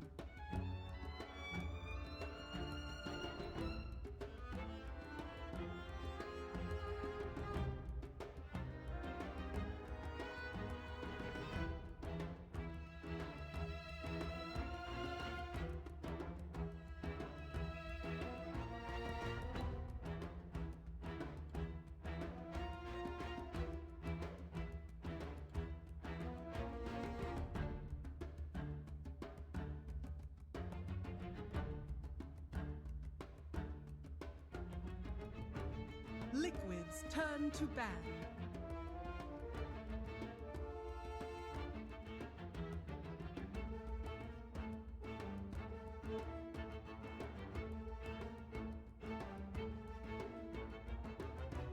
Ten seconds remaining. 5 seconds remaining. Reserve time. Liquid's turn to pick.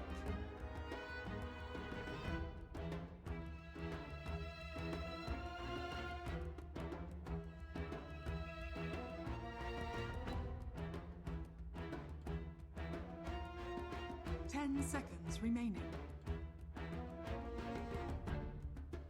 5 seconds remaining. Templar Assassin. Dire team pick.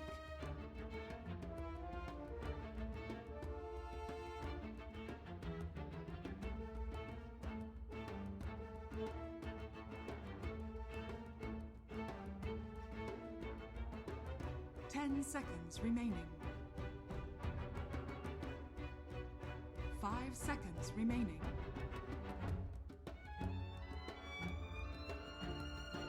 Reserve time.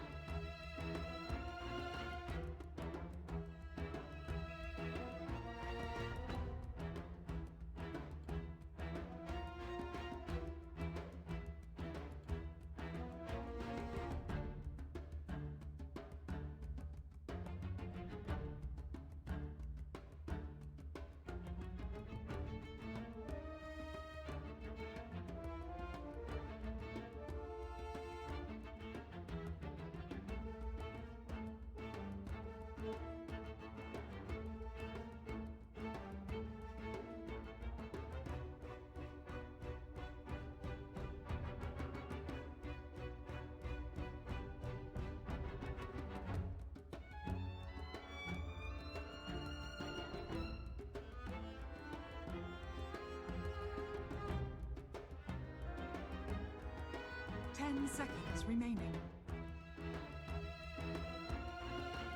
5 seconds remaining. Silencer.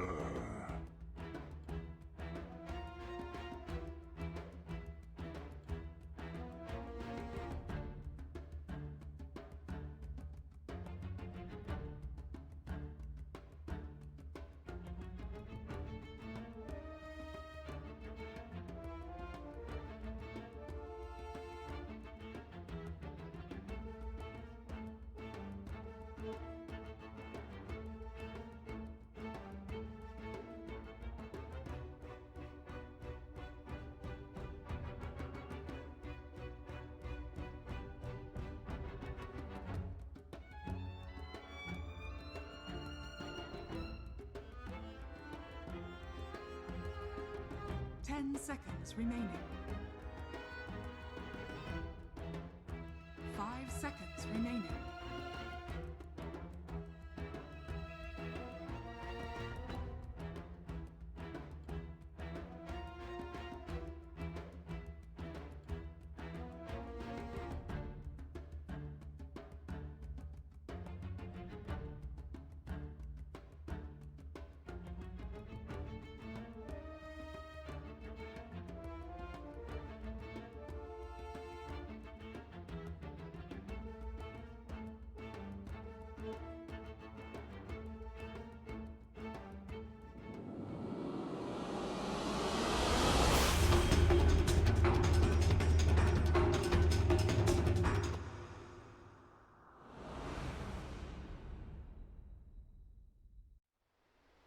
Running at safe lane. Gonna get a pretty good 1v1 matchup, but core silencer, yeah. Eternal Envy Silencer.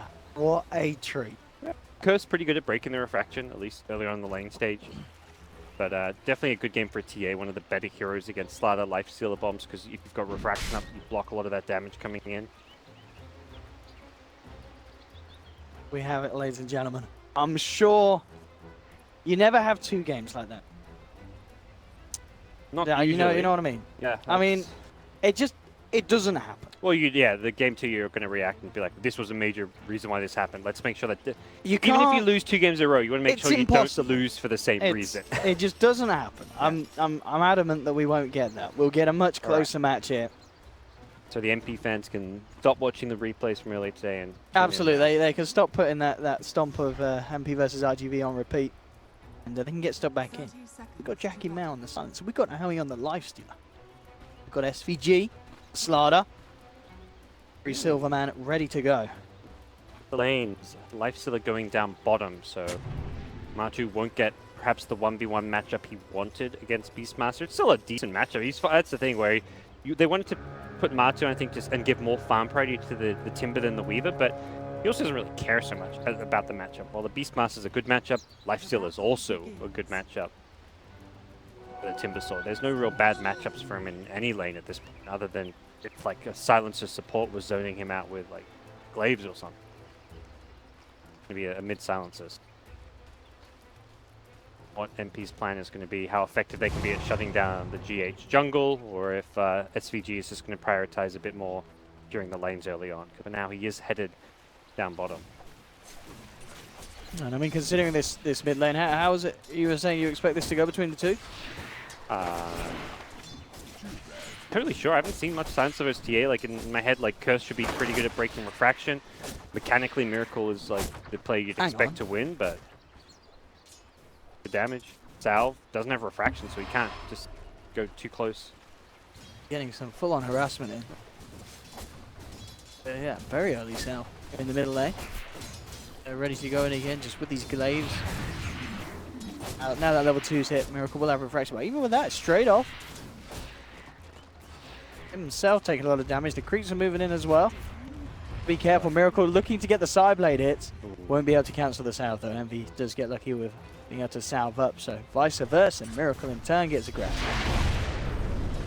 Curious to see if Liquid respond to this aggro lane, because I feel like they wanted to give more farm priority to Matu, or at least give him a safe lane, good matchup, but he's being tri-laned. I don't imagine sending Rubik down there really changes all too much. It's not going to make the lane A easier, so Matu's probably just like, I'd rather just get solo XP than have a Rubik down here doing very little.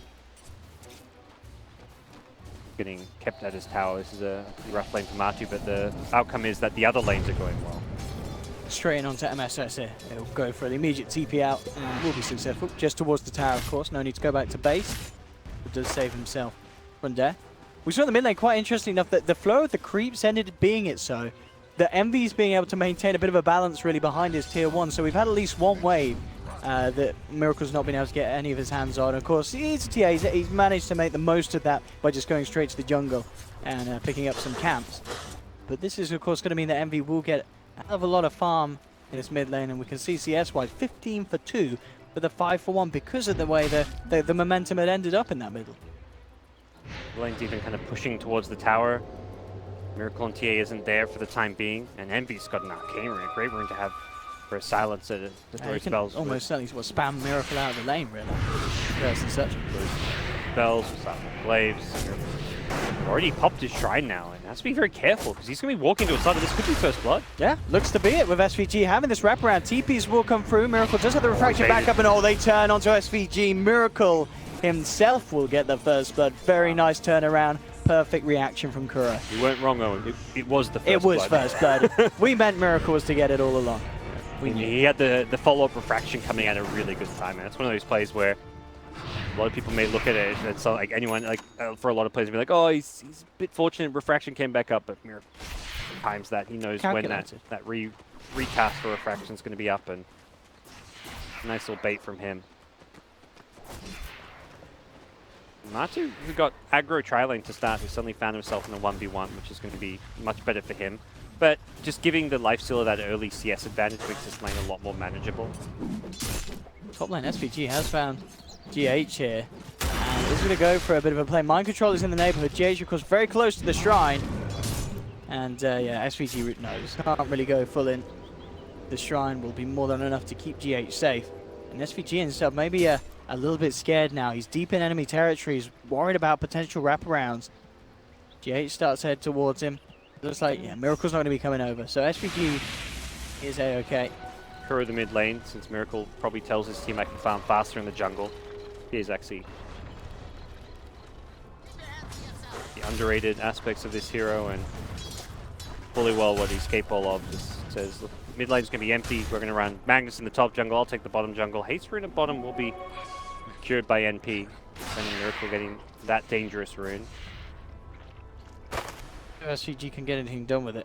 Just getting eyes Miracle. There's no real good heroes to get. Timberman's a hard one, isn't he? They've got rid of the crush and then not a lot of other control apart from the open wound slot. All physical damage. TA's got refraction. Magnus is kind of jungling in a very safe place. Weaver's got an escape. Every lane is, it's a similar story to last game where Liquid have drafted these lanes that can't really be. They can be pressured for sure, but they're not going to be like able to be easily ganked or anything. Dude, at least SVG's just trying to be a nuisance here for Miracle, but Miracle still picks up the CS. Camp, you know. It's going to be fine. Yeah, it's just that. It's the minor nuisances, which these kind of things can add up, but ultimately, if you're NP, you need to be coming out on top, which they are, like CS-wise. Oh yeah, already stage, this laning stage very is good. a million times better than what we saw in game. I don't think it hasn't been dominated by them, even though they've got the top 3 CSs. There's a jungle Magnus who's getting farmed, so it's kind of like the trade-off. Liquid also got first blood, so considering they've got a jungler and they got first blood, still say Liquid in a slightly better spot here 5 minutes in. Miracle has been forced into the jungle a bit, but if anything, you're kind of looking at that like, well, that means Kuro's going to get faster 6 on Rubik. It's just greater farm and experience distribution Liquid side. It's going to be less kind of focused on one player being Miracle in the TA since he's not in the mid lane, but you're okay with this because you just know you'd rather Miracle get farmed than like the solo XP at mid lane if he's going to get pressured by a silencer. Bottom lane, 2 bursting down now, he's fairly low. And as this lane has gone on, we saw at the start, as you mentioned, that tri-lane enabling Aoi to get the head start, but as soon as it's gone back to this 1v1, Matsu pretty much closing the gap. So 7 CS in it, and in fact, Aoi, once again, so careful. We're seeing just the power that Matsu can exert on this lane. Now he's 6, and now he's got the arcane boots. Nice. G8's coming in top this kill. They have to be a little careful with this dive. Yeah, GH is starting to take a lot of damage in return. The axes aren't going to connect. GH will be fine. MSS brought down very, very low. Only has 1 more tango as well, so has to be very careful for a stage in this top lane. I feel like the toughest part right now for this game with MP is trying to find a use for this ladder. He's kind of roaming around, pseudo-contesting the jungle, but he's under-leveled. Dude, he's not really stopping the TA from jungling farming. He's leaked a bit of XP, blocked a camp, but it's too small achievements of what he's getting done. It's not like he's majorly disrupting the TA. TA hasn't been shut down. TA is still farming and getting good item and gold progression. There's only a couple hundred net worth behind Eternal Envy, so it doesn't really feel like Slaughter's achieved too much because of the strong laners that would take. Go smoke gank, and I think Slaughter's probably made the call like, look, we need to do something with. I need a teammate. He needs a partner to make something happen. And Envy with the maxed out curse. But look where Matsu's gone. He's out of there. And Miracle TP top as well. Miracle TP to the shrine, I believe, just to go farm the other jungle. Vacated zone jungle. Perhaps that smoke was scouted by They've this got 2 good wards. Yeah. They've got a lot of good vision. Liquid is. I'm pretty sure they must have seen it on the edge. And even if you don't see the smoke, you see an empty lane. You're like, why is Silence not farming mid lane? He's not. We're not contesting his lane. We're not ganking him. Why would he leave the lane? And there's like really one conclusion to come to, that he made a move. He's looking to get aggressive and invade your jungle and find a kill with that Slaughter. So good deductions from Liquid, whether they saw it or not. And they're going to dodge a bullet there and be getting a gank. And he's got to be careful. There's a Weaver in the neighborhood as well. TH? Not P yet. I mean, Envy is not going to be able to kill this, and he just goes to get himself straight out of there, and he will do. Yeah. You're used to... couldn't cancel TP. 1437 though, bursted down by Matumba Man. Just did have the roar, but I mean the chakram was already out, so I mean maybe could have saved him, but I don't know. It's a hard call to make in the moment like that, as there certainly wasn't any chance of killing Matumba Man, and it is just a support game. He worries about Miracle's farm. He's thrown away as he finds a triple ancient stack to work on, kiting these around, making sure he doesn't get rooted or anything, and very straightforward for a TA to farm these ancient stacks. Got to kite them around a little bit, but can't do that as Miracle will get fast treads, and he is top of the net worth. It's one of those things where you can draft something like a Silencer and have a good laning matchup, and but that only lasts like 4 or 5 minutes. Once the TA decides to just go jungle, kind of like the Alchemist, like you can beat the Alch in lane CS-wise, but he's just going to fall back Iron Talon jungle. TA does the same thing, not with an Iron Talon, but it's the same concept where you just stack camps, you farm jungle very fast, efficiently, and you once give it by the 10-minute mark, you're suddenly on top of the net worth despite having that rough lane.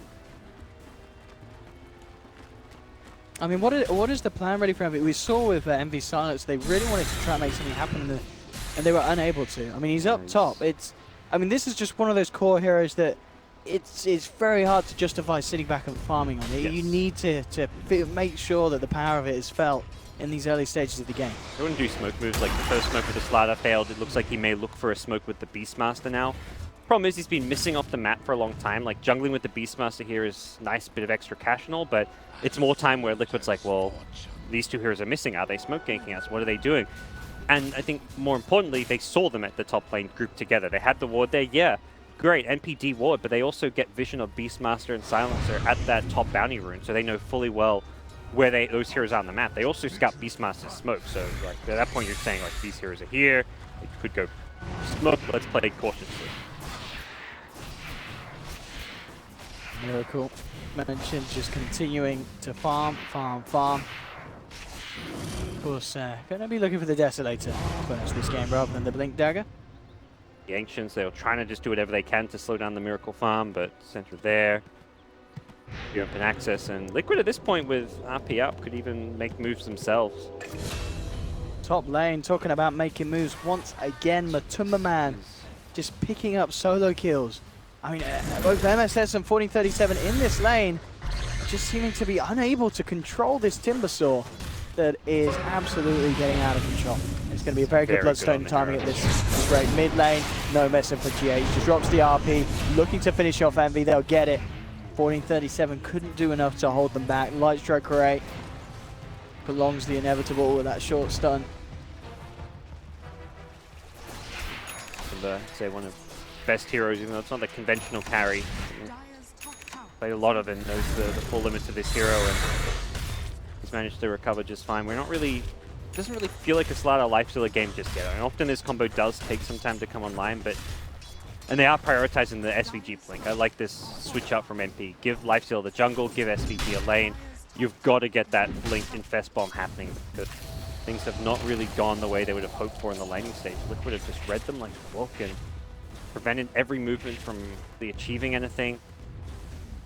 Potential Beastmaster smoke coming. He is lurking around. Got it now in his item so he can actually use it. Things where the vision from Liquid so much of the map, so even when you're going for these smoke ganks, if they see you not farming jungle, not farming lanes, they may be well aware of it. I mean, already you can see Mind Control's position. Yep.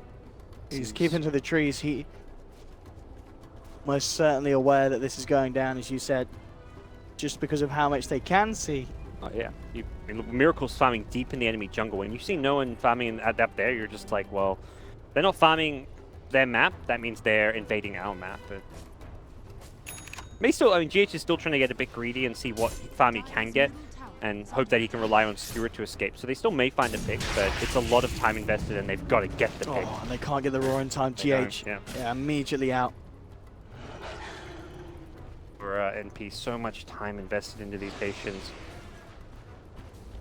Time where they're not farming, and Liquid get a bit further ahead. Nowhere near as bad as last game by any means, but still got to be concerns from the NP camp that they're just not really achieving much. They have found Kuro, so that ward they left, but I think Kuro just felt like they'd left the jungle. Like once that smoke gang fails, typically you're just like, all right, smoke gang failed, let's get out. So he's like, all right, let's walk in, perhaps drop a sentry, see if I can de-ward, but still in the neighborhood, getting a kill for them. But Kuro probably knows it's warded there now. Top lane as well. Saw GH come in. Was looking to get an RP onto MP, but MP just immediately with a global silence TP reaction. How you want to use your silence, but still gotta pause alive at this point. You gotta do. That Liquid made us tower him. Matumba Man pushing in, picking out the stun. GH is still in the neighborhood. Kill if he lands there. He had Laguna Blade. 1437 was looking for the combo. Will come sentry, D-ward. Visions are proven true. Again, he's playing that selfless 5 position support. It really feels like a new look from Liquid, where normally GH has been creating space, kind of playing a bit more support oriented, but the last few games have carried Naga for one thing, but even since then it's 2 jungle Magnus games. GH has gone full greed mode in that 4 position. Look at that as well, Kuroki. That stolen spell. Okay. I mean, how? That's a freebie. How do you steal that? That's just Mostly what there is to that. global silent. Should just, once you TB I away, mean, just throw a spell on a creep. But it's one of those things like you come back to a Yeah. lane after being at Fountain, you don't think about the You last don't. spell You use. don't think. If you're in a fight or in a lane, you think about it, but after TPing out, you're not like, oh, I just came back to lane and I'm farming. You're not thinking the last spell you used. Dire's middle tower is under Good attack. tool to have for Liquid if they want to take some towers and with a Deso TA. Free tier 1 mid, but they pick up bottom. Slaughter, best bombs are online now. This is where Blink dagger reveal. they've got to Instructions are keep going every time there's a lifesteal infest trying to find something. Kuroki will be roared up. And the MSS with the Necro books out. Be a surefire kill. Silence comes through, but of course, no way that that's going to save his own life.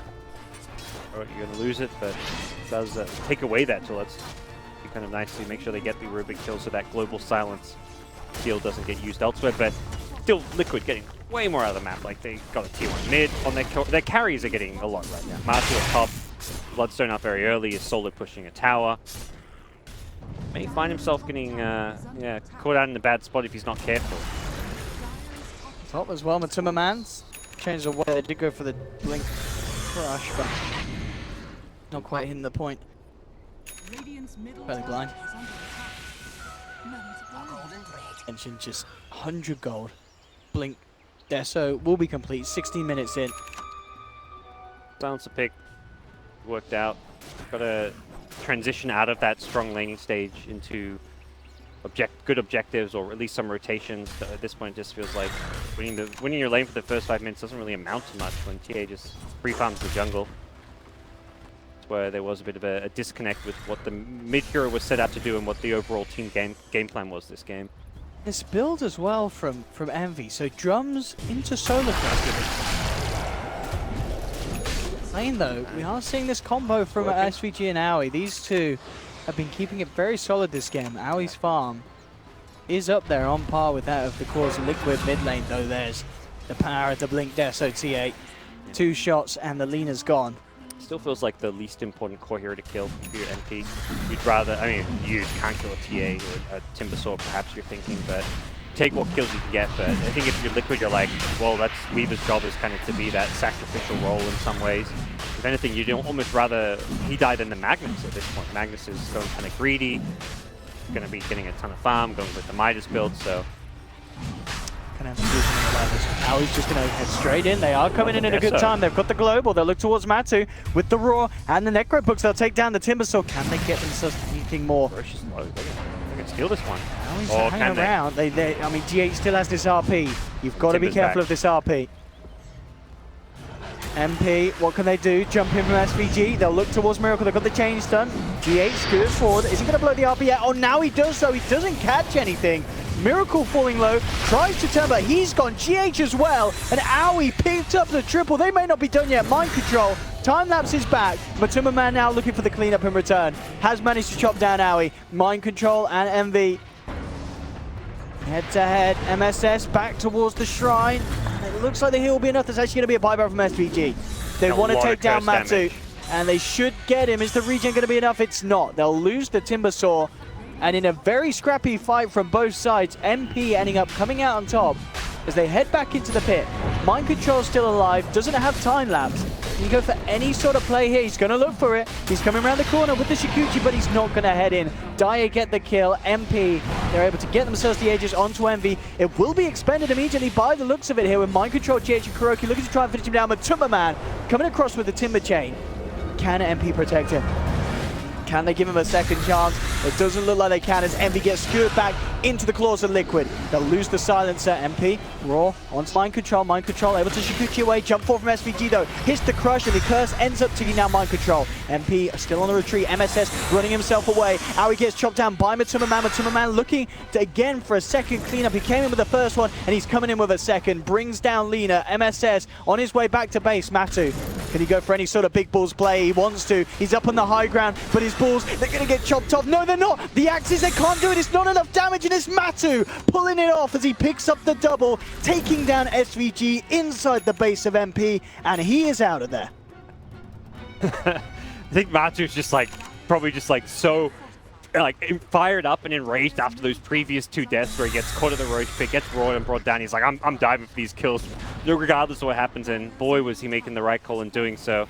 Completely crushes them as he chases deep.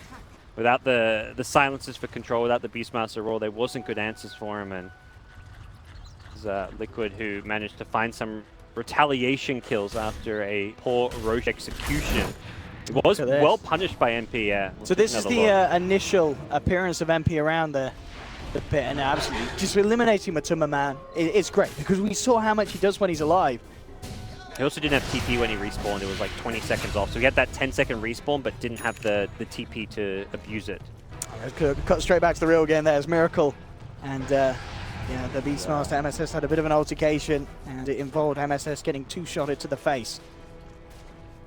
Stuff and yeah, this game is going to be a Guardian Greaves on Timbersaw. That is the answer to the global silence, and also probably the, in some ways, more annoying Arcane Curse. I like this. I've never... the kill coming out. They find GH. The Yule Scepter as a counter global silence is like nice and all, but it's not like an instant counter. You have to throw yourself up in the air, and you use yourself to get a global. You're setting up stuff like a Slaughter Crush, a Lina stun. I've never been like a huge fan of using Yules to counter global silence because if you're in the middle of a fight, it sometimes just screws yourself over. I like the Greaves approach here. It's also just going to be an item that kind of very team-oriented, allows him to dive even harder and faster. He's going to get extra HP regen, extra armor when he's low. Like a nice little, a bit more expensive. I think that's the kind of the benefit of the Yule set. This item to get a global, it's just not always the optimal one. Yeah, 1437 with the classic. I'm going to go into the lane as a support and see what I can get. All he gets is very, very fast, painful death. It's one time, you know, no big deal. He's already back. Power feed. Ready to go top again. 5 seconds time. Miracle nearly with the Hurricane Pike complete. The full one much on its way. Recipe short. Scary. Envy's done a lot more hero damage than the TA. That's true, actually, there. 11.4k. It's going to change, for sure. A lot of that coming just from that curse. In the team fights against like the Timbersaw, he had that curse on him for such a long time. Matu was really struggling to... I mean, he's spamming spells. He's probably just like, oh, this is what I do as a Timbersaw. Let's hope my regen can out-regen the curse damage, which wasn't always the case. But very interesting as well with this build, of course, this Bloodstone into the mech where, you know, maybe with other Timbers you would have expected like a Hood to be picked up in response, but Matu, thinking of the team and obviously getting the mech done first is going to be a bit quicker. For the Greaves to get... Yeah. I think it's less... You wouldn't get the mech if not for the upgrade. It'd be pretty... Not garbage, but it would be a pretty questionable Would you imagine? Yeah, he's going to upgrade that before going anywhere. Yeah. He doesn't want a mech. He wants Greaves. Main situation here. But Lotus Orb is the other option, I guess, which is at a similar price point to Greaves, which you could go for. But perhaps just decides that again, like you say, this is the more team-oriented item. And that instead. Bottom lane MP looking to get a bit of pressure onto this tier 2. The wraparound will come through though from Liquid. GH, RP at the ready. Come on, Beastmaster. He may get jumped if he's not careful.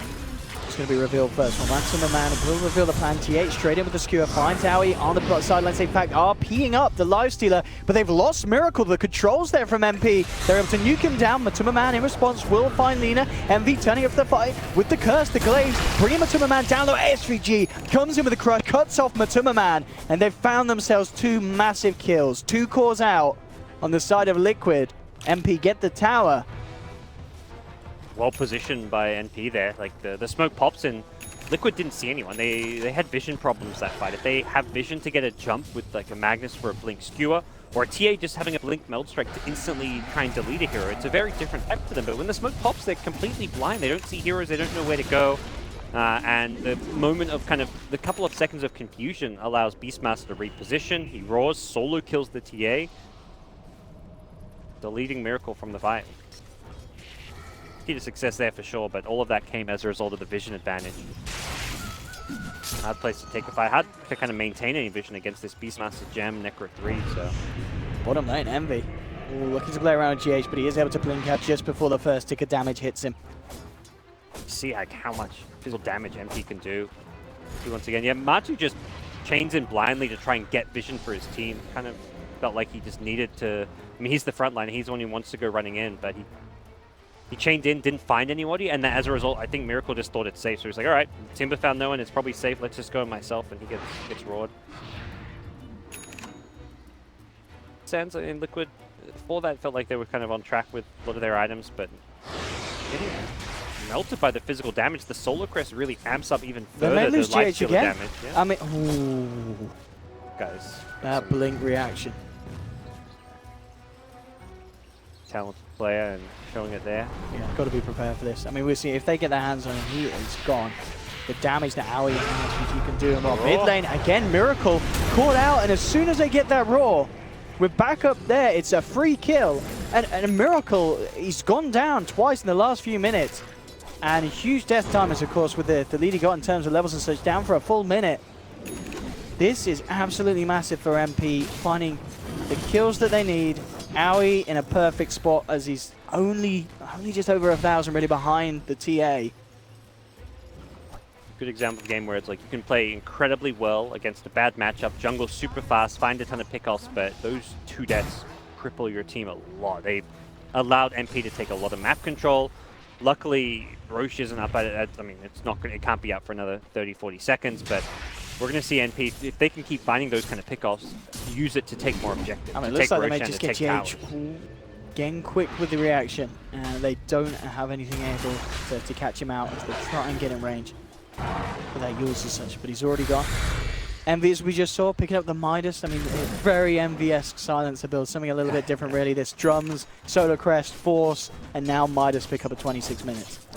Back for one of those things where if you're a right-clicking hero, the attack speed is still like a terrible item. Like, it's not just a farming item. You do get attack speed, and if you're a silencer looking to do glaives damage, you still can get some extra physical DPS from the item while guaranteeing that you progress towards your late game talents. I think that's the big thing here. Sometimes it's hard to get towards that level 25 at a good time.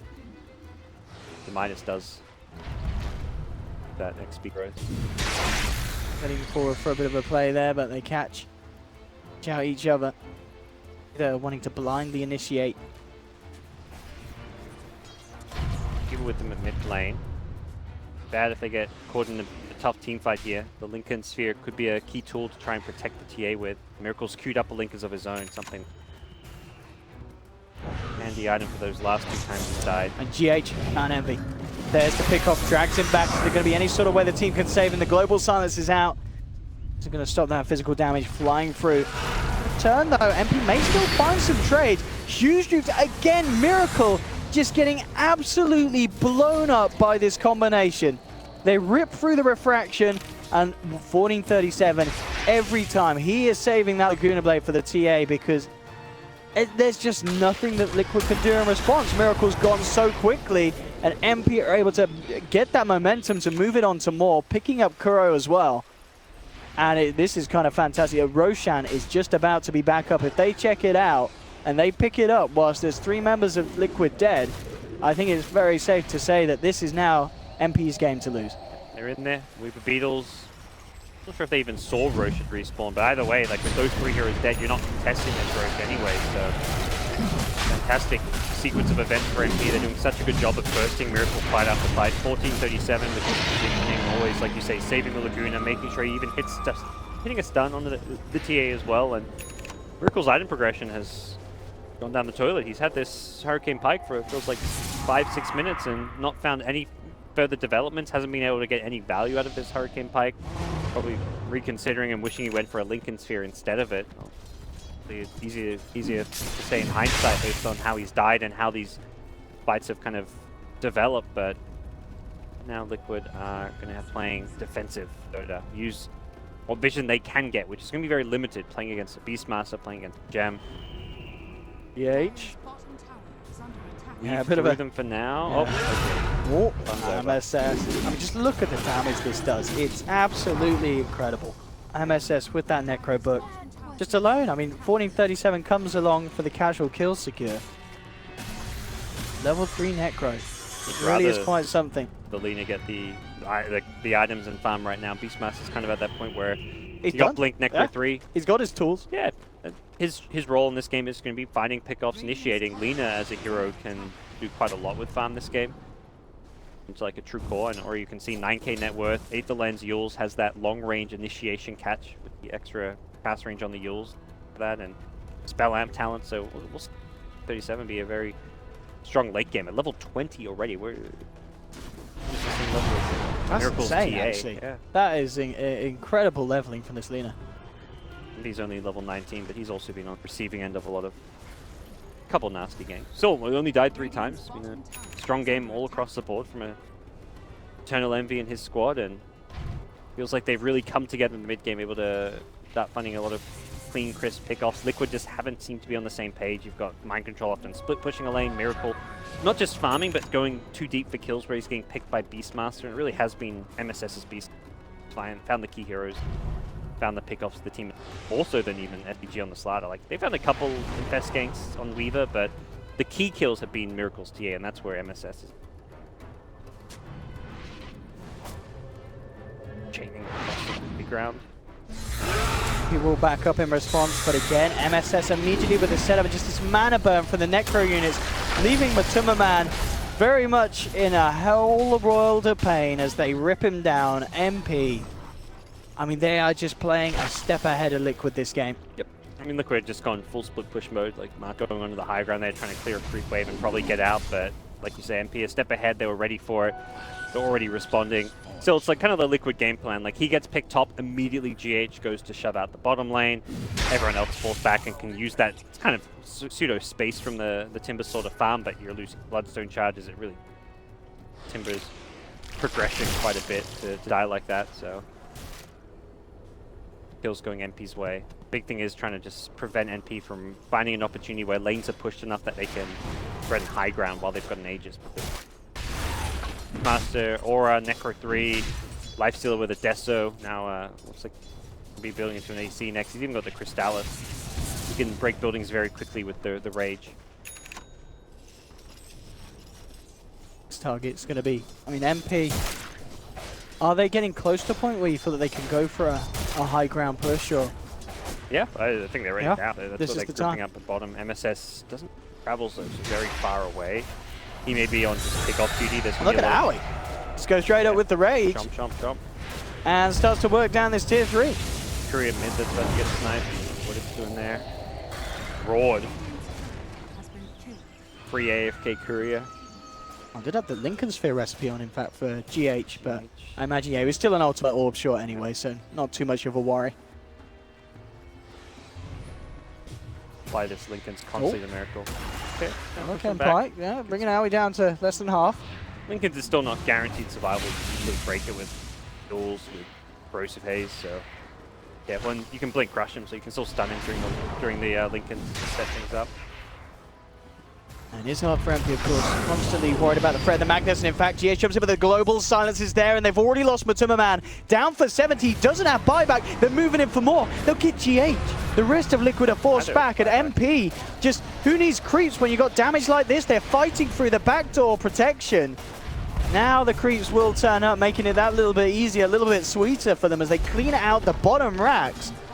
And with 50 seconds without these two crucial heroes for high ground defense, MP can get much more done. Luckily there's tier 2 towers, otherwise there would have been a guaranteed double lane of racks. Aegis will expire, they still will likely, they may still they're get double definitely lane. sticking around for this. Yeah. Force a buyback, you're still feeling very strong. You've still got Raw, so you've got that control for TA. He does have Lincolns now. But be careful, he's been caught out. MSS will jump in as well, but the telekinesis in response immediately for Kuroki. They've taken down MSS, but Kuroki's lost his life. It's a double kill for Envy. They'll look towards the Weaver as well. The follow-through chainstone's there from 1437. Buybacks come out, but there's no Miracle for 70 seconds. Liquid, I mean, between game 1 and game 2, Such a different team, you know. It's such a roller coaster team to follow and watch because they have such bipolar performances where you'll see an incredible MP draft and execution, then you'll see something that's overly theory craft like we saw last game. But see what they can get here. They're trying to punish MP. They need to find something. SVG's already out of there. May come back in to help Envy if required. Envy is the one left on the front lines. V forces forward though, and with that, Liquid, they have to be a bit more tentative because they know that MP can turn. But that best ready to go. It's got an AC complete now, so while they didn't get the racks, that's a small consolation prize for Liquid, not losing the double lane, but imagine MP will be ready to go for another fight fairly soon. Brilliant play from MP. And it's always admirable to see a team in kind of a series come back from a very painful beatdown. I think he's got a Bloodstone. This is like looking like a Bloodstone now with the respawn time. It won't be insta respawn with minus 12 charges. Will probably be like he's level 23, so probably like maybe 20 second respawn time, I'd say, but it'll be very fast. And boots of travel, it's like you die, you can very quickly get back into a fight. Fights are going to be drawn out a little bit at this stage of the game. I mean, what's the answer for Liquid? It just seems, as you kind of mentioned earlier, it's just felt slightly broken, the team play, especially compared to what we saw from them in Game 1. The coordination just has not been on the same level that MP's managed to bring to the plate on Game 2. Some big team fight RPs is probably the biggest thing they're lacking. Kuro needs to find some key spell steals too, like stealing a roar or even like an AoE stun, like a light strike array or a slider crush could turn things around. It feels like Liquid have just been waiting. They're not making moves, they're waiting for NP to come to them, and as a result they're getting picked off time and time again. You can't play like a wait and farm kind of game against a team with such a huge amount of catch. You've got both the Slider Lifestealer duo as well as the Beastmaster finding pickoffs, and the greedier you try and play, the more kind of farm-centric you are, the more this kind of an NP draft can excel, because they'll just punish that greed with constant pickoffs, and that's been the case. And also just like the teamfight execution where Miracle's died twice in a row with Raw. If those Raw kills and Miracles don't happen, Liquid were looking fine before that. This game was going quite well for them. They had almost like 6-7k gold lead at one point. The game kind of... I mean, that kind of really steep turn. So all those green dots at the bottom, which are the Radiant kills and towers, quickly turned into very few kills. I mean, Miracle's one of those players. He gets a lot of praise, one of the best players in the world, but I think you do point to him where he has made some mistakes this game, which have well and truly cost his team. Like positioning him, getting caught in those roars. I mean, it's going to happen. Kudos to MSS for playing a good Beastmaster, but Miracle kind of fell prey to them. He got baited a couple times in, and that's really been Liquid's big downfall, was those 2 successive Raw kills. Mind Control continues to keep the split push up, working towards that butterfly. Evasion in the bag. 3-7. Heading across, you do have MP as well, back in their own jungle. Yeah, very farmed. This is very impressive. I mean, Envy as well, we said it was always going to be hard potentially for a Silencer to keep up with the farm rate of someone like a TA or even like Aoi, of course, on his own team, the Lifestealer. But Envy's certainly done it with this build, with this Midas pickup, and with the objectives and involvement he's had in these team fights. It's been incredibly fruitful for him. And Liquid, with this smoke, and it's getting to the point where Liquid have to make something happen with this. They're down a set of racks. They can't afford to lose heroes with no buybacks being available. It's around this key time as well. Roshan's going to be back up. This Roshan could mean everything for both sides this game. Liquid trying to put their fate in their own hands rather than wait for NP to come to them, as has happened a lot of this game. They want to be go-getters. They want to... Speed Envy takes this down here with the built-up damage on the glaives. I mean, he's gone. That's... No traps in the pit. They put a trap trying to protect their jungle a bit, and Miracle just was a bit too far away. He's also been spotted. Oh, Miracle. SVG charging forward. And he's going to get the catch as well. In there with the crush. MSS jumps forward, gets the Necro units out. The change does there. Is there anything that the team can do to save Miracle? There's not. He's out. This time round, he does have money for buyback, and he's almost certainly going to need it if he wishes to try and hold on against MP, as they're ready to come roaring down the middle lane onto the racks. Buyback comes out from the TA. But what can they do to stop this? The Necro units, the Beast, Ballmaster, it's all in there. You got the racks. I mean, his tier 1 tower at top is the crazy thing right now. But when I get that Mega Creeps, they'll have to head towards that top lane. And that's the lines being drawn. 1437 says, let's push out this top lane. With how much farm he's got and how well he's done, I think he's going to be in a point where he can start making the calls. He's going to be perhaps the first hero to hit level 25 right now. TA Miracle can beat him there, but... It's been insane. I mean, we kind of questioned where it was going to be played in the draft. We thought it was not really an MV hero, but certainly proving to be 1437. Miraculous game, and definitely, as you mentioned earlier, those kills on Miracle would not have happened really if it was a lot of other heroes. They needed that huge damage nuke to come through when the refraction was down, and Lina absolutely fits the bill. Top lane, Owie ready to go onto Kuroki, forced back. Owie is fended away by the damage coming out from Miracle. We'll keep Kuro alive. Again, the power of MP, very scary, and there we have as well. Visgard, I believe, out on 1437. Going as well. Brave positioning from Liquid, posing as if they want to defend their outer towers. Down 3 racks so far, 2 melee racks at that. They not changed their high ground to defend. I feel like they may fall back here, fight around the shrines, fight around the high ground advantage. And also just push out mid and bottom lane, because those lanes are starting to approach dangerous position. Yeah, they will just let that tier 2 tower go. It's really getting to the point where they need to hit a massive RP. Yep, that's the saving grace here. It's got to be the GHRP landing on multiple cores, but they can just siege with AUI, have him only here on the front lines if they want. On the sidelines as well, Kuro's being caught out. They will have the telekinesis to hold MSS in place for a little bit, but again, the burst coming through as they bring down the Weaver, but Tuma Manitrol as well. GH does get a beautiful RP, but the follow-up damage is just not going to be there. Envy picks up a double kill, triple buyback coming out from the side of Liquid, but they've lost Miracle. He's down for 2 minutes. 1437 has to kill himself. Owie moving in for more. Envy just on the back lines, ripping through Mind Controller, who's trying to toy with the supports of MP. It just isn't going to happen as Liquid are falling apart here in Game 2, and NP came back with incredible force after what was nothing less than just a disappointing performance in Game 1 against Liquid. And Liquid absolutely shaken up there by that showing from MP. Yeah. Fixed a lot of their drafting laning issues. They had a much more dominant laning stage, and mid-game wise, it still wasn't like a one game from the lanes by NP by any means. They just made some really nice moves. I like how they prioritized getting SVG as Blink. It felt like he didn't really achieve much slowing down Miracle's jungle. Miracle was top of the net worth 10 minutes in. SVG was struggling to kind of find a place for himself, but then he just got a lane, found a Blink, and then boom. Infest gank after Infest gank. Beastmaster had his neck.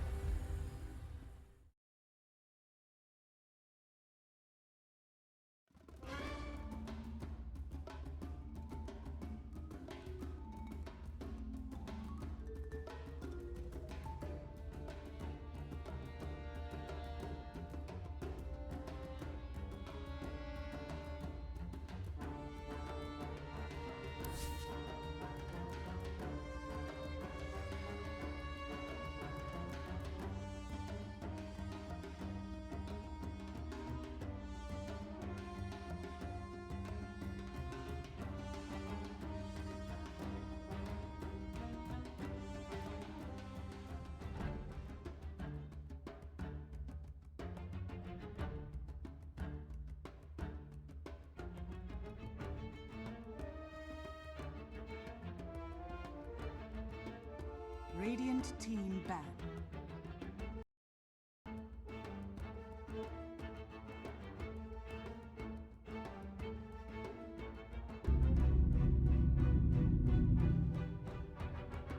Radiant team ban.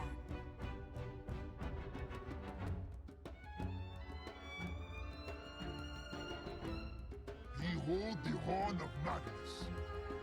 Radiant team pick.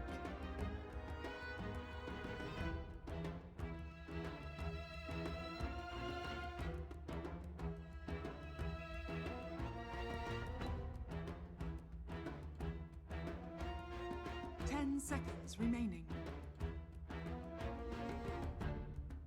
5 seconds remaining. Crystal Maiden. Radiant team pick.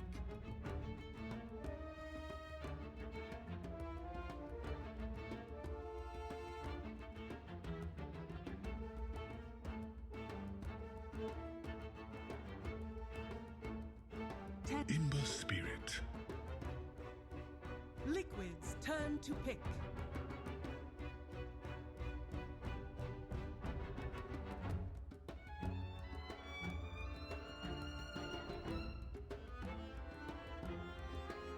Life Stealer. Radiant team ban.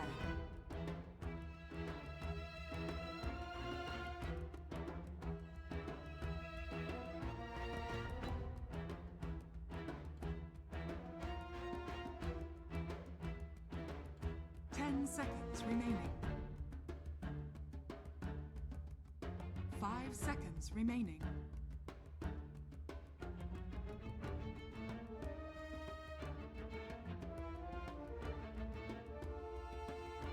Radiant team ban.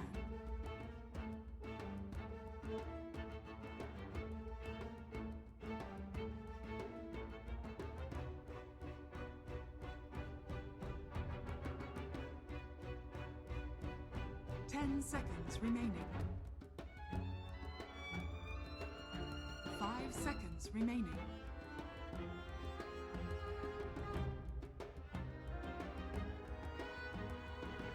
Radiant team pick.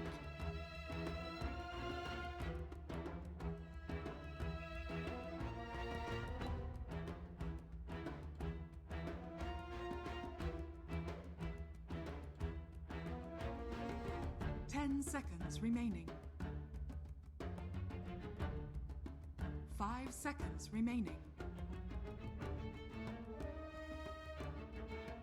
Reserve time.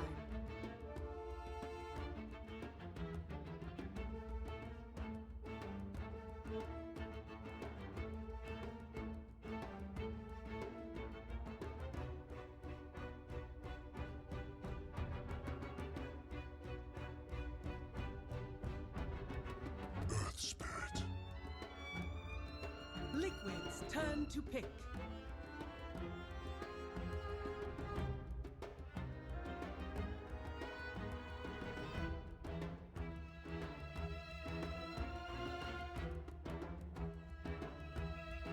Ten seconds remaining. Slada. Radiant team pick.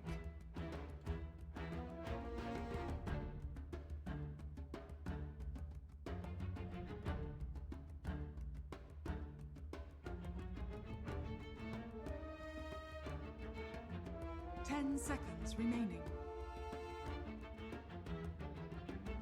5 seconds remaining. Reserve time. Slog. Liquid's turn to pick.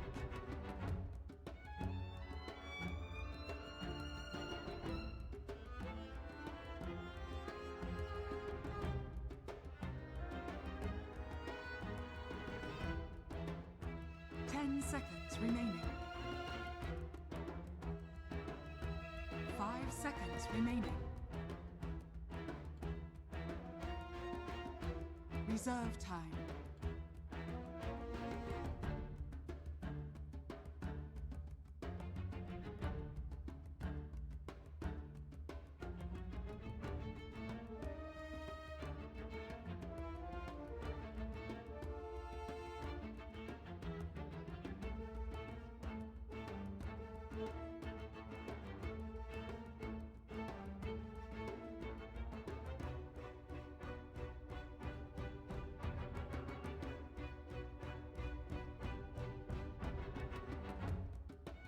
Disruptor. Radiant team ban.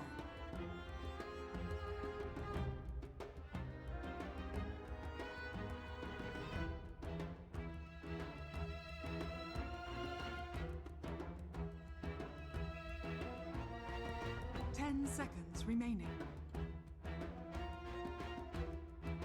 5 seconds remaining.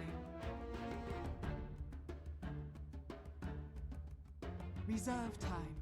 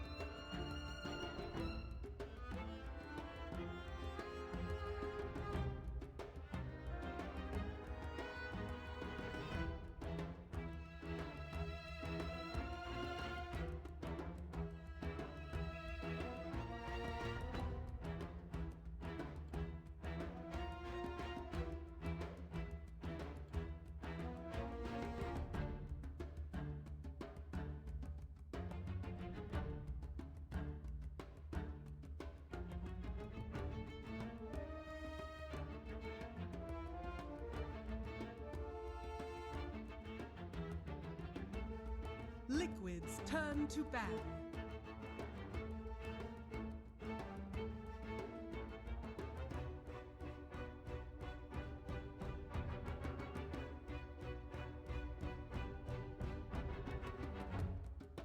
Seconds remaining. 5 seconds remaining.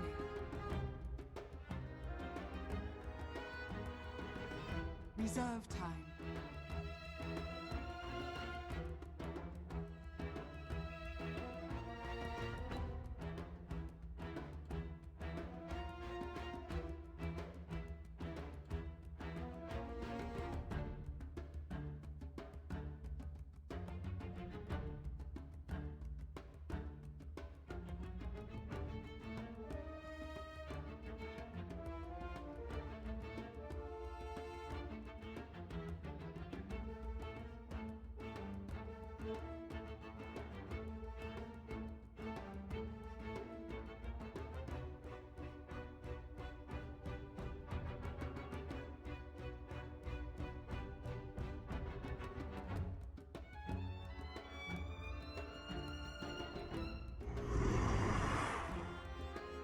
Liquid's Naga Siren. Radiant team pick.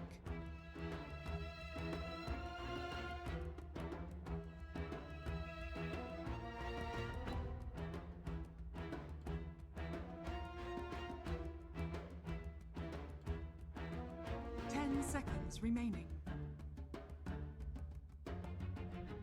5 seconds remaining.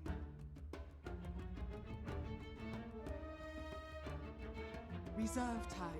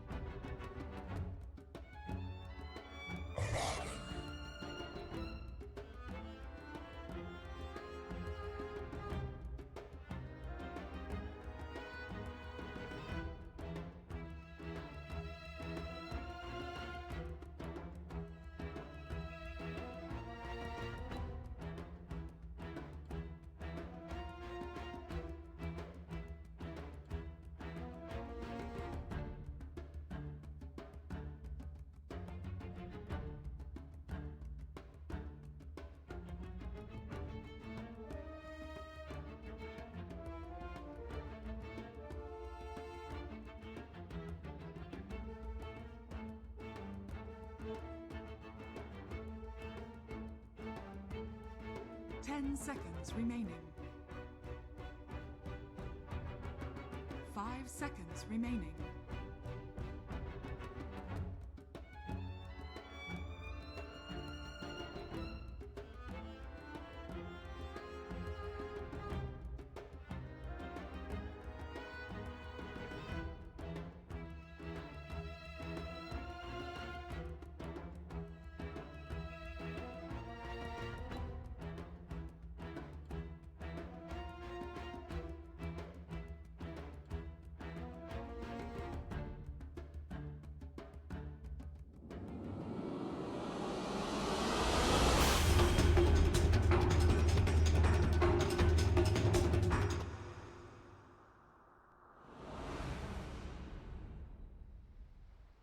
Feel like Liquid have the better draft. They come in as favorites. It's going to be really tough for Faceless. Absolutely. I mean, Faceless, as we've heard kind of talking behind the scenes, always a lot of confidence from this team. That is something that they certainly don't lack there. They've got the mindset for this sort of a match, but best of one against Liquid. Here we go, ladies and gentlemen. Get ourselves in. I believe we did see, on the chat, GH indeed on the Naga. We're going through the side of Faceless first, though. Of course, Black on Slarg. Jams will be playing that Ember Spirit. And here we go, ladies and gentlemen. Ice, Ice, Ice. Of course, targeted very heavily in the drafting stage, but will get himself that Abaddon. XY, you got to feel confident for him. He is on his Earth Spirit, and that is something that he's been showing us. He can play very well. Certainly has stepped up his performance this lap. Haven't seen much of Kuro's Disruptor, but Magnus is staple. Miracle, there we go. Full position sliders coming out with GH handling the mid Naga Siren, and that will, of course, leave Matu on Lifestealer, who's played quite a lot of, not necessarily like his most played hero by any means or like a signature hero of his, but definitely something he can play very well and that will suit this draft just fine. Absolutely. So settle yourself down, ladies and gentlemen, for this final best of one of the day. Myself and Gods will be walking through it, and we wouldn't be able to do it, of course, without our observers, as Scriff and the boys on this game. So here we go. So Faceless with their lineup, there's already kind of addressed by the panel some worries with it. What's the plan here for Faceless? They have this slug. How do they get him out of control? Do okay in the lanes for starters, which already going to be tricky for XY. Gets away. Looked like Kuro held on to his skill there, maybe considering a glimpse, and Faceless do not get one of the runes, although Ice manages to go in and sneak one. But yeah, going to be a tough lane for the Ember Spirit especially, it looks like. Slider's going to be roaming around, very active in the lane. Potentially Disruptor can look to make moves as well. But I think the lanes is kind of the first key point for them. Magnus, want to zone him out, prevent him from getting much out of the lane, getting Slark free farm, getting Slark involved at the earliest possible stage of this game to me is one of the kind of key points for Faceless, because I don't want this game to drag. Slark will not scale into the late game against a Naga. Yeah, no, it's going to be interesting to keep a keen eye on the rotations from XY doing as some well. pulls. Not sure if he was. Looks like he missed that one. Yeah, didn't grab any creeps that time around there on the top lane. That's why I tried to make something happen. As you said, this bottom lane, nuts. Trying to do his best job to keep mind control away from Black. Make sure that the Slark has the space required. Mid lane, it's Jabs versus GH matchup. Already trying to get a bit of harassment down. I mean, Ember Spirit versus the Naga straight up. We know there's mid heroes that have trouble kind of dealing with the illusions and such. Is the Ember Spirit one of them? Is this going to be a tough lane for Jabs? It's okay for him. Both players should get some alright farm here. I don't imagine Jabs will get pressured out or anything. He can always just pop a Flame Guard when the illusions come out if he wants to try and clear them a bit. And those illusions at least give it a small fraction of gold early on. On top lane, Miracle and Kuroki getting a bit heavy-handed onto Ice. That's the good news. Ice will keep both supports busy. Ooh, wow. Yes. Very early kill there. The Slark able to chomp him down with the early Essence Shift. 6 stacks picked up. So I imagine just traded a few too many hits. Slark's one of the few heroes that actually trades hits against Poor Man's Shields better than most carries because he is stealing those stats. And early on, losing your HP to the Essence Shift can be a big deal. And he doesn't have a TP back to lane, so Miracle actually TP's bottom just to make sure no one misses out on that free XP and theoretically a couple of CS, although he doesn't get those ones under the tower. And of course, this is obviously good news for Jabs in that mid lane, meaning that he's not having to worry about the Slardar's rotation at this current moment in time with that movement down towards the bottom. Good news for top lane, like less pressure on Ice, more he can get out of the lane, so all across the board, that's a big first blood just because of that TP forced as well. And then again, Jabs coming out from the invis with that Flame Guard and poking GH back. 12 for 4 against the 11 for 1. Very close at the moment in this mid lane. This is definitely a big comfort here for Jabs, and there's good reason why Faceless first stage this hero, which isn't being picked all that much. Top lane, Ice with the shield and the TP out. He'll be a little more fortunate than Liquid's offlaner earlier. As mind controls suffered with that play, but it works out for the Abaddon. Ice back to base safely. Yeah, talked about how important this lane stage will be for Faceless, and at least the lanes themselves have proven to be very stable for them, finding a first blood, not really succumbing to any early Slider rotation, so has led to a good start for them. Magnus already feeling like he needs to rotate into the jungle, and does mean they're going to kind of split the farm more, like Magnus can get some levels and XP there. And then, wow, GH. That mid lane, GH playing on the very edge. Does have that Fairy Fire that he can slightly rely on. Yeah, and Bottle's just making its way out. Yeah, looks like he's going to shrine up as well with Kuro. And both players will go through their shrines early on here, but that's fine. That's what they're there for. And close but no cigar. GH probably knew what he was doing there. Looking at the two safe lanes at the moment, both getting pretty good farm. Matuma Man 17 for 2, Black 19 for 4. Yep. Difference in the off-laner situation, though, of course, being Ice. Indeed, did find and just a bit of a better time, and he's getting farm himself up there. Yeah, he's just uncontested experience from the lane. He hasn't been bullied out of this lane one bit whatsoever. Level 3.5 or so. Early phase boots coming likely for him, so this has been a very effective start for him, whereas Magnus going down, being forced back in the jungle. And it's just the worst thing. When you die as an offlaner in that position while you're trying to TP out, it sucks because you can't TP to lane. So that lane pushes to your tower and you just miss like 8 creeps worth of experience. We saw it in an earlier game as well. You're going to make that walk of shame. the Slaughter TP's there, so it's at least not wasted XP. Ooh, top lane, look at this Ice trying to set up for the bait as XY comes rolling in with a two-man boulder smash. Kuroki and Matuma Man falling low, Kuro's down. Matuma looking for a kill in return, will take down Ice. At the same time, down bottom, Miracle managed to get close and personal, taking down Nuts still. Top lane, the chase continues, but they don't have anything else to throw in under the tower. Matuma Man will survive, but he is going to have to take that long trek back to base. Ends up, yeah, if not for Matu getting so low and having to leave the lane, it probably would have been a bad one-for-one trade with Lifestealer getting a solo kill, but considering he's now out of the lane, I guess Disruptor alone is actually very vulnerable. And look at this aggression from XY. Will immediately glimpse back the Earth Spirit, but Ice will stick in Disruptor's face and make sure that they are able to take down Kuroki. XY already making the crucial plays that his team needs him to. Probably not the hero you wanted to glimpse back there, but you're getting dived. You got to glimpse someone, and Kuro goes down. Jab's now kind of with free control over this mid lane, as it seems, yeah, Naga's going to pull back, try and use the jungle as well as the lane as much as possible. And Jabs, your best thing here is to try and shove the lane, keep pressure onto the tower, keep GH honest, keep him in the lane so he's not just farming away in the jungle and also getting the lane farm. You want to make it so that if he goes in the jungle, he's going to miss CS in the mid lane. I mean, we've seen XY pulling off his successful rotations. I mean, can we expect to see Kuro starting to get a little active, or is it only Miracle that can move? Does Kuroki have to stay in Matuma Man? Doesn't seem likely. Why is that size? In trouble there. Matuma Man just straight up diving the tower. Ice will look for the juice. Can he pull them off? He's trying to make his way around the tree line with the Thunder Strike. And also Miracle came around just in case he was required.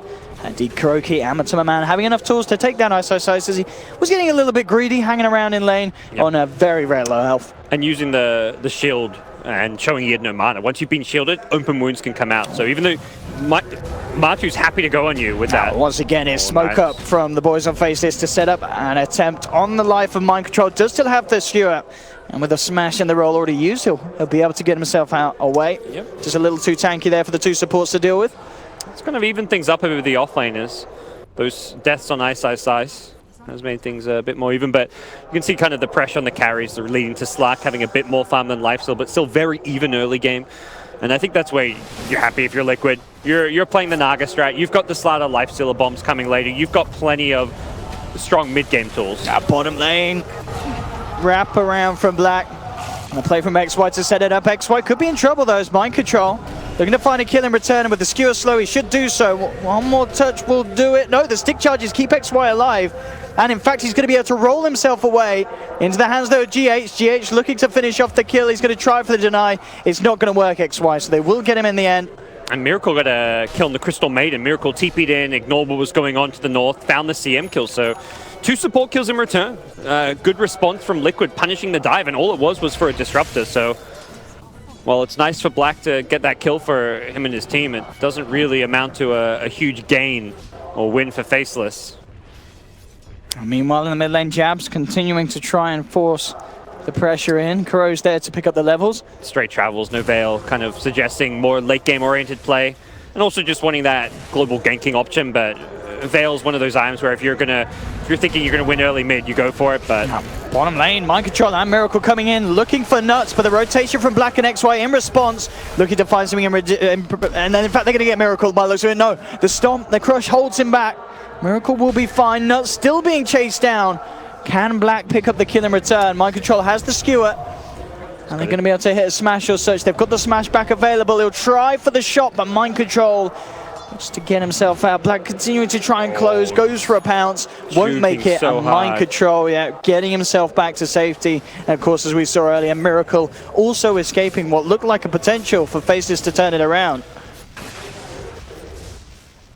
Break some of those illusions, but still had a very successful early game here on the Ember. He is level 8, so this is where you'd hope for Jabs to perhaps get active in a side lane, but I think Jabs is telling his team, I'm waiting for a good rune. This is where rune control can be very important. A haste or an invis, haste particularly on an Ember Spirit, can open up kills around the map. He doesn't really want to leave this lane knowing that there's a Naga free farming. If you start playing too gank heavy, Naga's going to pull ahead on farm and never look back. So Jabs has prioritized his own farm over rotating so far, but potentially can change with a key rune, potentially will change with the Boots of Travel.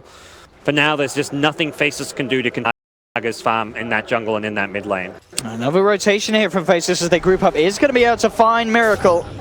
Let's see if he can get himself away this time, and it doesn't look like he can. With the stun control that Faceless have, this time they'll be able to punish Miracle's rotation. Yep. Still a lot of space being made by Miracle, and he's still got the basic items despite like how active and present he's been in that kind of dire area, just the raindrops, the tranquils. He hasn't started towards his blink, but we're going to reach a point where he'll be given a lane. Matu may head to the jungle, Slada can take over that safe lane, perhaps around that armlet timing, so not the easiest lane to take over. Dealing with an Abaddon is pretty miserable, but we're seeing Faceless basically take the approach that they're going to fight the Naga Siren greed with mostly their own greed. I mean, I was seeing when Mind Control was in ahead. There was a smoke up, obviously, for Faceless in that mid lane. Mind Control, he has RP. He's just picked up an Invis rune as well. That's I mean, if he comes here for the counterplay, but it looks like Miracle's actually going to meet the play head on as the smoke straight into the Slada. They'll get Miracle second time in quick succession, pretty much. Skewering the tower, Can he do something big? He's going to go straight for Jazz. But oh, no! I mean, on the plus, no, he's going to get out. There's no. What? Okay. He got glimpse. He did get glimpse. A little weird because he was standing still. He was like, hang on. He got glimpsed. He got glimpse on spot. Yeah. I was like, hang on. TP? TP lol. But there we have it. They got it. They got the kill nonetheless. In fact, top lane as well. Matuma Man panning up and X-Wise on the sidelines. He needs an infest. There we have it. Oh, that was barely in time. XY tried to silence him. So close. And Matuma Man survives, and of course I mean, it's not the nicest of lanes to farm him, but he's still hitting the creeps and he's getting the solo XP up there. Yep. So I don't think Matuma Man will be too annoyed with how this laning stage has gone. Should feel pretty good. Yeah, Abaddon, one of the more annoying offlaners to deal with. You just can't zone him with like 2 heroes most of the time, and you see Miracle moving around the map on the bottom side of the map in the enemy jungle, so things are kind of stabilized. This is a stage of the game where I feel like Liquid might try and prioritize that Slada blink a bit more. Alternatively, they may just be like, hey, who cares about Slada's blink timing? We got a Naga free farming, let's just have Miracle keep running it, then we can get a 20-minute blink and we don't care. But you really need to be able to enable your lifesteal, and I feel like one of the blink daggers. So if not the Slada blink, prioritize the Magnus blink. Get a blink online so you can start doing some infest bombs, and then you can create more space for your Naga. Open up the map, take towers. Any towers you take pushes the lanes, gets you access to the enemy jungle, makes there just a lot more resources and farm on the map, and Naga can pull even further ahead. On top lane again, Ice going in onto Matuma Man. Miracle is there. They're going to look to turn, but his face is here. With the response, it's not quick enough though.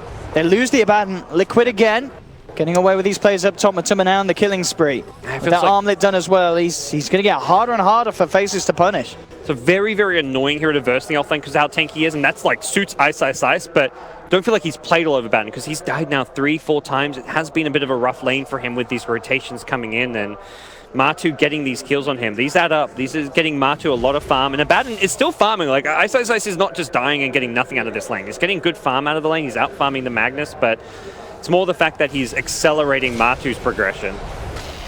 He hasn't got ultimate. This man is in a lot of trouble. The TP will come through, but Ice indeed getting chased down. He'll juke it out through the tree line, and now Matuma Man could be in trouble. Jabs looking to hunt him down here.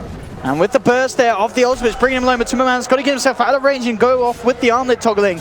And it looks like it may just save him here. Jabs unable to chase on him. Matuma Man getting away with his play. It looked like he missed the Searing Chain Slight combo there, which is a bit unfortunate. Hard to hit them on a single target in Fog, but something you'd expect Jabs to land. And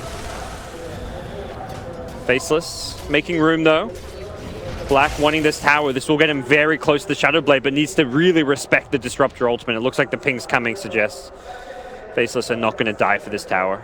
They can wait, regroup. They've got the vision there with the ward, and they're not going to play around it. Really good Radiant vision here at the bottom tower in the enemy jungle, so they can see the Naga farming. They can also see and protect their Slack in the safe lane, and also have vision around the mid lane. Like, every kind of key spot currently is warded for them. And it certainly feels like this Naga. I mean, there's something needs to be done more than just watching him, as GH is very close to the relic. Top of the net worth, and it's not going to get any better for Faceless if they're unable to stop him at this stage. Perhaps just banking on this, the ability to scale themselves. They've got 3 cores that scale well to the late game. Embers rush the Boots of Travel, so as mentioned, this is a less of a fighting build than the Veil. Like, Veil is like, you want to fight now, you want to really do a ton of damage, but Can they get Miracle? Again.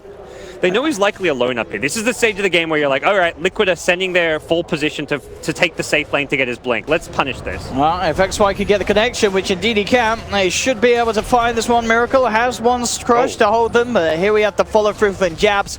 And again, they will find the kill. Yep. And they'll turn it into this tier 1 push as well, especially with Black turning up as well in the neighborhood. Getting closer and closer to that Shadow Blade. Good call from Black. Get out of that safe lane. Your team are making an aggressive move up top. Bottom lane is not safe for you. You're going to get more farm in your jungle. Even go for that gank, go for that tower. His team doesn't need him, so he's in the jungle. They get the tower without him, and that Shadow Blade will come up very fast as a result. Does feel like for Liquid, they've been somewhat restricted in their options because these blinks have come out fairly slow. They're going to have one now on the Magnus with that tower. It's not terrible timing, 15-minute blink dagger, but Lifestealer hasn't been able to get kills outside of the lane. Like, he's been able to kill Ice through some great individual play using just the early phase boots movement speed, but hasn't been able to actually go for any infest bombs. He hasn't had an infest target until it blinks online, and that's going to only happen now. So we'll see if Matu can get active in the other lanes. Oh, Matu's just seen himself a Crystal Maiden. Oh, yeah. Come here. Come here, little lady. The Ice is there to protect him. No, sir. Get away from my maiden. Matuma Man does not listen. Brings him down and into the creep he goes for the free ride back home. Well, can they deny them? Got to be careful though, FL. Liquid have mind control with that blink and RP. Where's Matuma Man? He's way out. He's already out? Okay. Oh, no. He took control, and in fact, whoa, there we go with the turnaround. Straight in onto XY will be protected. Rage is down, though. Got to be careful. Miracle as well, ready for the fight. Black with the Shadow Blade, looking to try and lead in onto one of the backliners. Will go for the easier kills. Looks towards Kuroki, takes down the Disruptor, but the Static Storm's there into the crush. They're managing to control Black here, bringing him down low. Again, he's still got the Shadow Darts, continuing to fight. The Song's there to stop it all, though. That was going to be a big CM ultimate. Luckily, the Song was up. Otherwise, it's a good job, for them. GH turning up there pretty much saved that from being an absolute disaster for Liquid. That CM ult was going to clean up, and Mark pushing his hero to the limits there. Getting a lot of damage done, wasting a lot of spells, and did a really good job infesting in his creep, and his team completely left him. Like, the Slatter sprinting away, the Magnus is blinking out of there. If either of those heroes gets caught in a Searing Chains or in a Boulder Smash from that Earth Spirit, it's very bad, because the only way they can save, and kind of keep Matu protected while infested is by having those heroes alive, and, well, things will settle down now. GH may not be involved in too many kills, or doing much damage, but that is indeed your job as a Naga Siren at this point. Mid lane, Boulder Smash will connect onto Matuma Man with the chains, bringing him down low. That's that arm there. And of course, full backup from Liquid. Mind control still with the RP. If Faceless are going to want to try and come forward with this. Black potentially waiting to go for a counter initiation if Liquid do go for some sort of a jump. As he hides there with the Shadow Blade. Mind control, letting himself be heard. As he will alert Faceless to his presence. And just trying to stop this pressure coming out. And it is just creating more and more space for GH. And like I said, even though they're going for these occasional moves, these smoke rotations, the overall big picture game plan is to go greed if you're Faceless. You've got the Boots of Travel Rush on Ember, the Radiance, Midas from your Abaddon. Slack is probably one of the heroes that maybe doesn't power farm, but can still play. Like, he's still going to scale well into the late game and just look for pickoffs on supports, look to just jungle it up with Dark Pack. So we're going to see a farm game out of Faceless. 3 scaling cores. They're just going to accept the fact that they're going to get a very farm Naga on the other side. Lifesteal's a hero that doesn't necessarily scale amazing well the late game. I say that hesitantly because he's got Empower and he's got a Slatter to enable him. For sure, Empower is I think he's going to scale all right. Even though it's a hero that typically gets kited, but he does struggle against heroes like Slack, Ember, these mobile cores. Even heroes like Abaddon, because he just ultis. Like, you can't actually... None of these cores are good Lifestealer targets. On mid lane, mind control. Is he going to find the skewer back? Size does have some backup coming through. Matuma Man will go for the rage and the chase down. And there's the glimpse. The reposition. Size, make sure they get the kill. Nice Static Storm as well from Kuroki. Just to make sure that there's no reaction possible from Faceless. It was looking like a potential turnaround if they don't silence the backlines. But Ember split pushing up top. Not going for any kind of a blink RP. Didn't have backup there. Jabs. Gonna go back for the Veil now. Or at least he's queued it up. Interesting little choice. Prioritizing the travels first, but has managed to make some use out of them. Finding those picks around the sides. And we'll see if he commits to that. There we go. He's going to buy the full Veil. And As it stands, Faceless able to continue trying to make some moves with this Shadow Blade. Just really trying to make the plays around this area where they have their own sentry. Yeah, he knows it's can't be warded because of that. He won't be running into a sentry there, but if he goes any further underneath the tower or above it, he will be running into various sentries that poor Kuro is going to have to continue to buy this game. He gets the GPM talent. You got it. You got it if you get it. Yeah. I mean, I think you get it every game. The 100 cast range is not enough to justify. Glimpses already has, I mean, 1800. What's another 100? That's nothing. That's not worth getting. But hopefully the 60 GPM will pay for his sentries this game, because he is going to have to buy a lot. Let's see what they can find with this. Miracle just picked up the Blink Dagger, ready to go for a big reveal. XY, the closest to the moment the scam will hit. Liquid know that they're on the right course. Naga Illusion expires, so they lose that bit of vision, but they'd love to get a core, but you take the support kills as well. Ember, Jabs would be a perfect pick here, and there we have straight in with the lead-in and the execution. Yep. Liquid get exactly what they came for. Nice quick kill, get out. Easy peasy, and Liquid, while that's going on, Naga farming. No surprise it's starting there. to look scary, the climb. You know, already reaching nearly 2K ahead of Black Slark. And at this pace, with this sort of momentum from both sides, that gap is certainly only going to increase unless Black can start to get himself involved and find those pickoffs. We saw him earlier, just kind of sit around mid. He's backed up back to the farm, trying to take what he can from Liquid's half of the jungle, so we can have that Echo Saber complete and have a little bit more sustainability in these team fights. And they are putting some pressure onto this tier 2 up top, Faceless. Liquid yet to look for any sort of an answer to it, and in fact, looks like they'll just let this one go to Faceless. It's the vision factor. They want to fight around their wards, not around your opponent's ward. You know that Faceless have taken over your jungle, which means you also know they've gotten wards down, and finding where there's that cliff ward at top is just a recipe for disaster. Slark can easily get into the back lines, Ember can easily find ways to initiate on support, so just not a fight you're interested in. It's a losing battle, even with the pick on the Ember. Ember's got travels, he respawns, he's up there, it's a 5v5. Oh, there we have it, and that Echo Saber. Faceless, they really want to make something happen with the Slark in the action. Yep.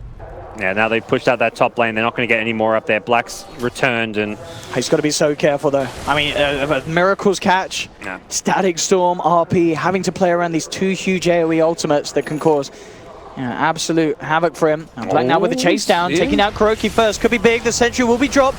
Did get the dart packed up, but he's no, he's not trapped. Will manage to make his way out. Shadow Dance is there, turns towards Matuma Man, and Jabs jumps across in and out as well, looking to keep mind control on the back of it all. They'll bring down Matuma Man. Miracle in response gets XY, but Jabs wraps around. They'll take it 2, they'll get 3. GH couldn't quite get close enough to stop the slaughter. As Faceless will find 3, Black just in time, able to lead in and kick that fight off before Liquid had the full chance to turn it around and get the initiation themselves, which they were so close to, with Kuro heading up to the high ground and trying to throw that sentry down. That's great play from Black. Yeah. He just goes in. And getting out of the field with that dart pact. Just very over the edge of the field. Yeah. Make sure he escapes it so he can get the ulti off, and then he comes back in. And Earth Spirit doing everything he can to help out, throws the Magnetize on the lifesteal. I'm not sure that was needed to get the kill, but guarantees that against the potential armlet toggles, you want all the damage you can get. Oh, and a GH kill would be perfect for Faceless if they can find it. Boulder Smash to set up. You can already see Miracle making his way down here. He knows that they need to save this Naga Siren. GH, very low on mana. Black as well, ready for the cleanup. Straight in onto the Naga Siren. Jabs will get himself out safely. Miracle has no lifestealer with him until now. Matuma Man now ready to gear up. Go for the 2-player combo, and they will find one at least. Straight in, and Jabs is out. Black ready to turn once again. Does have Shadow Dance available. Black very happy to fight at this point of the game. Sight is there as well with backup if required. Black straight in. The Shadow Dance was off just in time, so the RP, it doesn't matter. Oh, the position from the freezing field, very good as well from Nuts. Doesn't look like they've got a TP cancel, though. Nuts has been really on point with his positioning. Every time I see a freezing field come out, I'm very impressed with how he forces a song, he gets off a lot of damage, and, well, Black again continuing to be that very active present carry with how farmed he is. And he's looking for more. I mean, that fight, again, it could have been more messy for Liquid if Kuro wasn't able to hold back the 2 of them with that Static Storm. This is a tough Slark game, too, playing against Magnus, Slada, Disruptor, and he has made it work. I mean, where does he go next with his items? Do we expect to see an early BKB? Is it worth getting the Silver Edge, do you feel? You want the BKB for I don't know if it's his next item, but you definitely need BKB. Oh, yeah. This game is just always a matter of when. Do you want to get it early and go down to a 5-second BKB? I feel like having a short BKB isn't going to be a big problem this game. You just want BKB to get out of Static Storm and make it so that you can fight more aggressively into your opponents. But Silver Edge first, get some more stats. Liquid. In the Roche Pit they go. A lot of Radiant Vision around this area. Yeah, they should be certainly aware, and indeed they are. TPs across are coming. It's dying fast, though. There's no RP, so Liquid, yeah, without one of their big ultimates for this, Ice, ready to lead in. Matuma Man trying to focus down, finish the Roche. The Radiant will get the kill, but Matuma Man did grab the Aegis. Oh, Static Storm. The setup is going to be beautiful here as he gets it onto 3. Black trapped in the midst of it all. Sentry is down. Can they actually kill him? No. He got the Shadow Dance off in time. Black survives, turns towards Matumba, takes the Aegis out of his hands, and again nuts with these freezing fields in the midst of it all, calling Liquid to just spread. There's the Frostbite onto Matumba. They're looking for the chase down. They've got the Curse of Averna Slow through the magic immunity. Black has to be a little careful. Shadow Dance isn't available, but they can tank it up. The Shrine doesn't matter. Matumba Man to fall as well. And again, Faceless are just playing these team fights that little bit better than Liquid. I felt like they thought they had to focus. Earth Spirit's a huge problem in these fights, but he's still silenced. Like, look during at the damage Abaddon did.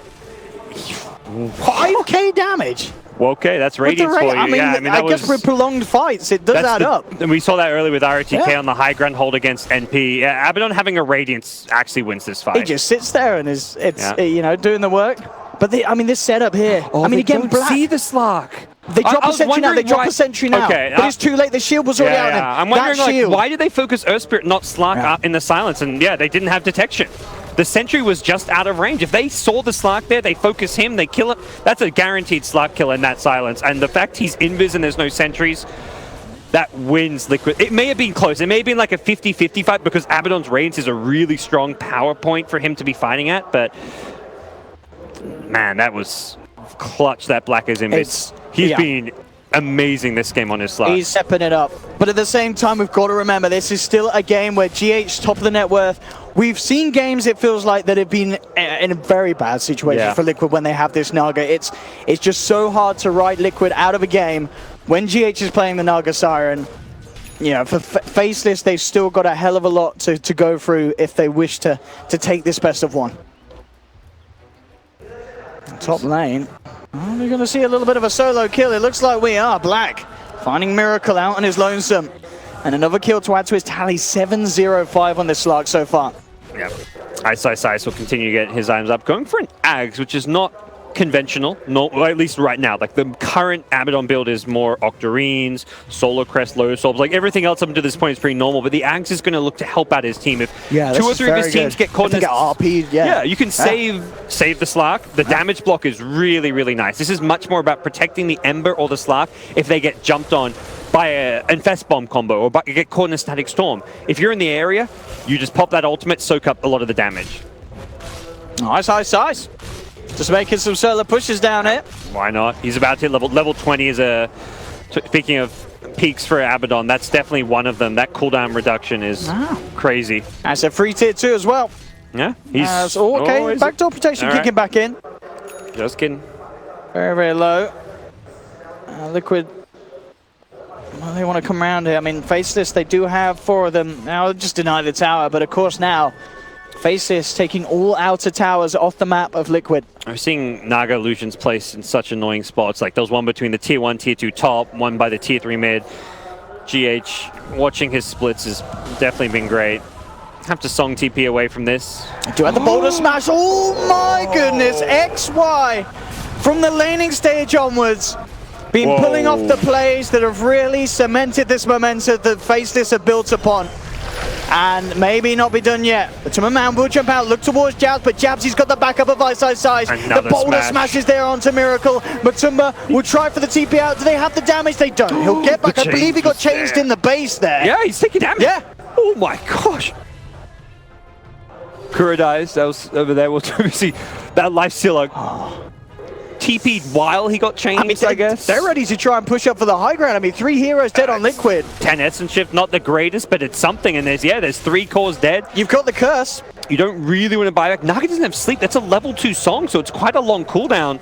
A full minute without sleep. They've probably seen that. They're like, wait, this Naga's not level 18. We're fine. They can't sleep us. They've got no song into Static Storm combo.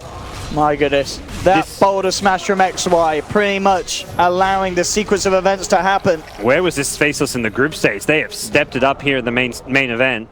They're such a... This is like the BO1 team, you know. All the big matches they've won in international lands have always been BO1s. They did it at Dota Pit.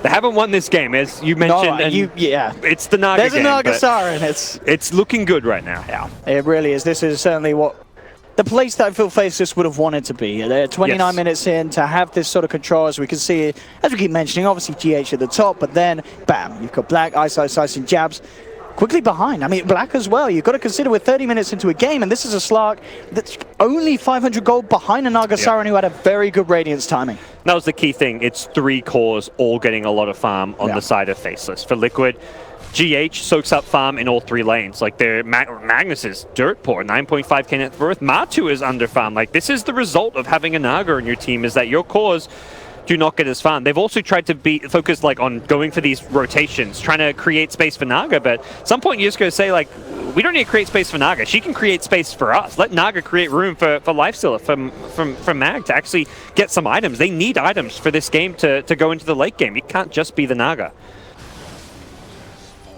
And there's the armor for the Ember. This is definitely nice. The free plate mail against the Slatter Lifestealer will help a lot in terms of survivability. Gets him up to close to 30 armor now.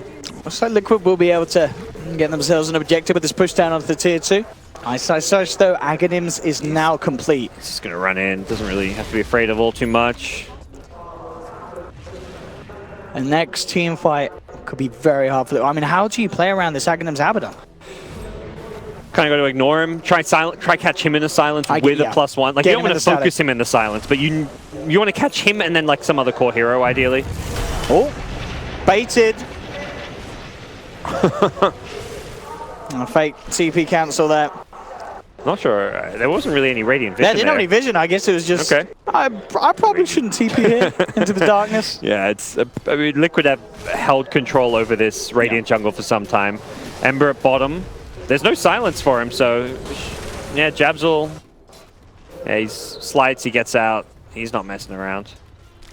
And then Liquid show themselves, so they reveal what it looked like Faceless already had a pretty good idea of.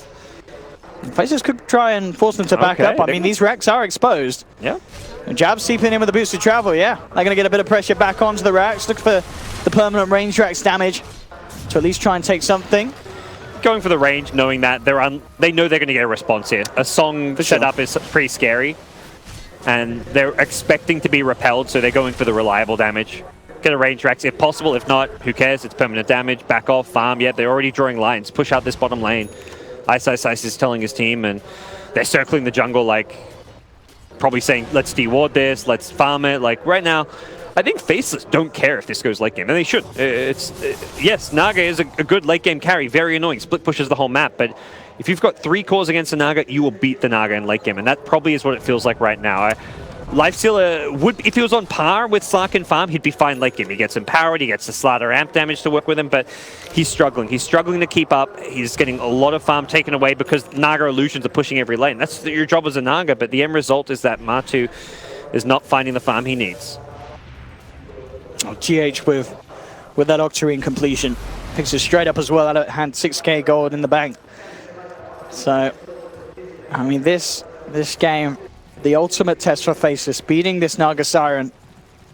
As we've said, they're certainly building up to the power that's required to be able to do so. But GH's Naga pretty much flawless in the group stage. And here on the main stage, certainly he himself still having a very similar level of performance. Yep. He's had the space. I mean, granted, his team has certainly been creating it for him. And he has not messed up at all with what that space has provided him. It's been a flawless game. Like, I talk about Matu being under farm, like, there is no, like, oh, it's not like a scenario where, oh, GH gives some farm to Matu. It's like, he's meant to be farming kills. That's why Black's so farmed. He's got half the CS of the Naga almost. He had like 220 to Naga's 380 CS or something, you know? But he's been getting kills. He's been active. If Lifestealer had found like a similar amount of kills and involvement as the Slark, it'd be a very different case in terms of net worth. Smoke up and go here from the side of Faceless. The line's been drawn. It's straight into the hands of Liquid. Can Liquid get the jump? GH on the front lines pops the song. Only catches the CM though, because on the sidelines, Faceless already trying to chase down Miracle. Miracle still with Matuma Man his side and blinks away back to safety. Very split up fight, and Liquid, yeah, they don't want anything to do with it. Someone needs to help Nuts. I mean, he's got a... Someone really needs to help Nuts. Jabs, he's there. That's what we'll be able to live another day. Dirty Naga hands off Nuts. Well, look at these lanes. Constantly pressing that bottom lane, especially. Yep. Mid lane's starting to work back in favor of Faceless. They come down the mid lane, Black. Let's try and see if we can find something on the back of this. Not something that, I mean, Faceless can slowly kill it, but last time it was Liquid who forced the fight around it. They're the ones with the Slider Lifestealer, but considering Faceless' map control and their vision, the vision is the big thing here. They've got such good control and high ground wards around the Roche pit, so very difficult for Liquid to maneuver around this area. Slider, yeah, let's say Slider has to have a gem at this stage, but it's a great ward spot. The Cliff ward not being scouted out, not being spotted just yet, and very unlikely to be scouted out unless it's a very uncommon ward spot. We may be seeing more of it after a game like this, because that ward right now is giving tons of info for Faceless. This is giving them full vision of what Liquid are up to. Might even see the smoke if they go for it. They do have one. Oh my god, that is such an MVP ward. They do, yeah. Oh my. Yeah, absolutely, as you're saying. Iso will just run at him. Yep, he's like, we know you got a smoke here, boys. Hello. What's the plan, he says? I mean, he's going in very YOLO here, Iso. That's his Abaddon. He's got his axe. He don't care. And Jabs, ready to make the fight happen. Oh, Iso is... They haven't managed to take Miracle yet. Iso, the YOLO is probably not going to pay off. He'll try and run his way away. He's not going to make it. 1 for 1 at the moment. Jabs is trapped in the Static Storm, and now Black and XY, the tag team, turn up. They'll take down Matuma Man, turn towards Kuroki, cancelling the TP there with the Searing Chains. And again, Faceless may have lost Ice, but he certainly died for a good cause. Yeah, he scouted everything. Perhaps a bit too YOLO. It's one of those... Abaddon's such a weird hero to play. You think you're unkillable, and you kind of are for a little while, but Song is a great way to waste the borrowed time. And he got down to like 50 HP before his ultimate even triggered from some kind of burst damage there, so very close to not even getting his ultimate off, it looked like. But as it stands, they're ready to force the high ground. They want to get back to work on this range in there. Yeah, range tracks down. Possibly the melee. There is RP still, and Blink Skewer is pretty damn annoying to push into as well. Miracle, I'll get the first crush. Very, very slippery. BKB, Shadow Dance, and Silver Edge all available off cooldown. The fortification will come out. Ooh, Black questioning whether he can finish that melee racks, but it looks like they are going to respect the fact that Liquid are back up, and even though they've got it so low. Look at the illusions, the Naga illusions, mid, top, every single wave being skipped here. And it's holding them in. I think the backdoor protection was going to kick in at mid, so they actually couldn't continue hitting it once they vacated. And that Rax will heal back up, so not the end of the world. I mean, for Faceless, they're still perfectly happy. They're winning the fights, they're getting the kills. They took a range Rax. It's still some money. It's not really a key objective. Like, the lane push is pretty unnoticeable. Even a melee Rax at this stage wouldn't be a big deal because you're versing a Naga, but it's progress and it's further farm for them. But as we said, they really need to kill this Naga. They cannot push whilst GH is allowed to do this. They've had some really nice pickoffs on her with that long-range boulder smash. Black lead in. Whoa. Will disperse the smoke of Kuro. Just comes out. Immediate blink back from Miracle. Just in time as well before the missed call connects. Black pings out where the wards are. He's scouted them now, so they should be able to swoop in and de-ward that pretty easily, but very tense around this Roche pit. Liquid want to try and get a pick so they can secure it for themselves. Now Black's going to try and play his way around this vision that he knows is there towards the north. God, Miracle's just like, I do not want to go in this Abaddon. Yeah, both teams. I mean, Liquid especially being very careful about how they initiate. GH does now have his butterfly as well, so I mean, as we keep saying, this Naga Siren now 6k ahead of the Slark. It's getting bigger and better, that difference for GH, that lead that he has. Definitely. Oh, escapes just in time from the... I thought he had a Shadow Blade, but that's a very poor Slider as well. We talked about how the Matu and Mind Control were struggling in terms of farm. Miracle is a 4%.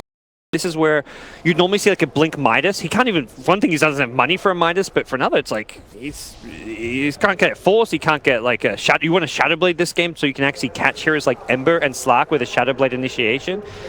Very difficult for him to find anything. casual mech for Magnus. That's a surprising pickup, but I imagine he wants the Greaves to get out of the silence from Earth Spirit, or even getting out of like a Searing Chains. So yeah, he's already actually upgraded the Greaves, but it's a bit of an odd way to get out of that. Oh, they've found GH. Black actually getting the jump onto Kuroki, and he's not going to get away safely. BKB up on Black, allowing him to fight through the song. Was again an attempted boulder smash from afar, but GH wasn't TPing. He was just going for the safe play. So that is the 10-second BKB, was it? I want to say. Yeah, that was the first use. So actually, did he use? Yeah, it was the first use. Yeah, it was the first use. Yeah. We'll see if it secures them Roshan, because they kill Rosh at a pretty slow pace with their draft, and Naga Illusions will constantly harass. So I don't think they can Rosh. Disruptor, short respawn time, and also just not a big kill.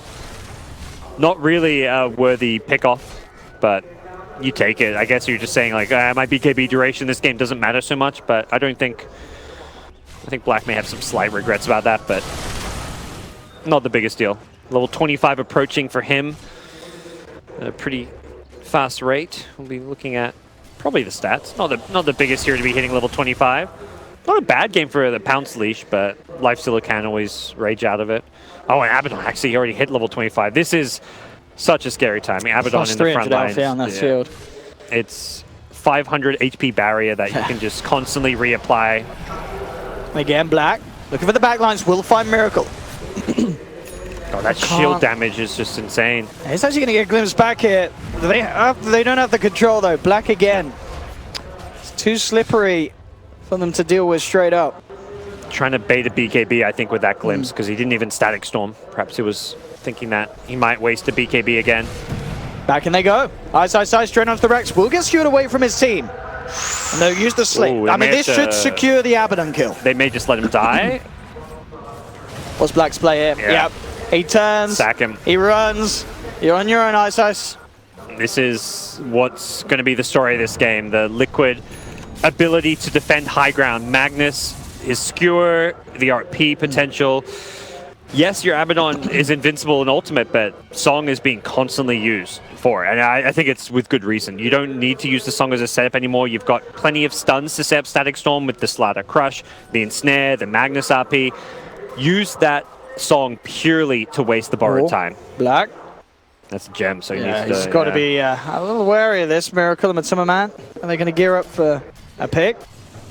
Actually looking towards Roshan. And where Faceless lack the power to take it, Liquid can certainly bring him down quickly. They don't buy back in Batten. I think this is just taken, but also feels like a stage of the game where you may just want to hold that buyback.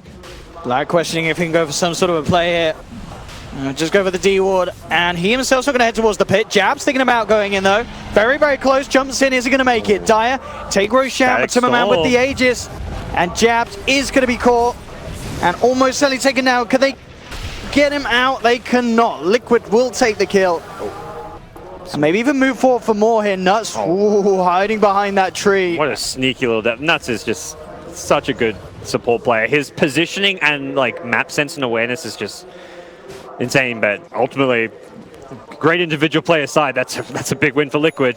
Securing Roche, getting the Ember kill, really nicely done. Ember tried to hold his ground and just fight with the Miona. Miona was doing some serious damage there, but ultimately you're not going to win that 1v4, or with a bit of help with the CM Freezing Field. He came close to killing a Lifestealer, but game has swung back Liquid's way with that Aegis in hand. Absolutely, and GH Naga continuing to rise. 32,000 net worth nearly. Oh, look at this change up. Ice going for the refresher. He wants a second ulti. That's a free Aegis pick. They're not going to... It doesn't... Unlikely to come a second time, but you take that. If you get an Aegis for free, it stops really the high ground push from coming, because now your Lifestealer can't just chip at the high ground with Rage. So nice free Aegis pick, and... Oh! What? They managed to cancel the TP here, but the boulder smash is off point. GH a little too speedy there with the flutter. Yeah, that was a key flutter. But yeah, Ice refresher. This is being picked up entirely as a counter to what we're seeing happen. He's hitting the racks, getting pulled deep into the base, and getting punished because of that. But refresher is essentially the answer to what's killing him. If you Song to stop his ultimate, well, he's going to have a second ultimate. And I like this. It's very unconventional. It's being picked up for such a niche situation, but it's It's going to work. It's going to solve his problem. No other item is going to do this. Like, he had a Lotus Orb queued up. He had an Octarine Core queued up at one point. The Refresher is going to be the item that saves your life. None of those other two items will save your life. You get a shorter cooldown ultimate, doesn't matter. They're going to kill you instantly. I mean, it's crazy how much farm Ice has. He's on par with Black Slark. That is insane. And considering he's died quite a fair bit as well this game. It's top CS. He's been the one pushing out lanes more than the Slark's been hunting heroes. Ice has been hunting creeps. Now talking about the man himself, being focused down in by Liquid. There's the first ult. If they go on him, he's got the refresh already. They've seen it. They know this. They know that they can't do it a second time. A quick succession of XY wants to fight, jumping forward, jabs as well. Coming from the sideline. Silence what to do. They jump forward with the burst. Miracle try and slide his way. He's not going to make it. They've taken down Miracle. They'll turn towards Matumba, who goes for the rage and the runaway. But again, the slow from this Ice passive, keeping him controlled. Matumba man's out as well. And again, Faceless fighting the fights, whilst GH, he's his team. Can we calm down? I'm trying to win us the game. He split pushes, takes the tier 2. The Naga Siren is everywhere. I mean, moments like that is why Dota is such a interesting and complex game. An item that you like Refresher, you just never expect to see in the Batten, or maybe as like a late game lecture, and gets picked up for that situation there. If he doesn't have Refresher, they song, they blow him up. No way you win a fight without the Abaddon, but they don't jump on him. I mean, Abaddon doesn't have a huge impact on that fight, but the fact he stays alive is the impact he has there. The Lifestealer goes on him, forces the second ultimate, but Lifesteal does no damage. Here we go, GH just buying time. Miracle will be back up in a few seconds. Okay, yeah, this is just, delaying. Trying to abuse that short cooldown. Don't have that Static Storm. Can they get them off the racks in time? Miracle will try. They want to hold the buybacks at this stage. Yeah, you got the Naga. fortification. They might actually be able to protect these racks. Ice. He wants to stick around and take it, and he will. Gets the melee racks. The shield Can damage. they bring him down? He's got the ult back up. Mind control. Looks like he tried to jump in there, but messed up there with the initial play. Miracle. Stone onto 2. The racks are gone. Faceless get what they came for, and they'll get themselves back out safely as well. Good safe siege from them, and I think Liquid definitely not worth using a Lifestealer buyback just for that one melee Rex. You're entering that stage of the game where you've got Naga, you've got pretty farmed core heroes. You let a melee Rex go. Buybacks are going to be much more important. If it's mega creeps, yeah, you probably buy back, but for saving one Rex, not worth. And we clear out the shrines, continue to maintain map control. Faceless jabs with the Lincolns as well. He's also going to be very slippery and hard for Liquid to catch. Still can lock him down with the Static Storm as we've seen. I thought he was wondering if he might go for a BKB, just so if he gets caught in a crush, or if he gets Song Static Stormed, he does die. And that Lincolns will not help him out against that, so I do feel like BKB is an item you want as an Ember this game. Black's going to find Matumba. Post range as well with Vice Size in the neighborhood. Matumba man does have a team nearby. Nowhere. They need to get it quickly. There's the Song. Is there a Boulder Smash? He's going to make it out. That Sleight of Fist attempt. Yeah, XY was just a little bit too far, it looked like. Could be about to see some interesting plays as well. XY with the gold for the Aghanim Scepter. Ooh. Holding buyback for now. I don't think it's a spell that's received some serious nerfs, the Enchant Remnant, so I haven't really seen the Ags ever like decide games like it used to. I guess it's nice this game for saving someone from a Static Storm, just pull. stoning them, getting them out. Oh, the stone, yeah. And you've also got them from the damage. Geomagnetic Grip you can then use on heroes, which is probably the big part as well. Yes. But yeah, the Enchant Remnant, hard to use because of the short cast range if they're silenced. Maybe you get an Aether Lens even. Like late game Aether Lens on Earth Spirit is definitely a thing when you've got Ag Scepter. I've seen players like Jerick's go for it after the Ags, but yeah, we'll see. I mean, just things as well, like stoning this guy, making sure he can't sing, could be pretty nice. But yeah, he does have to get himself very close and personal. And as the Ags pick up, we could see some little plays from XY. I mean, he's certainly been having an impact so far this game. A lot of very, very impressive maneuvers from the Earth Spirit. Yep.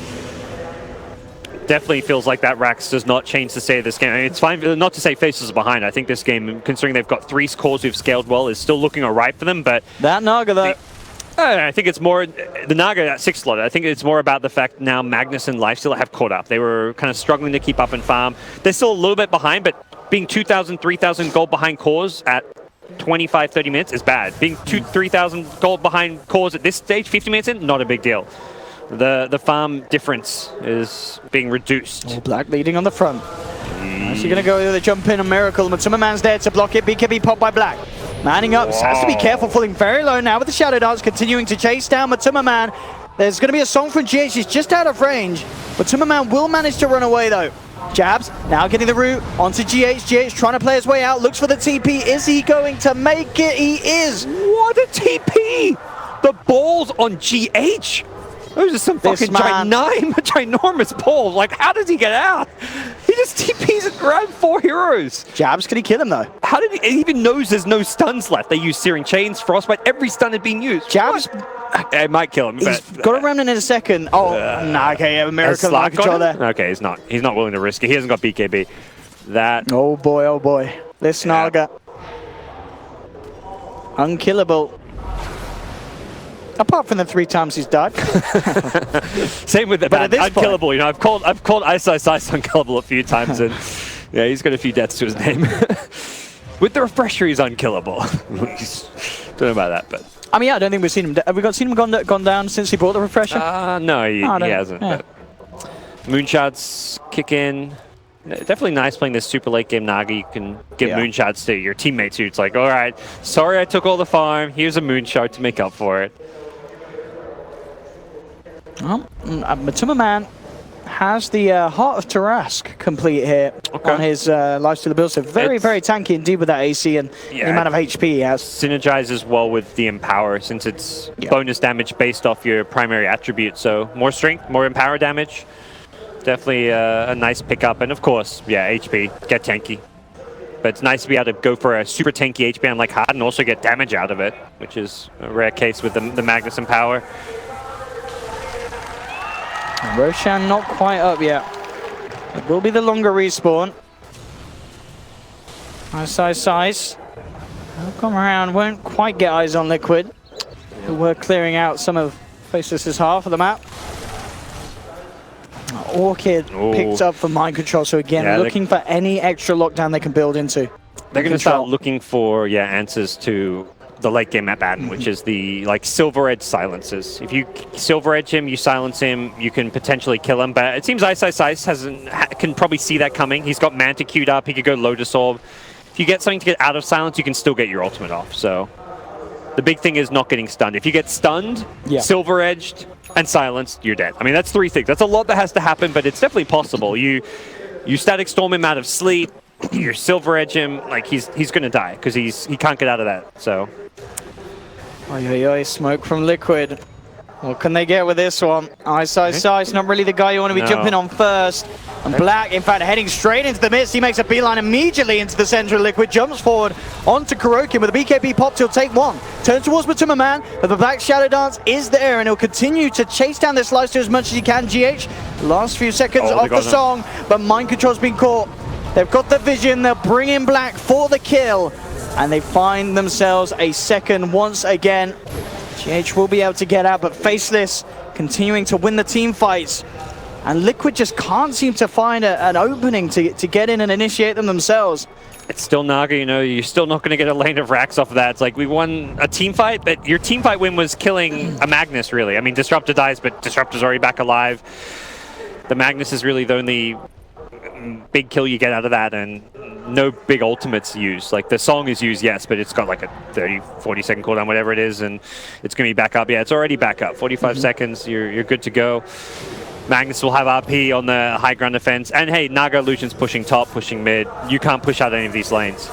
It is gonna be a long, frustrating game for Faceless to win, and similarly for Liquid, they're gonna try wear them down. It's gonna be a tough one that they're gonna have to try and wear down Faceless. Wait for those mistakes, wait for those pickoffs. You've got Slaughter, you've got Magnus, you've got Disruptor, you've got these great team fight catch, and they're going to go through mid to top, trying to force the issue. They need to do something to stop this. Faceless got away with it mid lane, they're looking to it top, Ice will be grabbed back. There's your first ult, refreshes it, prepping for the second one. May still go down here, taking a lot of the beat down, but Faceless, it's buying time for turning up. Now the whole team of Faceless is here. Yep.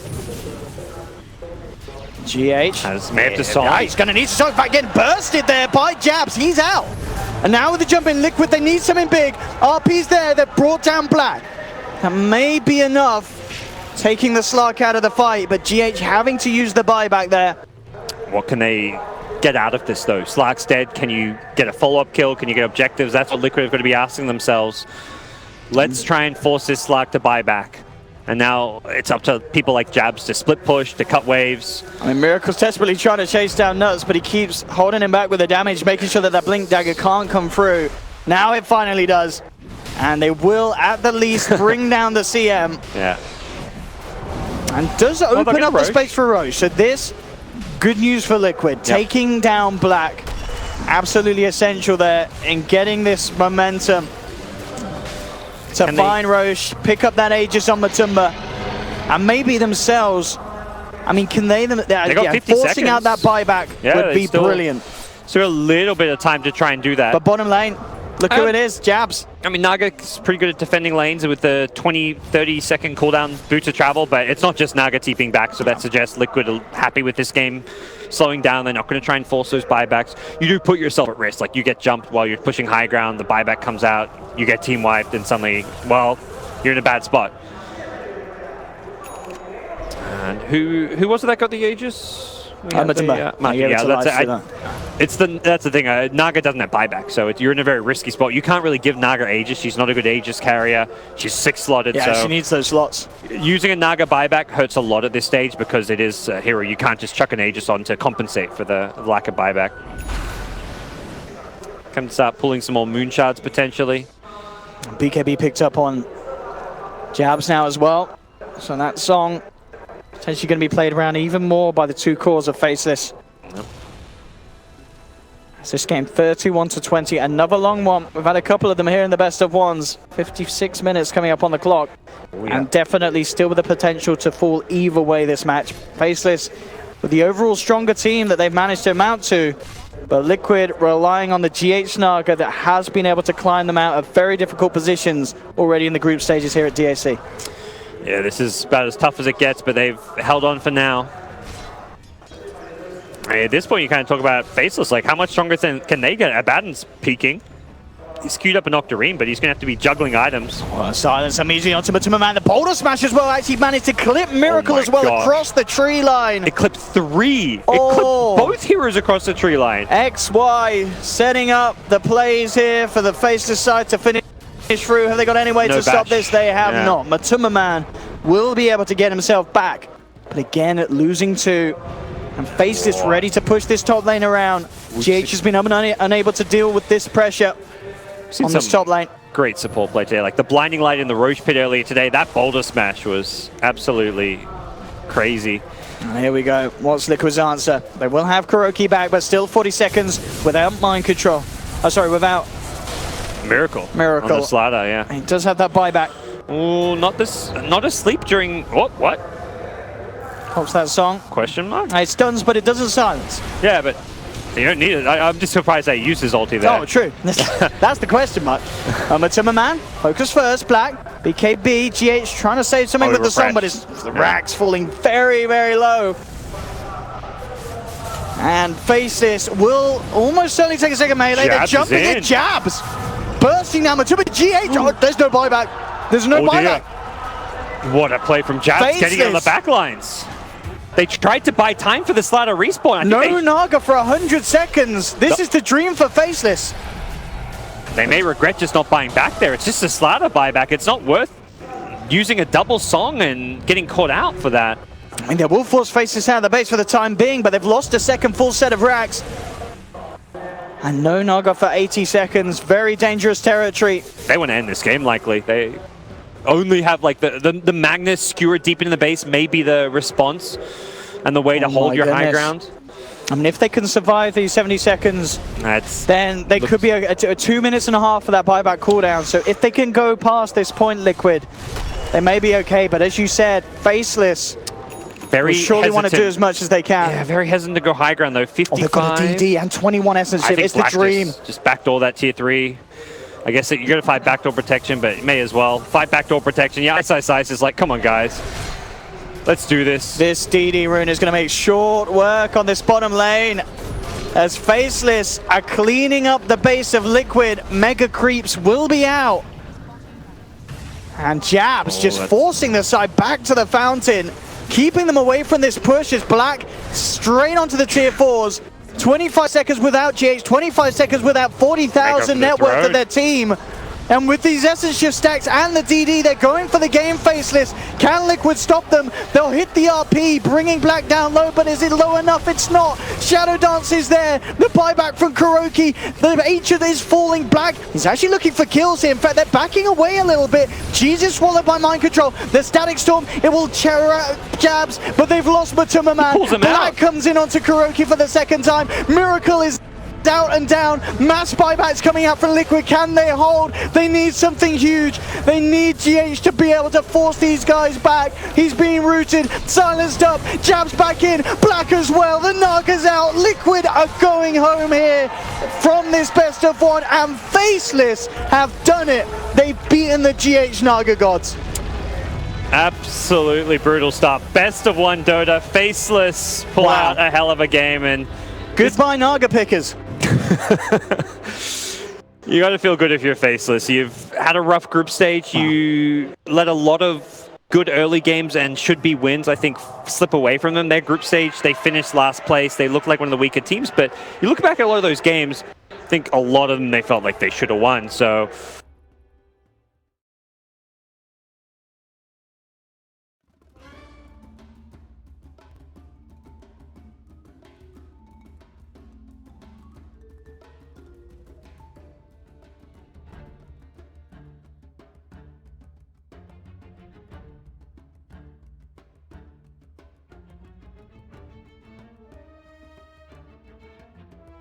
Dire team ban.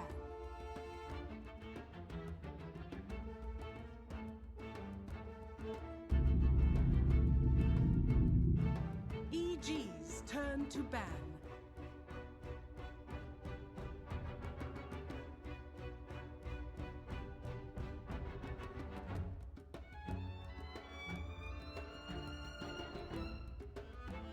Dire team ban.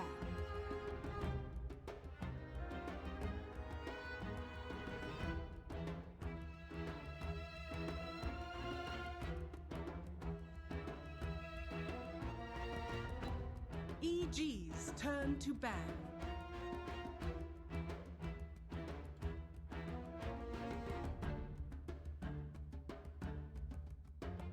Dire team pick.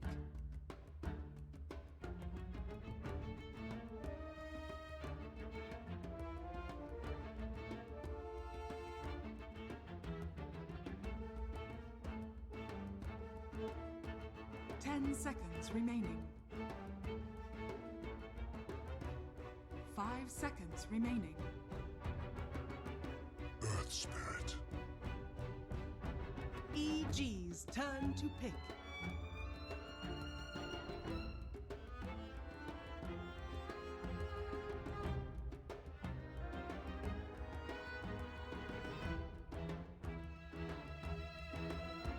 Ten seconds remaining.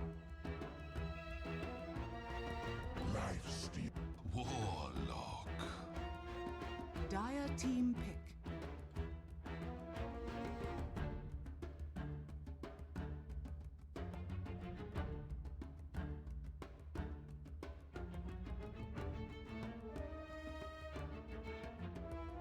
Ten seconds remaining. 5 seconds remaining. Ember Spirit. EG's turn to ban.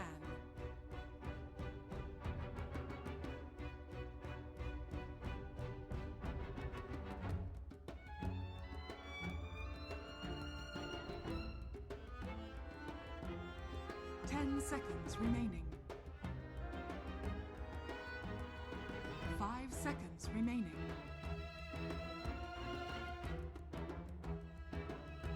Dire team ban.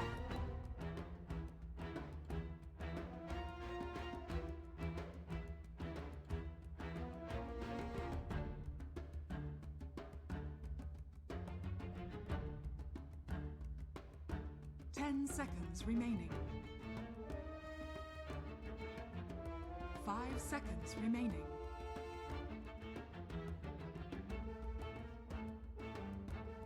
EG's turn to ban.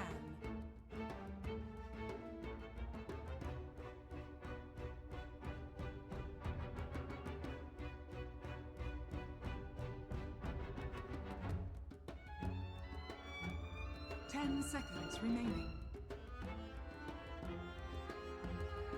Dire team ban.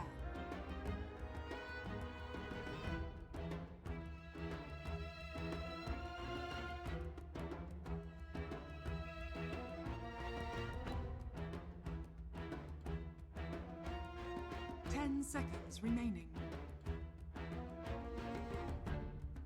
5 seconds remaining.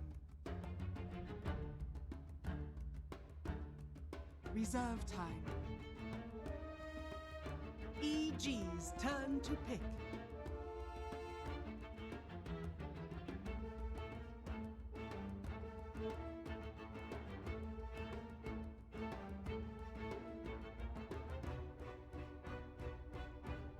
Seconds remaining.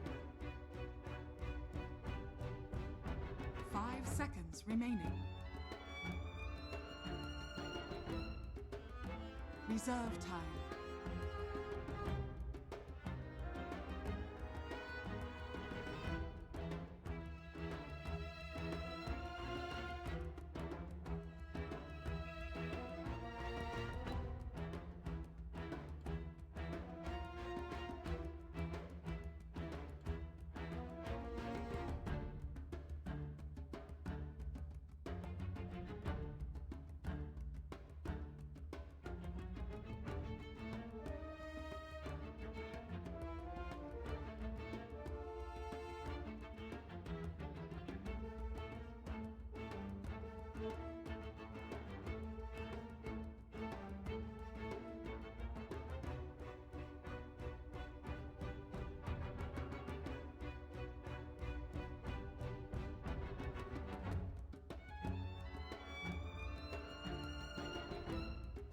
Invoker.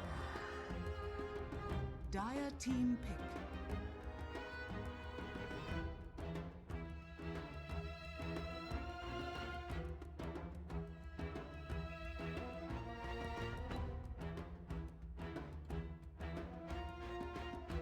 Seconds remaining. 5 seconds remaining.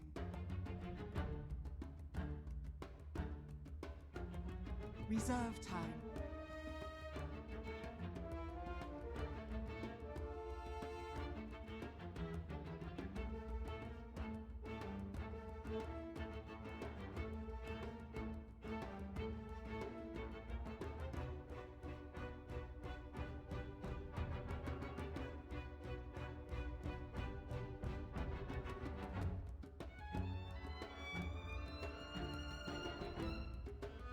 Crystal Maiden.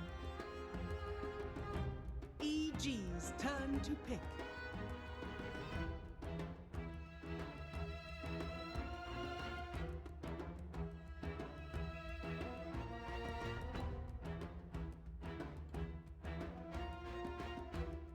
Seconds remaining. 5 seconds remaining. Reserve time.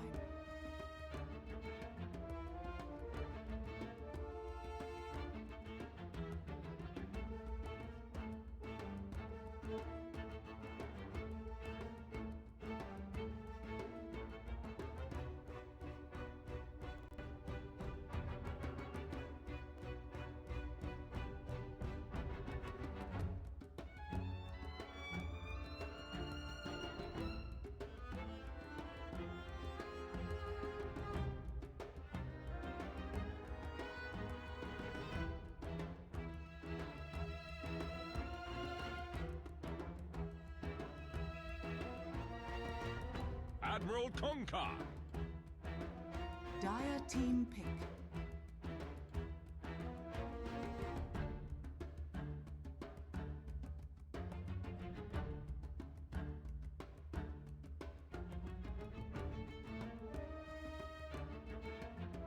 Seconds remaining.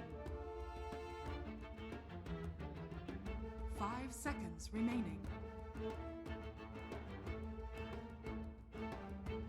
Reserve time.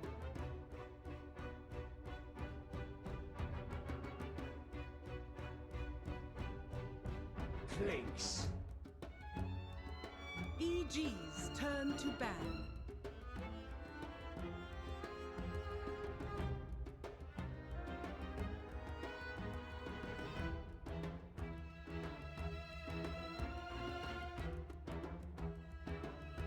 Seconds remaining. 5 seconds remaining.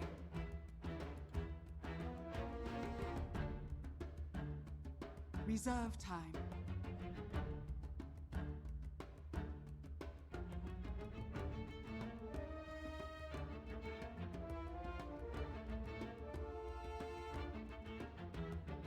Ten seconds remaining. Dire team ban.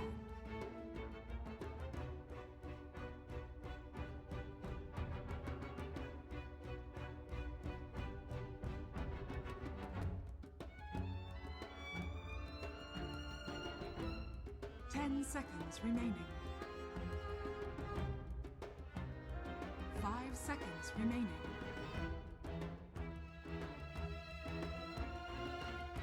Reserve time.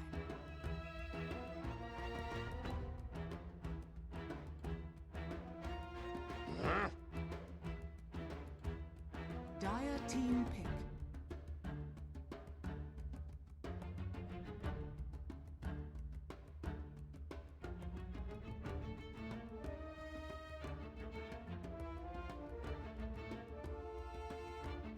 Ten seconds remaining. 5 seconds remaining.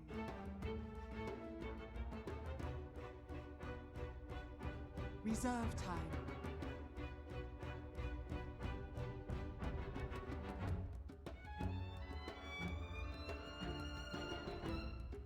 Behold the horn of madness. EG's turn to pick.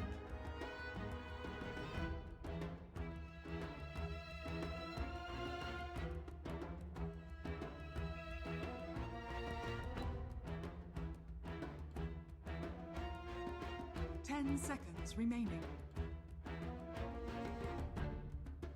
5 seconds remaining. Reserve. Axe.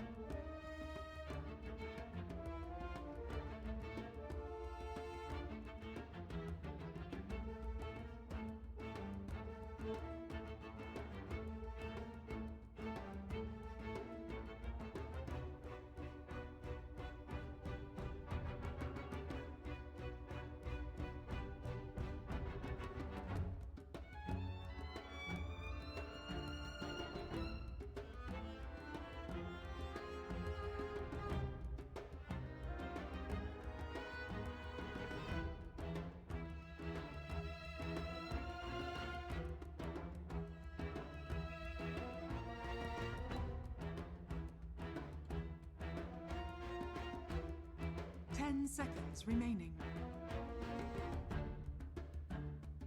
5 seconds remaining.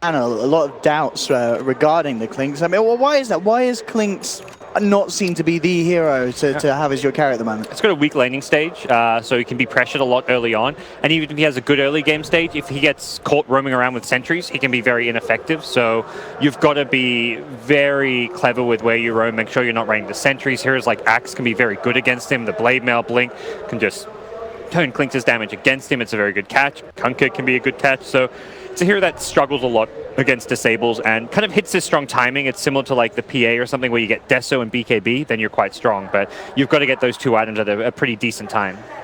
And talking about catch, on EG's lineup, Zai on that Kunkka, as you mentioned, Universe on the Axe. Between the two of them, they are going to have to do a lot in terms of enabling the combos to come out from the rest of EG. Is it enough, do you feel, against the high mobility of a lot of Faceless heroes? Yeah, it should be pretty good. I guess we'll see how it works as far as like once we get to the more 5-man stage, because that's where you've got Warlock Rock, you've got like really good teamfight on EG's side, but if Faceless can land an RP, they've got Earth Spirit spells to follow up. And I feel like Earth Spirit's one of those heroes where you can look at a team and be like, oh, they've got the weaker teamfight, but if Earth Spirit gets a well-timed silence stun, if he stops a Warlock Rock coming out, this is the kind of hero that can be the X factor. And we've seen XY himself be very influential on this hero. Absolutely. First pick material for Faceless in pretty much most games where it's allowed to them. As we see from the runes, top rune, EG will be able to secure that as well. So grabbing 3, down bottom, Ice and Arteezy having a bit of fun. Oh, very close. And in fact, Ice bringing Arteezy along with him. He tried to clip him there. He was very close to achieving it too. I don't know if Arteezy quite realized what Ice was doing there, but the max range on it was just not quite enough to get him onto that cliff. They're going to give Arteezy the 1v1. This is totally fine. Lifestealer, one of the reasons to pick Lifestealer and why he's such a strong hero is because he can handle these 1v1 matchups and free up the supports to help other lanes. And we're going to see that at mid with the Kunkka and at top with the Warlock initially. Not sure whether Warlock's going to hang around. He's likely going to fall back and stack some jungle camps. We'll see what kind of movements we have coming out from XY on the Earth Spirit as well at the moment. Just looking to maintain that pull up on the top lane, keeping Black nice and safe. But overall, these lanes, do you feel that there is someone with lead? You already mentioned that Klink's a hero that can struggle in the laning stage. Elsewhere, are things continuing to look better for EG in these early lanes? Yeah, it's a stronger laning setup for EG. The Lifestealer wins 1v1 against Magnus. Typically, I'd say, oh, Ice, he loves a 1v1 matchup. This is where he's the kind of player who can excel, but Arteezy, as far as 1v1 matchups go, another player who we saw in the 1v1 tournament, fantastic. Oh, top XY could be in trouble. He's trying to get away so he can roll out. Battle Hunger ticking him down though. Universe with the chase down. It should be a first blood, and indeed it is. Universe will claim it. He says no chaosing today, Samael. And EG as well, also able to heavily harass Blackback. With this Shadow Word, he's going to fall pretty low. Universe won't go hunting too deep in the tree line. Already, the strong lanes that you talked about coming into play. Yeah, Nuts is trying to chase down Zai, but he's... Oh, might get this kill if he can land the roll. Zai with the juke. Yeah. To the side, and XY won't be able to find it. Saw it coming, had the ward and also the day vision, I think, was going to be enough in itself. So nicely done. Love the early Battle Hunger point. Not really the conventional axe thing to do, and like if you're just off lane or jungling, but given that you've got a tri-lane up there and you need like a good gap close, it actually slows movement speed. Oh, Ice reads the Sunstroke coming in, but yeah, just slowing your opponents and also just having damage output for a melee hero onto heroes that are running away, proving to be the difference there in getting a first blood. Very good start for EG. Mid lane is being handled just fine by Jab so far. And the fact you've thrown 2 Sunstrikes means there's very low mana on Invoker, who is getting rolled on, but just some harass. And that bottom lane, as you mentioned, both heroes finding farm. Neither in too much danger in this 1v1. 9 for 4, 9 for 2 between the two of them. Yeah, Ice has used his Shrine now. That's kind of where these offlane 1v1s often, like, safe lane with a good matchup would be fine, but is perhaps not quite as one-sided now that offlaners get the Shrine. In fact, with the wraparound from Zai, Ice could be in trouble. Initial Torrent isn't going to hit. Ice still has the skewer to play his way out of this one. In fact, he's trying to man up, but that's now cost him as he's been X-marked back. Arteezy should have the damage as Ice tries to get away. Isn't going to make it. And Ice, I mean, you saw him manning up there. I guess just as it didn't count for the fact that that X mark was available from Zai.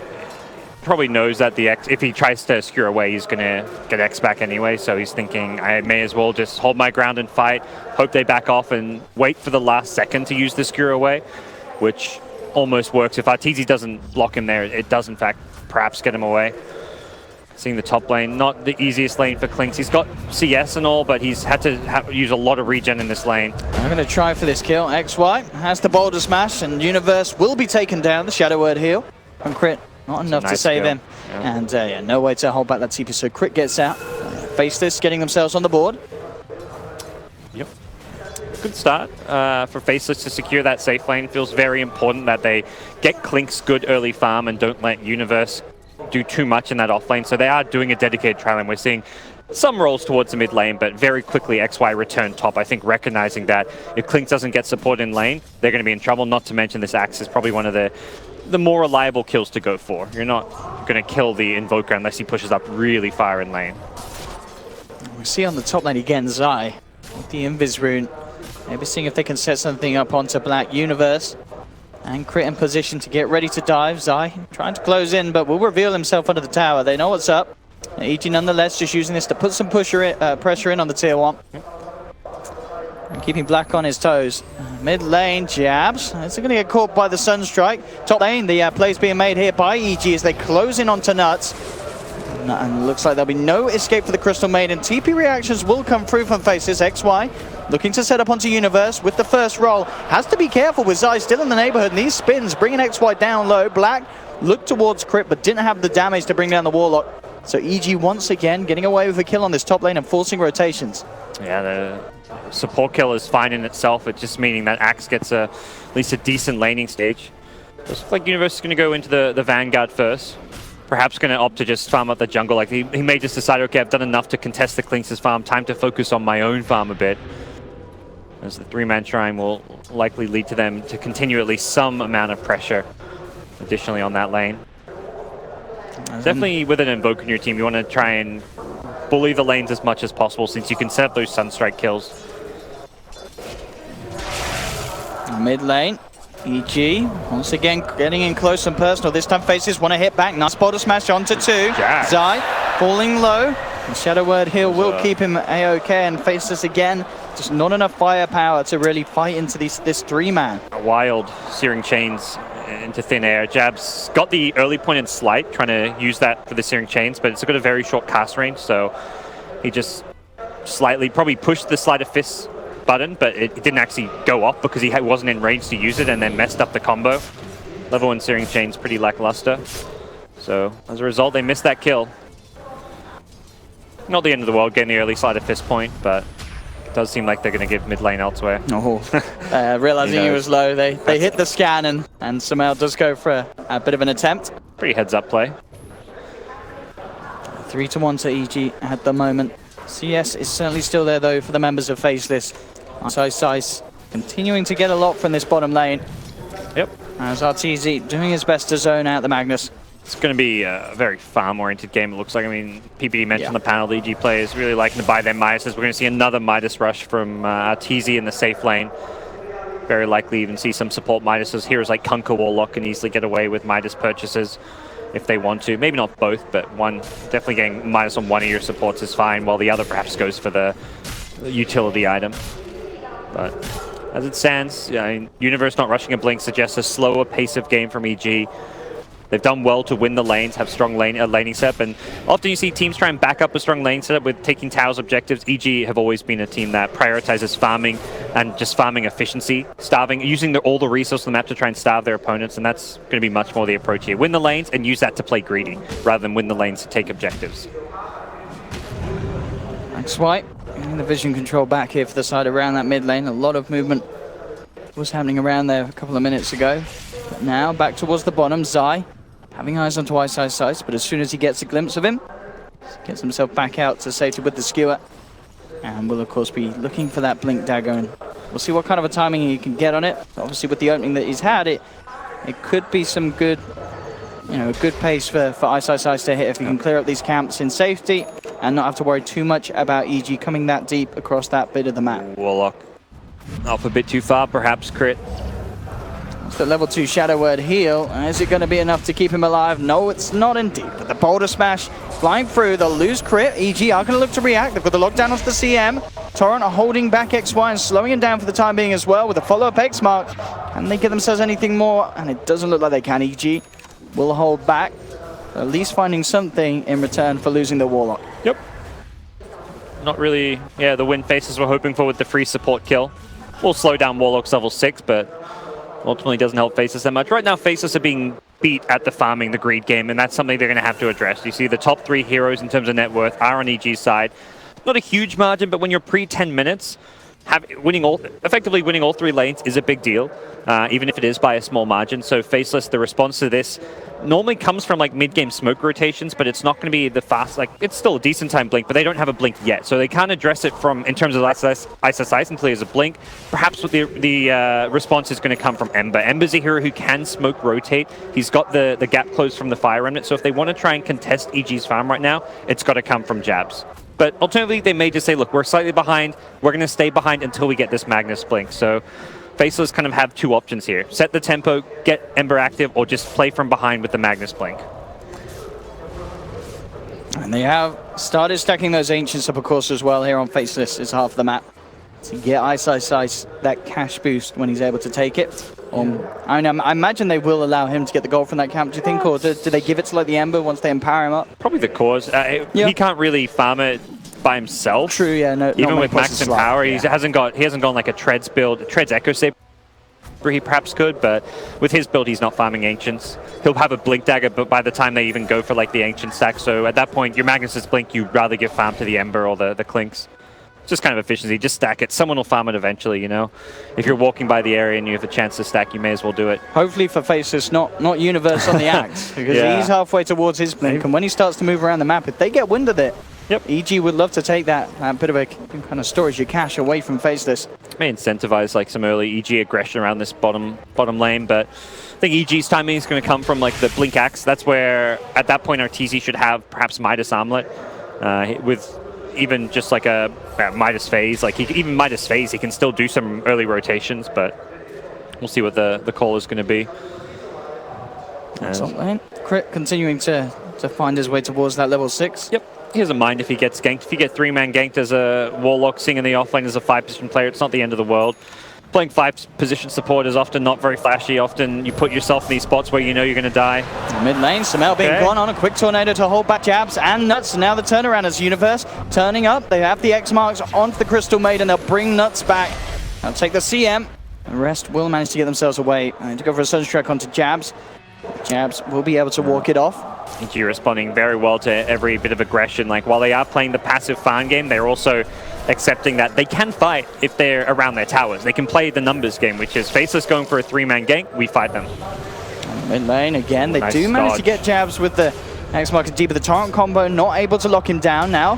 XY with the Magnetize and the Boulder Smash onto Zai. They'll find the Kunkka. Jabs still stuck in the middle of it all with the Cold Snap, but the Sunstrike, he's out. Samael able to turn around and outplay the Ember. A big kill there for EG. I do not mind losing Zai for that at all.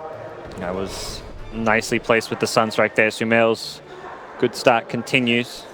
Only behind our TZ, and that's largely due to this Midas pickup as Lifesteal continues just to free farm away in the safe lane.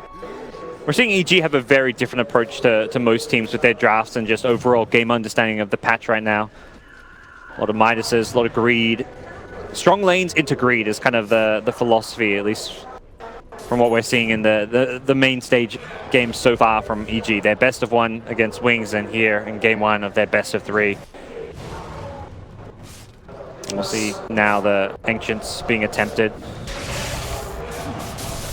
I'll see they get the gold gem. Ember. Whoever gets it is kind of the motive, would love to get a bit of it. I mean, he's so close to that blink. 1800. For sure. Looks like believe it. Letting Jabs get the majority. As Jabs, again, we saw him do this yesterday, I believe, and the best of 1 when he was playing the Ember, going for the Boost of Travel first, before the Veil in pretty much most of his games.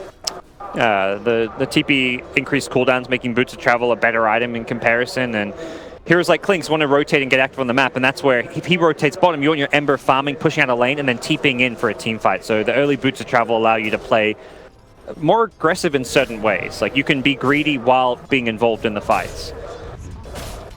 Oh, this is such a fast Blink Vanguard for Universe, so that's, to me, going to be the big problem. With a Blink Dagger up, this enables the Lifestealer so much to start finding pickups, but both Blinks come at the same time, so... Which is going to be more effective. I mean... Absolutely perfect as well, the timing there. I mean, Faceless have good damage to back up their Blink. Both Clinks and Ember are ready to start getting involved. Clinks hasn't got much in the way of items, but he's a Clinks. He death packs a creep, he gets a lot of damage. All you need is Strafe to dish out damage at this point, so it doesn't need like the Deso quite yet. For EG, Axe Blink, so Oh, and they found Arteezy at Faceless with a massive pickoff. As Arteezy was looking to close into that armlet, which is a pretty crucial bit of the plays that EG want to make with this Blink Dagger on Axe. They know the Blink is up, so that's key as well. Axe synergizes very well with the, both Lifestealer, but I'd say even more so in some ways with the Invoker, because Invoker just wants to sit around, farm very passively, play for the lake, and this hero peaks around level 18, 19, 20 when he has like Axe plus more. And he's great at just storing Sunstrike. Axe goes for a Blink Core Gank, you throw a Sunstrike, and that was beautiful. We saw, Ice cutting his way around the tree line, finds the Warlock, just jumps, skewers him back into the hands of his team. They're finding these pickoffs through some nice clutch plays. The deep ward, the Klink scouting. This is the danger of a hero like Klink, is he can get very deep in your woods, and the circle's being drawn in the Radiant jungle. At this point, EG have to recognize that their own bottom side of the map is not safe. This is largely what happened in the Liquid Faceless game as well. You just got to give up that area of control, play in the top and the mid side of the map more, and start being the aggressors yourself. Like, the farming efficiency game has worked so far. They're still looking good in terms of net worth on their cores, but they've got to now use that farm on the lifesteal of the Axe. So Faceless, maybe even making it, if they can make a move over to the Radiant jungle again. It's actually top lane where Universe gets the jump, locked down and control for Samael to land the strike on the CM. That's the combo. Axe doesn't even need a lifestealer with him for some of these squishier targets. Mid lane jabs with a quick reaction, just making sure that Zai can't get that initial X marked. Ice will keep trying to push his hero to the limits at bottom. He wants to drag enemy heroes to the bottom lane, and with the good vision, I think he realizes EG are unlikely to commit too many heroes down here. The EG don't really want to team fight in the bottom side of the map because of the Faceless vision in that area. EG just looking to finish off this tier 1. Arteezy does now have a completed armlet. So they have that synergy, that combination that they can pull off. Tower will fall, but Faceless remaining on this bottom lane, as you said. Ice. No plans of leaving until he gets the full reaction that he's waiting for. If EG want to defend it, they need to make sure they bring numbers. Like, they can't just have like a lone Axe head down to defend it. It's very likely he can get picked off. He gets scouted out by someone like a Klink. The Earth Spirit stuns, silences him. He goes down. So you really need like multiple heroes to clear out that bottom jungle. But now they've de-warded, so they got the sentry on that cliff. Taking out Faceless' ward makes a much riskier place for them to be. Fighting away from your vision is not something you really want to do at this stage of the game. Well, to add to EG's team fight, they do now have Aghanims complete. So Samael, of course, making very quick timing top. There's the combo, but the Sleight of Fist dodges there. Everything. And jabs. He should be fine. He'll wait out the X behind. Actually gone a little early. Has the second one. Black is there to help out. And in fact, it looks like Zai's going to be the one in trouble. The Torrent will catch out the Ember. Jab's getting very low, but this, again, just the amount of time that Jab's kept them working on him, buying that space and time for Faceless to make the reaction, worked out. And they'll go for the base Sunstrike. It's not going to connect. And Faceless, again, coming out on top of these little plays. Yeah, those are the kind of plays Jabs is going to need to make this game. Like, the Kunkka vs Ember matchup is going to be very, very interesting to watch. Right now, both teams have got their cores farmed. It looks like we're going to head into the late game stage. Midases are being bought. Neither team is really putting a huge emphasis on taking a ton of objectives or forcing any kind of 5-man death ball. There's objectives being taken here and there, but it's just tier 1. So looking at this game going late game, Kunkka being able to catch the Ember is going to be a key factor for EG, and vice versa. Jabs not getting caught, dodging that Torrent, dodging that boat is going to be a very key factor for them in terms of turning these ganks around. 7-6. EG still with the 2 top lead farmers. Yeah, that's definitely a good sign for them. Do you see, as you kind of trickle down, things looking a little bit okay and better for Faceless in terms of the support? A lot of net worth on the Earth Spirit compared to like what the Kunkka has, for example. Definitely the biggest deficiency is Black's position. Yes. He needs to do a bit of catching up here on this Klink, as he is starting to look less and less like the position 1 that Faceless need this game. And that's been a limiting factor in their ability to take objectives, find pickoffs. Like, that Deso timing for Klinks is where you can kill heroes so incredibly easy, but he's going to get it not at the best time. He's kind of too late to force objectives. Axe is out-farming him, and Axe is a very dangerous hero to play into as a Klinks with that Blade Mail Sunstrike out of call. So looks like EG going to get themselves in the Roche Pit, and no response. They EG have scanned around the shrine just to see if a response comes through. That was a Dire scan, I believe. Oh, yeah, it was as well, you're right. So Dire more worried about the invasion of their own jungle. Yep. There's a Radiant Ward there protecting this Rosh, and does look like Faceless being caught somewhat unawares. But at this point, with all the heroes missing, you might suspect it, but imagine EG feel pretty confident with Rosh. There was a ping from Ice coming out just at the end. But absolutely EG continuing to find the objectives and keep the overall kind of momentum continuing to flow their way. Good setup. You know, you get that ward protecting Rosh, you get 2 sentries down to make sure that Faceless themselves have no eyes on the Rosh area, and you're like, well, let's get in here. By the time we realize it, by the time they realize, it's too late for them to do anything about it, since they don't see you going into the pit itself. Again.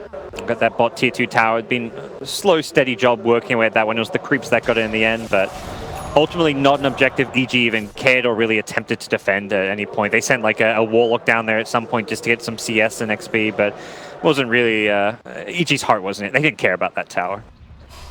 XY hiding in the trees. Zai knows the dust, isn't going to find him, and they will actually lose Universe by the looks of it. Can Zai do anything in response? Has the Torrent, the X mark as well. Samael coming across to join as well, but Ice there with the 2-man RP. It's looking to save Black. They don't have any follow-up on Faces. They're just trying to get Black out of there, but he's not going to make it with a Shadow Word on him. He's out and down. Ice in trouble now as well, as Samael drops the Tornado and the Meatball, cleans up a second.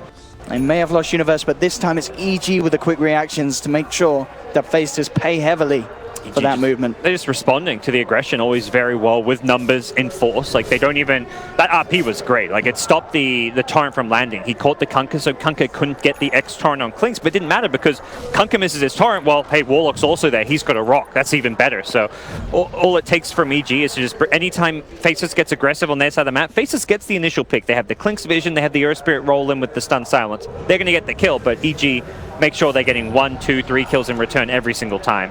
And that's just a continuous trend we're seeing. If Faceless want to make those moves, the second they find that pick with 2 or 3 heroes, their 4th and 5th hero have to rotate in so fast. And the problem is, you're not fighting near the creep waves. Jabs can't actually get there. There was nothing really to boots to travel to. So without Ember Spirit there, you don't have any way of dealing with EG 5-manning you.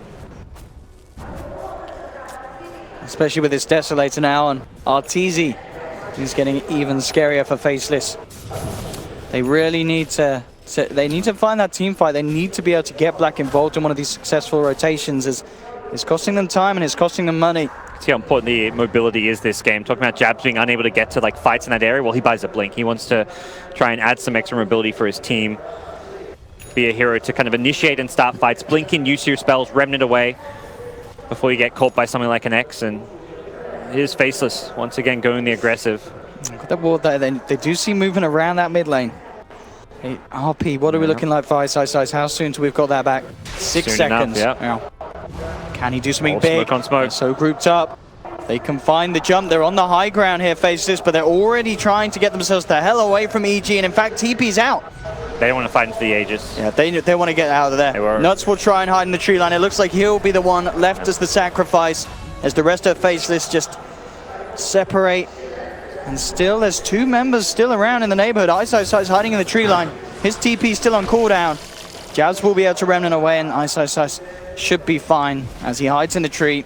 And indeed, we'll TP over to the shrine. Yep. I actually see TP Crit. to the wall? Crit just manning up here, leading across into the enemy territory. I think it was trying to get, it's trying to get a ward down. Does end up planning it afterwards, but on a solo warding mission, happens to just scout the shrine TP, but again, Aegis is not something that Faceless want to fight into. They were hoping to find like a quick pick-off, but the second they realize EG smoking them as 5, they're like, oh wait, this is not a pick-off on like a Lifestealer or an Axe or someone. This is going to be EG's full-on 5-man force, and they can't engage the Lifestealer. He's infested, so if you want to fight EG as a 5-man, you perhaps like with a engage onto the Lifestealer where you blow him up before he uses Rage or any spells could work, but definitely not the approach we saw just there.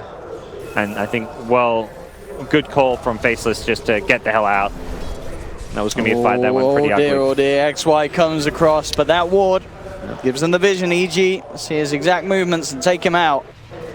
And it is starting to look a bit rocky for Faceless. They're still yet to find that action that they need to really swing this one back in their favor, as EG finding objectives, finding farm, and really forcing Faceless to play their game at the moment. Yeah, Invoker's getting very scary, level 18, and this deep ward finds the Magnus. And that Great is, pick. yeah, 50 seconds with no initiation as such as the amount that they require. They need that RP to pull big things off. Spin X. Zai with the setup, only be able to land the combo. Not quite. Jabs with the chains. Just make it a little harder for Zai to get that animation out. Nicely played. Creeps given the waves. Now the Invoker's Aegis has expired, but Faceless will still have to wait for their Magnus to respawn, so may still see another tower go down. EG really doing a good job forcing fights, using that smoke when they had the Aegis still, and then when they don't find the big kills just to CM, they say, well, let's just take these 2 towers at bottom, so they get multiple objectives, a CM pick off, likely to get this tier 2 mid, unless Faceless have something big in response to this. Black will struggle to fight until he has BKB still. Really needs it against the Kunkka and the Invoker. And with these objectives, the farm of EG's cores getting very, very nice there for Arteezy and Sumail, of course, in particular. 15,000, a clear 5k, nearly above that of Jabs. And overall, as we can see, the net worth starting to take a bit of a sharp turn for the worse for Faceless. Yeah, they were kind of keeping tabs, keeping close at least, until that Aegis push led to like multiple towers. Like I got 3 towers in a CM kill. Up until then, it was like, yeah, EG, they're winning the farm, the greed game, but Faceless aren't getting blown away. No, they're still not getting blown away. They've got options now with the Aegis taken away. They're gonna, they de-warded the Observer ward by their base as well, near the T3 tower. So they've just taken out 2 wards. They've denied a lot of important, crucial EG vision, and Aegis has expired. This is like a good time for Faceless to try and take some pickoffs and get something done. They don't want to let EG go back to farming and wait out for another Aegis. Oh, we saw there as well. Jabs doing his best to push the lanes out. Universe will be working towards the Shadow Blade though, and that is going to make Jabs' life a lot harder when it comes to playing around the catch potential of EG. Magnus has a Shadow Blade himself. See if that can lead to much. They've taken up posts in EG's jungle, probably knowing that Radiant Vision around this area is unlikely. There was a lot of wards thrown down deep on the Faceless side when EG were being the aggressors, but EG can't play quite as aggressive anymore. Arteezy is getting fairly tanky, going for a slightly different build on his Lifestealer, opting for the Heaven's Halberd approach.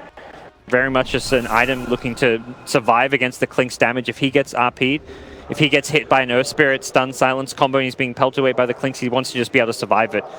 And this Halberd is an item that's received countless buffs over the recent patches. Still hasn't really been bought all that much. But Arteezy feels like this is the game that it will fit into. Faceless. What is the plan for them now? I mean, coming out across the map, is it getting to the point where they are going to want to wait for EG to play into their hands and then to look for the counter initiation, or can they still look to go out aggressive? They want to make sure that if they get jumped, they're going to lose fights. Like if Axe gets the blink call with an Infest, that's a dead hero from the get-go. So if you're not going to go aggressive and try and find picks, you can't you have to avoid Ice.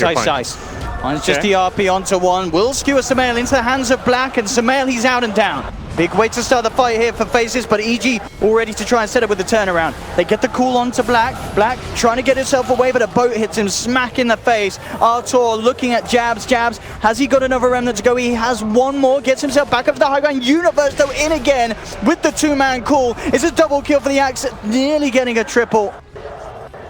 2 will survive on Faces, but again, 3 down. I think it's an alright fight, if not for the fact you lose the gem at the end. The Invoker kill, very nice way to start things off. Even though they lose the Clinks to kill the Invoker, kind of evens things up, but losing your gem, a big deal when you've just bought it. You're at this crucial mid-game stage where Vision, second Roshan's going to be very important, and that's where EG definitely come out on top, as they're going to control that Vision moving forward. Here we have it again. I mean, as soon as he sees Sumail, I mean, this great bit to start with, getting him into Black's hands. That Rock trying to save Sumail. He did a really good job pulling him away from the Warlock. But Universe, of course, always in the right place at the right time here. Setting up for Zai's combo. Nowhere for Black to run and hide. Nuts doing a lot here with the Freezing Field Glimmer Cape. Splitting up the fight. And Jabs, very lucky to get away with his life. But once again, Universe, bam. He knows when to go back in. Yeah, Jabs threw everything to deal with the Warlock, and Warlock had already used his spells, so Like, you think about what the cause on Faceless did. Clinks, he took out Clinks and Invoker, they like trade lives. Axe goes for the Clinks there, and the other big hero that can get kills for Faceless in a fight like that, when Clinks is taken out for the Invoker, is Ember. And you're like, okay, who's Ember going to go for? He needs to make sure he gets something done. He can't really deal with a life stealer. I guess the Axe was just too far away for him to go on, but killing a Warlock just isn't really justified there for Jabs. He gets a Warlock. Yes, so then his team then is kind of stranded. He used all his spells on that Warlock. Very hard for him to get to the Axe. Perhaps he just didn't have the blink available. Black and nuts. Toying with Arteezy as Arteezy has got the superior backup. Universe with a gem is going to invade. Getting those cliff wards down, knowing that you can't really ward the low ground when you're up against those gems now. They keep the wards on cliffs as much as possible. Top lane EG looking to take the final tier 2 that's been standing on Faceless half of the map. Faceless in position though to make a push themselves happen. The full 5-man working down this mid lane and will look to force EG back. RP up, but the Warlock Rock on cooldown for a little bit longer. Should be up around the same time though, so maybe another 10-15 seconds until that Chaotic Offering. But let's see if, I mean, it's a lot of this, it feels like is on Ice's side to get something big happening with the RP. Universe with his Shadowblade. Who's he going to find? He will be able to get poor old Nuts once again. The CM will go down, ticking out to the Battle Hunger. As Roche respawns, but something that was going to be difficult for Faceless to contest, but something they likely would have wanted to based on the fact they've just picked up the BKB on Clinks. This is a key item for him to try and fight with, so we'll see if that changes the state of affairs. He still needs to make sure he doesn't get caught in that Axe call. The Axe, oh boy. The spotted Blackout. Universe. Blink on cooldown still, so isn't going to be able to get the chase and catch. Yeah, the Axe Blink call, if that catches Clinks with a Sunstrike, very likely Black will go down quickly in the fight. They don't have good save on the Faceless side. Perhaps we'll see something like a Yule Scepter picked up just to try and counter the Axe Blade Mail Helix damage. If he gets the call on the Clinks, you just immediately try and Yules him to stop the spin action happening, to stop the Blade Mail damage. But I guess Magnus can theoretically afford that Yules. EG straight into Roche again. I mean, Faceless well aware that this is happening with the EGZ warding the vision out of it and that successful scan. Can't really move out. It's too tough with the vision factor, and perhaps they've used a few smokes. Not sure if they actually have any smokes available at this stage. So, and if you do, you're probably thinking we might want to save them for high ground. There's the Yules. It's actually going to come on the Earth Spirit, so definitely like the pickup against an Axe, but you've got to be very fast on it and not always going to stop all the damage. It doesn't stop the Sunstrike for one thing landing. As we'll see Jabs work on this bottom lane. He's about to level 20, doing very well in the Ember. Not able to keep up with the Invoker or the Lifestealer with their Midases, but still good farm on the Ember Spirit. He's had to play very cautiously against the X catch as well. Yeah, it feels so risky when he comes out for these pushes, Jabs. Yeah. Each time EG sending multiple members there to deal with him and get the catch. So here, big difference in the carries in terms of farm. Black getting heavily outscaled by the Lifestealer. Here that Clinks was picked up against as a pseudo counter, but if you don't have the farm, you're not going to counter him. He's been a lot more kills, but that's also because Faceless just haven't had as many kills. And when your carry doesn't have to get involved in kills, that's not necessarily a bad thing. If anything, for EG, that's good. If Arteezy can farm and he's not needed to fight, all the better. That means their draft, that means their lanes are working. EG with the smoke straight into Faceless's jungle. Faceless already backing up. Looks like neither team will be jumped on here. And Faceless is safe in their base. Shadowblade is such a dangerous item for Faceless to deal with on Axe. He's so good at roaming around finding those pickoffs, and here's like Clinks can't rely on the Skeleton Walk for survivability anymore, and Faceless can't buy a gem against it. So until like 5 more minutes go by when they have a new gem, they've got to really stick together and play super defensively anytime Axe is missing from the map.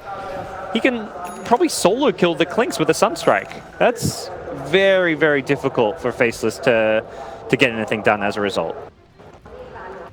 Ice has gone full, and he has the refresher already. Where's his farm come from? I can't believe he's actually managed to farm that, but yeah, with the Midas and the GPM talent. It's pretty crazy. He's actually ridiculously farmed.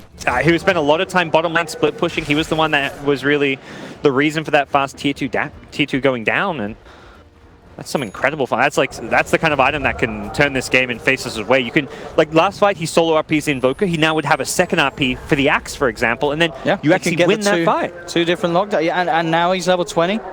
Pretty significant, plus 15% on the damage and Cleaver the Empower.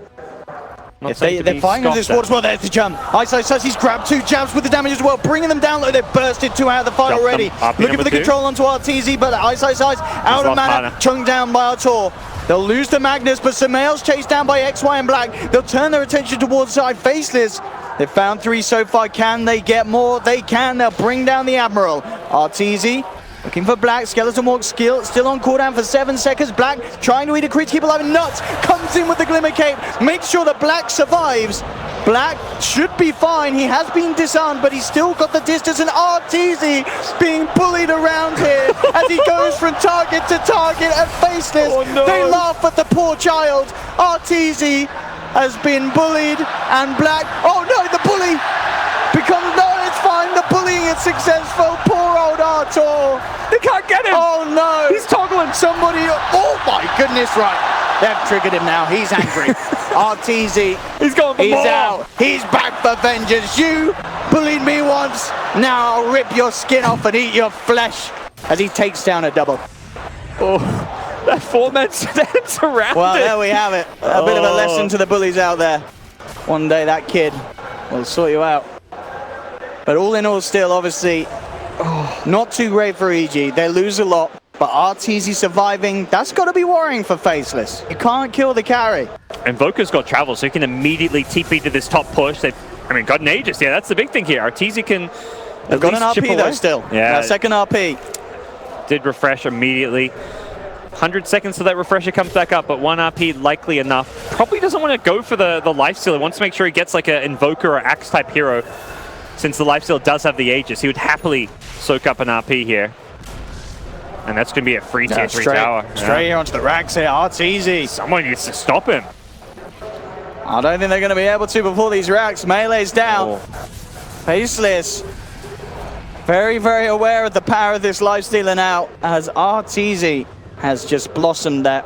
Not at least getting the Aegis. When they had him 4-man surrounded, if they had just gotten the Aegis, that wouldn't happen, because EG probably are not going to go for that high ground push into RP. Oh, here's the bullying again. I mean, look at it. RTZ tucking and turning, but they're low on mana. These armlet toggles as well. I think it was a miss from Black as well. And again, I mean, he had a low ground miss, but that was just some really nice play from him. Insane. RTZ has been receiving a little bit of a flame for some of his performances earlier on in this LAN, but now stepping it up here on the main stage and showing us the plays that we've come to expect from the kid. I mean, that right there, you see why Halberd is a good item. It saves his life there. With the disarm as well as the extra evasion kicking in, and something Clinks will have to address with an MKB Bloodthorn type pickup. Does look like oh yeah, the Orchid into Bloodthorn is going to be the approach this game. I think it may tempt like a Manta build from RTZ to get out of that silence. Not sure what he's going to go for, or perhaps he'll just ask his team, someone buy a Lotus Orb, you know? Someone help me out. Although Lotus Orb's perhaps Kunka's job. He's got the Arcane Boots, can disassemble. It's positioning for Faceless once again. They've got a good ward for this fight. And there's the jump in, immediate. Taking out one, but Ice is there with the reaction, but the reaction to the reaction as the Warlock Golem is dropped. Nuts trying for the freezing field, but they'll hold him back.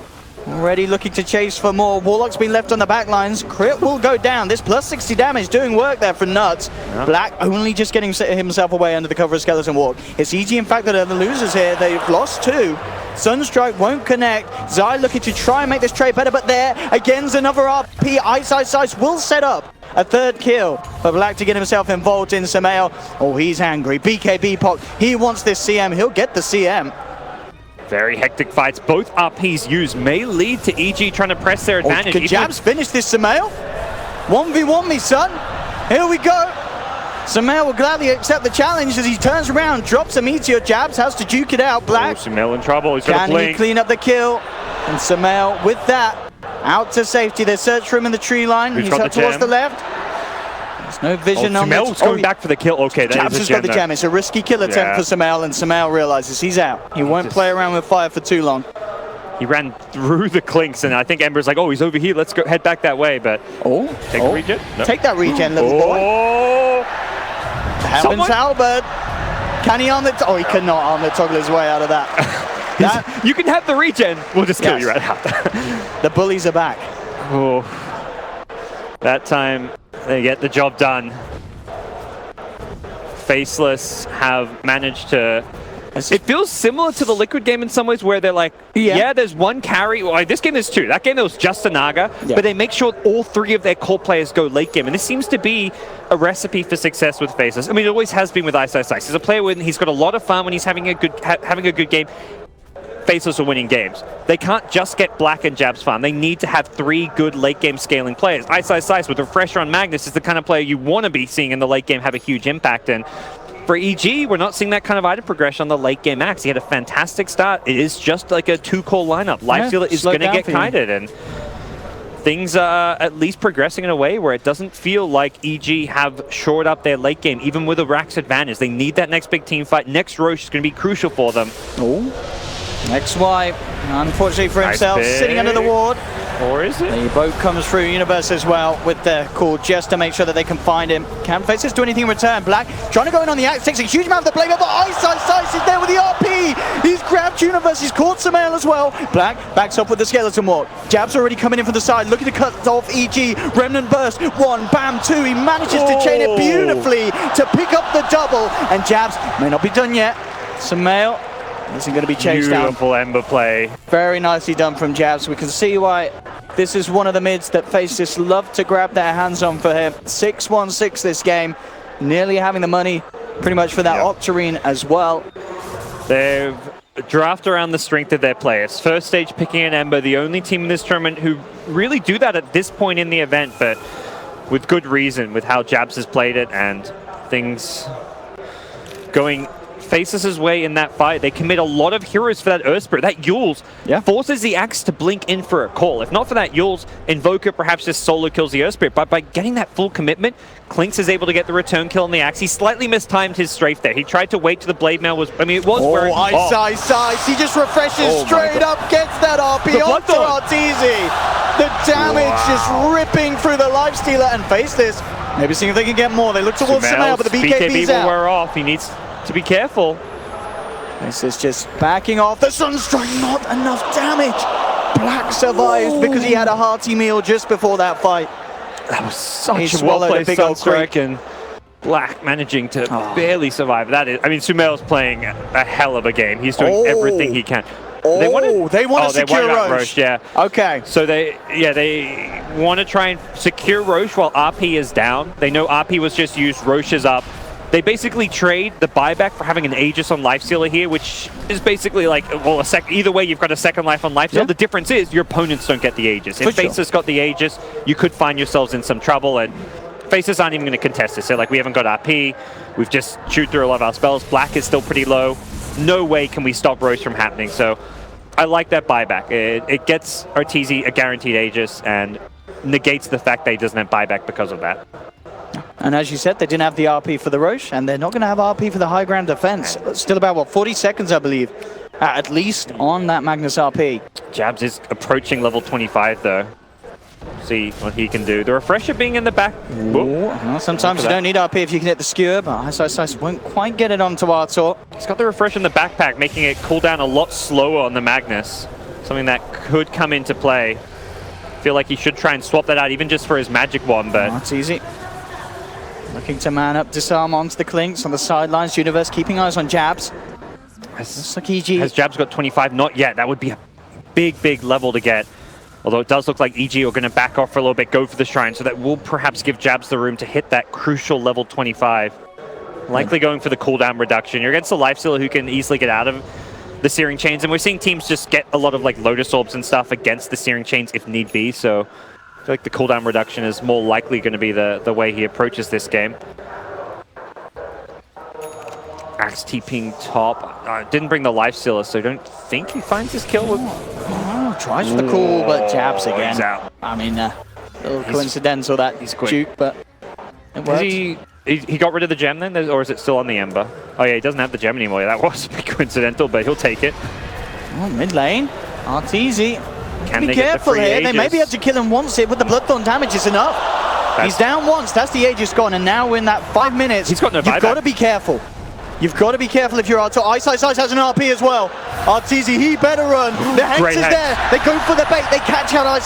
The Magnus is down and down. 85 seconds, no buyback. And now EG, Luna combo for more. They've got the Tornado onto XY. Earth Spirit's out. Battle Hunger onto Nuts. They jump in from Jabs. He's looking to try and clean up in return, but now he's surrounded. The disarm from Arto. The bash as well. Jabs is out. Sumail again, the second Tornado. Now looking for Black. Hexed up. Arteezy ready to close in. The buyback's coming out. Jabs buying back into the fight. Black will survive. Nuts goes for the freezing field, but immediately used there from EG as they take CM out.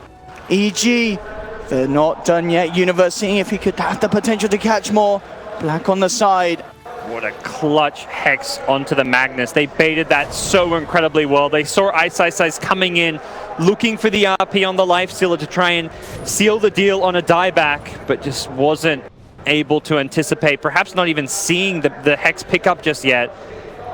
Completely blindsiding him, and with that, EG find themselves with a big lead here and perhaps able to take a second lane of racks. They'll buy some time with the glyph, and Arteezy still does need to be careful against the Bloodthorn. Universe is fishing.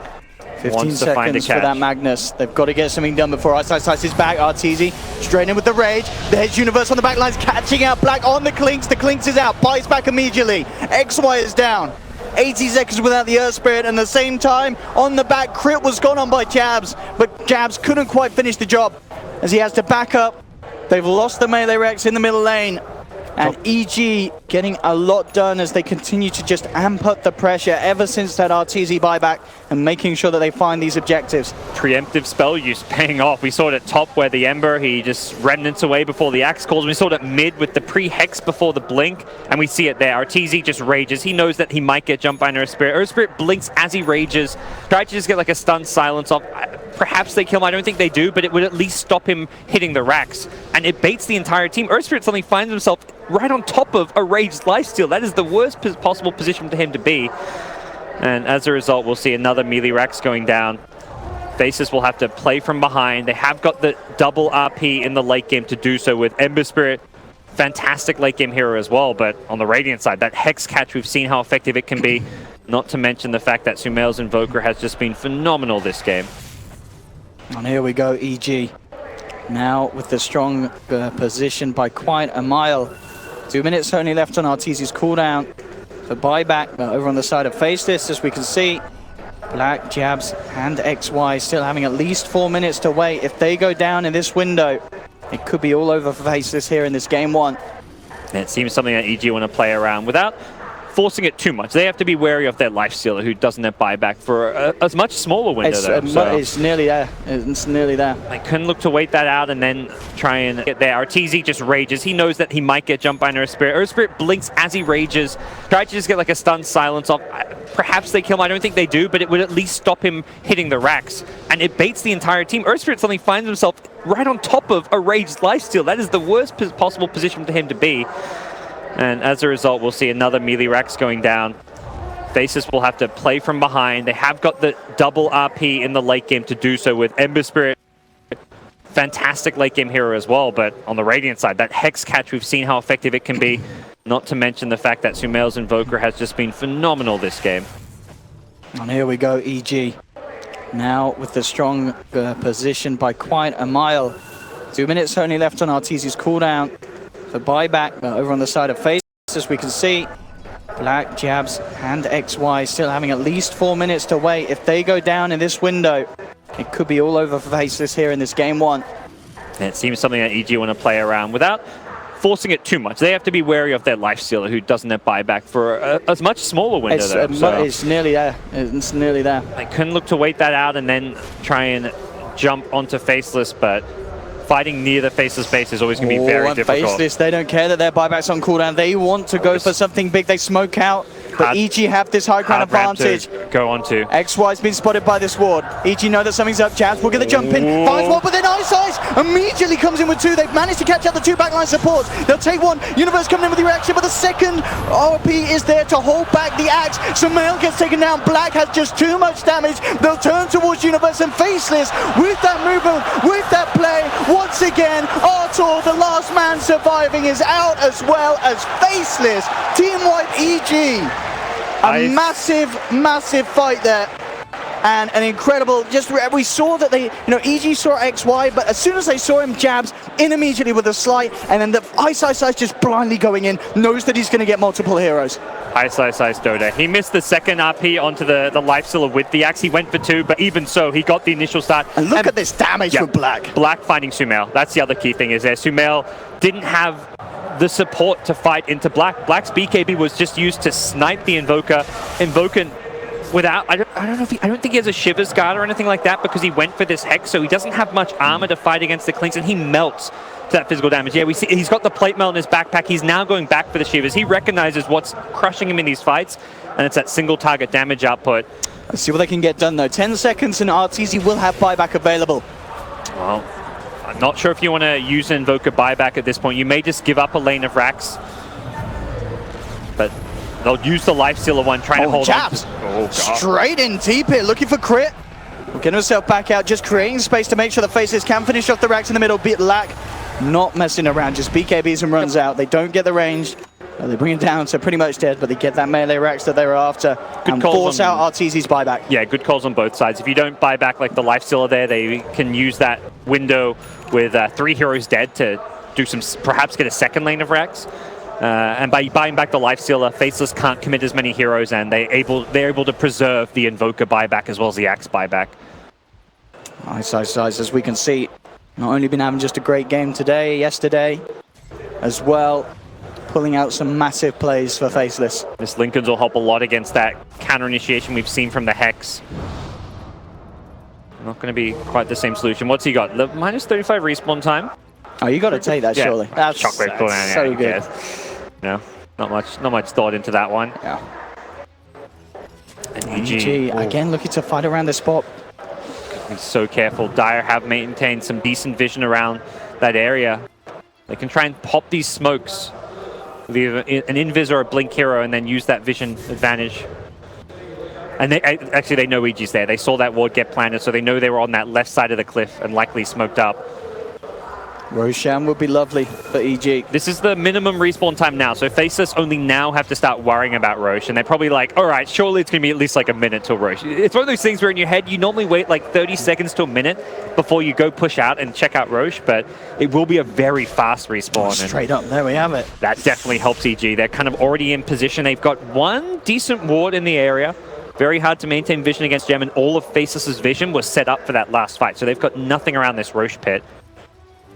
How scared EG are right now just depends on whether they think Faceless have a smoke, among other factors. And it looks like Universe is going to be in charge of trying to scout out any incoming smoke ganks. And looks like they should get this.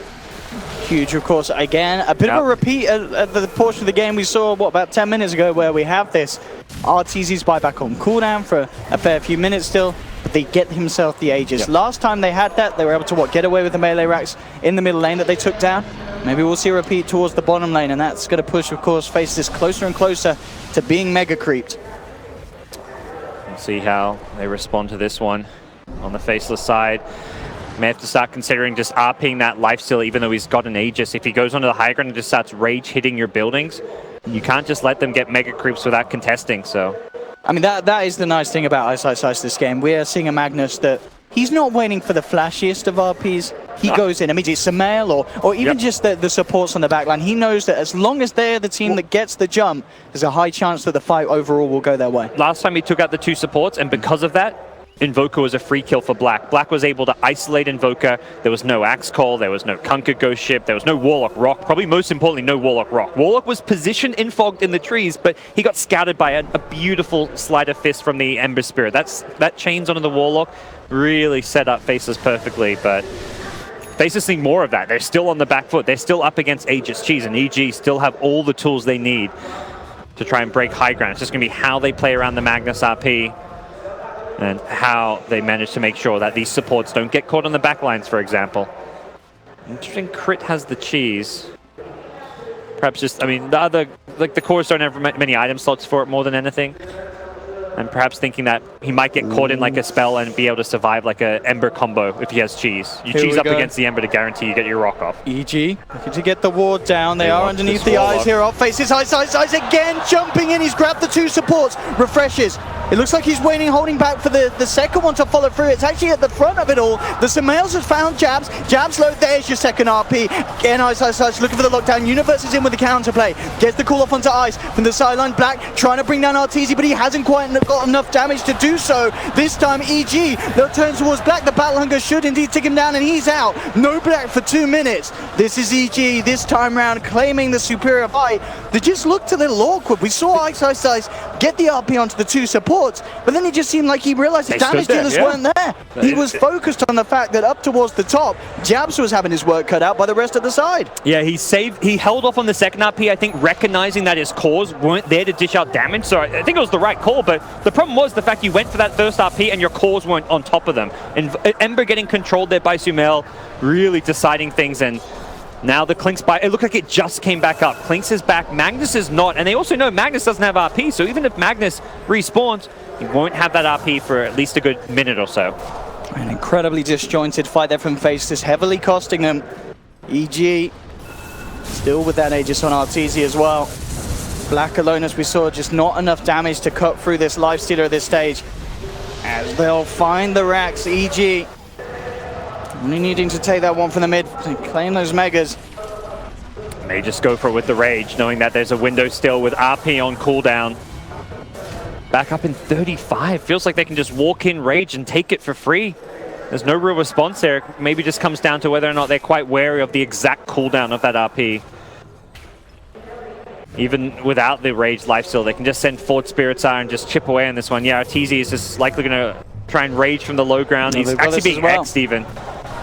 Very safe play. And he goes, and that will be the final racks. They're gone. Mega creeps out now for EG.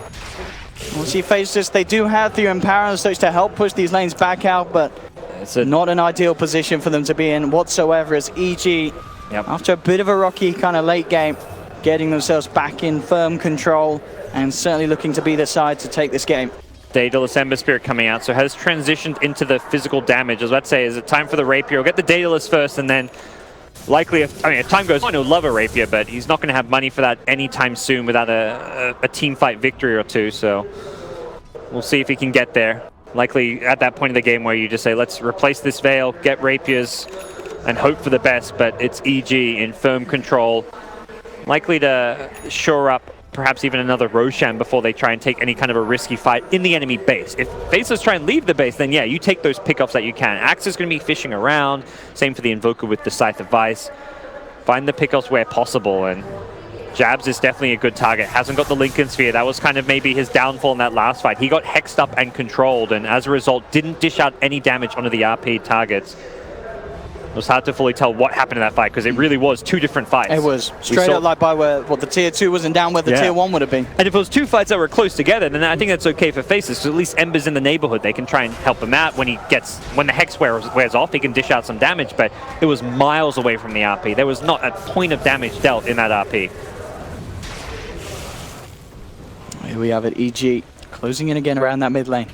They know that there's still this window. If they can take down Black or Jabs, no buybacks for these cores for a good 3 minutes, 4 minutes. Hard to get out to that secret shop to finish off your Daedalus too if you're Jabs. They're trying to make the journey now. EG Universe going to look for the vision here as he goes up towards the high ground. Will be grabbed back. There's your first RP onto Sumail. They'll take the Invoker. No, he's still alive in front. Oh, they don't kill him. The BKB comes out. The boat flies through from side. No, Sumail still survives. Finally goes down as Jabs gets him out. But the buyback will be there. They've lost the CM. They've lost Ice, who will buy back along with XY. Universe looking to finish off this Jabs Ember Spirit for a second time, and they will. Jabs and Black are out. This is almost certainly GG as evil geniuses with these last few fights. That's got to be it, perfect execution and just outplay of Faceless. They've done it here in game 1. They will take it 56 minutes in. Quite the game. A game where it looked to be EG having the easier opening. Faceless hitting back hard in the mid game, but at the end of the day, the performance from EG in these team fights was pretty immaculate. EG stepping up. I think the great thing about this series is just how much both teams have stepped up their play from the group stage. Because you're looking at Faceless, last place in their group. EG, second to last in their group. Neither of these teams had a good group stage, but what we're seeing on the main event is really some top-class Dota. Faceless really pushed this game to the limit. Ice, standout player on the Magnus. Absolutely fantastic performance, but For EG, it was the whole team. Everything came together. For sure. And Sumail in that last fight, not dying. I mean, well, he eventually gets caught, but eventually, and then the buyback, then he comes